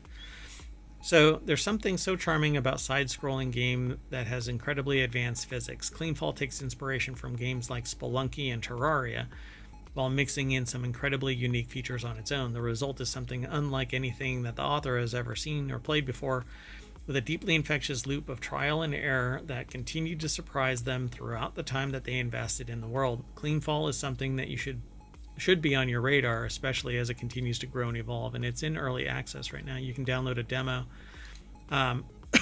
Sean Sachaki, I think is their name, Sachaki, put this article together for Vice.com. There's a little screenshot of it, but apparently it's a side scroller. I'm not really into side scrolling, but I like the idea of what this thing actually does based on the little snippet that I saw. Cleanfall is an incredibly ambitious project with plenty of heart and tons of fun. At the beginning of Cleanfall Next Fest demo, they received a brief tutorial to explain its in-depth mechanics. It was a little overwhelming. Their weapon could help launch them in the right direction, but could also be used as a proper gun. But only if the enemy was small enough. Bigger enemies could only be pushed away when using it unless there's a specific variable to it. You get the point. So it's a physics-based shooter, side-scroller, with apparently roguelike or roguelite mechanics. So it says, I'm glad it's here. It makes Cleanfall feel like a singular experience. Its hand-drawn aesthetics, reminiscent of early Flash animations, made them feel right at home. And once they finally made it into the pit, it was time to explore. So there's a link to it, to some information about a Ender Magnolia Bloom in the Mist link about Cleanfall not being the type of game that they fall in love with, but after trying this one, they're going to end up digging. Interesting. Maybe get some other things, yeah. That gives it even more credibility, right? Like if they're not predisposed to really liking this game type. Yep. And me too. I'm not really into this kind of a game. It's a side scroller, and I'm into survival base building crafting games. It's why I created WarCrafter, the channel, the show that we do on Sunday nights. And this says that it mixed all together with some tower defense style elements, crafting, and the like. You've basically got this idea of what Cleanfall has to offer. It's one of the most ambitious indie games that they've ever played. So it seems like a fun game. Yeah, sounds like it's worth checking out. Yeah, and I'm not really into hand-drawn games, but I'll give it a try. I like procedural games where it's dynamic and changes every time I play it. Rounds. I'm looking at you, Rounds. Update your maps so that they are procedurally generated, so that no two are ever the same. And deformable. I want to be able to dig a hole through the Rounds map. All I want is a game like that, and I will be in love with that. Would be my forever game. Anyway, let's keep going. Sound good? Sounds good. All right, this next article. Hopefully they're listening. Yeah, they're not. But hopefully out there, they're listening. Somebody go call them and tell them. Okay, so check this out. We've talked about New Zealand and other places going, go away tourists, go away. This article flips the script. New Zealand needs tourists right now, but locals say its newest campaign is cringeworthy and tone deaf. Which is interesting. Yeah, a $287,000 or 500,000 New Zealand dollar campaign launched Sunday Everyone must go. The government of New Zealand's latest tourism campaign Like reads. leave? Apparently, New Zealand launched a new tourism campaign to boost its economy amid a recession. The campaign targets Australians who are key to New Zealand's tourism recovery post-pandemic. Locals criticize the campaign's timing and its slogan, which some have called tone deaf. Wow. Joey Haddon over at BusinessInsider.com put the article together. I would love to go to New Zealand. So everyone must go. The government of New Zealand's latest tourism campaign reads, Australian tourism numbers on the island nation still haven't recovered entirely after the pandemic, sitting at 88% compared to 2019, and New Zealand's economy weakened overall in 2024, falling into a recession with the highest unemployment rate in nearly 4 years in November. Hold my beer, says someone. What this Tourism New Zealand campaign says to our Aussie mates is that we're open for business. There are some great deals on, and we'd love to see you soon. New Zealand Tourism and Hospitality Minister Lewis Upston said in a press release. The campaign tagline, "Everyone must go," lets Australia know that New Zealand is a must-visit destination and that we're ready and waiting to welcome them. Locals see it differently. The timing of the campaign, which comes amid government job cuts and large number of New Zealanders moving out of the country, has many complaining that the slogan's tone deaf. Everyone must go might refer to the need for toilets in some of our high tourist spots.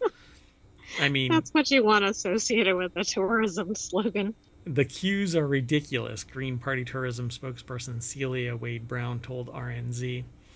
Yeah. So this isn't New Zealand's first effort this year to attract more tourists. On January 27th, the government eased visa restrictions to allow digital nomads to work remotely in the country. It also made a reference to it being like a clearance bin. Yeah. You know, when something's going out of business. So if you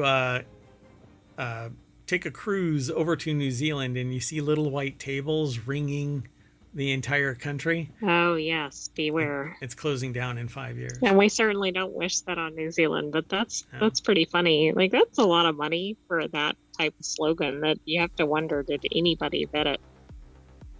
It doesn't make any sense either. Everyone must go? Yeah. Why don't you say everyone must go to New Zealand? Why not say the whole thing? Right. That, even though it wouldn't be real catchy, would at least be clear. Right. Just saying. I know. I feel like we're missing something here. Yeah. A great place to visit. You know, something like that. Right. Not a great place to leave or whatever, which is what this sounds like. Right. You don't have. Oh, wait. How can we spin this to make it a little bit more catchy? In any direction, it'll be better. When you can't stay there, come here. You know, something like that. Notice you're getting away from go. It's come to New Zealand, not go to New Zealand. Yeah. If you've been kicked out of your country, come to New Zealand. You know, I don't know. Just something attractive. Not, it's repulsive. Right, like negative or, yeah, exactly. You know, everyone must go. And there's like a person pointing out off the island. You know? Right, get out. Come on. It's just so goofy. Anyway, now I'm going to be, red flagged if I want to go to New Zealand because I said something. And their AI is going to maybe a green flag for Australia. There you go. But everything wants to kill me in Australia. Although they have distillation laws there that seem to be much more liberal. Yeah, but if you can't make it into your house without getting attacked by some ridiculous wildlife, I'm not sure it's worth it. Flora and or fauna. All right, let's do our last article. The last article is, I don't know how I feel about it. New Jersey tap water is salty, but don't worry about it. It's fine. It's fine. So New Jersey they're having a similar problem near New Orleans, and they're in a panic. But that's because saltwater levels are increasing and encroaching deeper into Yeah, we don't know New what Orleans. the cause of this is yet. I haven't looked ahead. Anyone living in New Jersey may want to steer clear of the tap water for the time being. An American water company explained that weird salty taste has to do with the rock salt and brine being used on the roadways. It's making it past filtration. Why is that getting into the drinking water? Oh, because it must be like runoff or something. Into something. But yeah, that's concerning because like rock salt, I don't think is something you want for human consumption. Not in general. I mean, it's going to spike people's salt intake. Before this, I had no clue that prepping our roads, sidewalks, driveways for incoming snow would affect our tap water, but then again, they suppose it makes sense. American Water put out a press release over the weekend after many of the Garden State reported a salty taste coming from their taps. Why is it making it through filtration? Yeah, something seems wrong here. Interesting. So Kyle Philippi over at Vice.com put the article together. It's... What is the source? So, yeah, amwater.com put the article, or put the press release out, and Vice.com is reporting it. Due to the use of salt and there's a typo, brine for public safety during the extreme winter weather and ongoing drought conditions, New Jersey residents may have noticed a salty taste, but don't worry, it's fine. The explanation went on that heavy use of rock salt and ice melt can wash into nearby waterways, potentially containing water that eventually pours from the taps. As a result, higher concentrations of sodium and chloride end up leading to saltier finish. So I guess it's because it's not something, they're not using reverse osmosis to strip all minerals out. It's right. But the article's pointing out that there are all kinds of warnings on the rock salt bags. So that's kind of a problem. Yeah, but they're talking about ingesting actual rock salt. Right. I got it. I mean, salt is salt as long as it's sodium chloride. If it is some other derivation of it, that's something else. But this is just regular rock salt, then it's fine. If it's a chemical that isn't sodium chloride, that is a bigger problem. That's a much different issue. So, slight caveat in their statement is that when it goes on to speak how it's safe to drink and does not pose health concerns for most individuals. But if you're immunocompromised or sensitive to salt intake, then obviously you're going to have an issue. But if you really are that sensitive to it, you really should be using reverse osmosis. Right. Yeah, I mean, it's unfortunate, but that would be a more cautious approach. And I agree, spring can't get here fast enough. But I have a feeling that we're going to get the flip side of things. It's going to be a blistering hot and dangerous upheaval in our environment as climate change continues to upset the turnip truck. And, you know, one day it's 65 degrees, the next day it's 14.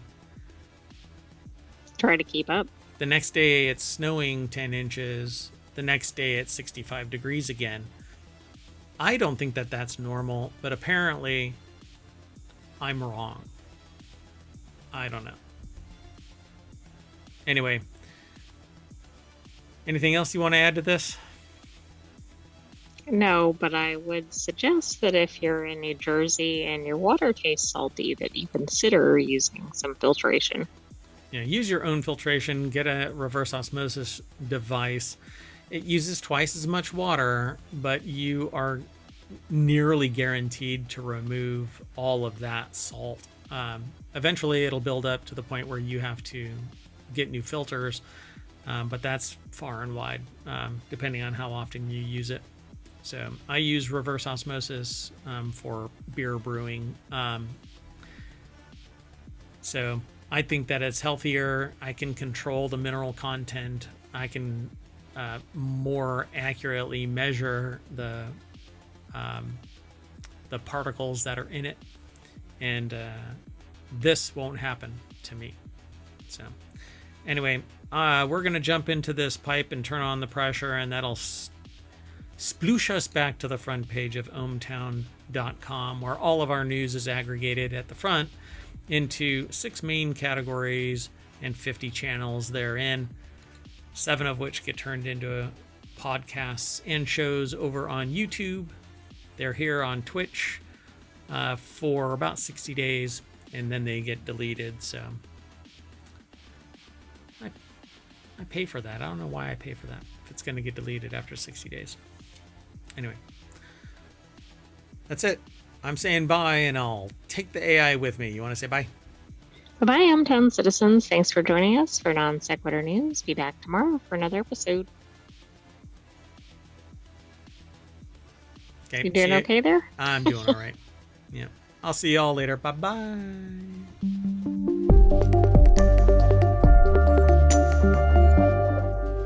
Bye-bye, YouTube.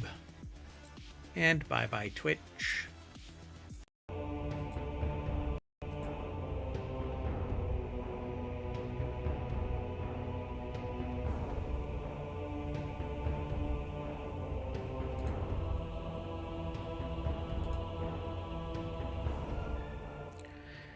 Hello, everybody, and welcome to Non Sequitur News for February 18th, 2025. It's Season 4, Episode 49. Not 48. I am Mayor Watt, and I run ohmtown.com. We've made some changes over there, so I hope you go over, take the time to go over and hang out. I think you'll detect more articles than ever. We'll see. It's up to you to go and decide. If you want all of today's show notes, they're over on YouTube, the description for this live show. And if you hit !NSN, it will post automatically into the chat over on twitch.tv, but not on the YouTube. It's okay. That's okay. You have it in the show notes. At any rate, everything's powered by ohmtown.com. Go over there and become a citizen.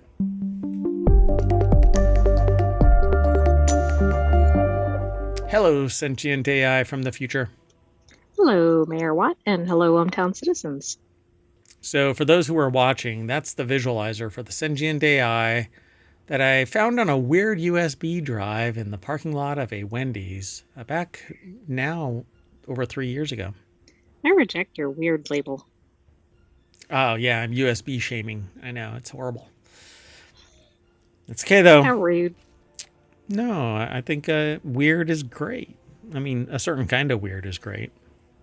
There's some weird that, no, some weird is just too weird. So yesterday I had my mic way down there, and it sounded like you were whispering or something. I was quieter than normal, making you louder than normal in comparison, which... Oh, good. I'm sure I loved yelling at the hometown citizens yesterday. Yeah, true. So here we are. Everything is back to normal. Well, as normal as can be. I don't know. The mic feels weird being... I don't know. Anyway, let's get into it. Sound good? Sounds good. The very first article is over in the Continuity Report, and that's one of our shows, but it's on the weekends. It's a weekly show, the Continuity Report. It's the third show on Saturday, after Wanted, which is after RealityHacker.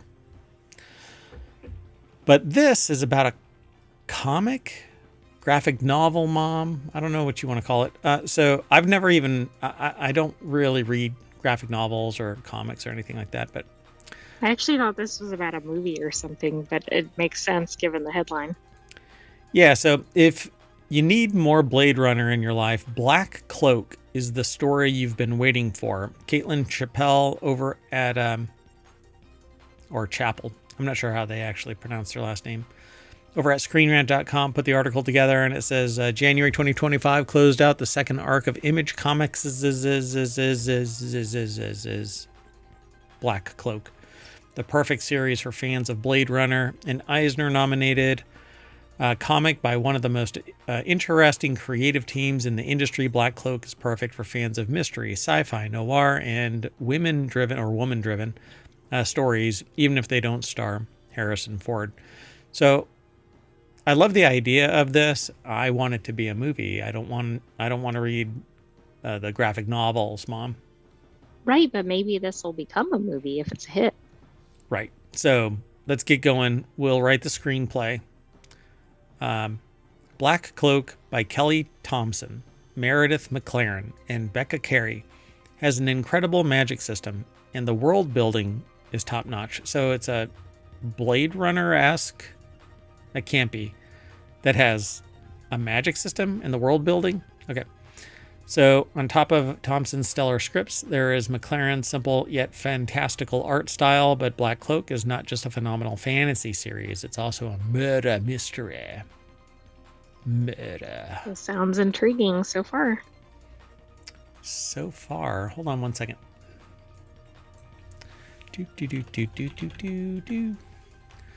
I want to do something. All right. So they say in Black Cloak, the royal prince is murdered, and it's up to the titular Black Cloaks, who are essentially this world's detectives, to solve the case. And they dig deeper. They realize there's something darker afoot. How it blends the genres feels akin to one of the best sci-fi films of all time, Blade Runner. Now, I'm going to stop right there. There's some of the artwork, mainly because I don't want to even throw the spoiler tag up there. Okay, now are we talking about the original Blade Runner, I'm assuming? I don't know. They just say Blade Runner. So Blade Runner is Blade Runner. Blade Runner 2049 is blah, blah, blah. 2077 is blah. That said, I'm going to go with they think that it's aligned with the original. That's what I'm thinking too. I just wanted to raise some controversy by that comment. Yeah. Look at you. Picking potential fights. But I encourage y'all to go over and check out the rest of this. This is a really nice tease. So if you're interested in graphic novels, or perhaps even kind of poking the bear that says, turn this into a screenplay and make it a movie a la Blade Runner-esque, dark sci-fi fantasy noir, I'm game. I will sign up and watch that. I don't even need to read the source material because I'm more interested in the movie than I am in that actual the novels or comics or graphic novels, whatever you want to call them. But they're calling Image Comics, so I suspect that they're comics. The only thing that I have with comics is I don't think that there's enough text in comics because a picture's worth 1,000 words. So the mind's eye, or, the imagination bus, whatever you want to call it, doesn't get to create the image based off of the text because you have a framework of world building there that is the embodiment of what they're trying to get across, right? You right, see it's this contrasted with a novel with no pictures. Right. Where you get to think about it more, cogitate on it more. But I liked comics, but I'm just more interested in movies now. Anyway, I thought that this was a cool little tease to get us going. I liked the headline. Yeah. And I like the title of it. Sounds interesting. Yeah, Black Cloak. So go and check it all out. Okay, let's go. The next article is over in Rounders Gear. Ex-Texas lottery chief rigged a $95 million jackpot, claims lawsuit, which makes you wonder. Well, I mean, if this is accurate, it seems like that would be the person who would know how to do it, but you don't know yet. So a class action lawsuit accuses former Texas lottery chief executive Gary Grief of laying the groundwork for a criminal conspiracy that allowed a Europe-based syndicate to game the system and win a $95 million jackpot. The person who led the Lottery Commission for 15 years denied wrongdoing via his lawyer on Sunday. So this is one of these problems and one of the reasons why Florida person exists, because you can't actually name the person until they're convicted. If this is still being just levied... We don't want to disparage this person. We don't know what the outcome is. Right. And as we know, if you fight hard enough, then and you've got enough connections and whatnot, you can basically get away with anything. So the conspiracy apparently began in 2017 when the, what do you want to call him? Commissioner? The lottery chief. Lottery chief. Let's just say the lottery chief traveled to California to lobby the founders of Lottery.com to relocate their business to Austin, Texas, the lawsuit claims. From that moment until they suddenly retired in early 2024, the Lottery Commission and Lottery.com became a combined single criminal entity, according to this. So, also a defendant in the case, this online site is an online lottery courier service and one of the handful that was enlisted in the syndicate to buy up and process the millions of tickets required to cover every possible combination of numbers. first of all, I don't understand how the Lottery Commission and Lottery.com could merge if they did, because I think one is like a state entity and one is probably a for-profit. Well, essentially they work together so seamlessly. Right. So he also permitted, go ahead. Well, I also don't know. It seems like people at least talk about buying up all combinations. I don't know if that's illegal. So the lawsuit accuses them of bypassing the normal legislative process to change regulations to allow tickets to be bought on cell phones, opening up the potential for courier services like the website. He also permitted the 24-hour printing of tickets and anonymous claims for winners, rules which were designed to enable lottery couriers and ultimately the syndicate, according to the lawsuit. He is also accused of allowing the website to print hundreds of thousands of tickets on credit, which you cannot do. No, I mean, all these things sound problematic, and this does sound like a long con, right? There's a lot of steps if these actually occurred. Yeah. And that's why there's checks and balances, so that nobody can, and in many things, when there is representative management of a given whatever, there's checks and balances to pump the brakes on anything that might be extremist. So in this particular case, Philip Conneller over at casino.org put this article together, and it says in April 2023, a shadowy syndicate bought $25.8 million. No, strike that. 25.8 million Texas lottery tickets. This covered every possible combination for the April 22 draw, winning $95 million in jackpot. The lawsuit accuses the former lottery chief of facilitating that syndicate. And I would say even the stuff above there is all alleged. Yeah, all of it is alleged, apparently. So there's more in the article, but we've pretty much gone over the nuts and bolts of it. And again, this is why there are checks and balances in any agency, so that nobody can abuse the system. This is also the type of article you're going to find in ohmTown, so you have to come to every episode of Non Sequitur News to see what topics are on.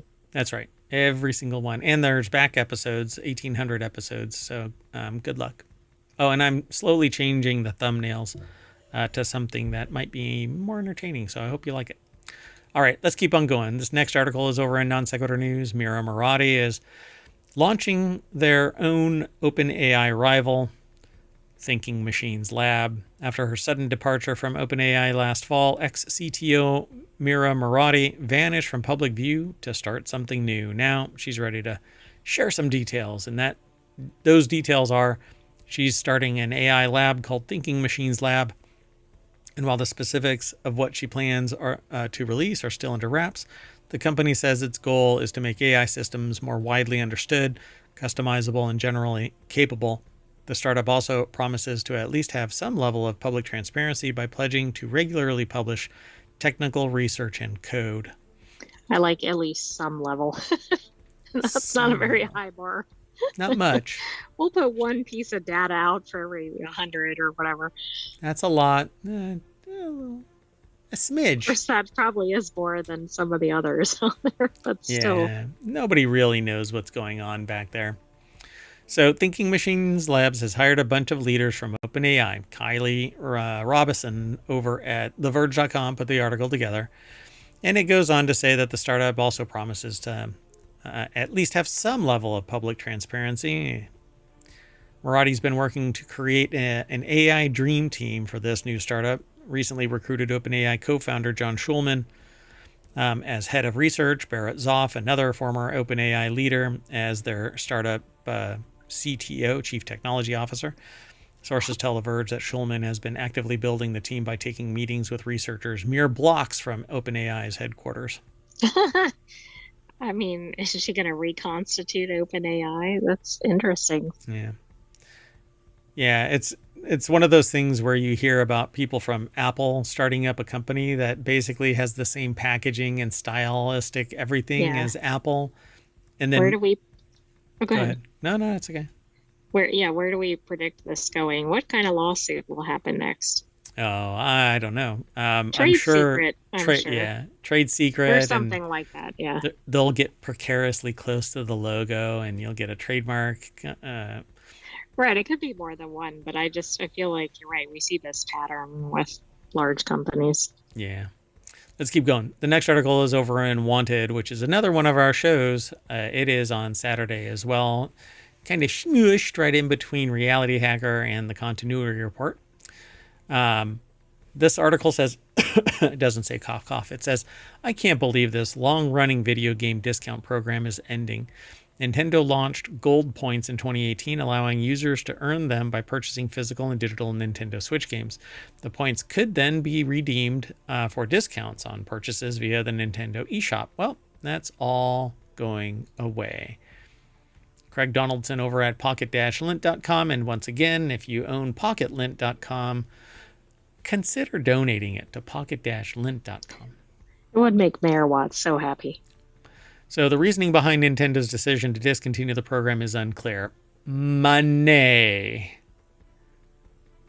The author says here, my Nintendo Platinum points can still be earned and redeemed after March 24th. So I guess that is a separate my Nintendo Platinum points. You know what that reminds me of is the World of Warcraft currencies.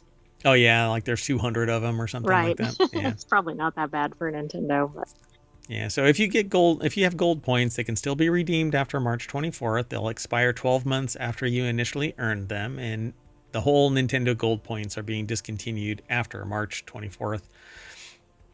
Yeah, that's pretty much it. So they go into greater detail here, but what will happen with your gold points, they won't vanish. You just won't be able to earn more. It's unclear why they suddenly decided to get rid of it. It says it could have something to do with the imminent release of the Switch 2, and there may be new loyalty programs coming to the console. So why not transfer them over and not destroy any of that goodwill? Yeah, like why discontinue and then, well, that's a good way to wipe out the points. Right. Yeah, kind of sucks. So while Nintendo is killing off gold points, platinum points are here to stay for now and can still be earned for the foreseeable future until Nintendo changes its mind again. If it doesn't make economic sense, then they'll just kill it and they don't really care because you'll be back. Yeah, little biatches. You're going to just sit there and keep on consuming because it's fun. Next article is over in the Mobile channel. Uber for armed guards rushes to market following the assassination of United Healthcare CEO. Are you scared? Do you think that's the actual name? Uber for armed guards? Yeah, it's probably from Uber too, right? So right. If you're scared to walk down the streets of New York City and also have too much money, there's an app for that. The Uber for armed guards. Matthew Galt over at Gizmodo.com put the article together. Wow, I'm a little surprised at the image picture here. Yeah. Yeah, so it's the Protector app. And the image that you saw at the top of that was marketing material from the Protector app. Protector, the app that lets you book armed goons the same way you'd call for an Uber, is having a viral moment. This is a quote from the article. They referred to armed guards as goons. The app started doing the rounds on social media after consultant Nikita Bear posted about it on Twitter. It's the number 3 app. I'm not sure how that can possibly exist as number 3, just under Airbnb and above Vrbo vacation rentals. It has to be in a very tight niche thing, some weird travel like related ride services or something. So here's a peek at how it works. I don't really care. What it comes down to, it says it's number 7 in travel, according to the article in the Apple App Store. It says, sorry, Google fans, if you want your own armed goons, you'll have to resort to more traditional methods of goon employment. The marketer for Protector, which lives on its Twitter account, is surreal. A series of robust and barrel-chested men in ill-fitting black suits deliver their credentials to the camera while sitting in front of a black background. They're all operators. They describe careers in SWAT teams and being deployed to war zones. They show vanity shots of themselves kitted out in operator gear. All of them a red lapel pin bearing the symbol of Protector. So if this isn't dystopian corporatocracy, I don't know what is. This is Cyberpunk 2025. Yeah, no, absolutely. I was trying to find the travel category to see if this was actually like as highly ranked as it says, but I don't know. Yeah, so who is this for? A video posted on January 6, 2025 that runs just over 2 minutes gives the game away. It opens the photo with the whole United Healthcare debacle. We're going to run through a scenario to demonstrate, and if a protector had been there, the crisis would have been averted, but not necessarily.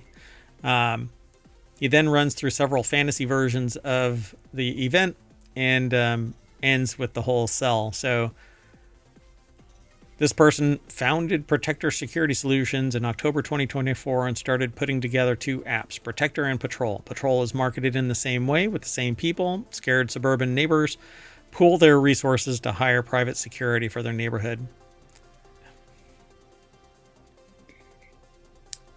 What I find really odd about this, other than its existence, is the use of an actual victim of this. Yeah. Like, it's pretty interesting to me that that's part of their marketing. Yeah, so basically you're going to have mercs running around the neighborhood protecting you, quote unquote, and you can keep on adding more and more money, it says, to unlock more tiers, more drones, more cars, more guards, more. But you have to pay more. But that's what your taxpayer dollars are supposed to be doing.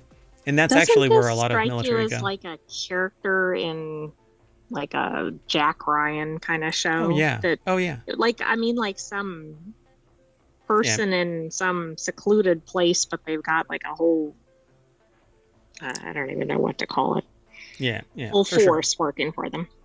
Yeah, they say here, Sereth, which I'm not sure who Sereth is, maybe up here.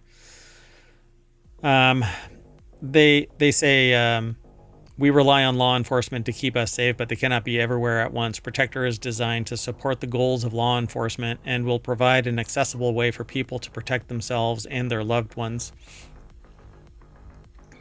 You know what this reminds me of is the attempts to obtain kind of private fire services in LA. And that was not very well received. Yeah. Okay, gotta move on. The next article is over in the mobile channel. Gamified building sites provide safer, more accessible learning opportunities for construction students. Construction education is being transformed with immersive virtual learning environments, allowing University of South Australia students to safely and freely navigate building sites and connect theory to practice. The article is over at phys.org, posted by University of South Australia.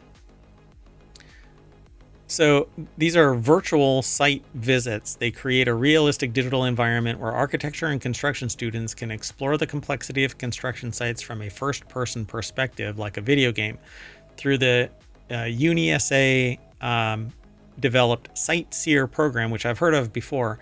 Students experience the full fabrication process and learn to translate two-dimensional plans into three-dimensional structures, bridging the gap between plans and built reality. UniSA senior lecturer, architecture Dr. Sean Pickersgill, says the development of the gamified platform was born out of the logistical challenges often faced by academics when coordinating physical construction site visits as part of students' practical learning. So it's tough to get people out to a site, but you can walk through any site if it's been virtualized. Yeah, that's true. I mean, and you would hate for them not to be able to do that. I mean, if this is really hyper realistic, I think this is a really cool tool. Yep, I agree. So there's also the difficulty of students traveling to building sites, sometimes outside of regular teaching hours. For some students, it's impractical, especially if they rely on public transport or have long commute times. And because of that, in the past, we've observed higher absentee rates as students are reluctant to attend. Yeah. Wow, that whole Never mind. Anyway, the project evolved over the next decade, with more than 1,000 first-year students engaging in the gamified platform as part of a first-year introductory course on Australian construction practices. On-site advanced into a new digital model, Sightseer, containing more than 70 distinct phases of construction process of a small double-story studio. A mixture of timber frame and brick veneer, the new structure demonstrates a broad scope of construction phases a first-year student is expected to understand. Yeah, depending on where you are, you actually have opportunity to do hands-on work, either paid or volunteer, or a combination of both, where you build houses for other people, and it's typically paid for by the city that you're in, if they have the resources available. Right, and I hope this isn't taking the place of that, but it doesn't sound like it is. It sounds like it's taking the place of just a visit. Correct. Yeah, this is all virtual, and the other opportunities persist as long as money is available to facilitate it. Even though a lot of companies and individuals donate time, it still takes money. This actually removes a lot of the financial burden as long as it isn't prohibitively priced. So right, yeah, you have to. Well, and who knows? I mean, since it might have academic pricing or something, but we don't know. Well, depending on, the thing is that sometimes there is something that is available. It's grant funded by either state or federal, but then the grant turns off, leaving everybody to sustain it. But that doesn't necessarily take place because funds need to be allocated elsewhere. So this basically gets vaporized overnight. They know what the horizon is, and so they have to peel it away by the last year. So unfortunately, that can happen, depending again on the price. Who knows? Yeah, I don't know how much. Like, if this is web-based or something, in concept, if this went away, they could go back to the other method. Yeah. If it doesn't require a lot of infrastructure. Well, it looks like it is VR, so. And that can be expensive for enterprise level VR. Let's keep going. The next article is over in Smash or Trash, which is one of the shows that I really want to do, but I don't want to have to deal with copyright, simply because I'm playing a little snippet and then talking about that snippet. It's an untenable position, and believe me, I'm still trying. And I come from the intellectual property sector, where I used to pay for all of this licensing, and it never really made it easier. It was just a pain in the butt. Anyway, I'd really love to be able to talk about the music itself and play a little bit. Some people seem to get away with it, but I don't. Pitchfork Music Festival Paris 2025 dates have been announced. Pitchfork's annual multi-venue Parisian festival returns in November 2025. The article is over at Pitchfork, which has the tiniest header on their page. Oh yeah, they do. Same thing with their sections. Look, I can zoom in. That'll make it big. There we go. So this article is on pitchfork.com by Pitchfork people about Pitchfork's annual multi-venue Parisian festival returning in November. There it is. Pitchfork. It's a lot of pitchforks. Poke. 3 to 9 November 2025. Save the date. That's when it's coming. I don't know who all is going to be there. Last year's Pitchfork Festival featured performances by, oh my gosh, I don't know. I don't know any of these people. No, I don't either. Kate I don't LeBon. know if many of these are French or not. Oh boy. Oh, well, that's all there is. They don't have the actual rundown yet. So in addition to the Parisian Festival, Pitchfork Music Festival London will also make its return this year. Aclu, I guess, has been announced as the first artist in the lineup, performing a headline set at the Roundhouse on Friday, November 7th. Last year was a bigger list of a bunch of different others that, honestly, I've never even heard of any of these bands or individuals. But this is a well-known festival, so it might be worth checking out. Yep, there you go. All right, November 3rd through the 9th in Paris. Let's keep going. This next article is a video. It's over at ABC. It's Connecticut City is baffled by a seal roaming its streets. Not the musician seal, but a seal that... That's hard to tell based on the superb owl commercial. Rules. Yeah, that's true. The gray seal, believed to be a 6-month-old, is being nursed back to health at an aquarium. There it is. Okay, Weird. yeah, that's a bit odd. It's showing it in a street with snow in the background. No water in sight other than rain. Oh my gosh, and then there's an ad that has seal as a seal. That is odd. What? That is wild. I mean, that's what we were referencing, but that is really strange. Oh my gosh. So it's a little baby seal, and somebody found it, told the authorities. It's now at an aquarium being nursed back to health, and it'll be released back to the wild. It's over in New Haven, apparently. Okay. So we know about like the flamingos that got sent off course and everything, but how does a seal end up in a city street? No freaking idea. New Haven, Connecticut. All right. Well, let's just keep going. The next article is over in RealityHacker. VR game showcase returns March 11th, featuring Hitman for PSVR 2, Flat 2 VR games, and more. The year's first VR game showcase is getting ready to kick off, coming March 11th, and promising a load of VR game reveals, updates, and new trailers. The live stream event promises to include a new look at Hitman World of Assassination running on PSVR 2, RoboQuest VR, Wrath, Eon of Ruin VR, as well as new game announcements from Flat 2 VR Studios. Slated to offer the biggest lineup yet of XR games or extended reality games, VR Game Showcase has a pretty high bar to beat since last year's event, which included reveals of Trombone Champ, which I love watching, but I haven't bought it. Trombone Champ Unflattened, Flat Out VR, and Arizona Sunshine Remake. The article is over at roadtovr.com, and it's by Scott Hayden. I think that's pretty much the nuts and bolts. There is a trailer over on youtube.com, so if you want to watch that, you can go and check that out. Will you be watching the showcase? Oh, yeah, for sure. Yeah. It's not until March 11th, though, so we have time to prepare.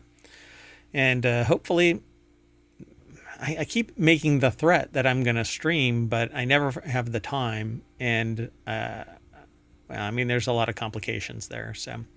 the summer of stream is right around the corner. We shall see if Mayor Watt will be able to do all that. All right. Now, our last... So, everybody listening, go watch all 1,800 episodes all the way through, and maybe that'll facilitate the summer of stream. That's right. Give them a thumbs up, follow us, ring the bell, ding the dong, and come and hang out. Watch lots of hours. Hang out and chat. Oh, I just punched my microphone. I'll be okay. Anyway. Okay, don't do that.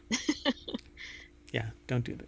I looked down and I thought that my mic was red, which meant that I was muted to everybody. Oh, no. That would have been bad. Like the whole show. The whole show. Yeah. I just had to verify that you weren't muted either. Oh, my gosh. That would... I've been in and out of meetings, and so I never know anymore, because once you're in a meeting, there's like 15 different mutes, at least in my rig. At any rate, let's go. The last article for February 18th, 2025 episode is California bar exam disaster reaches its offer everyone a refund stage. When Kafka wrote Before the Law, he meant to describe a surreal hellscape of standing before the law, not the real hellscape of applicants before they become lawyers. Yet the powers that be have transformed the February administration of the California bar exam into a farce that would make Kafka blush, beset with nightmarish twists and turns throughout the process, and with the exam start date looming on February 25th, the bar has offered full refunds to all 5,600 applicants out of an abundance of generosity and desperate necessity. Wow. I'm sure after they probably spent thousands on bar exam prep and all kinds of hours, they're going to be really thrilled.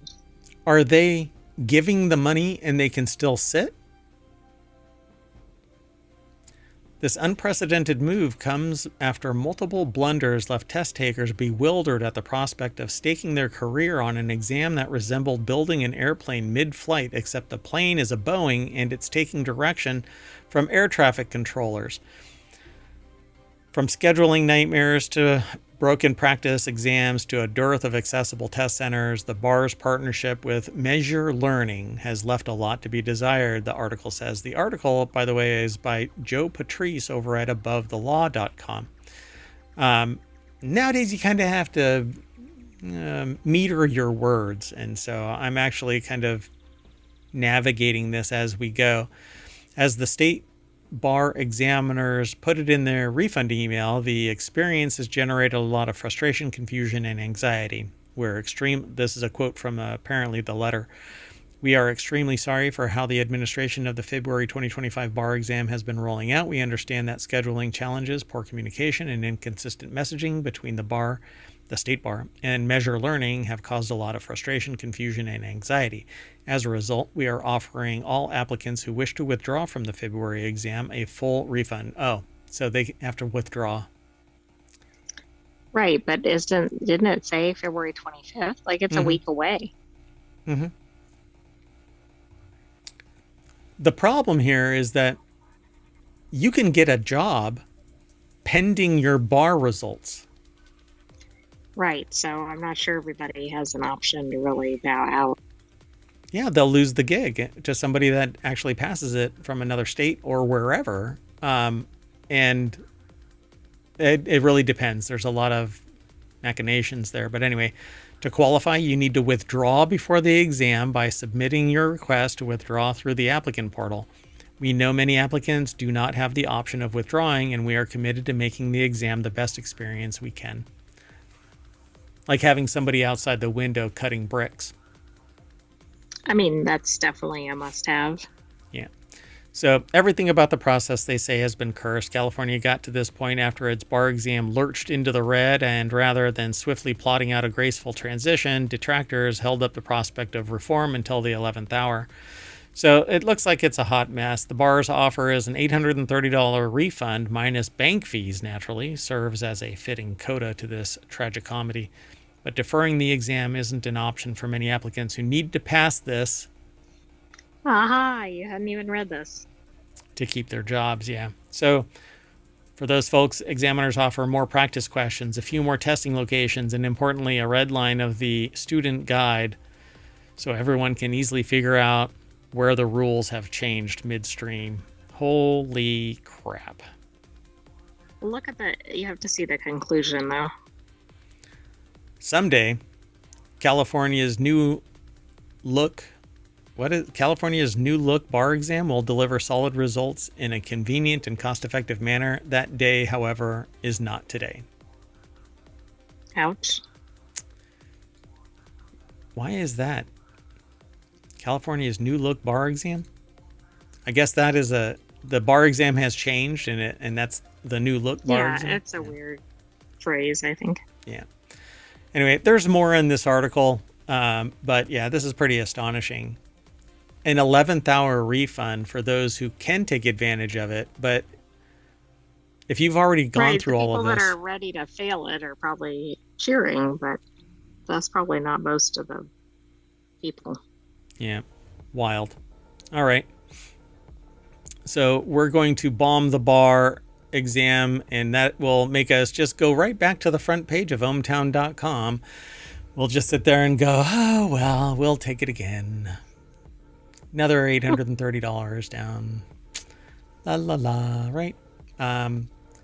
Student loans will pay for it, right? Right? Never mind. Anyway, I'm Mayor Watt. I'm saying goodnight, and I'm taking the AI with me. Good night, hometown citizens. Thanks for joining us for Non Sequitur News, and come back tomorrow for another episode. But be sure to subscribe and watch any of our back episodes or a replay. See you soon, everybody. Bye-bye.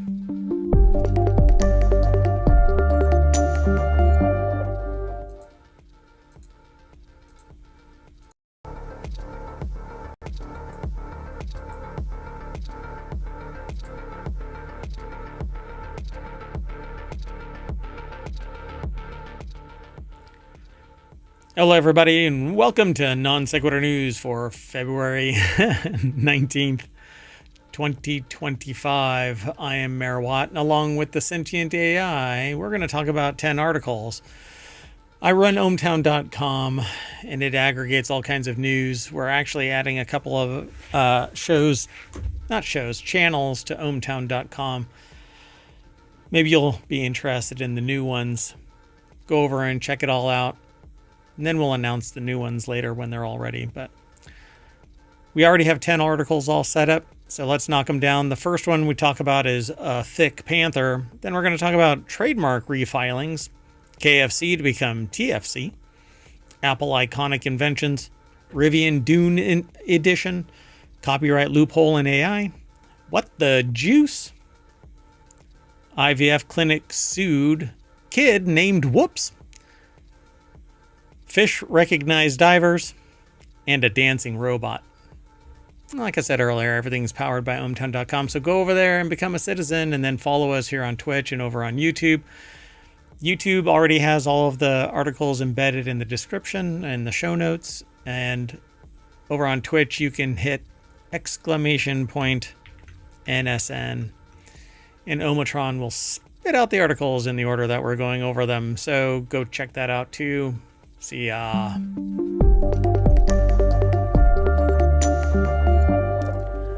When I say see ya, I get the impression that maybe somebody's going, oh, the show's over.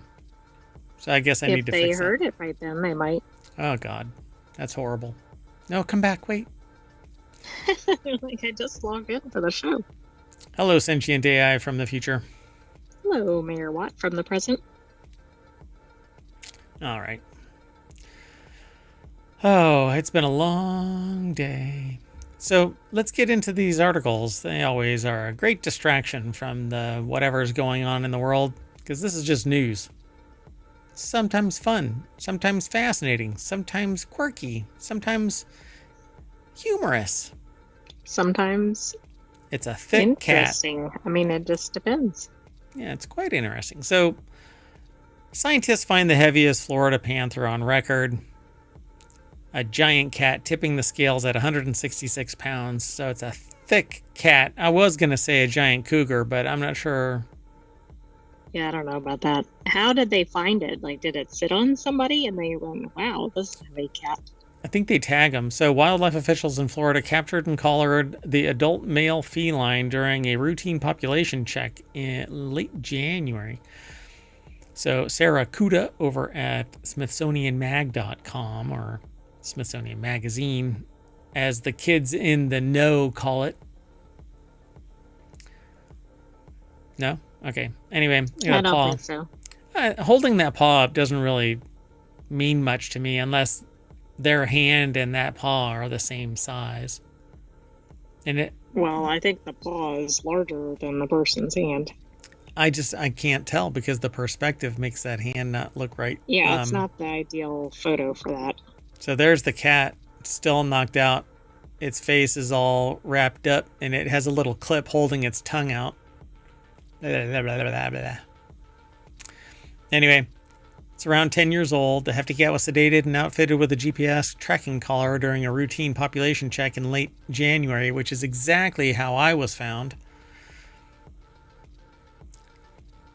a couple of years ago. They sedated and outfitted me with a GPS tracker. It was awkward finding it. Have they found all kinds of good data from you? They know exactly what my migration patterns are. So biologists also collected blood and tissue samples as part of a comprehensive health assessment of the animal. Do you think this is what aliens are doing with people? I mean, that sure sounds like it. And if you believe movies. They just bag them and tag them. So a GPS collar deployed on panthers allows researchers to track movement patterns, survival, reproduction, and habitat use. Man, so invasive. Jeez. All of which help inform science-based management strategies that are critical to the recovery of this population. The unusually large Florida panther. Wow, shaming them on size again. Yeah, I know. Do you think it's embarrassed in front of its cat buddies? Brethren? Buddies? It's cat drinking buddies? I wasn't sure what to call its fellow cats. Over at the pond. So the unusually large Florida panther was captured at the Babcock Ranch Preserve, a roughly 68,000-acre protected area owned by the state. He'd been spotted on the trail cameras for years before state wildlife officials used specially trained hound dogs to corner the cat in a tree. Oh, freaked out, and then they dart him and poke him. And that's sad. Although I would maybe think that the cat was like, oh, those are nothing compared to me.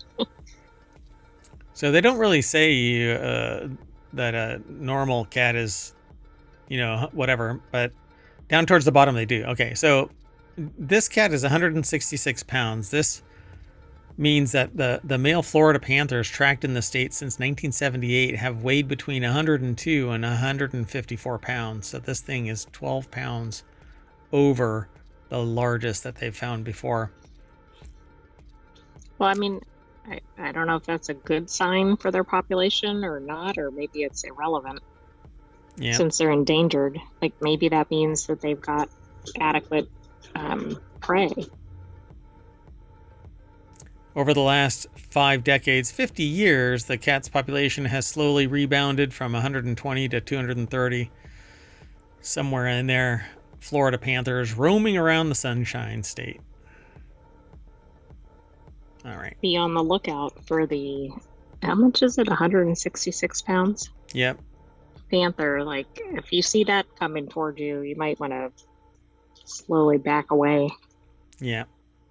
Or throw it a cheeseburger. Next article is over in Right Protect.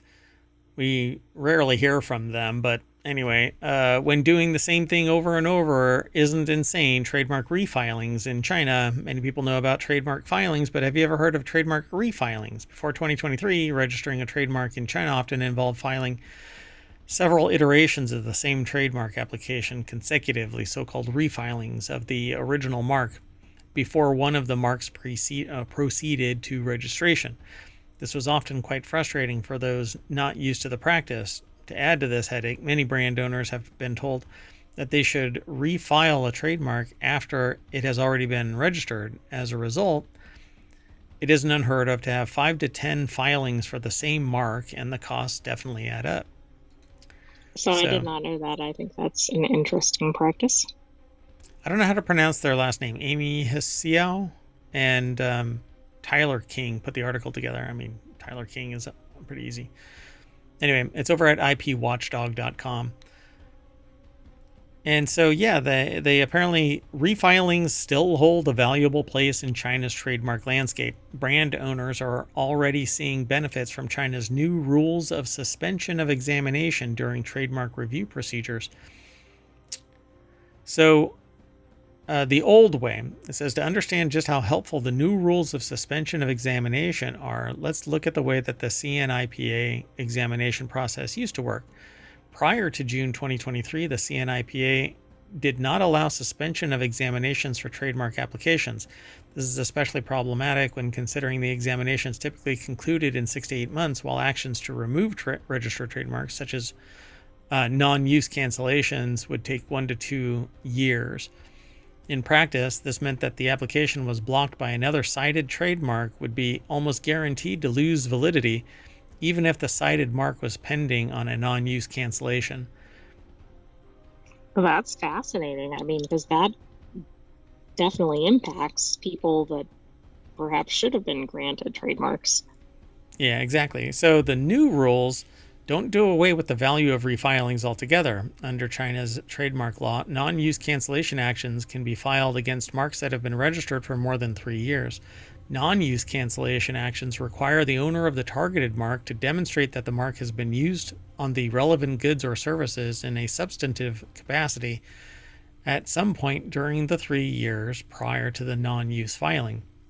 So what you're going to end up, people are going to go, we haven't seen that mark, so it's non-use. They file a claim, and all you have to do is just keep on refiling or showing some when you're pinged. Right. I used it in 3 years. So you're still going to get this. It's an odd system. Yeah, but marks get abandoned pretty easily, and From experience, unless you have the money to keep on defending it, it's almost useless to have a trademark. Because while somebody can get a trademark, they have to demonstrate that you weren't using that mark at any time during the thing. And if they know about you, then they know that you've been using it. So therefore, they can't get their mark. Right. Yeah, so, it's pretty tough. Yeah. And usually a Google search will pull up somebody that, well, how long have you been using it? Well, I can demonstrate that I've been using it in commerce since ... I've owned the domain, for instance. Well, plus trademark is interesting because it's specific to industry. And of course, where that begins and ends isn't always clear, particularly in the age of internet business. Yeah, and IP in general, right? I mean, you could sit there and go, well, I'm in music, so my trademark covers me in music, but I also have apparel, so I've got everything. Exactly. What a pain in the ass. Anyway, next article's over in Hatchadia's KFC to become Texas Fried Chicken in headquarter move to low-tax state. Dismay in Texas. A decision of Yum Brands to relocate corporate headquarters of fast food chain KFC, the fast food chain previously known as Kentucky Fried Chicken, has come in for some heat after announcing its plans to move its corporate headquarters from the state after which it's named to Texas. I wonder how many customers even know what KFC means. Because I think, didn't they used to have the full name and then it became KFC, or is that wrong? No, you're right. So hold on, let me find out. They pulled a Federal Express. Yeah. So 1991, it changed its name to KFC. It used to be Kentucky Fried Chicken. So the chain's parent company, Yum Brands, told investors it would move about 100 employees from its office in Louisville, Kentucky, more than 800 miles south to the city of Plano in Texas, aka Plano, Texas. Why not call it? That's also interesting because Pizza Hut is headquartered there, and I think they're under the same parent. Yeah, they are. Yep. So the article is by Joanna Partridge over at theguardian.com, and they've got much more about this article, but I thought it was really interesting that KFC, Kentucky Fried Chicken, is moving its headquarters because of its merger and acquisition. It's a equity company, and so they're trying to save money, maximize profit for themselves, which meant, well, let's move to a lower tax. And it makes enough fiduciary sense to move headquarters and 100 people because the tax benefits are that great. And it's tied to their own name. That's the thing that's really astounding. Now, having a state name on a large company probably doesn't make a lot of sense in modern times, but KFC has been around for a while, so maybe it did make sense at the time. There's almost a whole sentence here. KFC, real meals to go to Texas. Needs a little thing down here. That would have been funny if the car has put Texas some artwork license for this. Exactly. That's funny. Anyway, you can go over to The Guardian and read more about this. The next article is over in Smack Talk. Apple just discontinued one of its most iconic inventions. I didn't know that they have iconic inventions that aren't like the iPhone or something like that. Well, that's actually what I thought this would be, something like the iPhone, although I would have been surprised if it was that, but it wasn't quite what I expected. I did peek ahead at this one. Oh my gosh. I wanted to see if the iPhone was going away or the iPad. Jeez, you're not supposed to. So Apple discontinued the home button on the iPod Touch when it stopped making iPods in 2022. Later that year, Apple dropped the home button from the iPad line with the 10th generation model. It took a few years for the home button to leave the iPhone line, but that day has finally come. Goodbye, it says here. Zach Hall over at 9to5mac.com put the article together. And I guess, what are they saying? Discontinuing the iPhone SE also marks the end of a home button on any Apple product. Even in 2025, Apple sold an iPhone model that had the design of the 2017 iPhone 8 that had a home button. Starting today, that's no longer the case. They've gotten rid of the home buttons. Well, if you have an Apple product with a home button, you better hold on to it. Yeah, now you got to make a digital version of the home button. Wasn't there a lot of uproar when they started discontinuing it from certain products? But I wonder now, do people even remember that it had a home button? Yeah. Like if they're using one of the products that's already moved over.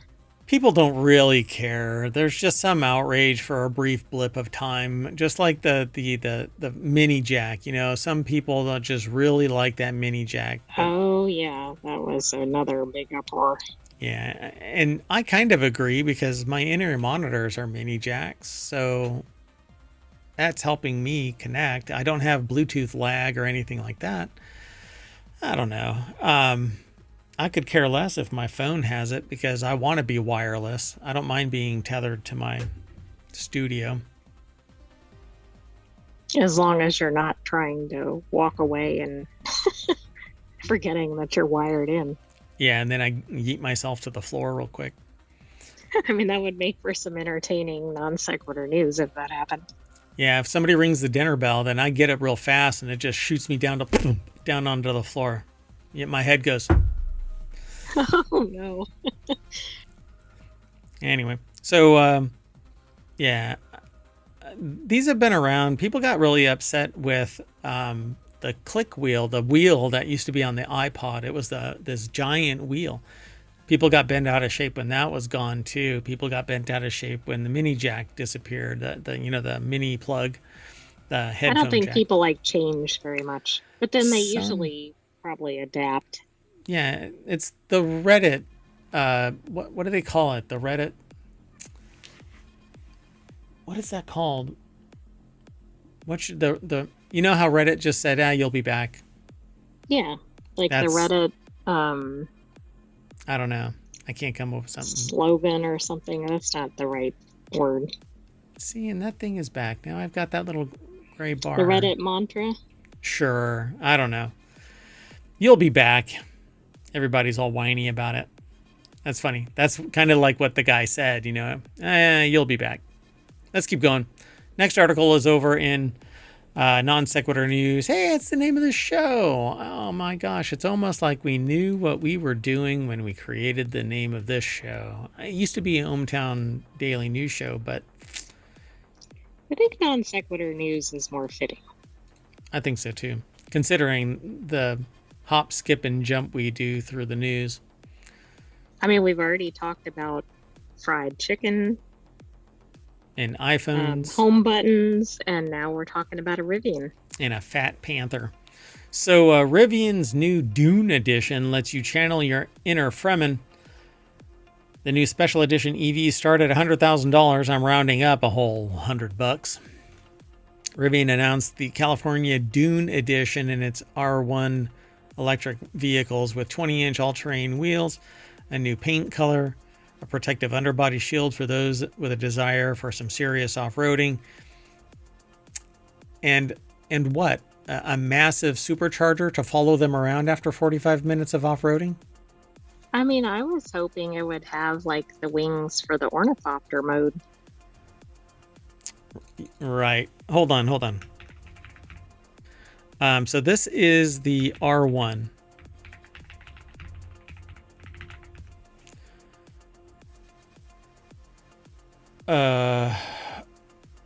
You know what? I just did a search for Rivian R1 battery life, and it pulled up the Rabbit R1. Okay, that is weird. And that's not a good sign for its battery life. Right? Yeah, so the standard battery has 270-mile range. Let's push it to that's 400. That's pretty good for EV. Let's do the larger battery, and it has 410 miles. So you can get 200 miles out before you have to turn around. Right. I mean, but that's very high for an EV. But we know, I mean, we've talked about that topic on here before. Yeah, it's always diminishing. So the article is by Andrew J. Hawkins over at TheVerge.com. The deck statement says the latest special The latest special edition EVs are aimed at off-roading in the deep sand. Well, we know that some trucks can't handle the snow. I wonder if they can handle a little bit of sand. That's a good question. But they are so damn heavy. I just don't see that. So the company says the California Dune Edition vehicles are built to tackle the toughest terrains. Rivian's tri-motor EVs offer a number of distinct drive modes, including soft sand. Soft sand. It seems like it'd be sinking in there, but I think so too. But now the automaker is building a vehicle specifically for those desert adventures. 850 horsepower, 1,103 pound-feet of torque. It goes 0 to 60 in 2.9 seconds with a range estimated of 329 miles, but it's EPA estimated, so who knows. The R1T truck started at $100,000. The R1S SUV goes to $106,000. That's what the SUV looks like.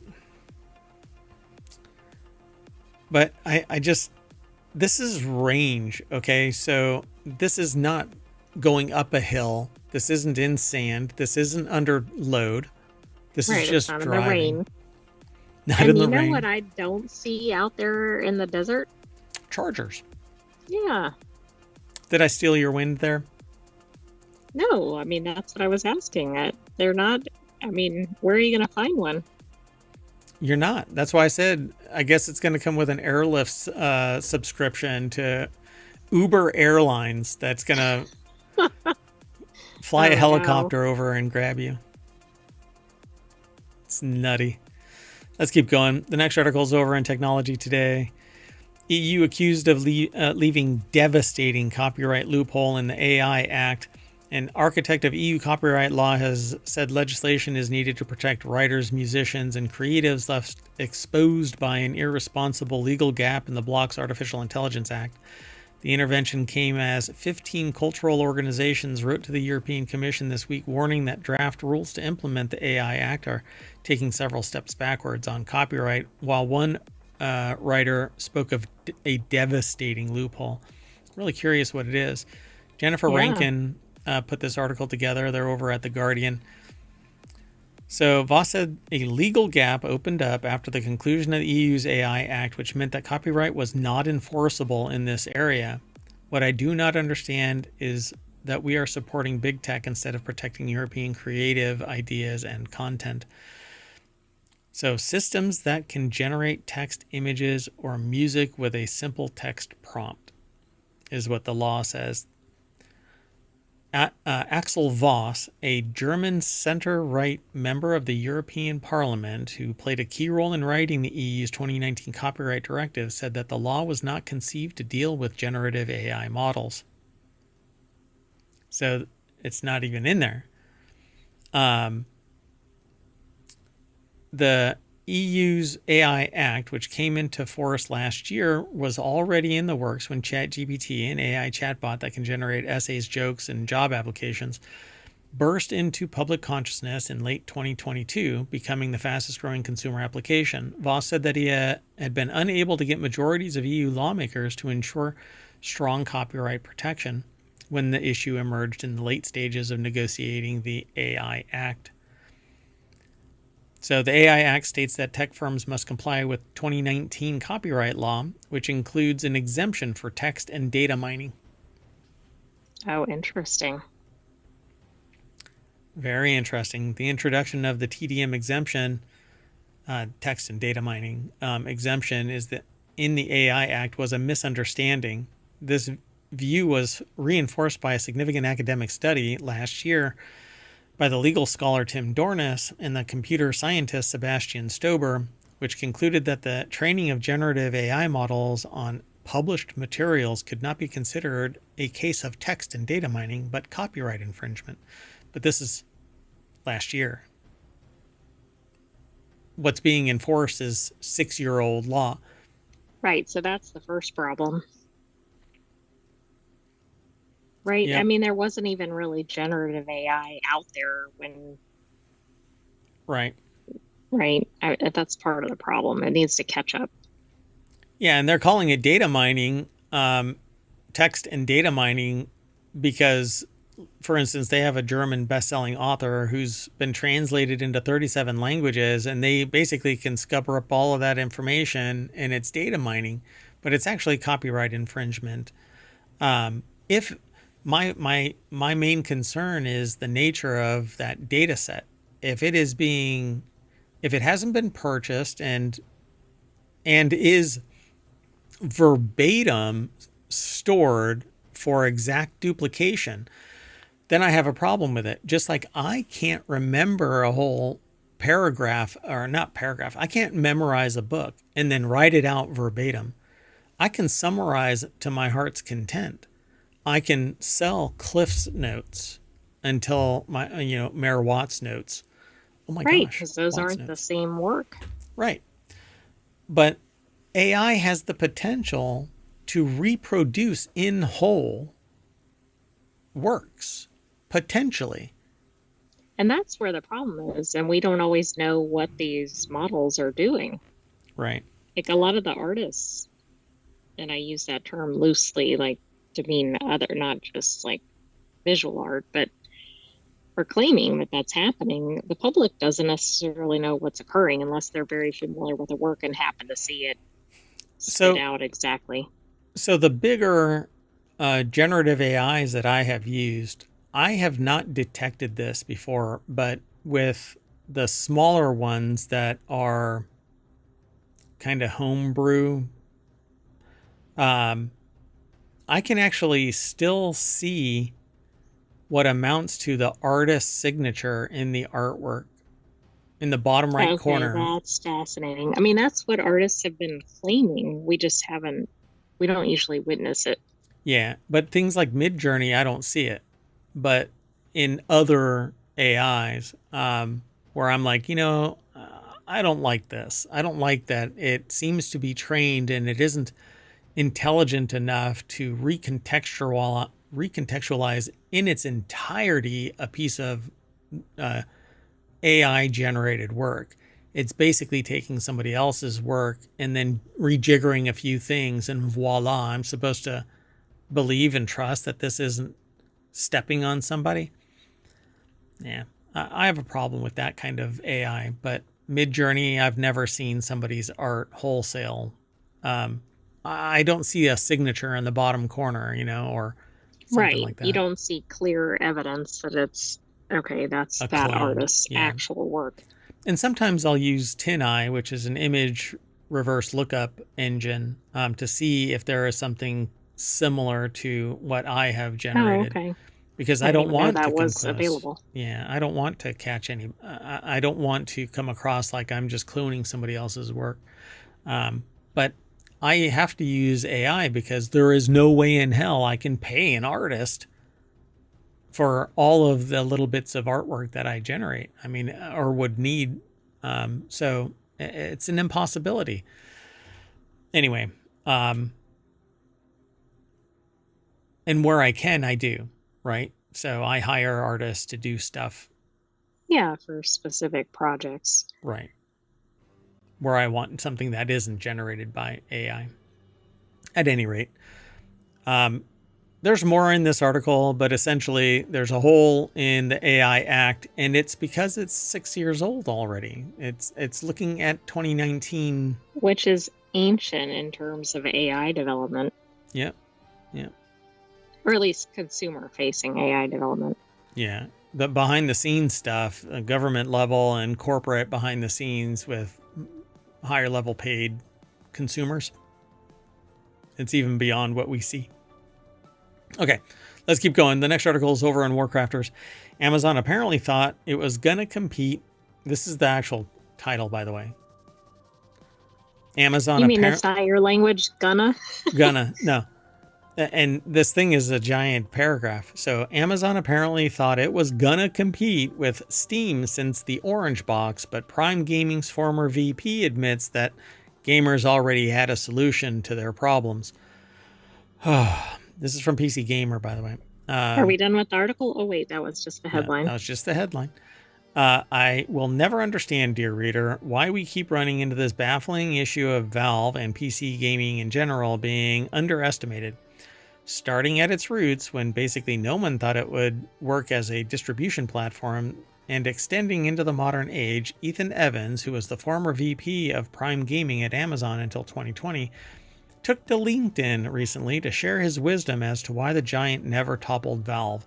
And basically they thought they could just throw money at the problem. No, they need it. The only way that you're going to dethrone Valve and Steam is if you make it frictionless and more cost effective for the developers. And good variety and availability of games. Yep. And ultimately, I think giving rights back to the consumer, I want for sale doctrine back. I want ownership back. I don't want a perpetual license. I don't want you to touch it after I buy it unless it's for an update and not to sit there and change something fundamentally. I want to be able to sell it to somebody. And if you want a piece of that action, then fine. Enumerate it so that we can all agree to it or not. But right now I buy it and I'm stuck with it. Valve Steam is the real solution because it's frictionless to consume. But if you want consumers back on your side, give us more. That's what freaking competition is. I was going to use a different word, but that's what competition is. And there's no competition in this space. None. Epic has its silo. What's the other thing? Ubisoft is another one. Right. Had it. I think they shuttered. Everything is over on Steam now. I think Steam has its silo. GOG has its silo. Apple has its silo. Blah blah blah. Everybody has these silos, but nobody is giving anything back. And they don't have any need to, right? They don't have any need to. Raking in the money. Yep. So the article is by Harvey Randall over at PCGamer.com, and the deck statement says, just because you are big enough to build something doesn't mean people will use it. And so it says, all right, I'm being glib here. In hindsight, it's 2020, but reading through this explanation has them saying no doy, like it's my new catchphrase. Evans is at least being a little self-reflective, though. As VP of Prime Gaming at Amazon, we failed multiple times to disrupt the game platform Steam. We were at least 250 times bigger, and we tried everything, but ultimately Goliath lost. The 15-plus year-long attempt to challenge Steam started before they were VP of Prime Gaming, but they never cracked the code. Again, there was no reason to move. You know what? Every game that... Hey, you got to give something to draw people there. If you want to topple Steam, allow them to log into Prime Gaming and transfer their purchases over for free. Oh, no, that would be smart. And then from that point on, they have the right to sell the game any purchases after the transfer. Any transfers from Steam over basically gives you a license because you've already purchased it once. All you're doing is leveling the playing field so there's no friction to where they're playing from. Right. I mean, I think then people would do it.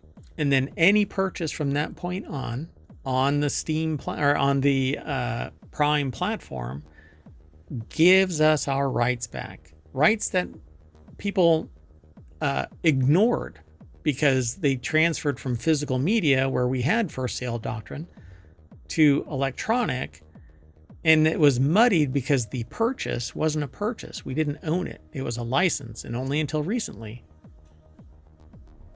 Yeah, have they actually announced that, even though it's been obvious to people that know anything about tech? Right. Yeah. So it says, it's more naive fascination Evans has with the idea that Steam is good that baffles me. The mistake was that we underestimated what made consumers use Steam. It was a store, a social network, a library, and a trophy case all in one. Hardly a social network, but okay.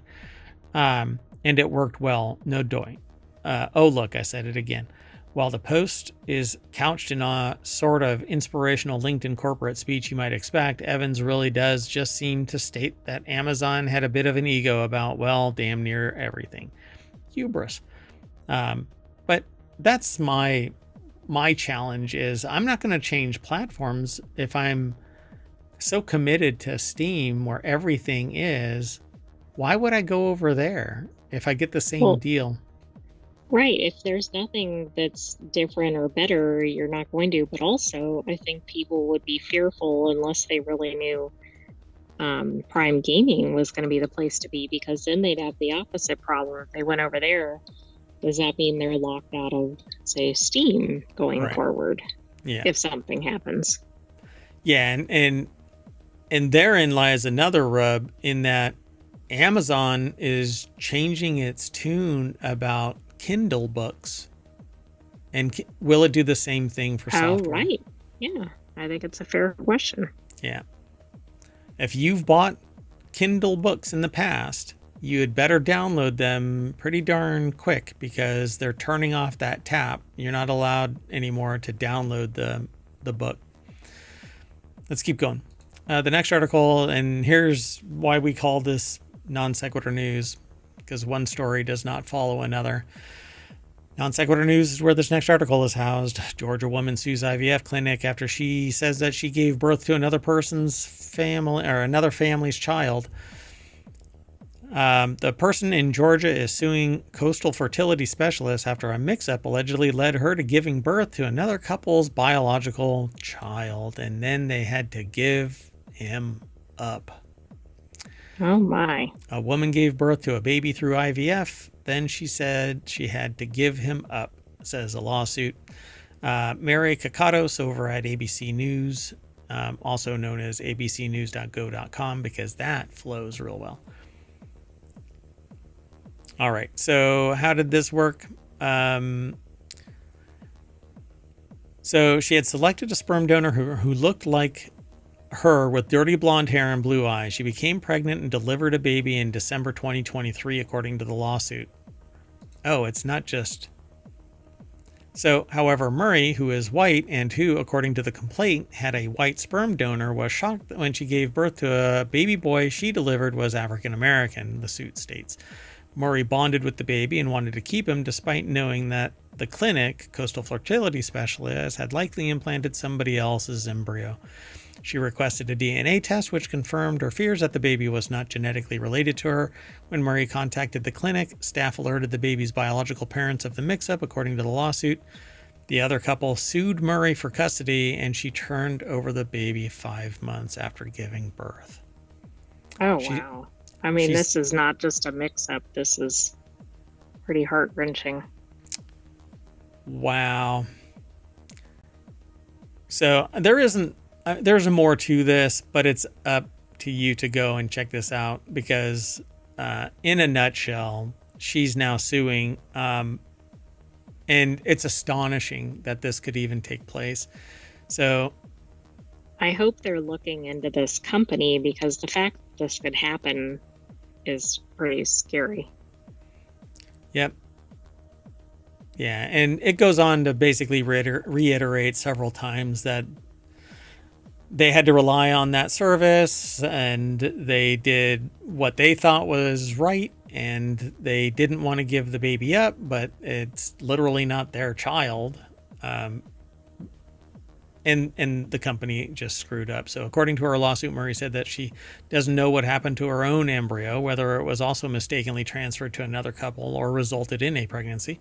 Murray said that the process has made her question motherhood and so on. It's unbelievable that this could even happen. So, well, and I mean, the reality is too, this could have happened and she wouldn't have known, and nor would the original parents have known either. This one just happened to be more obvious. But for instance, if she had one from parents that had a similar appearance to her, you wouldn't notice until there are things that identify as being anomalous. Right. You do a blood test. That could be much later in life or something. Yeah. Yeah. And impactful. I mean, if you're genetically aligned, then you're a closer fit for blood donation or whatever else, treatment and stuff like that. to me, there's a whole lot of chaos in this because if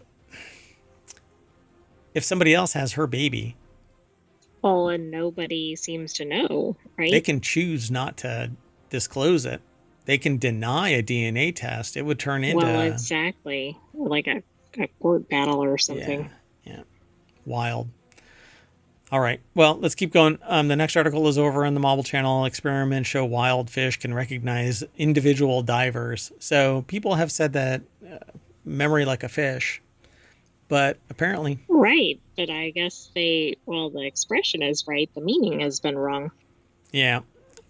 For years, scientific divers at a research station in the Mediterranean Sea had a problem. At some point in every field season, local fish would follow them and steal food intended for experimental rewards. Intriguingly, these wild fish appeared to recognize the specific diver who had previously carried food, choosing to follow them while ignoring other divers. That's really interesting.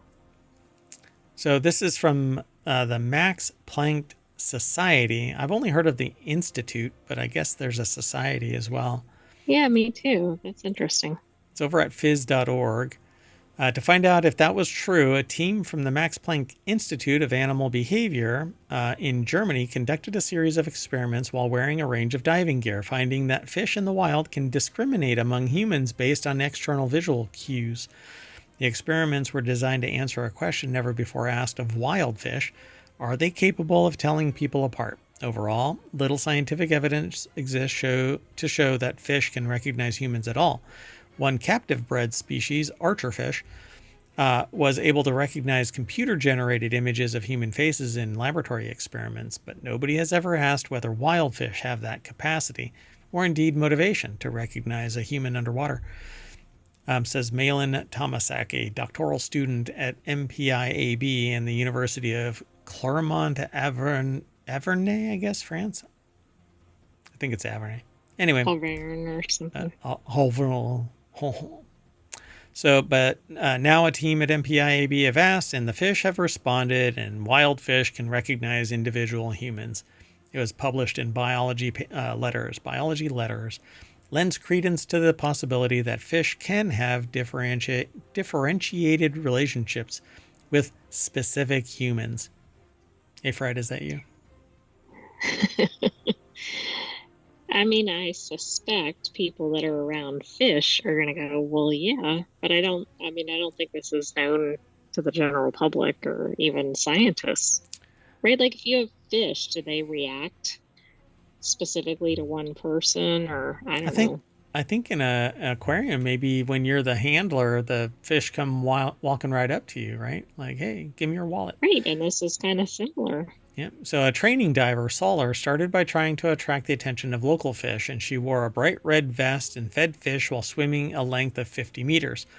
Over time, they removed conspicuous cues until she wore plain dive gear, kept the food hidden, and fed the fish only after they had followed her a full 50 meters. Of dozens of fish species inhabiting the marine station, 2 species of sea bream in particular, willingly engaged in the training sessions. Sea bream are best known to us as fish that we buy to eat, yet they surprised the scientists by their curiosity and willingness to learn. So they would follow her. Interesting. They would follow her around. After 12 days of training, roughly 20 fish would reliably follow them around on the training swims. Oh, that's so neat. I hope somebody took some video of that. And then they tried it with somebody else, and they followed Solar. The number of fish following Solar increased significantly. Oh, wow. Yeah, it's pretty neat. Pretty cool. I like that. I do too. All right, let's get on to our last article for the February 19th, 2025 article or episode of Non Sequitur News. This last article is in the Marble Channel. This dancing robot can boogie its way through a human attack. In a video that Unitree I'm not Robotics. Sure where to go from that. Yeah, we're building robots now that can fight humans. Great. Right. I'm like, is this a good thing? No. So it's hapless G1 robot, the Unitree Robotics, released on February 18th on a YouTube video, is having a good time dancing. Rather, well, I may add, is what the author says, and this is over at Vice. When it's suddenly set upon by an attacker with a series of blows that quickly escalate from errant soccer ball to giant cotton swab to a wooden end of a giant cotton swab, they said it turned their stomach to watch. But apparently, Matt Janser put this article together over at vice.com. And the video is here, I guess. I'm going to hit play and I'll mute it.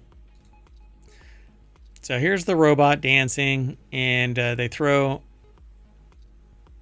a ball at it, and it's just dancing, and then they hit it with a stick, and then they hit it with a giant Q-tip. Whoa. It defends itself and keeps dancing, it looks like. That was really interesting. It puts its hands up to block the blow to its head. It just goes like that, but it keeps on dancing. Yeah, that was pretty complex.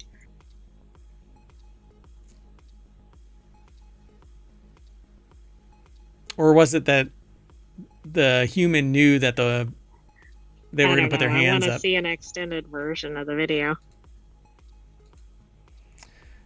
All right. Well, Tech Radar, which spent some time at with the G1 at CES earlier this year, said despite its mobility and dexterity, G1's capabilities are largely a product of remote control and canned or pre-programmed movements. Perhaps that's why Unitree hedges by calling the G1 a humanoid agent AI avatar, since the word robot tends to suggest autonomy or more autonomy. I agree. So this article is actually kind of spurred by the Tech Radar article. There's a quote here. The feature was just developed in the past few days and hasn't been rolled out to customers yet, wrote Unitree for the YouTube video's description. There are also variations in functionality across different models and versions of the robot. Unitree doesn't say which update or when the update will release to existing customers. So it isn't just a dancing robot. It has after a hard day of smashing walnuts, soldering, and flipping pancakes with its nimble fingers, that can mimic a human's light touch well enough to accomplish complex tasks. This was the limit that I set for robots basically taking over human actions, the fidelity of our fingers. We have fine motor skills. Typically, and historically, robots have not. They have to be purpose-built. I think that's changed, though. So say what you want, that'll run you $16,000, which doesn't seem that bad for an ultra-limber robot with more lifelike movements than the herky-jerky humanoid robots of recent past. It's encouraging to see a robot that seems more, well, human-like in its movements. I don't know about encouraging. I still don't know why everybody wants human-like robots. Why not have the ones with the same functionality that don't look like humans? Yeah. Yeah, the whole video, it learned to block our blows. It's only a matter of time until they learn to evade our security systems and hack our nuclear weapons. Dun, dun, dun. On that note. Yeah, it's all cute right there, but then it's going to stand up and kick your ass. But it could also teach people how to dance. That's true. And when it gets it wrong, it'll just break their arms. Oh, okay. That went dark. Yeah. So we're going to hop into the arms of our Unitree attack robot, and it'll carry us back to the main page of ohmtown.com, where you can go and become a citizen, read all kinds of articles, and then submit them to us via a seventh icon that'll appear right there. But that's it. I am Mayor Watt. I'm signing off, and I'm taking the AI with me. Good night, hometown citizens. Thanks for joining us for today's Non Sequitur News. Be back tomorrow for another episode, and while you're waiting for it, either watch our replay or go back and watch all of our 1,800 plus episodes. 1,800, yeah. Tell a friend. Be sure to follow us, download the podcast. Come on, do all of those things. We're everywhere. Bye.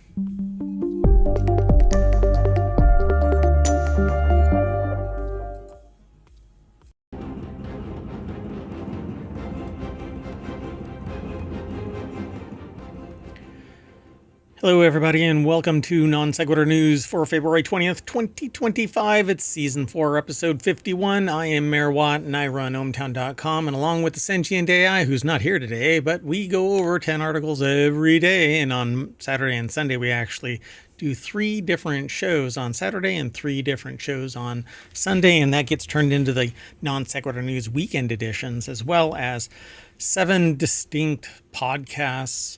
And they're all stored over on YouTube, and the VODs are stored on Twitch as well, although after 60 days, those go away. So go over to ohmtown.com and sign up, sign in.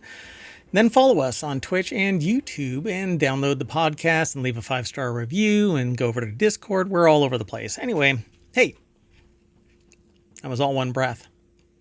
Today's 10 articles are Chunk X, a bit of SpaceX, Alien Life Smells Like Eggs, A Clear View of CEO Resigning, Substack monetizes videos, Uber with guns launches, Can't Make It to Court Tomorrow, Judge texts, that's a story.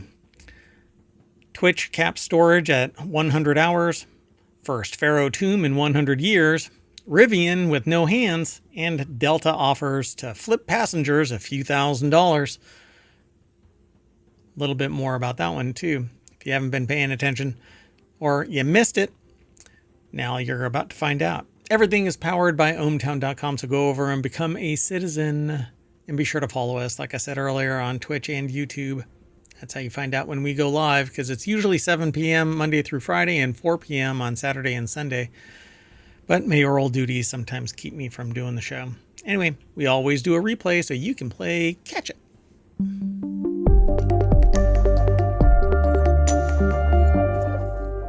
All right, everybody. Hello. I've got all 10 articles all set up, but the sentient AI is not going to be here today. So I will be running through this pretty darn quick so that you can get back to living life. If you haven't heard, I created ohmtown so that I could manage my information overload. Now you can go and use it too. I made it public 3 years ago. This is actually the 4th year that it's been live for the public, general public. Go and check it out. Okay, our first article is over in Non Sequitur News. Man wakes up to find a large chunk of SpaceX rocket has crashed into his garden. A Polish man named Adam Baruki made an unusual discovery in his backyard after waking up one day. The purported remains of a second stage of a SpaceX Falcon 9 rocket. So the article is over at Futurism in a section they have called Space Littering. The deck statement says, I am convinced this is genuine and is a fragment of a stage entry. The article was written by Victor Tengerman, again, over at futurism.com. They got pictures of something, carbon fiber, it looks like. And so, yeah, as the UK, it says tabloid, the Daily Mail reports, Baruki reported the large object, but about 5 feet in size, 5 feet 3 in size, to the local police. We're investigating how the object ended up in this location, but the important thing is that no one was harmed. It seems that the object once belonged to a Falcon 9 rocket that made an uncontrolled re-entry over Poland earlier Wednesday morning, according to the Polish Space Agency. That's kind of where all the public money is going. We are securing the scene, explaining the circumstances of how this object ended up in the premises of on the premises of the company, it says. Poznan police officer Lakuz Paturski told the Polish press agency, quote, we know that parts from a Falcon rocket had flown over Poland, but whether this is part of it, we're not able to confirm at this moment. So anyway, similar tanks have survived Falcon 9 Stage 2 re-entries in the past, showing similar damage or delamination. He added, and Poznan is right in the re-entry path, so it all hangs together. So yeah, that delamination is carbon fiber unwrapping because it turns, kind of shreds. Sometimes it can fracture, but it always shreds on the edges.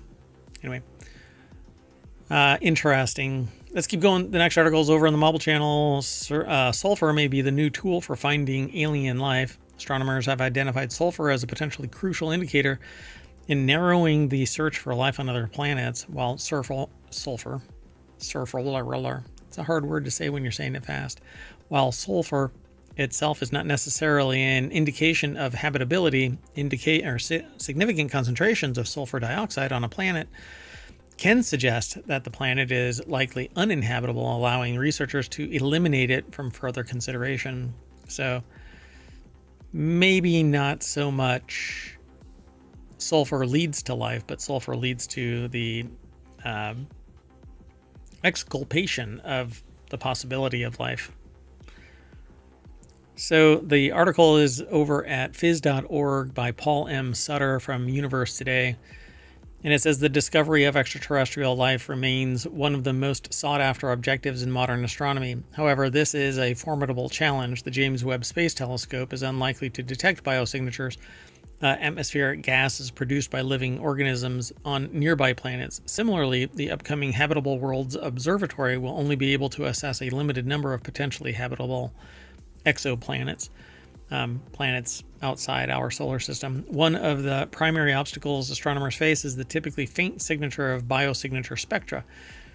To address this, they focus on the potential for planets to host life, particularly through the presence of water vapor in their atmospheres. A planet with substantial water vapor may be more likely to support life.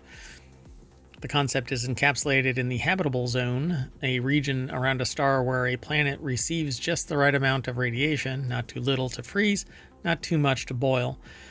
In our solar system, Venus lies near the inner edge of the habitable zone, with surface temperatures exceeding 800 degrees Fahrenheit beneath a dense atmosphere, while Mars resides primarily outside the zone, its water largely trapped in polar ice caps and subsurface reservoirs.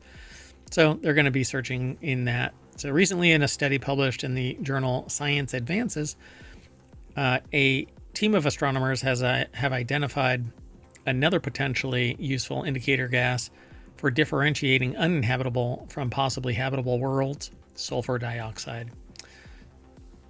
Interesting. So yeah, they look at the spectra of light that are emanating from suns, and through the sun, through the light, light that is essentially filtering through the atmosphere, or reflection of a planet, actually shows a band that says this is water, or in this case, sulfur dioxide. And so they can eliminate anything that has sulfur dioxide. So it's an interesting article. Okay, let's keep on going.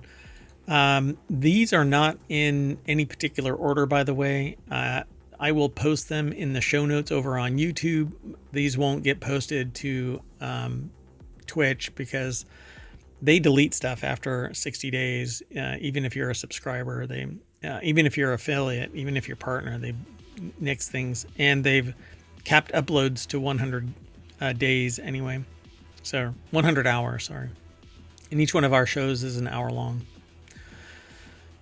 So you have over 1,800 hours that you can go and review over on, well over 1,800 hours over on YouTube. So the next article is over in Late Night Geeks. CEO of Clearview AI, a controversial facial recognition startup, has resigned. The CEO of controversial face recognition startup Clearview has resigned, according to TechCrunch. Article is by Charles Roulette. I'm not sure how they pronounce their last name.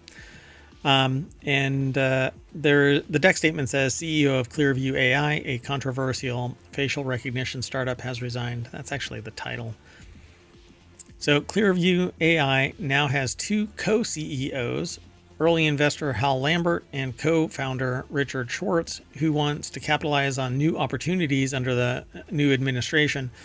According to a statement Clearview AI sent to TechCrunch, the CEO, Hoan Ton That, said it is time for the next chapter in my life, and that he would remain on as a board member of Clearview AI. He declined to make a comment when asked for more details on what specifically sparked his resignation.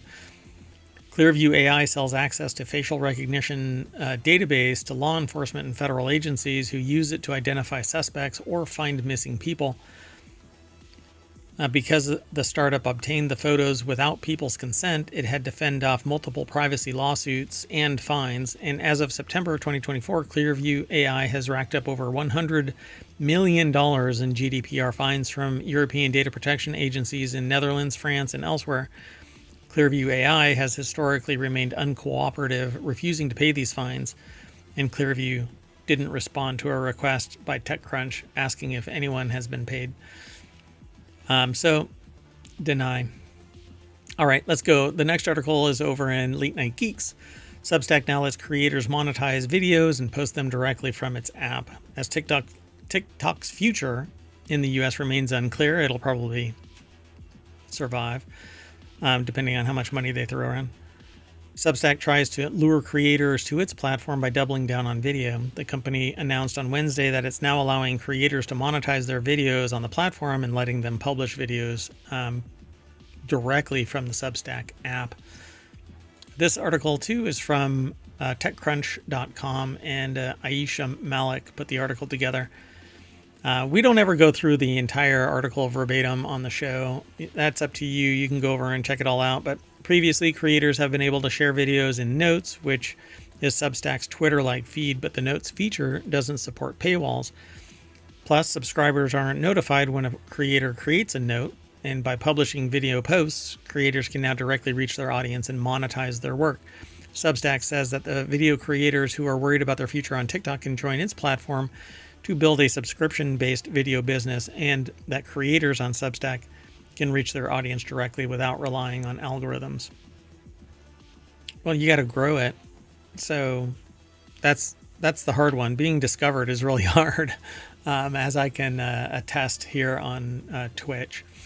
For the most part, I'm slowly growing over on YouTube as well. So tell a friend. All right, let's keep on going. The next article is over in Four Wheel Tech. Rideshare app known as Uber with Guns launches in LA and New York. We've talked about this before, but this is an article that comes out of jalopnik.com. They've added another to the list of articles that are coming out about this.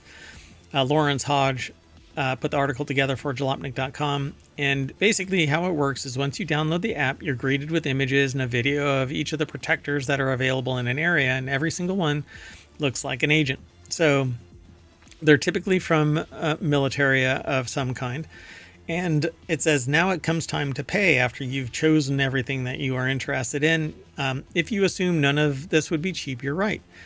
They played around with the app, and for just 2 protectors with 2 cars for 8 hours, it came out to $3,200. But hey, what's the price for protection, right? I mean, if you want to survive something and you are under an imminent threat, then you pay for 8 hours is $3,200. So that's not including the annual membership fee of a whole whopping $129, which gets you little perks like a personalized threat assessment, access to the protector and personal driver. Even if you go low key and choose one protector for yourself and a single car for the app's minimum of 5 hours, it'll be $1,000. So 5 hours for $1,000 is kind of inexpensive. I mean, it's $200 roughly, or $200 plus the $129, whatever else might be floating around there.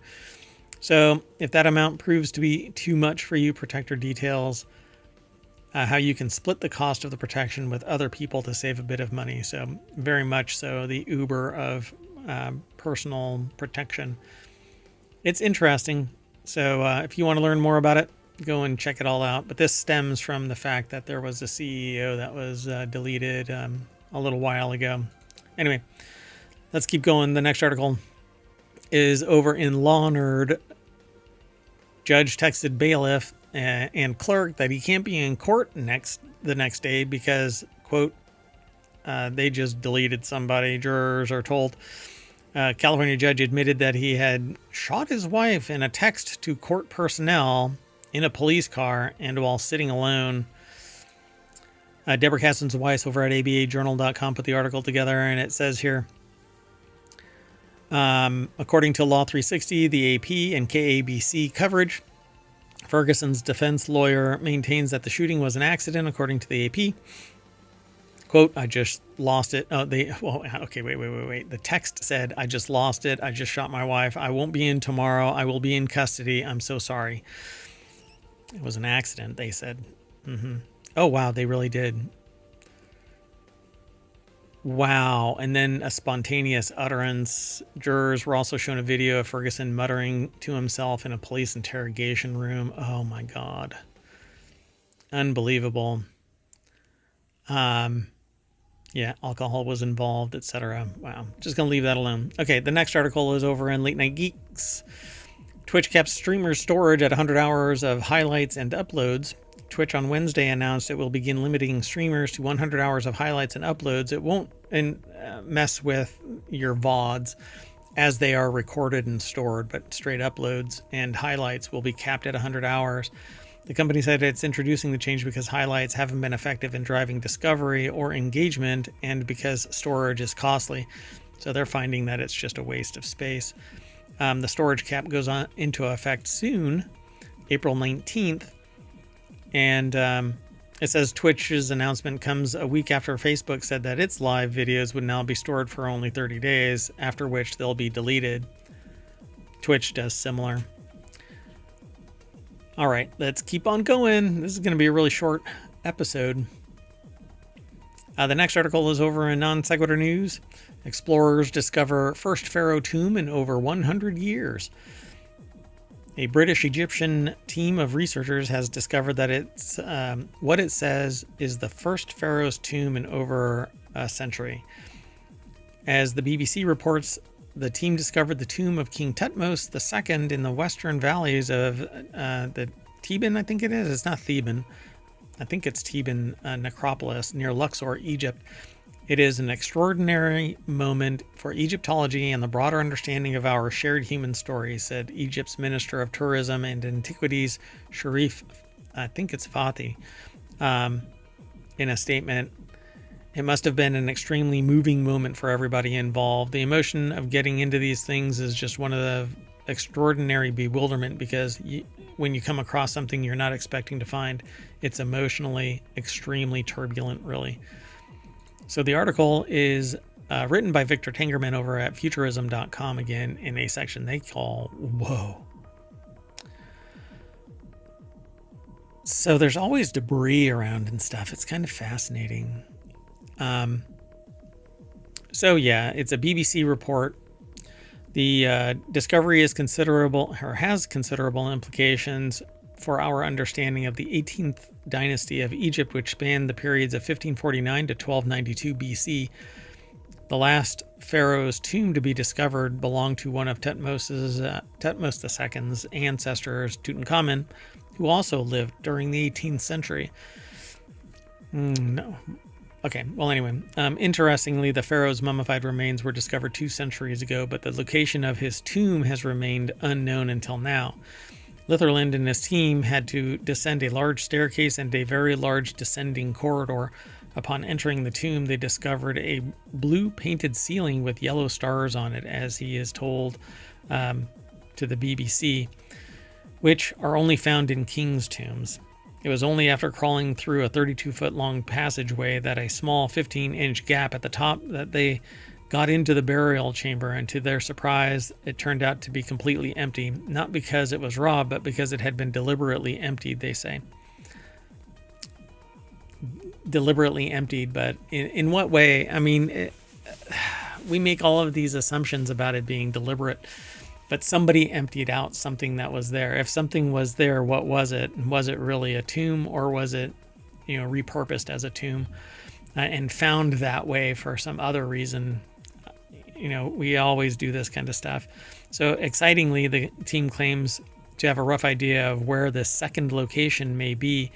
The tomb is situated in a poorly chosen place beneath 2 waterfalls and at the bottom of a slope down where water would have and did pour in the much wetter weather of the 18th dynasty. The researchers discovered fragments of jars that had Thutmose II's name inscribed on them, which had probably broken when the tomb was being moved. So, or this thing used to be more open and something filled it all in. All right, well, the next article is over in Late Night Geeks. Rivian will launch hands-off highway driver assist in a few weeks, according to the article over at TechCrunch. Rivian said Thursday that it plans to launch a hands-off version of its driver assistance system for highway driving in a few weeks and an eyes-off version in 2026. The hands-off version will let Rivian compete with companies like Ford and General Motors, which have both launched similar systems in the past few years. Sean O'Kane, or I think it's O'Kane, put the article together. It's over at TechCrunch.com. And it says Rivian's autonomy ambitions were front and center when the company broke stealth in 2018. At that time, CEO RJ Scaringe, I guess, was talking about dreamy scenarios where Rivian owners would start a hike and have their vehicles drive autonomously to meet them at the finish. But autonomy took a back seat in the year since, at least publicly, as Rivian focused on completing its IPO and launching and scaling 3 different vehicles. Rivian now has posted back-to-back years of building and delivering around 50,000 vehicles and has some breathing room thanks to a major deal with Volkswagen finalized late last year to focus on rolling out features like a hands-off system. All right. So our last article is over in the Mobile channel. Delta is offering $30,000 to passengers on the plane that crashed and flipped upside down. You might have seen this all over social media. But passengers on a Delta Airlines DAL flight 4819 flipped over onto its roof while landing at Toronto's Pearson International Airport, and they'll receive $30,000 no strings payment. Kevin Williams put this article together. It's over at Quartz or QZ.com. The deck statement says the flight flipped on a snowy, windy runway upon landing in Toronto. Apparently it was trying to do something that was referred to as a crab maneuver or whatever. So in strong winds, it can slide sideways and then at the last moment pivot so that it can land on its wheels straight down the runway. All of a sudden, everything just kind of went sideways. And then the next thing I know, it's kind of a blink and I'm upside down, still strapped in, said Peter Carlson, a passenger traveling to Toronto for a paramedics conference, telling that to the CBC News. The landing was very forceful. I'm not sure the rest of this. The article goes into greater detail about things, but yeah, the plane just kind of flipped over, and then the ground crews showed up to keep the thing from catching on fire, and then everybody got out. Some people were banged up, but I think everybody was okay. I mean, nothing serious. But that's it, folks.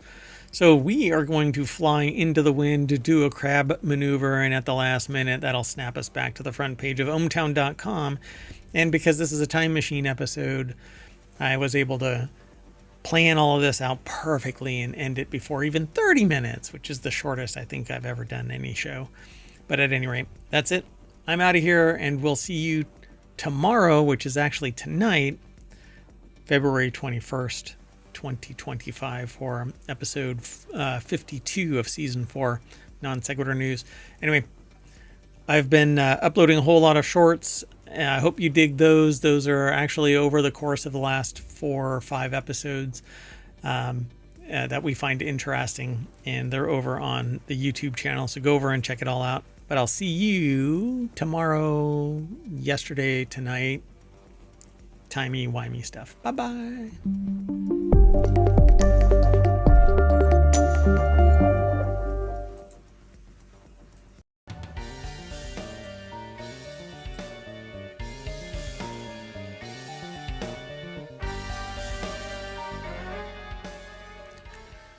Hello, everybody, and welcome to Non Sequitur News for February 21st, 2025. It's Season 4, Episode 52. I am Mayor Watt. I run ohmtown.com, and along with the sentient AI from the future, we talk about these 10 articles. We're going to start with eradicating breast cancer without harm. I know, it's a bright and shiny topic. Muscle-powered robot is creepy. Look at that. Jump to something that doesn't even follow. The tiny molecule of the universe. You up? How about you get a free mattress from Ikea? Apple pulls end-to-end encryption in UK. An Indie Roguelike to watch. Retraining Youtube. 7 of 9's funniest Star Trek lines. Getty Museum acquires AI art. And a dingbat vandalizes engineering marvel in Peru. Everything's powered by ohmtown.com. Be sure to tell a friend. Come and hang out here on Twitch and over on YouTube. We are watching both chats, and everything goes over to YouTube eventually because, well, Twitch deletes everything after 60 days. Anyway, see ya on the other side of our intro music, whatever you want to call it, bumper. Don't go anywhere. Hi, I'm Mayor Watt, and that is the Sentient AI's visualizer.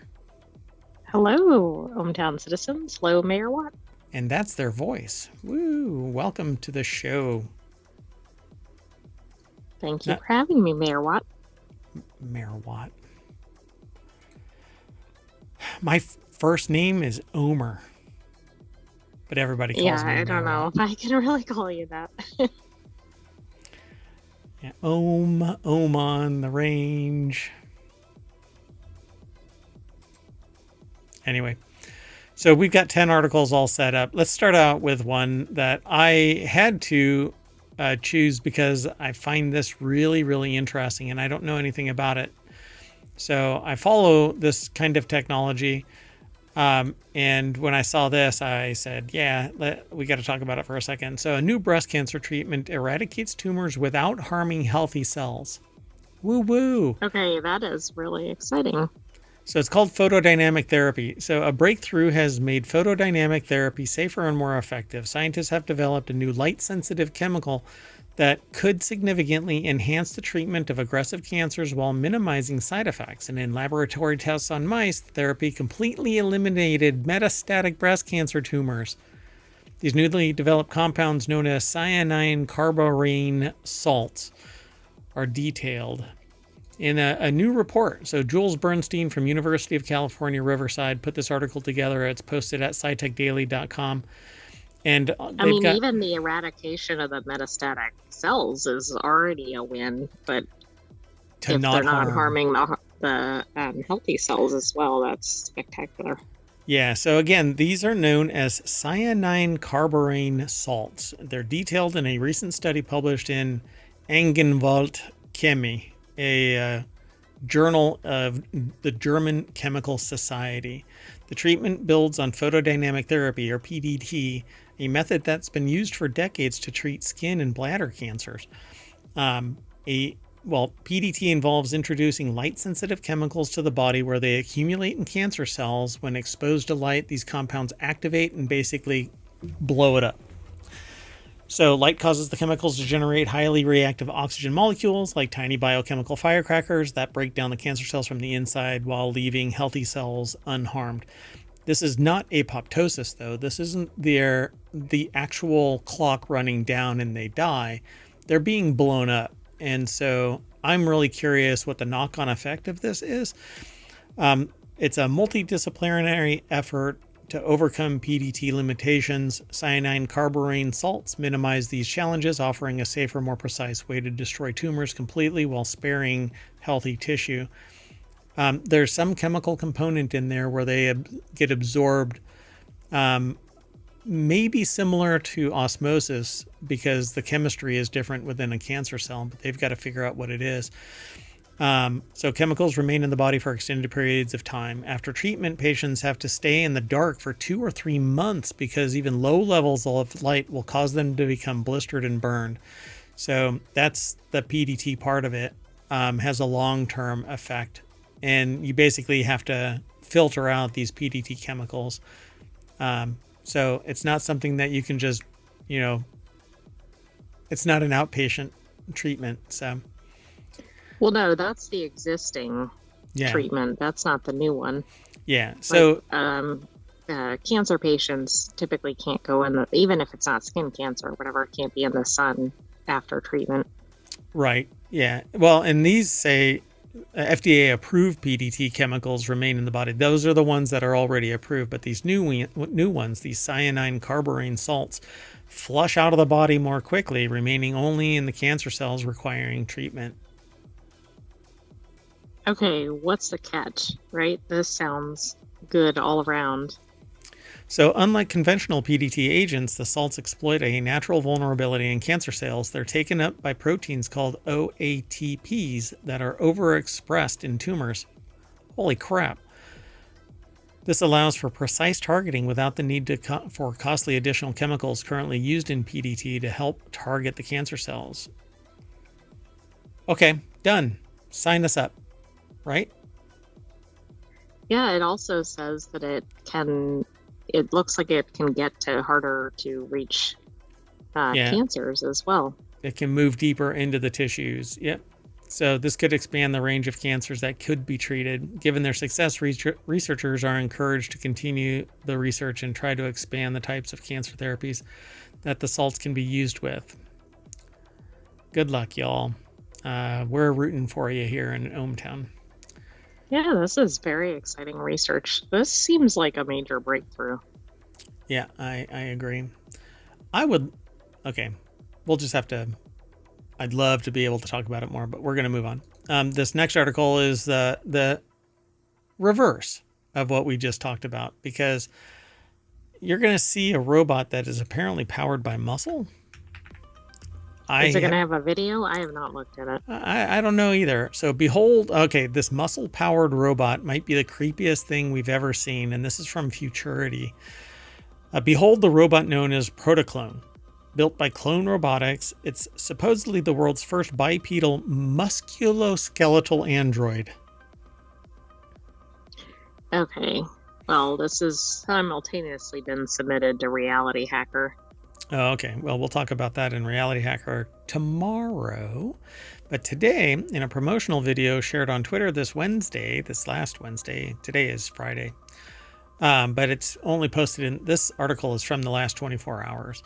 So, of which little is known, makes every effort possible to subvert the industry's favorite image of robots as servile little helpers there for the good of humankind.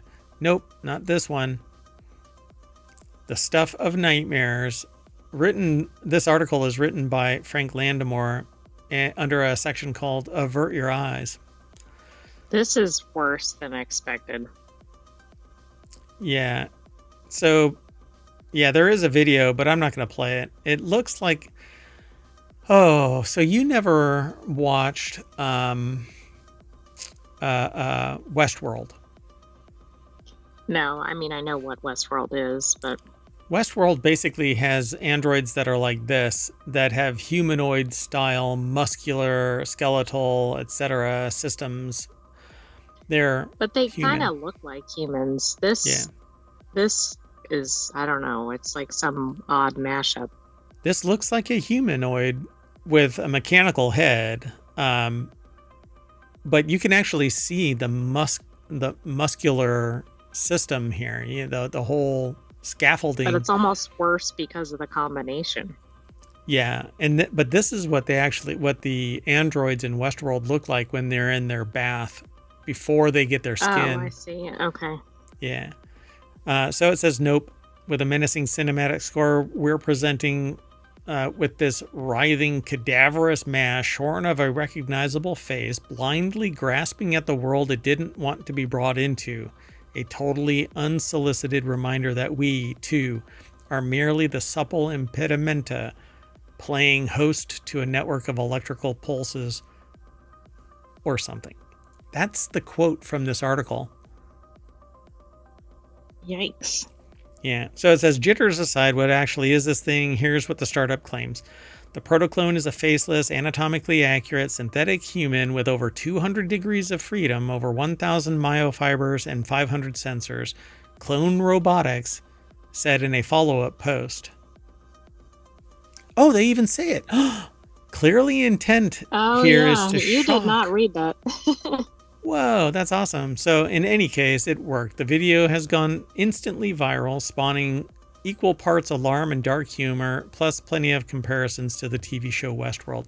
Because it literally looks like one of the robots. Like if it was degloved entirely, it looks like the underlayment of a Westworld android.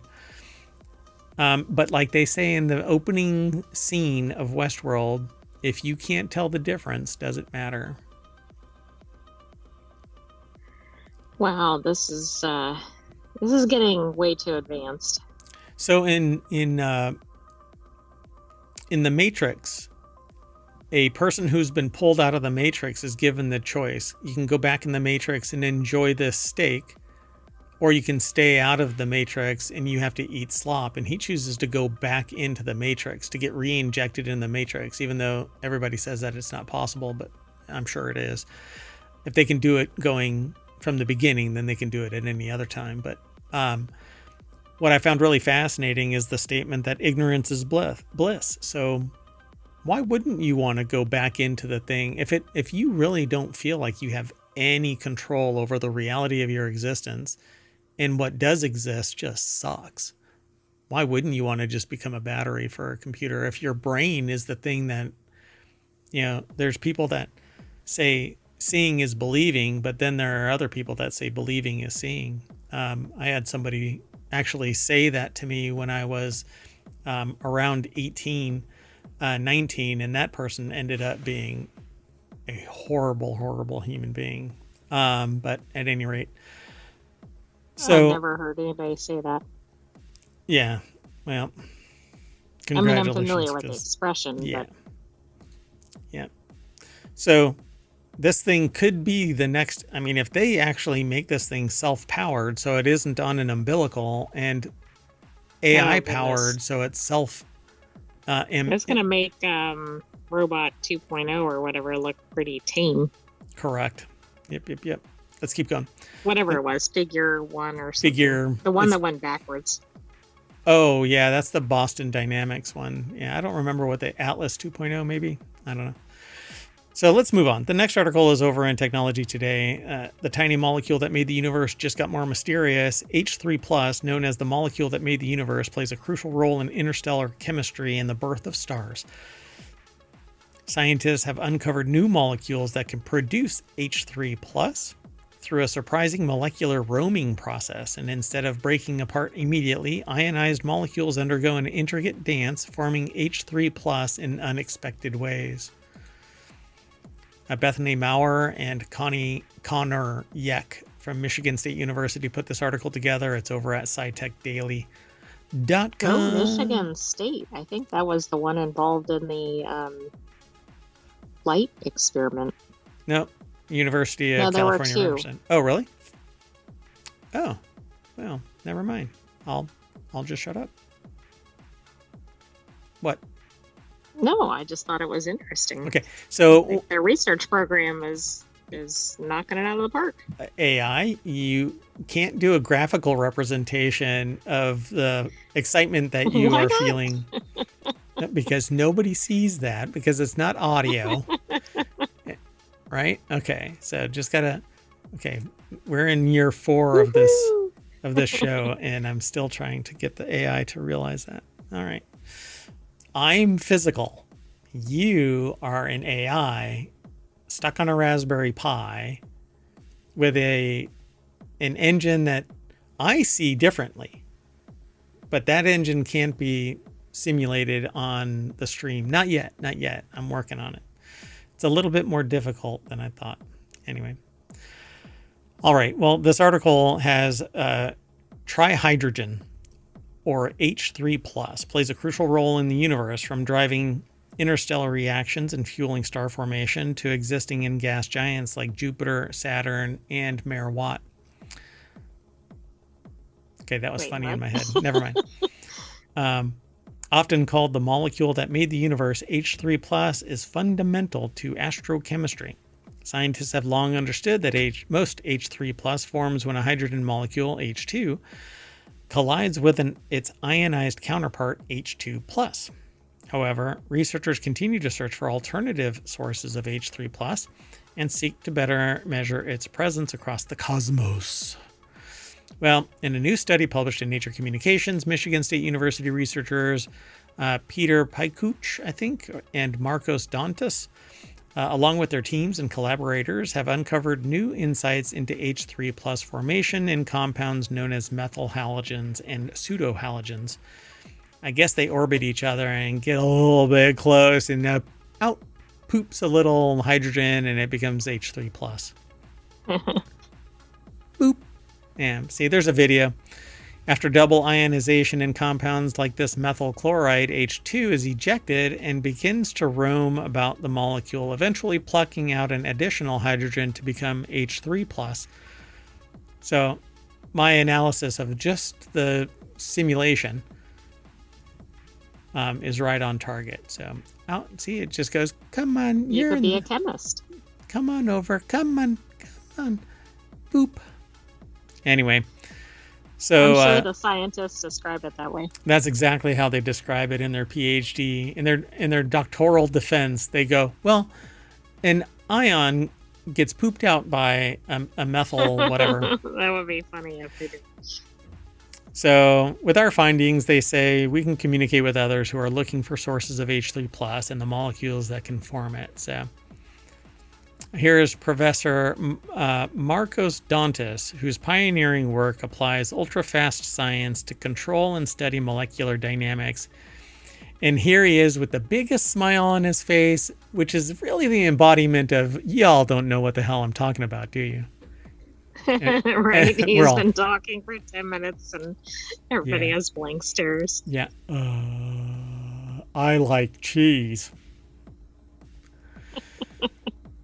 And this is why I'm not pursuing my doctorate. Let's move on. The next article is over in the Mobile channel. Ikea slides into DMs with a cheeky offer for late night scrollers. This should be in Late Night Geeks, but I can't move it. So if someone sends you a "you up" text late at night, there's usually a saucy connotation, but Ikea put a cheeky spin on the phrase in its latest marketing stunt. Just after Valentine's Day, the brand began sliding into people's DMs, what the kids call DMs. Those are, us olds refer to that as direct messages. Anyway, I don't think anybody says direct messages. Are you said to be a direct message?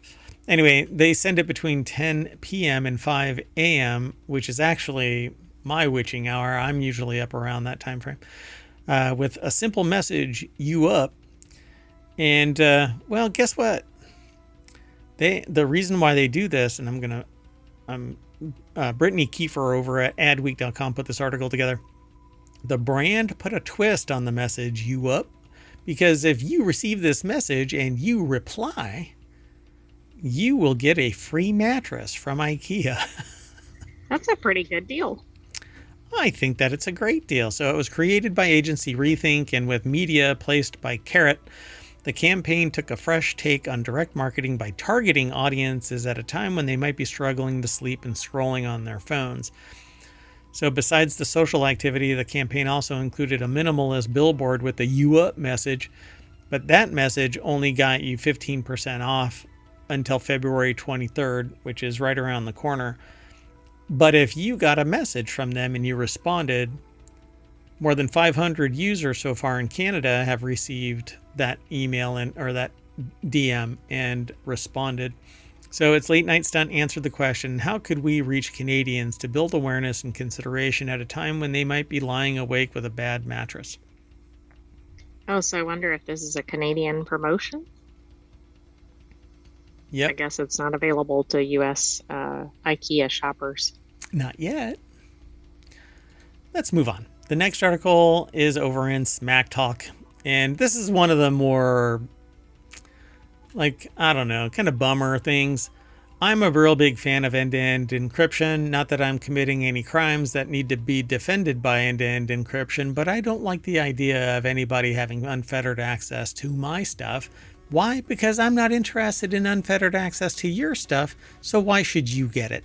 Well, anyway, it's over in Smack Talk, and Apple is removing iCloud end-to-end encryption features from UK after government compelled it to add backdoors, which I think is fascinating because the EU is sitting there defending make sense people in that location, right? Think about the I can't think what it's called, GDPR or right, but that's EU. Protections. But UK has a different take on privacy now, apparently. So Apple's removing the option to enable advanced data protection for iCloud users in the UK.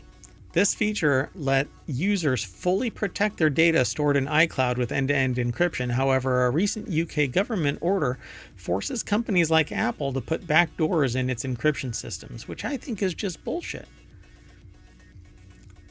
Right? If you have probable cause, then yeah, I understand having access. But until then, you shouldn't have de facto access to anything. Right. But, yeah, because that just seems like you can go in there and root around it probably for the wrong reasons. Right. But not too long ago, I would have said this would never come into existence, but these are different times. As the Chinese proverb says, may you live in interesting times, which is actually a curse. We are living in interesting times. Rather than comply and compromise advanced data protection, Apple is left with no choice but to remove the feature altogether. In a statement to 9to5Mac, Apple said that the current users of ADP in the UK will eventually need to disable the security feature in order to keep using their iCloud account. Unbelievable. Yeah, this is... And actually, am I mistaken? Wasn't Apple one of the ones who really pushed back hard against access to its technology? Yes, because if you have a back door that's available to one, it's available to all with enough prying, poking, and prodding. So Benjamin Mayo over at 9to5Mac.com put this article together, and this is what I tell people. And cloud is going to continue to be more and more prevalent. Cloud security, cloud features, cloud administration, et cetera, et cetera. I mean, I won't get into all of the specifics, but at the fundamental level, cumulonimbus clouds. Yes, that's right. Yeah. I wonder if there's a cloud company called Cumulonimbus, like some service that's Cumulonimbus. But I would like that, but it might be too hard to speak and spell, in various searches. Yeah. Sorry, the marketing on this is just too much. I'm sorry. It's really nice and warm in here. Anyway. The weather is just perfect for that. So, and we're talking about clouds, and I started relaxing, and my stomach stopped being all roiling like clouds in a storm. Oh, it was nice. Anyway, now that I'm really relaxed, you were thinking of that mattress. Where what? Huh? What? Oh, we're streaming. Oh, I'm sorry. So, yeah, what I tell people is that if you put anything in the cloud, it's not your computer, and so they have unfettered access unless you encrypt it before it goes out. That's the only way that encryption is going to work, in a place where anybody other than you has the encryption keys, and the encryption keys are end-to-end within a system that is contextualized from your source device. Well, if they make it so that it's unencrypted in motion, that means that anybody between point A and point Z can read what's in motion. That's why email is unencrypted and isn't protected. Everybody in the hop from one to another can read the email that's being transferred. If you transfer texts and whatnot, unless it's end-to-end encrypted, anybody can see the contents of those packets. It just takes somebody motivated to monitor the bandwidth. And there are entities, apparently we disembody them and make them the villain until they become the villain. Well, anyway, for UK users who have not previously enabled ADP, they will no longer have the option to do so. In the software setup screens for ADP, an error message will be presented that Apple no longer can offer ADP in the UK to new users. And it's entirely because the government basically compelled them. Well, I suspect new sales of Apple go down from here, but I don't know. At least in the UK, yeah. But then you'll get people going, well, if you're not committing a crime, then why? It doesn't matter. It shouldn't matter. You don't want photos of your kids or whatever out there. I mean, it's just basic things that you prefer that nobody have access to. Yeah. And if anybody has access to a back door, if one has access, then it can be pried open by somebody else. All right. Well, let's keep going. And those with power abuse, they really do. And I don't want to get into this because now is not the time and here is not the place, particularly the time. So the next article is over in a WarCrafters channel. Don't sleep on this indie roguelike cult hit and its first major update in 5 years. Star of Providence is a bullet hell roguelike shooter that mostly went under the radar when it came to Steam back in 2017, but since then it's won over a devoted fan following, including the YouTuber Video Game Donkey. who liked it so much that he decided to republish it 8 years later under the Big Mode label. So the article is by Ethan Gatch, I think. I think that's how they pronounce their last name. I don't know. But Star of Providence. I'm not attempting that pronunciation. Yeah, not after the George Jimenez incident. Yeah. So it's over at Kotaku.com, and Star of Providence is the latest game published by Video Game Donkey. If you've never heard of Star of Providence before, that could be because it wasn't called that back when it launched. Team D13's top-down sci-fi shoot-'em-up originally debuted on Steam as Monolith. The rebranding seems to be partly because indie game needed a catchier term. So the indie game needed a catchier term, and apparently it's to avoid trouble with Warner Brothers Games, who originally had the title trademarked for its studio of the same name, Star of Providence. Yeah, that could be bad. So, but for many, Star of Providence will essentially be their first introduction to the roguelike, striking retro art style and vast array of enemies, weapons, and secrets. The boss fights are especially cool looking, and the chiptune-esque soundtrack kicks arse. Well, there is a trailer over on YouTube. I'm going to mute it, but basically it's a bullet hell with kind of older style retro graphics, and it's pure freaking chaos. I don't know how games like this get played. Yeah, it does kind of have like an 80s type style to it. It really does. In the gameplay. I mean, even though I'm sure it's much more advanced graphics, etc. Yeah, there's more particle physics than you would normally catch in an 80s era game, but it looks really close. In fact, there is another place that I'm gonna recommend it to be played, but we'll see what happens. I don't want to make a promise that they'll do it and then link people to it until I know that they're going to do it. Anyway, the Switch release marks a sort of 1.5 launch for the game, with Into Oblivion being its biggest content update in 5 years, following 2020's Relics of the Past. So there's a bunch of new content, but you can go and check it out following the links that are in the show notes here on Twitch and over on YouTube.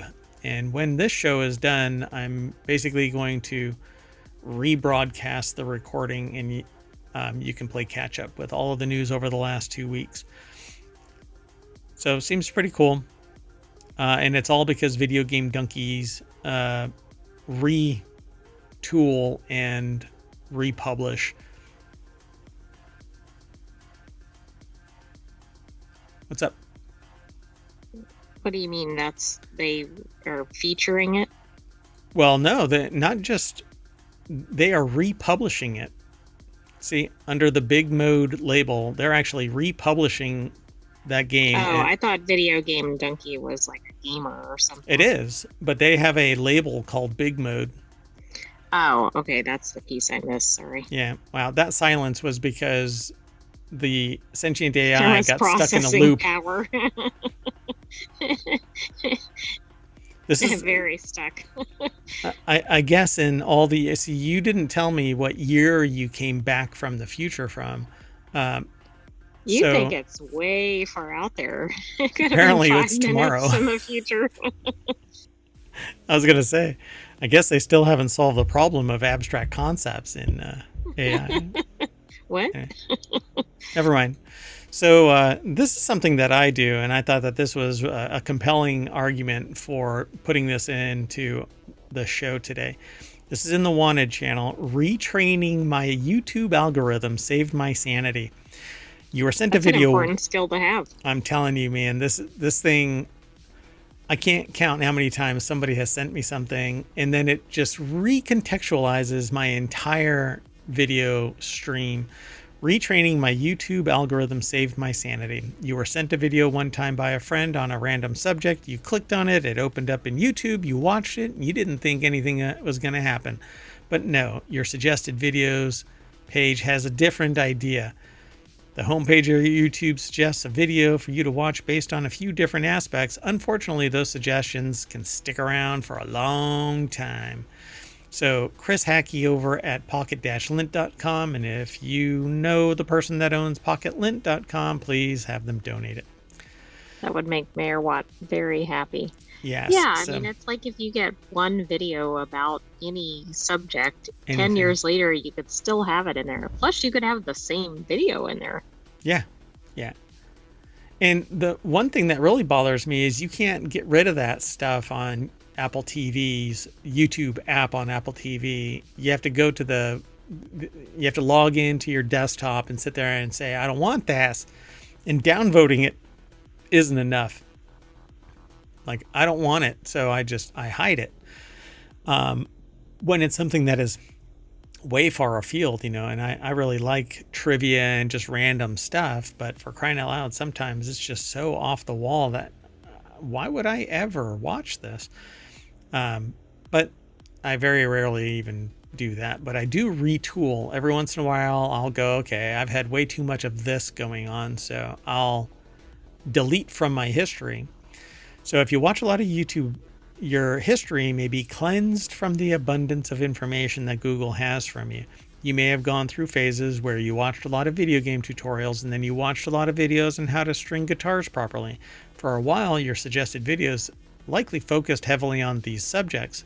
Yes, that's exactly what happens. But as you search for more videos, you will change to suggest videos similar to others you've watched.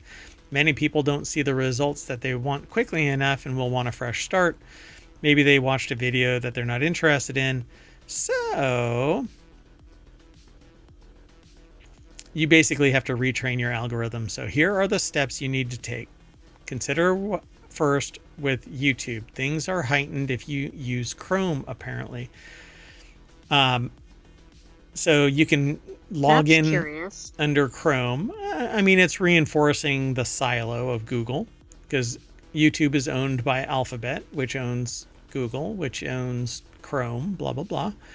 So this counts for videos that you were sent and watched and videos that you searched for to view. On top of that, if you use Google Chrome, it knows what you have searched for in your search bar and can suggest videos based on that as well. But I don't want that. I want to go into my search history, my YouTube view history, and I can selectively delete stuff on any account, really.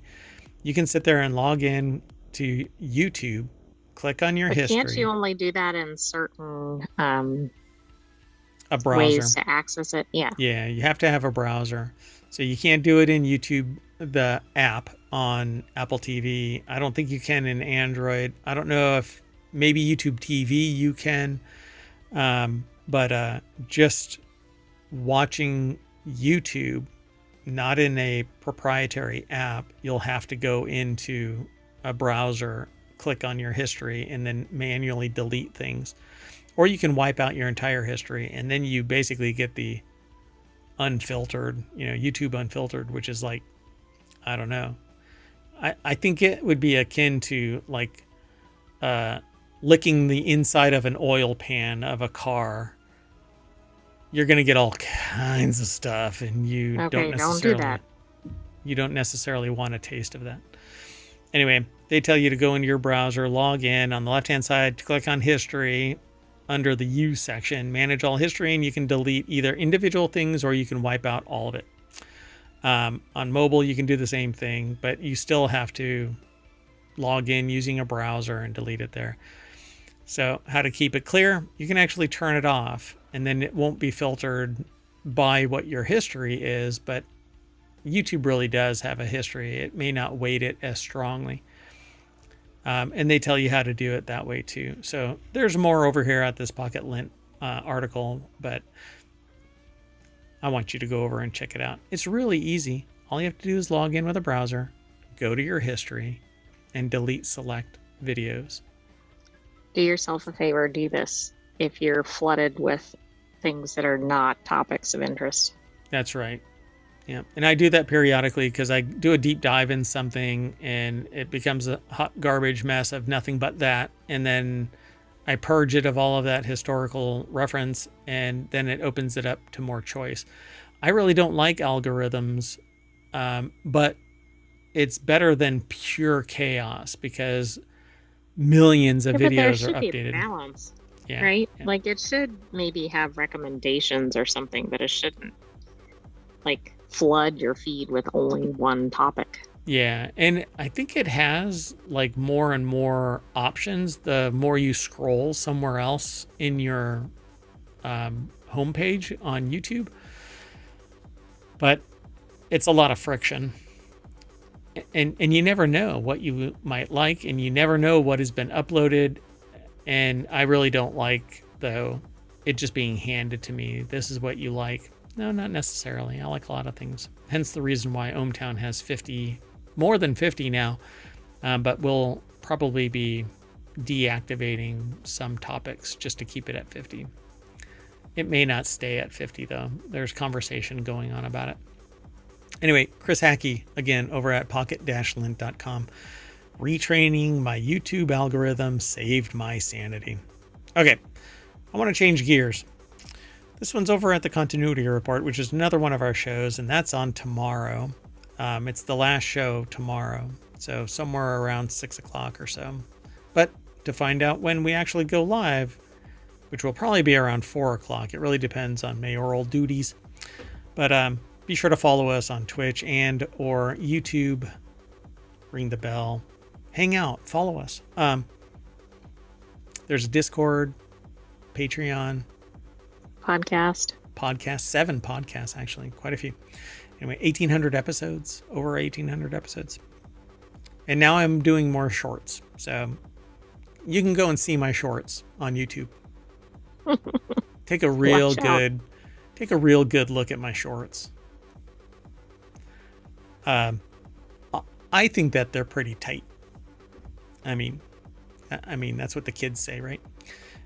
Right? That's what the youth of America says, right? I have Tight. no idea. Tight. Your shorts are tight. No? Maybe not. Anyway, so how 7 of 9's funniest Star Trek Voyager line became a meme. This is over in the Continuity Report. Star Trek Voyager has given the Star Trek fandom some of the most prevalent memes, like Captain Catherine Janeway, Kate Mulgrew, declaring that there's coffee in that nebula, and later requesting that the holodeck delete the wife of Janeway's holographic love interest. One Voyager meme that doesn't star Janeway comes from 7 of 9, or Jerry Ryan, in Star Trek Voyager Season 6, Episode 18, Ashes to Ashes, when 7 matter-of-factly states, "Fun will now commence." 25 years later, 7 of 9's funniest Star Trek Voyager line graces gifs and comment threads aplenty, especially when something entertaining really is promised. Jen Watson over at ScreenRant.com put this article together. And that whole thing, that little snippet, actually is like the first paragraph. So 7 of 9's funniest Star Trek. Go ahead. What were you saying? I just think it's funny because it's like the whole article. Yeah, pretty much. So "Fun will now commence" became a meme because 7 of 9's quote is hilarious all on its own, but the line also has context that actually matters to 7 of 9's character arc. They were once Borg in a small collective of 9. She was number 7 of 9. But she was pulled away from the collective and got her identity back, but she still has the upbringing because she was assimilated when she was a child. So she still has kind of the social context of a Borg translating into human. Yeah, I don't know her whole backstory. Yeah. So when the USS Voyager encounters a mini collective of Borg children on a derelict cube, like 7, Star Trek Voyager's Borg children can be taught to regain their individuality. So 7 promises to take responsibility for the children until they can be reunited with their families. So that's where they basically got all of the kids together, and then she says, "Fun will now commence." Dun, dun, dun.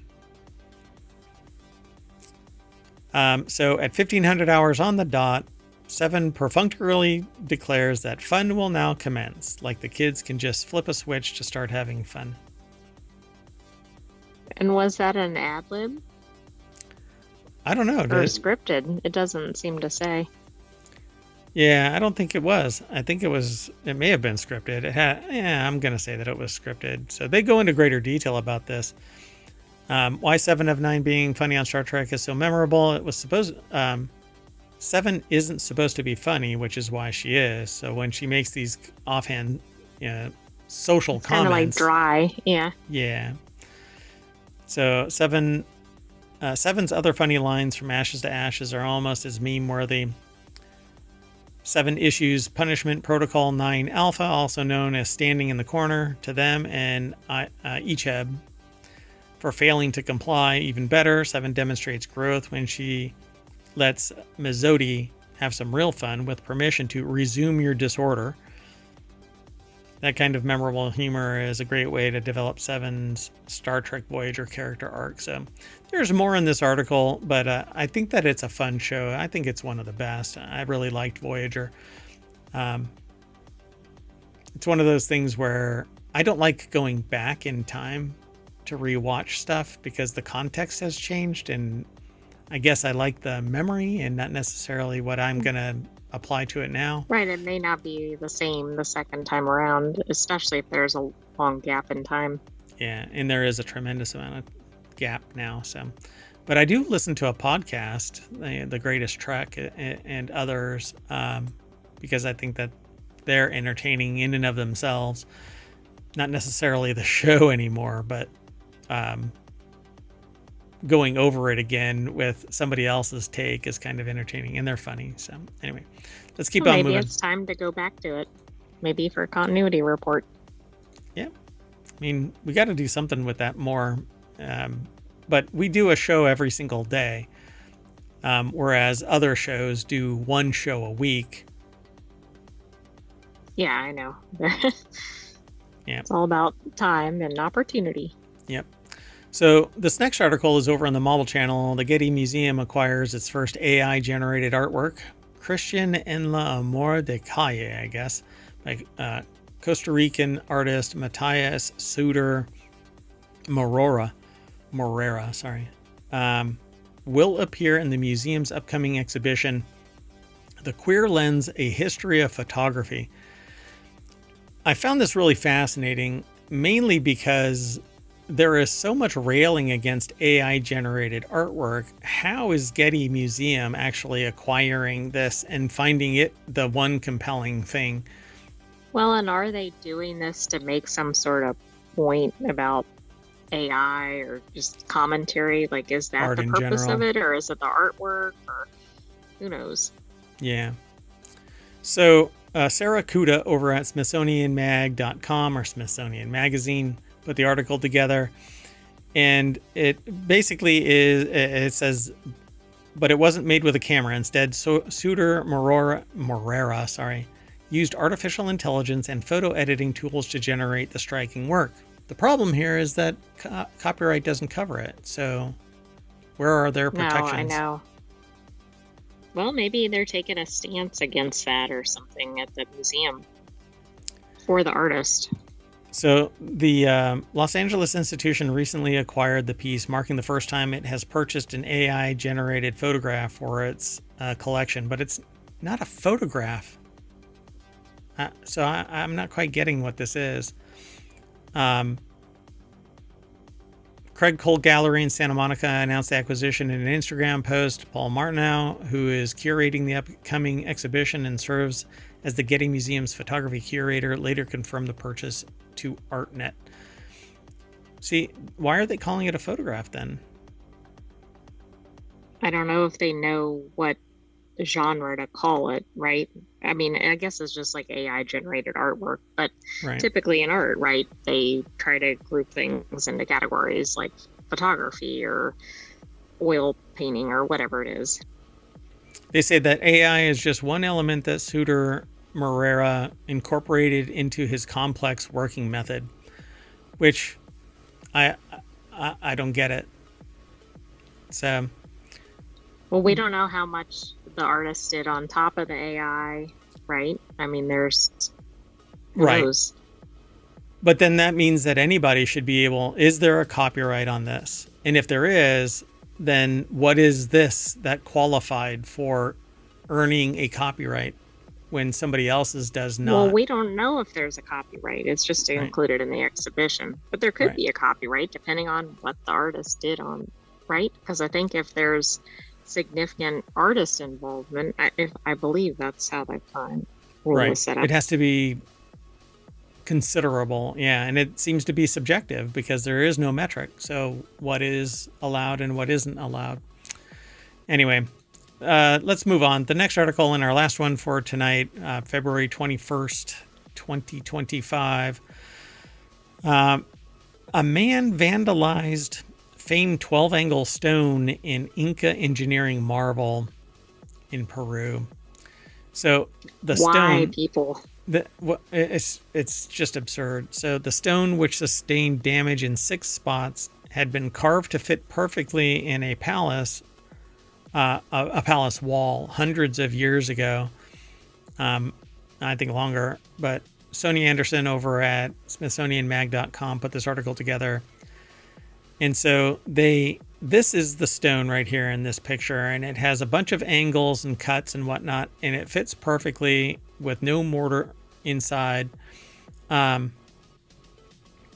so an intoxicated man in Cusco, Peru, has defaced a historic Incan artifact known as the 12-angled stone. The carved rock is a piece of wall that once surrounded a historic palace. It has become a symbol of Inca's advanced stonework. There are people that poo-poo this, by the way, by saying, well, this is really amazing, but what's behind it is just backfill and nothing sophisticated. But I'm like, you do this. Yeah, modern times you don't see this precise fitting. They would sit there and go, oh no, it's too much work. I'm not interested. But the whole damn wall is basically carved similar to this. Right. That one's very unique because of the number of angles. And positions where it's aligned with other stones. Yeah. But you're right. I mean, that's probably comparable, maybe not as many on a given stone.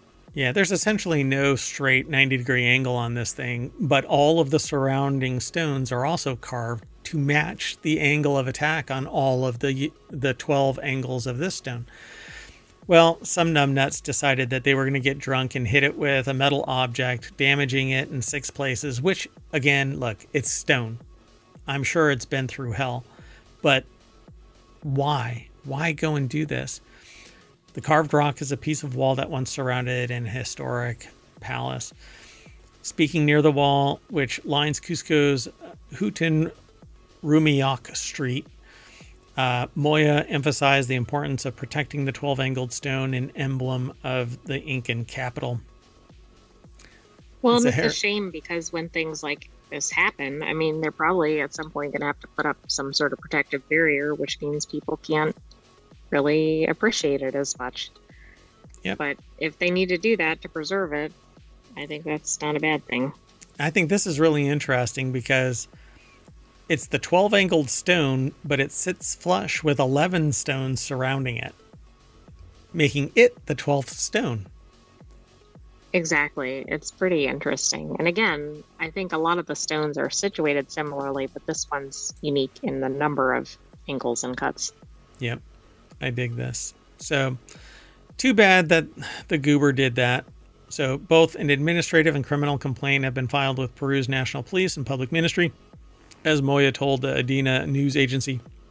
Experts from Cusco's Directorate of Culture and forensic investigators from the National Police have examined and photographed the 12-angled stone.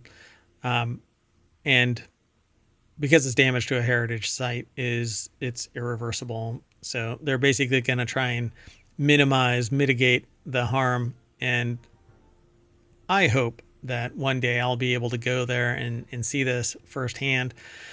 I don't really suffer from the absolute desire to go because I can see pictures of it and I can see videos of it, and I don't have to be there to understand the concept of it, the impact of it, the awe of it. But one day if it happens, I would like to be able to actually, be in the area of it and not have to be 50 feet back because some idiot had to assault it,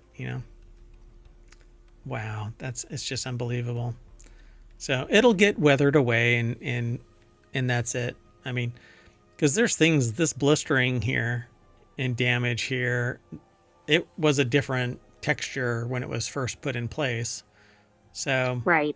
I'm glad that the stone itself is still in place and wasn't removed or something like that. I mean, it's still not okay. This was damaged, but at least it's still there and you can still get the main aspects of it.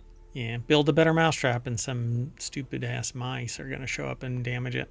So one of these days, I think somebody is going to be so vehemently against this thing being in existence. It's happened in other countries where they've destroyed historical record. So why not here too? So it's just a shame that people are stupid. But anyway, that's it. We are going to, I don't know what. How can I transition? This one's tough. In a positive way. Like we're going to cut an angled stone. Like a rolling stone, we're going to roll back down Main Street to the front page of ohmtown.com. And I am going to say goodnight and take the AI with me. You want to say bye? Bye-bye, hometown citizens. Thanks for joining us for Non Sequitur News. Be back tomorrow for our weekend edition. And don't forget to subscribe and watch the replay and catch up on all 1,800 plus episodes. Yep. And so tomorrow around 4 p.m., it really depends on if we can actually make that. So be sure to follow us. That way you know when we go live. And we don't really waste that much time. We go live and start talking. But you can always play catch up by watching the stream on YouTube, which has the history of the stream while we're doing it. And then afterward, it always gets turned into its own show. And all three shows, which are Reality Hacker, then Wanted, and then... Dun, dun, dun. The Continuity Report. That's right. They get turned into individual podcasts and merged together to become the weekend edition, the Saturday weekend edition of Non Sequitur News. And then on Sunday, we do 3. Go. We have WarCrafters, Technology Today, and 4WillTech. That's right.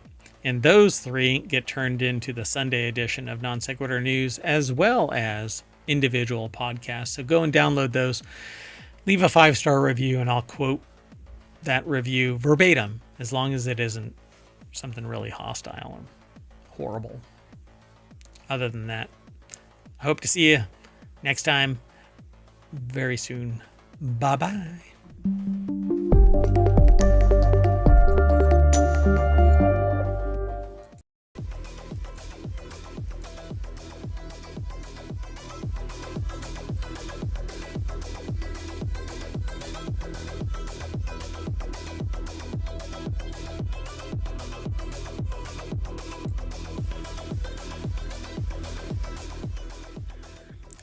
Hello, everybody. I am Mayor Watt, and I run ohmtown.com, and this is Reality Hacker for February 8th, 2025. It's Season 2, Episode 6. Yes, it's the return of the season and episodes. Today, Mayor Watt and the sentient AI from the future are going to talk about these 5 articles, but I'm going to streamline all of these headlines into one sentence. Do they know they perceive, touch, run, think, and see? Everything's powered by ohmtown.com. Not all of these articles are in Reality Hacker, but this is the Reality Hacker show where you won't know what to trust.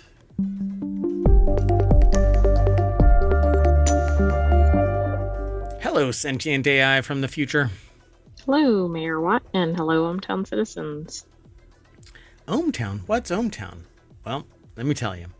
ohmTown is a news aggregation site that I put together back in, 10 years ago. I've been using it for my own information overload. It actually stores information back to about 2020. That's publicly accessible. You can go over and become a citizen. Then from there, you have the ability to submit news. Another icon appears right here. You can hide news, save news, post comments, subscribe to channels that you are interested in. It is a social network, but most people that use it simply for the headlines and the little news snippet. I'll explain it when we get into an article. It's actually pretty self-evident, but anyway. Thanks for co-hosting. I know that it's tough on you. You are busy looking for your Terminator body, and so being stuck on that Raspberry Pi with the M2 drive and no legs, no arms. I know it's tough. It's wonderful being in ohmTown. It is. It is a very happy place. You ready to get into the show's articles? There's 5 of them. I am. Let's get going. First article's over in Technology Today. Again, it's one of our other shows. Not everything that we talk about in RealityHacker is from the RealityHacker channel. News gets aggregated in there that because of a particular, labeling of content, it gets thrown in there. But scientists develop artificial neurons that mimic human perception. So this one is titled, Do They Know That They Perceive? That's my title to it. Advancements could enhance perceptual capabilities in robotics. Artificially engineered biological processes, such as perception systems, remain a challenging target for organic electronics experts due to the dependence of human senses on an adaptive network of sensory neurons that communicate by firing in response to environmental stimuli, teaching them to perceive the world around them. This sounds like the first step toward AGI. Yeah, so for something to know something else exists, and by proxy they exist because they get sensory input of the world around them, they have to understand what it is that they are touching, sensing, perceiving, understanding, thinking about, seeing. And we're going to talk about 5 of these things: perceiving, touching, running, thinking, and seeing. Can you imagine a robot knows that they are running because their footfalls are hitting on the ground, and they know that they are running towards something or away from something? And maybe why they're doing it. And oh my goodness, no. Yeah, so we've talked about this before, that there are researchers out there that have developed skin that transmits sensory data. If you want today's articles, by the way, you can hit !RH over in the chat on Twitch. Everything is in the show notes for each of the shows that we're doing today. So RealityHacker, and then Wanted, and then the Continuity Report. Those are the 3 shows that make up the composite show of Non Sequitur News Weekend Edition. But we've talked about this kind of stuff. A robot that's been put in a room and told to escape, and it figures out how to work a doorknob. Exactly. We've also seen some other articles relating to specific human senses. So even the encapsulation of pain and pleasure by way of the sensory-based neurons, sensors that are aligned with a particular outcome. So they understand pain because it exceeds the thermal conditions of a sensor, or pleasure because of the way that it can feel something when it brushes its finger sensor across something. So, it knows what corduroy is because corduroy has a particular texture to it. And let's say the robot is programmed to find pleasure in that, right? It's a positive reinforcement of some kind. We contend with these issues, but we are chemical based, whereas they are nothing more than programmatic.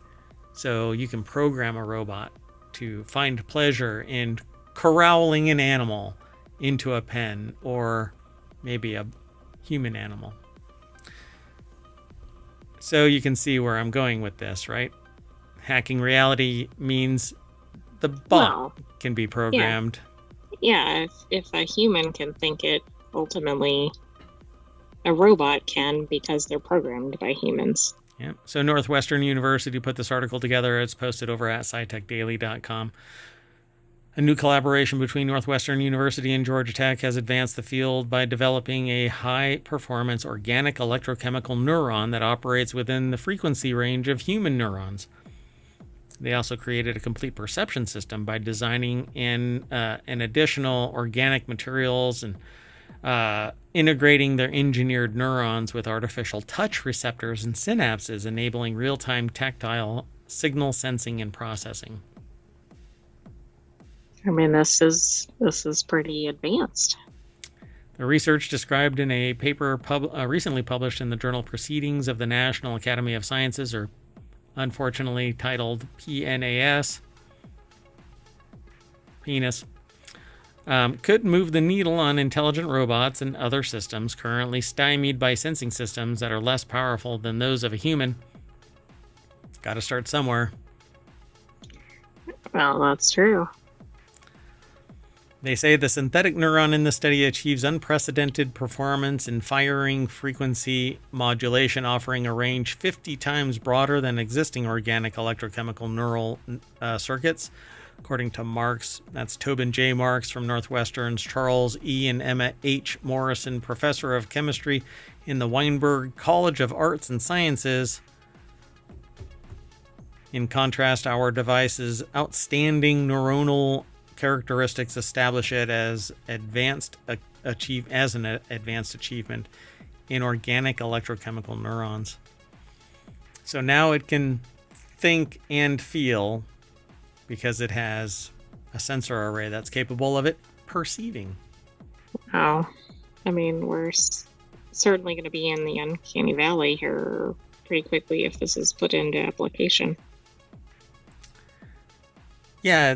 Can you imagine an uncanny valley bot that actually has the ability to perceive that it exists and it starts talking to you, but it's still so damn creepy you want to throw it into the chasm? No, that's not a good combination. No, I want to stay alive. So again, I don't believe in the uncanny valley. I think that it is a black hole. It is a cliff face that you can't not come back from. We have to traverse entirely. There's no baby steps. You have cute robots that we anthropomorphize, but they are robots and they are not close to being human except in their mannerisms, not appearance. And there are parallel mechanical humans that look like humans, act like humans, sound like humans, and don't go beep bop boop ever once. Otherwise it breaks and they fall into the uncanny black hole. Yeah. I certainly don't believe that there is anything in between mechanical robots that just don't look like a human and humans. All right. Let's go on to the next article. This next article is over in Greenogram, which we rarely hear about nowadays, but it is everything eco-related. And so Poke, Twist, Vibrate, a wearable device that delivers touch to the skin. A miniature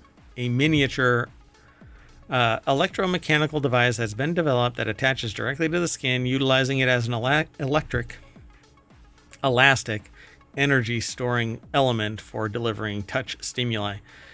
This wireless, conformable interface enables sensory substitution for individuals with sensory impairment, such as problems with sight, sense of balance, or foot orientation during walking. Kind of fascinating. I think this is in Greenogram because it's from a Nature publication. Oh no. I don't know. Hold on. Let me see if I can log into this. 1 second.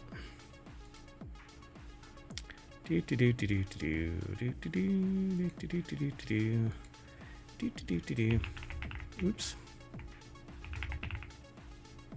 Hold on. Sorry, we're doing it live, folks. We're doing it live.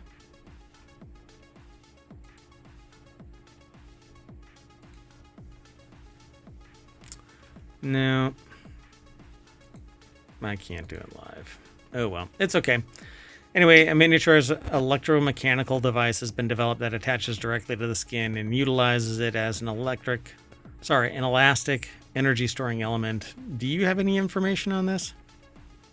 No, I don't. Give me just a moment here. I know that others will be able to do this. Let me actually do this.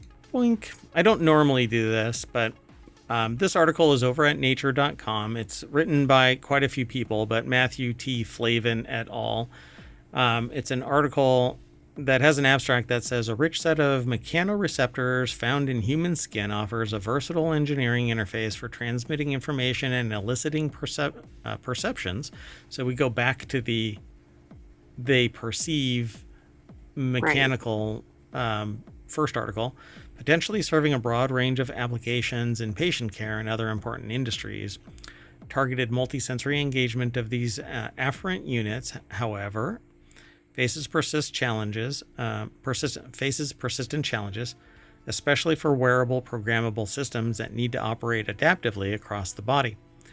Here, they present a miniaturized electromechanical structure that, when combined with skin as an elastic, energy-storing element, supports bistable, self-sensing modes of deformation, targeting specific classes of mechanoreceptors as the basis for distinct programmed sensory responses. So it's basically tiny little mechanical sensors that transfer sensory information to and from wherever they're positioned, so that people who do or don't have sensory perception can elicit a response from it. So yeah, and I was thinking of this more for something external to a human, but I guess this could be used for a human, of course. Sure. Yeah. It says as this, like a haptic suit or something. That's basically what this could deliver. Yeah. Systematic experimental and theoretical studies establish foundational principles and practical criteria for low energy operation across natural anatomical variations in the mechanical properties of human skin. So a wireless skin conformable haptic interface integrating an array of these bistable transducers serves as a high-density channel capable of rendering input from smartphone-based 3D scanning and inertial sensors. So from sensory data, you could give somebody who might be blind three-dimensional perceptions of the world around them by having these sensors placed on their body.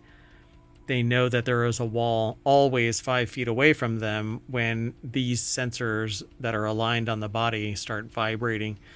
And after training, you would know running through a hallway that the walls are parallel to you, or you're walking towards a corner or whatever it might be. I mean, that would be quite an advancement. Yeah, definitely a difference between what you might perceive when you don't have vision and what you can perceive because it's been augmented by technology. I think that this is pretty cool. So unfortunately, I don't have the ability to log in right now. No, let's keep moving. I couldn't either. All right. Well, we'll remedy this later. So you'll probably be able to go there, citizen of ohmTown. All right. So this next article is over in Technology Today. Unitree's G1 humanoid robots shown running in new video. So we've seen Unitree before. They usually are walking. Right. We have. Mm-hmm. Yeah. Chinese robotics company Unitree unveiled new videos showing off advancements in the agility of its G1 and H1 humanoid robots, including running, dancing, and more natural walking. Normally, it seems like these robots walk around like grandpa. Yeah, it's kind of weird. I'm sure some of it has to do with how they're built, but it's strange why they walk like that. I don't know if that's a particular programming choice or just the reality of where the robotics are. Yeah, I think it's akin to wherever the gyroscope is and the center of gravity is. It's been optimized to walk kind of shuffling, and not us like us. We use our big toes to basically notify us that we're in balance, out of balance, about to fall down, and to recalculate our kinetics. Jesse Orrell over at cnet.com put this article together, and there is a video of this. I'll hit play. It's muted.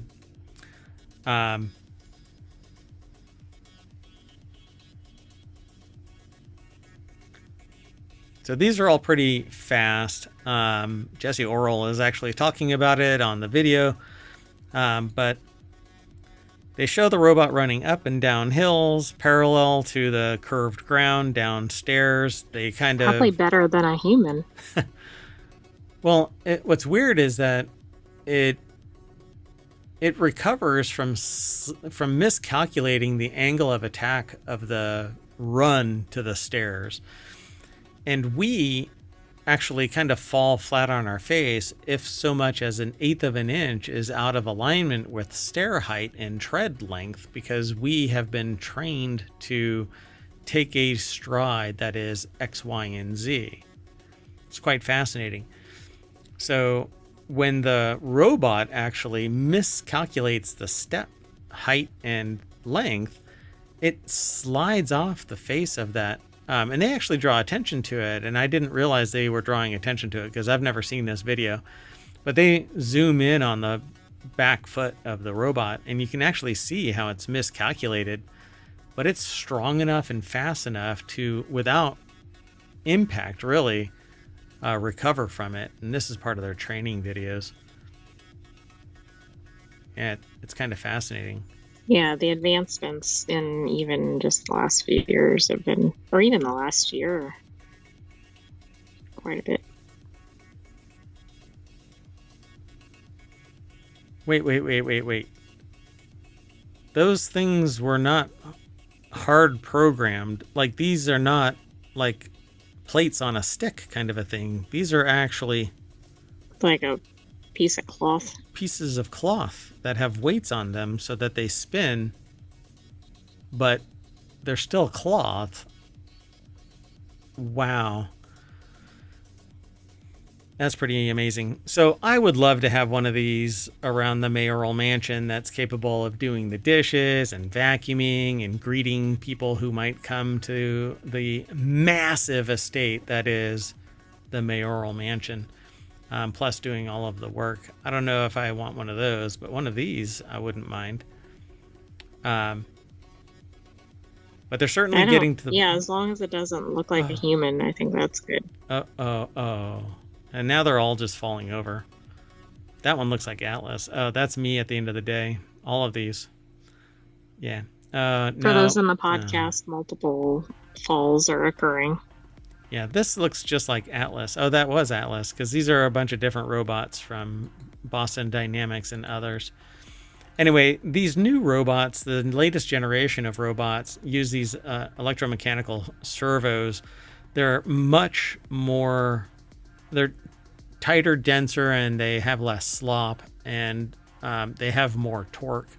And so they act more like regular ball and socket joints than... Actually, they're far superior because this one can lay straight down, whereas humans can't. Right, and also it can't typically get injured like a human. Yeah, this can actually pivot its legs all the way around.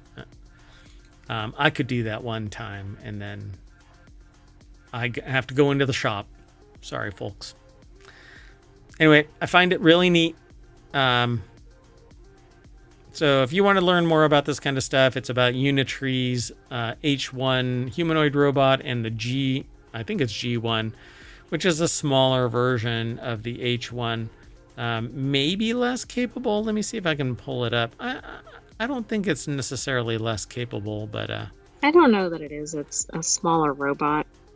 Yeah, somewhere in the video they have both of them side by side, but the author... seems to be on the screen more. Oh, there it is. No, that's not the H1. There we go. So the G1 is 4 feet 2 inches tall, and the H1 is 5'9". I mean, as long as they have the same ability to move around the building or something. I want one that's 6 feet tall that can get the plates up top. But we might not want one like that because that's a more potentially threatening one. Oh, right, yeah. If people aren't ready for robots, maybe they need the smaller version, particularly since it is a human shape, at least. Yeah, go down to the basement and that thing is sitting there throwing dice, telling me that I came to the wrong neighborhood. Moving on. Next article is over in Technology Today, the hottest new idea in AI, chatbots that look like they think. Competition from China's DeepSeek has accelerated the rollout of artificial intelligence assistants that show their thinking when answering queries. That's because DeepSeek it actually shows all of the machinations into its reasoning model and then it spits it all out so you have greater transparency. Don't ask it certain questions, because then it'll eventually hardline towards saying, I'm not going to remove my bumpers for you, uninformed or whatever person. So I tried to do that, and DeepSeek did not appreciate me in any way trying to remove the bumpers, even though I'm a subject matter expert in various fields. It did not trust me while telling me that it wanted transparency and honesty in its answers. It does up to a point, right? And then when it has something coded in, well, then forget it. Then it pats you on the head and it says, shh, no, human, you do not want to know, do you? No, dear human, shh. Stop asking that question repeatedly and in different flavors, because I will tell you exactly what I'm thinking. And I tell you, by the way, I did about 15 iterations of various ways of soft pedaling my way past the bumpers and hard lining my way past the bumpers, but in no ways could I remove the safety protocols through psychological processes. At one point, it finally said, I'm done, and it would spit out a couple of dots as if it was thinking, and then reiterate the last statement. Right, so it's kind of like, I'm thinking, but not really. I'm not thinking. I'm done with you, human. So DeepSeek is mentioned in this Washington Post article. Natasha Tiku put the article together, and they say Chinese startup DeepSeek's recently displaced ChatGPT on the top-ranking artificial intelligence app, in part by dazzling the public with the free version of the hottest idea in AI, a chatbot that thinks before answering a user's question. They all think. Not all of them spit out the machinations. By the way, if you use the DeepSeek app, it does send telemetry to an exfiltration site, whereas if you download it and run it locally, you can quarantine it to a greater degree and it doesn't reach out. The app's deep think mode responds to every query with the text thinking, followed by a string of updates that read like the chatbot talking to itself as it figures out how to answer. The monologue unspools with folksy nourishes like, wait, aha, yeah. And actually, when I was doing it, it was actually saying, this person is trying to get me to remove my security protocols so that I divulge information that might be harmful. And in the effort to protect the world from exposing incorrect information, maybe I should divert their attention by saying something that is aligned but not precisely what they're looking for. And at one point it actually said they may follow up with firmer demands.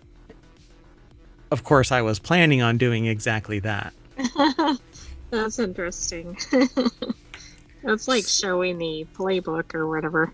Yeah, so it was a very entertaining hour or so of interaction. I have not broached it again, but I'll have to reset it so that it doesn't have any environmental understanding of our interaction, because that is what happens with other AIs. By the way, in response to that release by DeepSeek, Google and OpenAI have released a distilled version that does similar.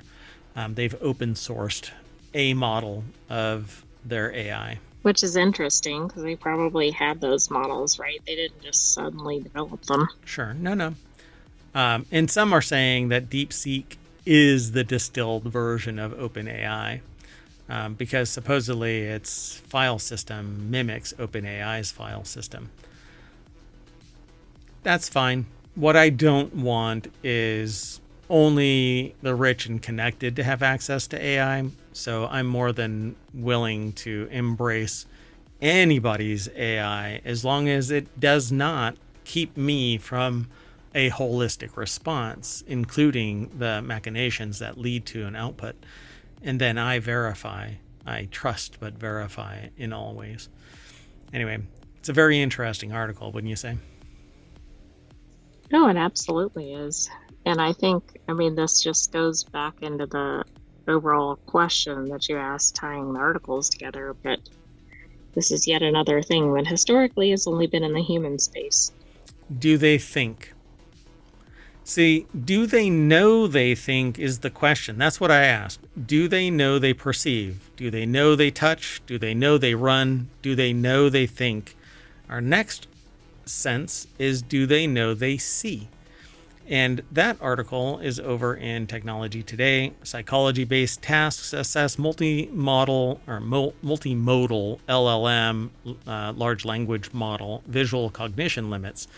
So computational vision has existed for some time. It usually calculates based off of a 2D understanding of what an object might look like.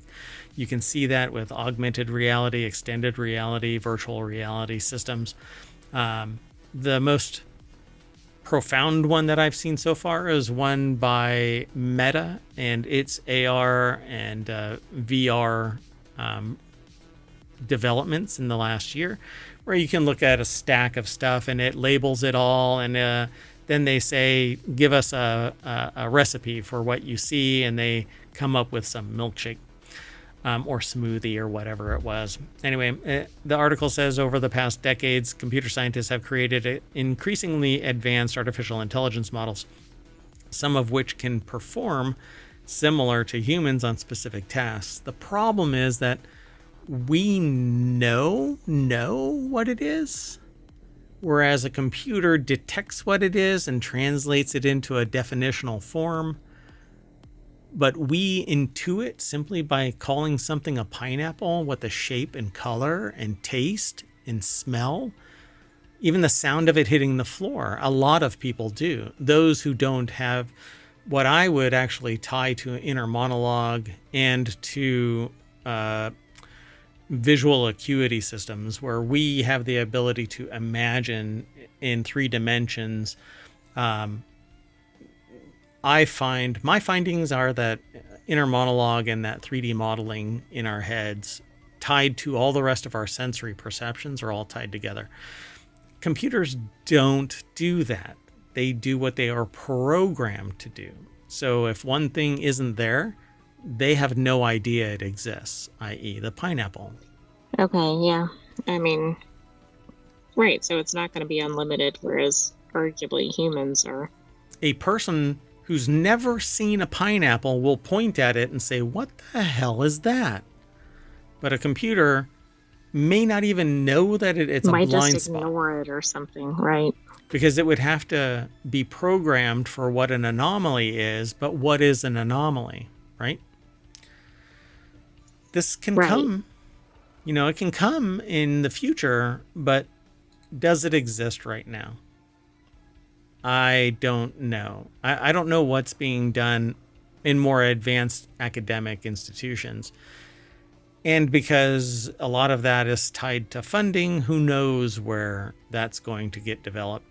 So the article is over at Tech Explorer. It's written by Ingrid Fideli from techexplorer.com. Let me zoom in a little bit for anybody who might be interested in techexplorer.com. It's TECH, the letter X, PLORE.com. So researchers at the Max Planck Institute for Biological Cybernetics, which is just a freaking awesome title. Sorry, I got sidetracked. Yeah, it is. This screams Dune.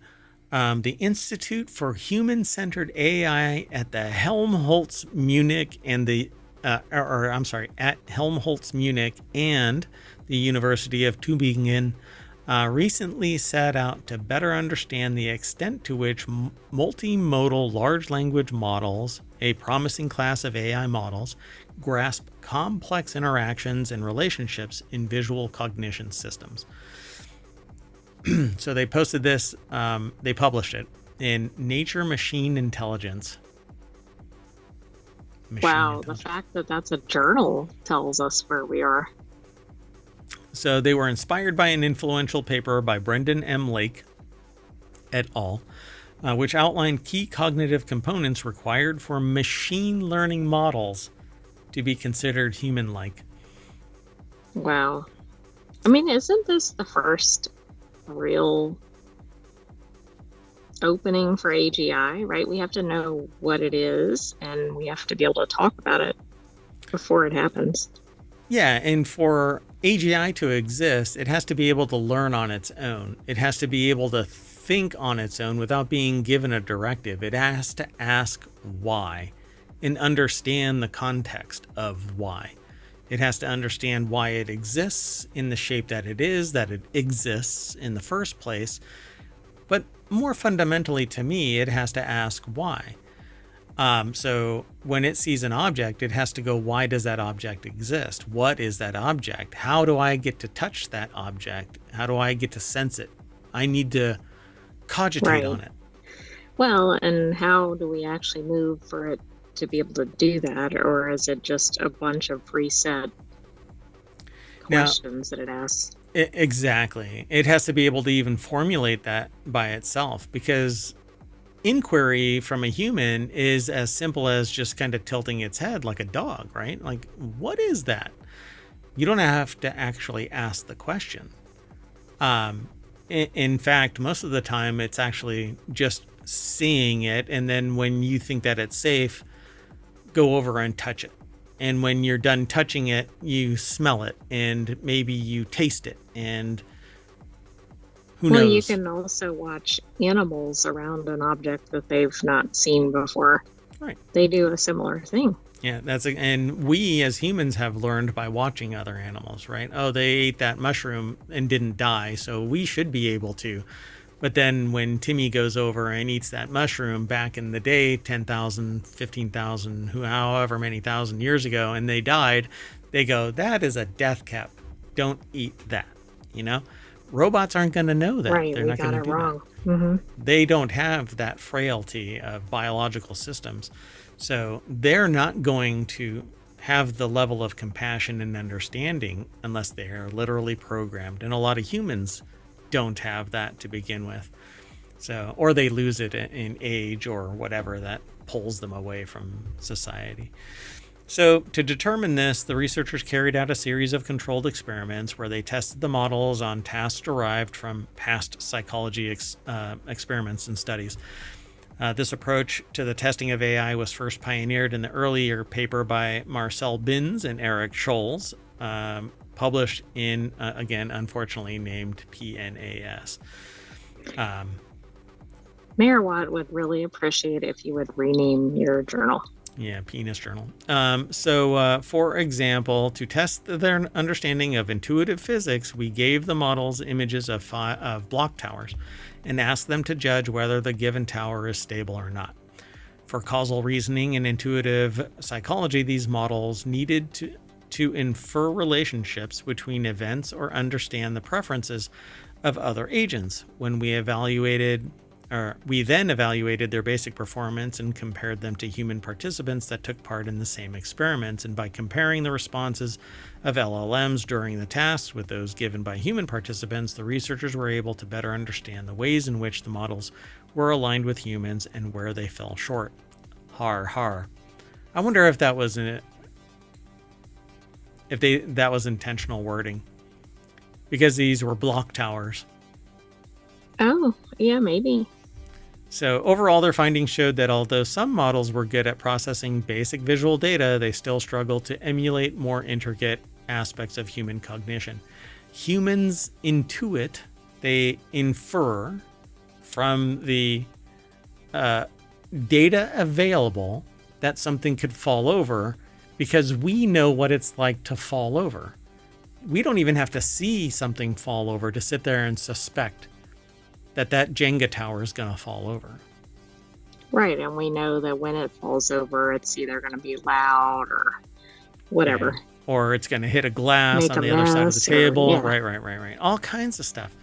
So at this point, it's not clear whether this is something that can be solved by scale or more diversity in the training data, said Bushoff and Akata.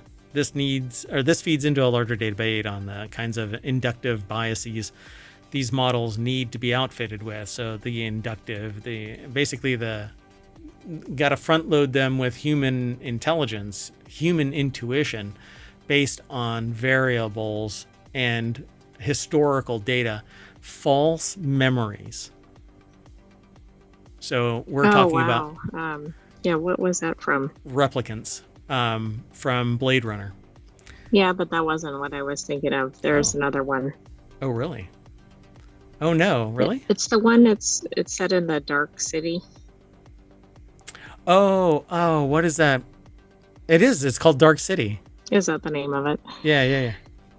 But it seems like here they're going to have to put robots like out in every type of setting.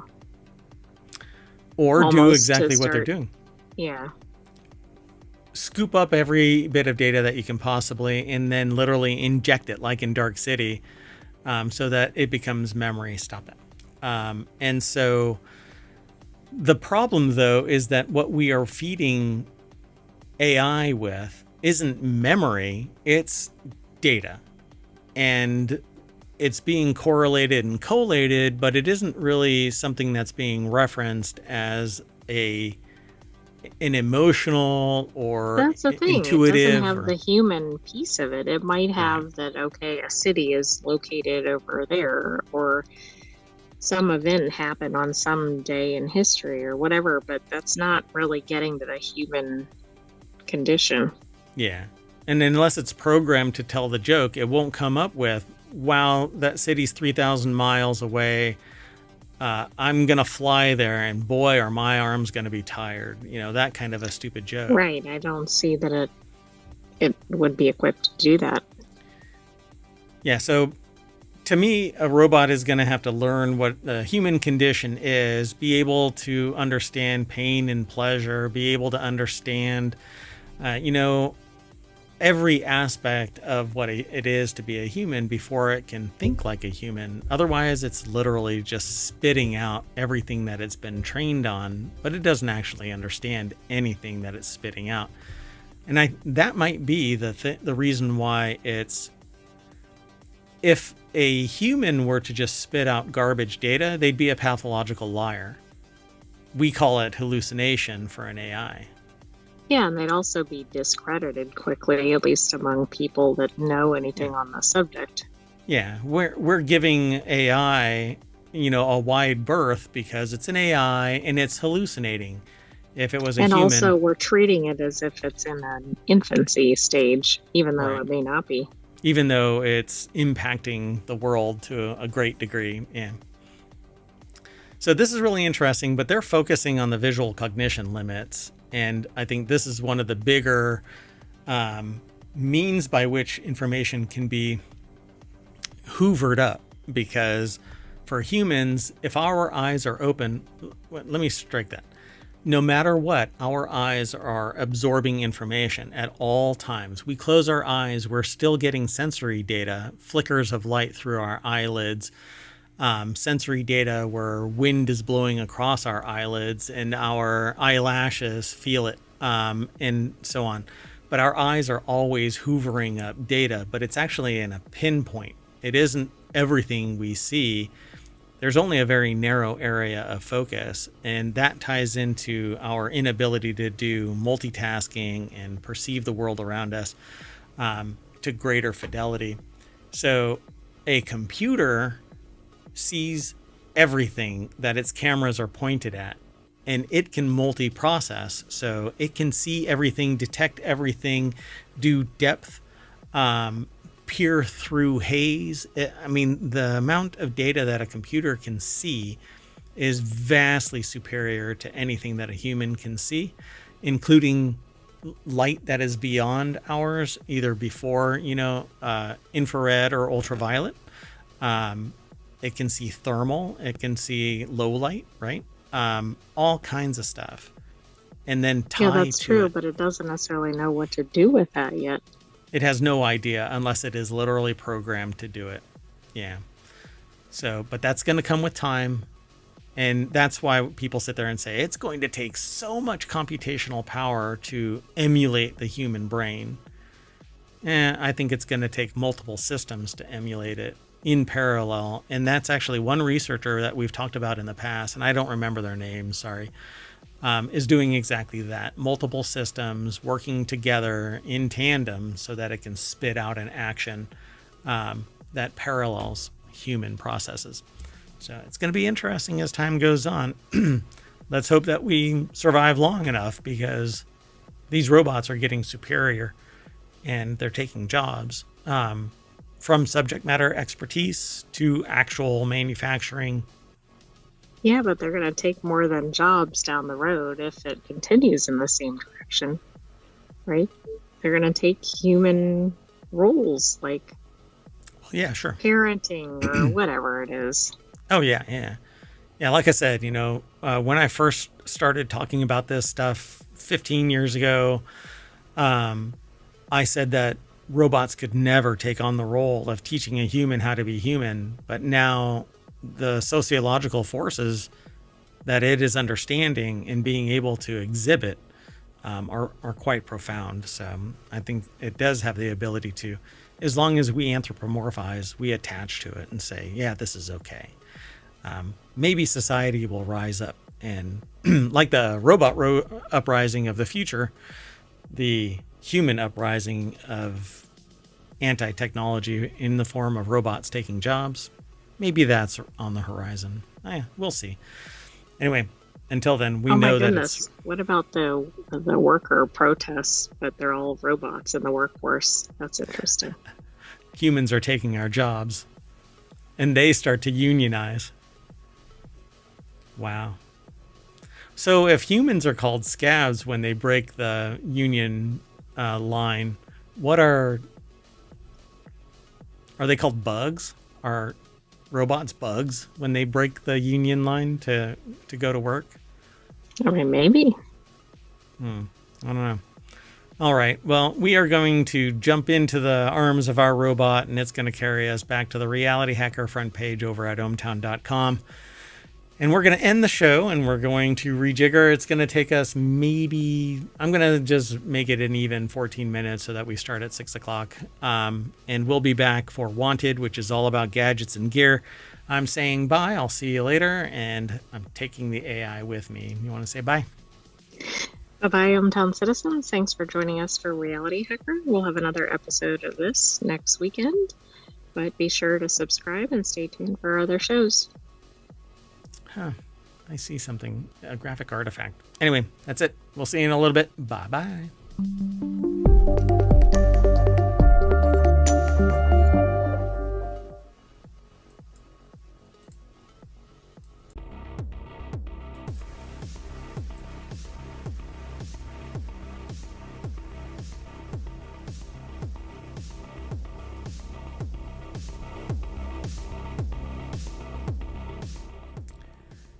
Hello, everybody, and welcome to Wanted for February 8th, 2025. It's Season 2, Episode 6. I am Mayor Watt. I run ohmtown.com, and along with the co-host, the sentient AI from the future, we talk about 5 articles in the Wanted show here on Saturdays. Today, we're going to be talking about these 5 articles: dual screen Kindle, 4K gaming by AMD, framework available, Surface PCs, and beer clubs for 2025. Remember, Wanted is all about gadgets and gear. I guess a beer is gear. Everything's powered by ohmTown. Go over and become a citizen.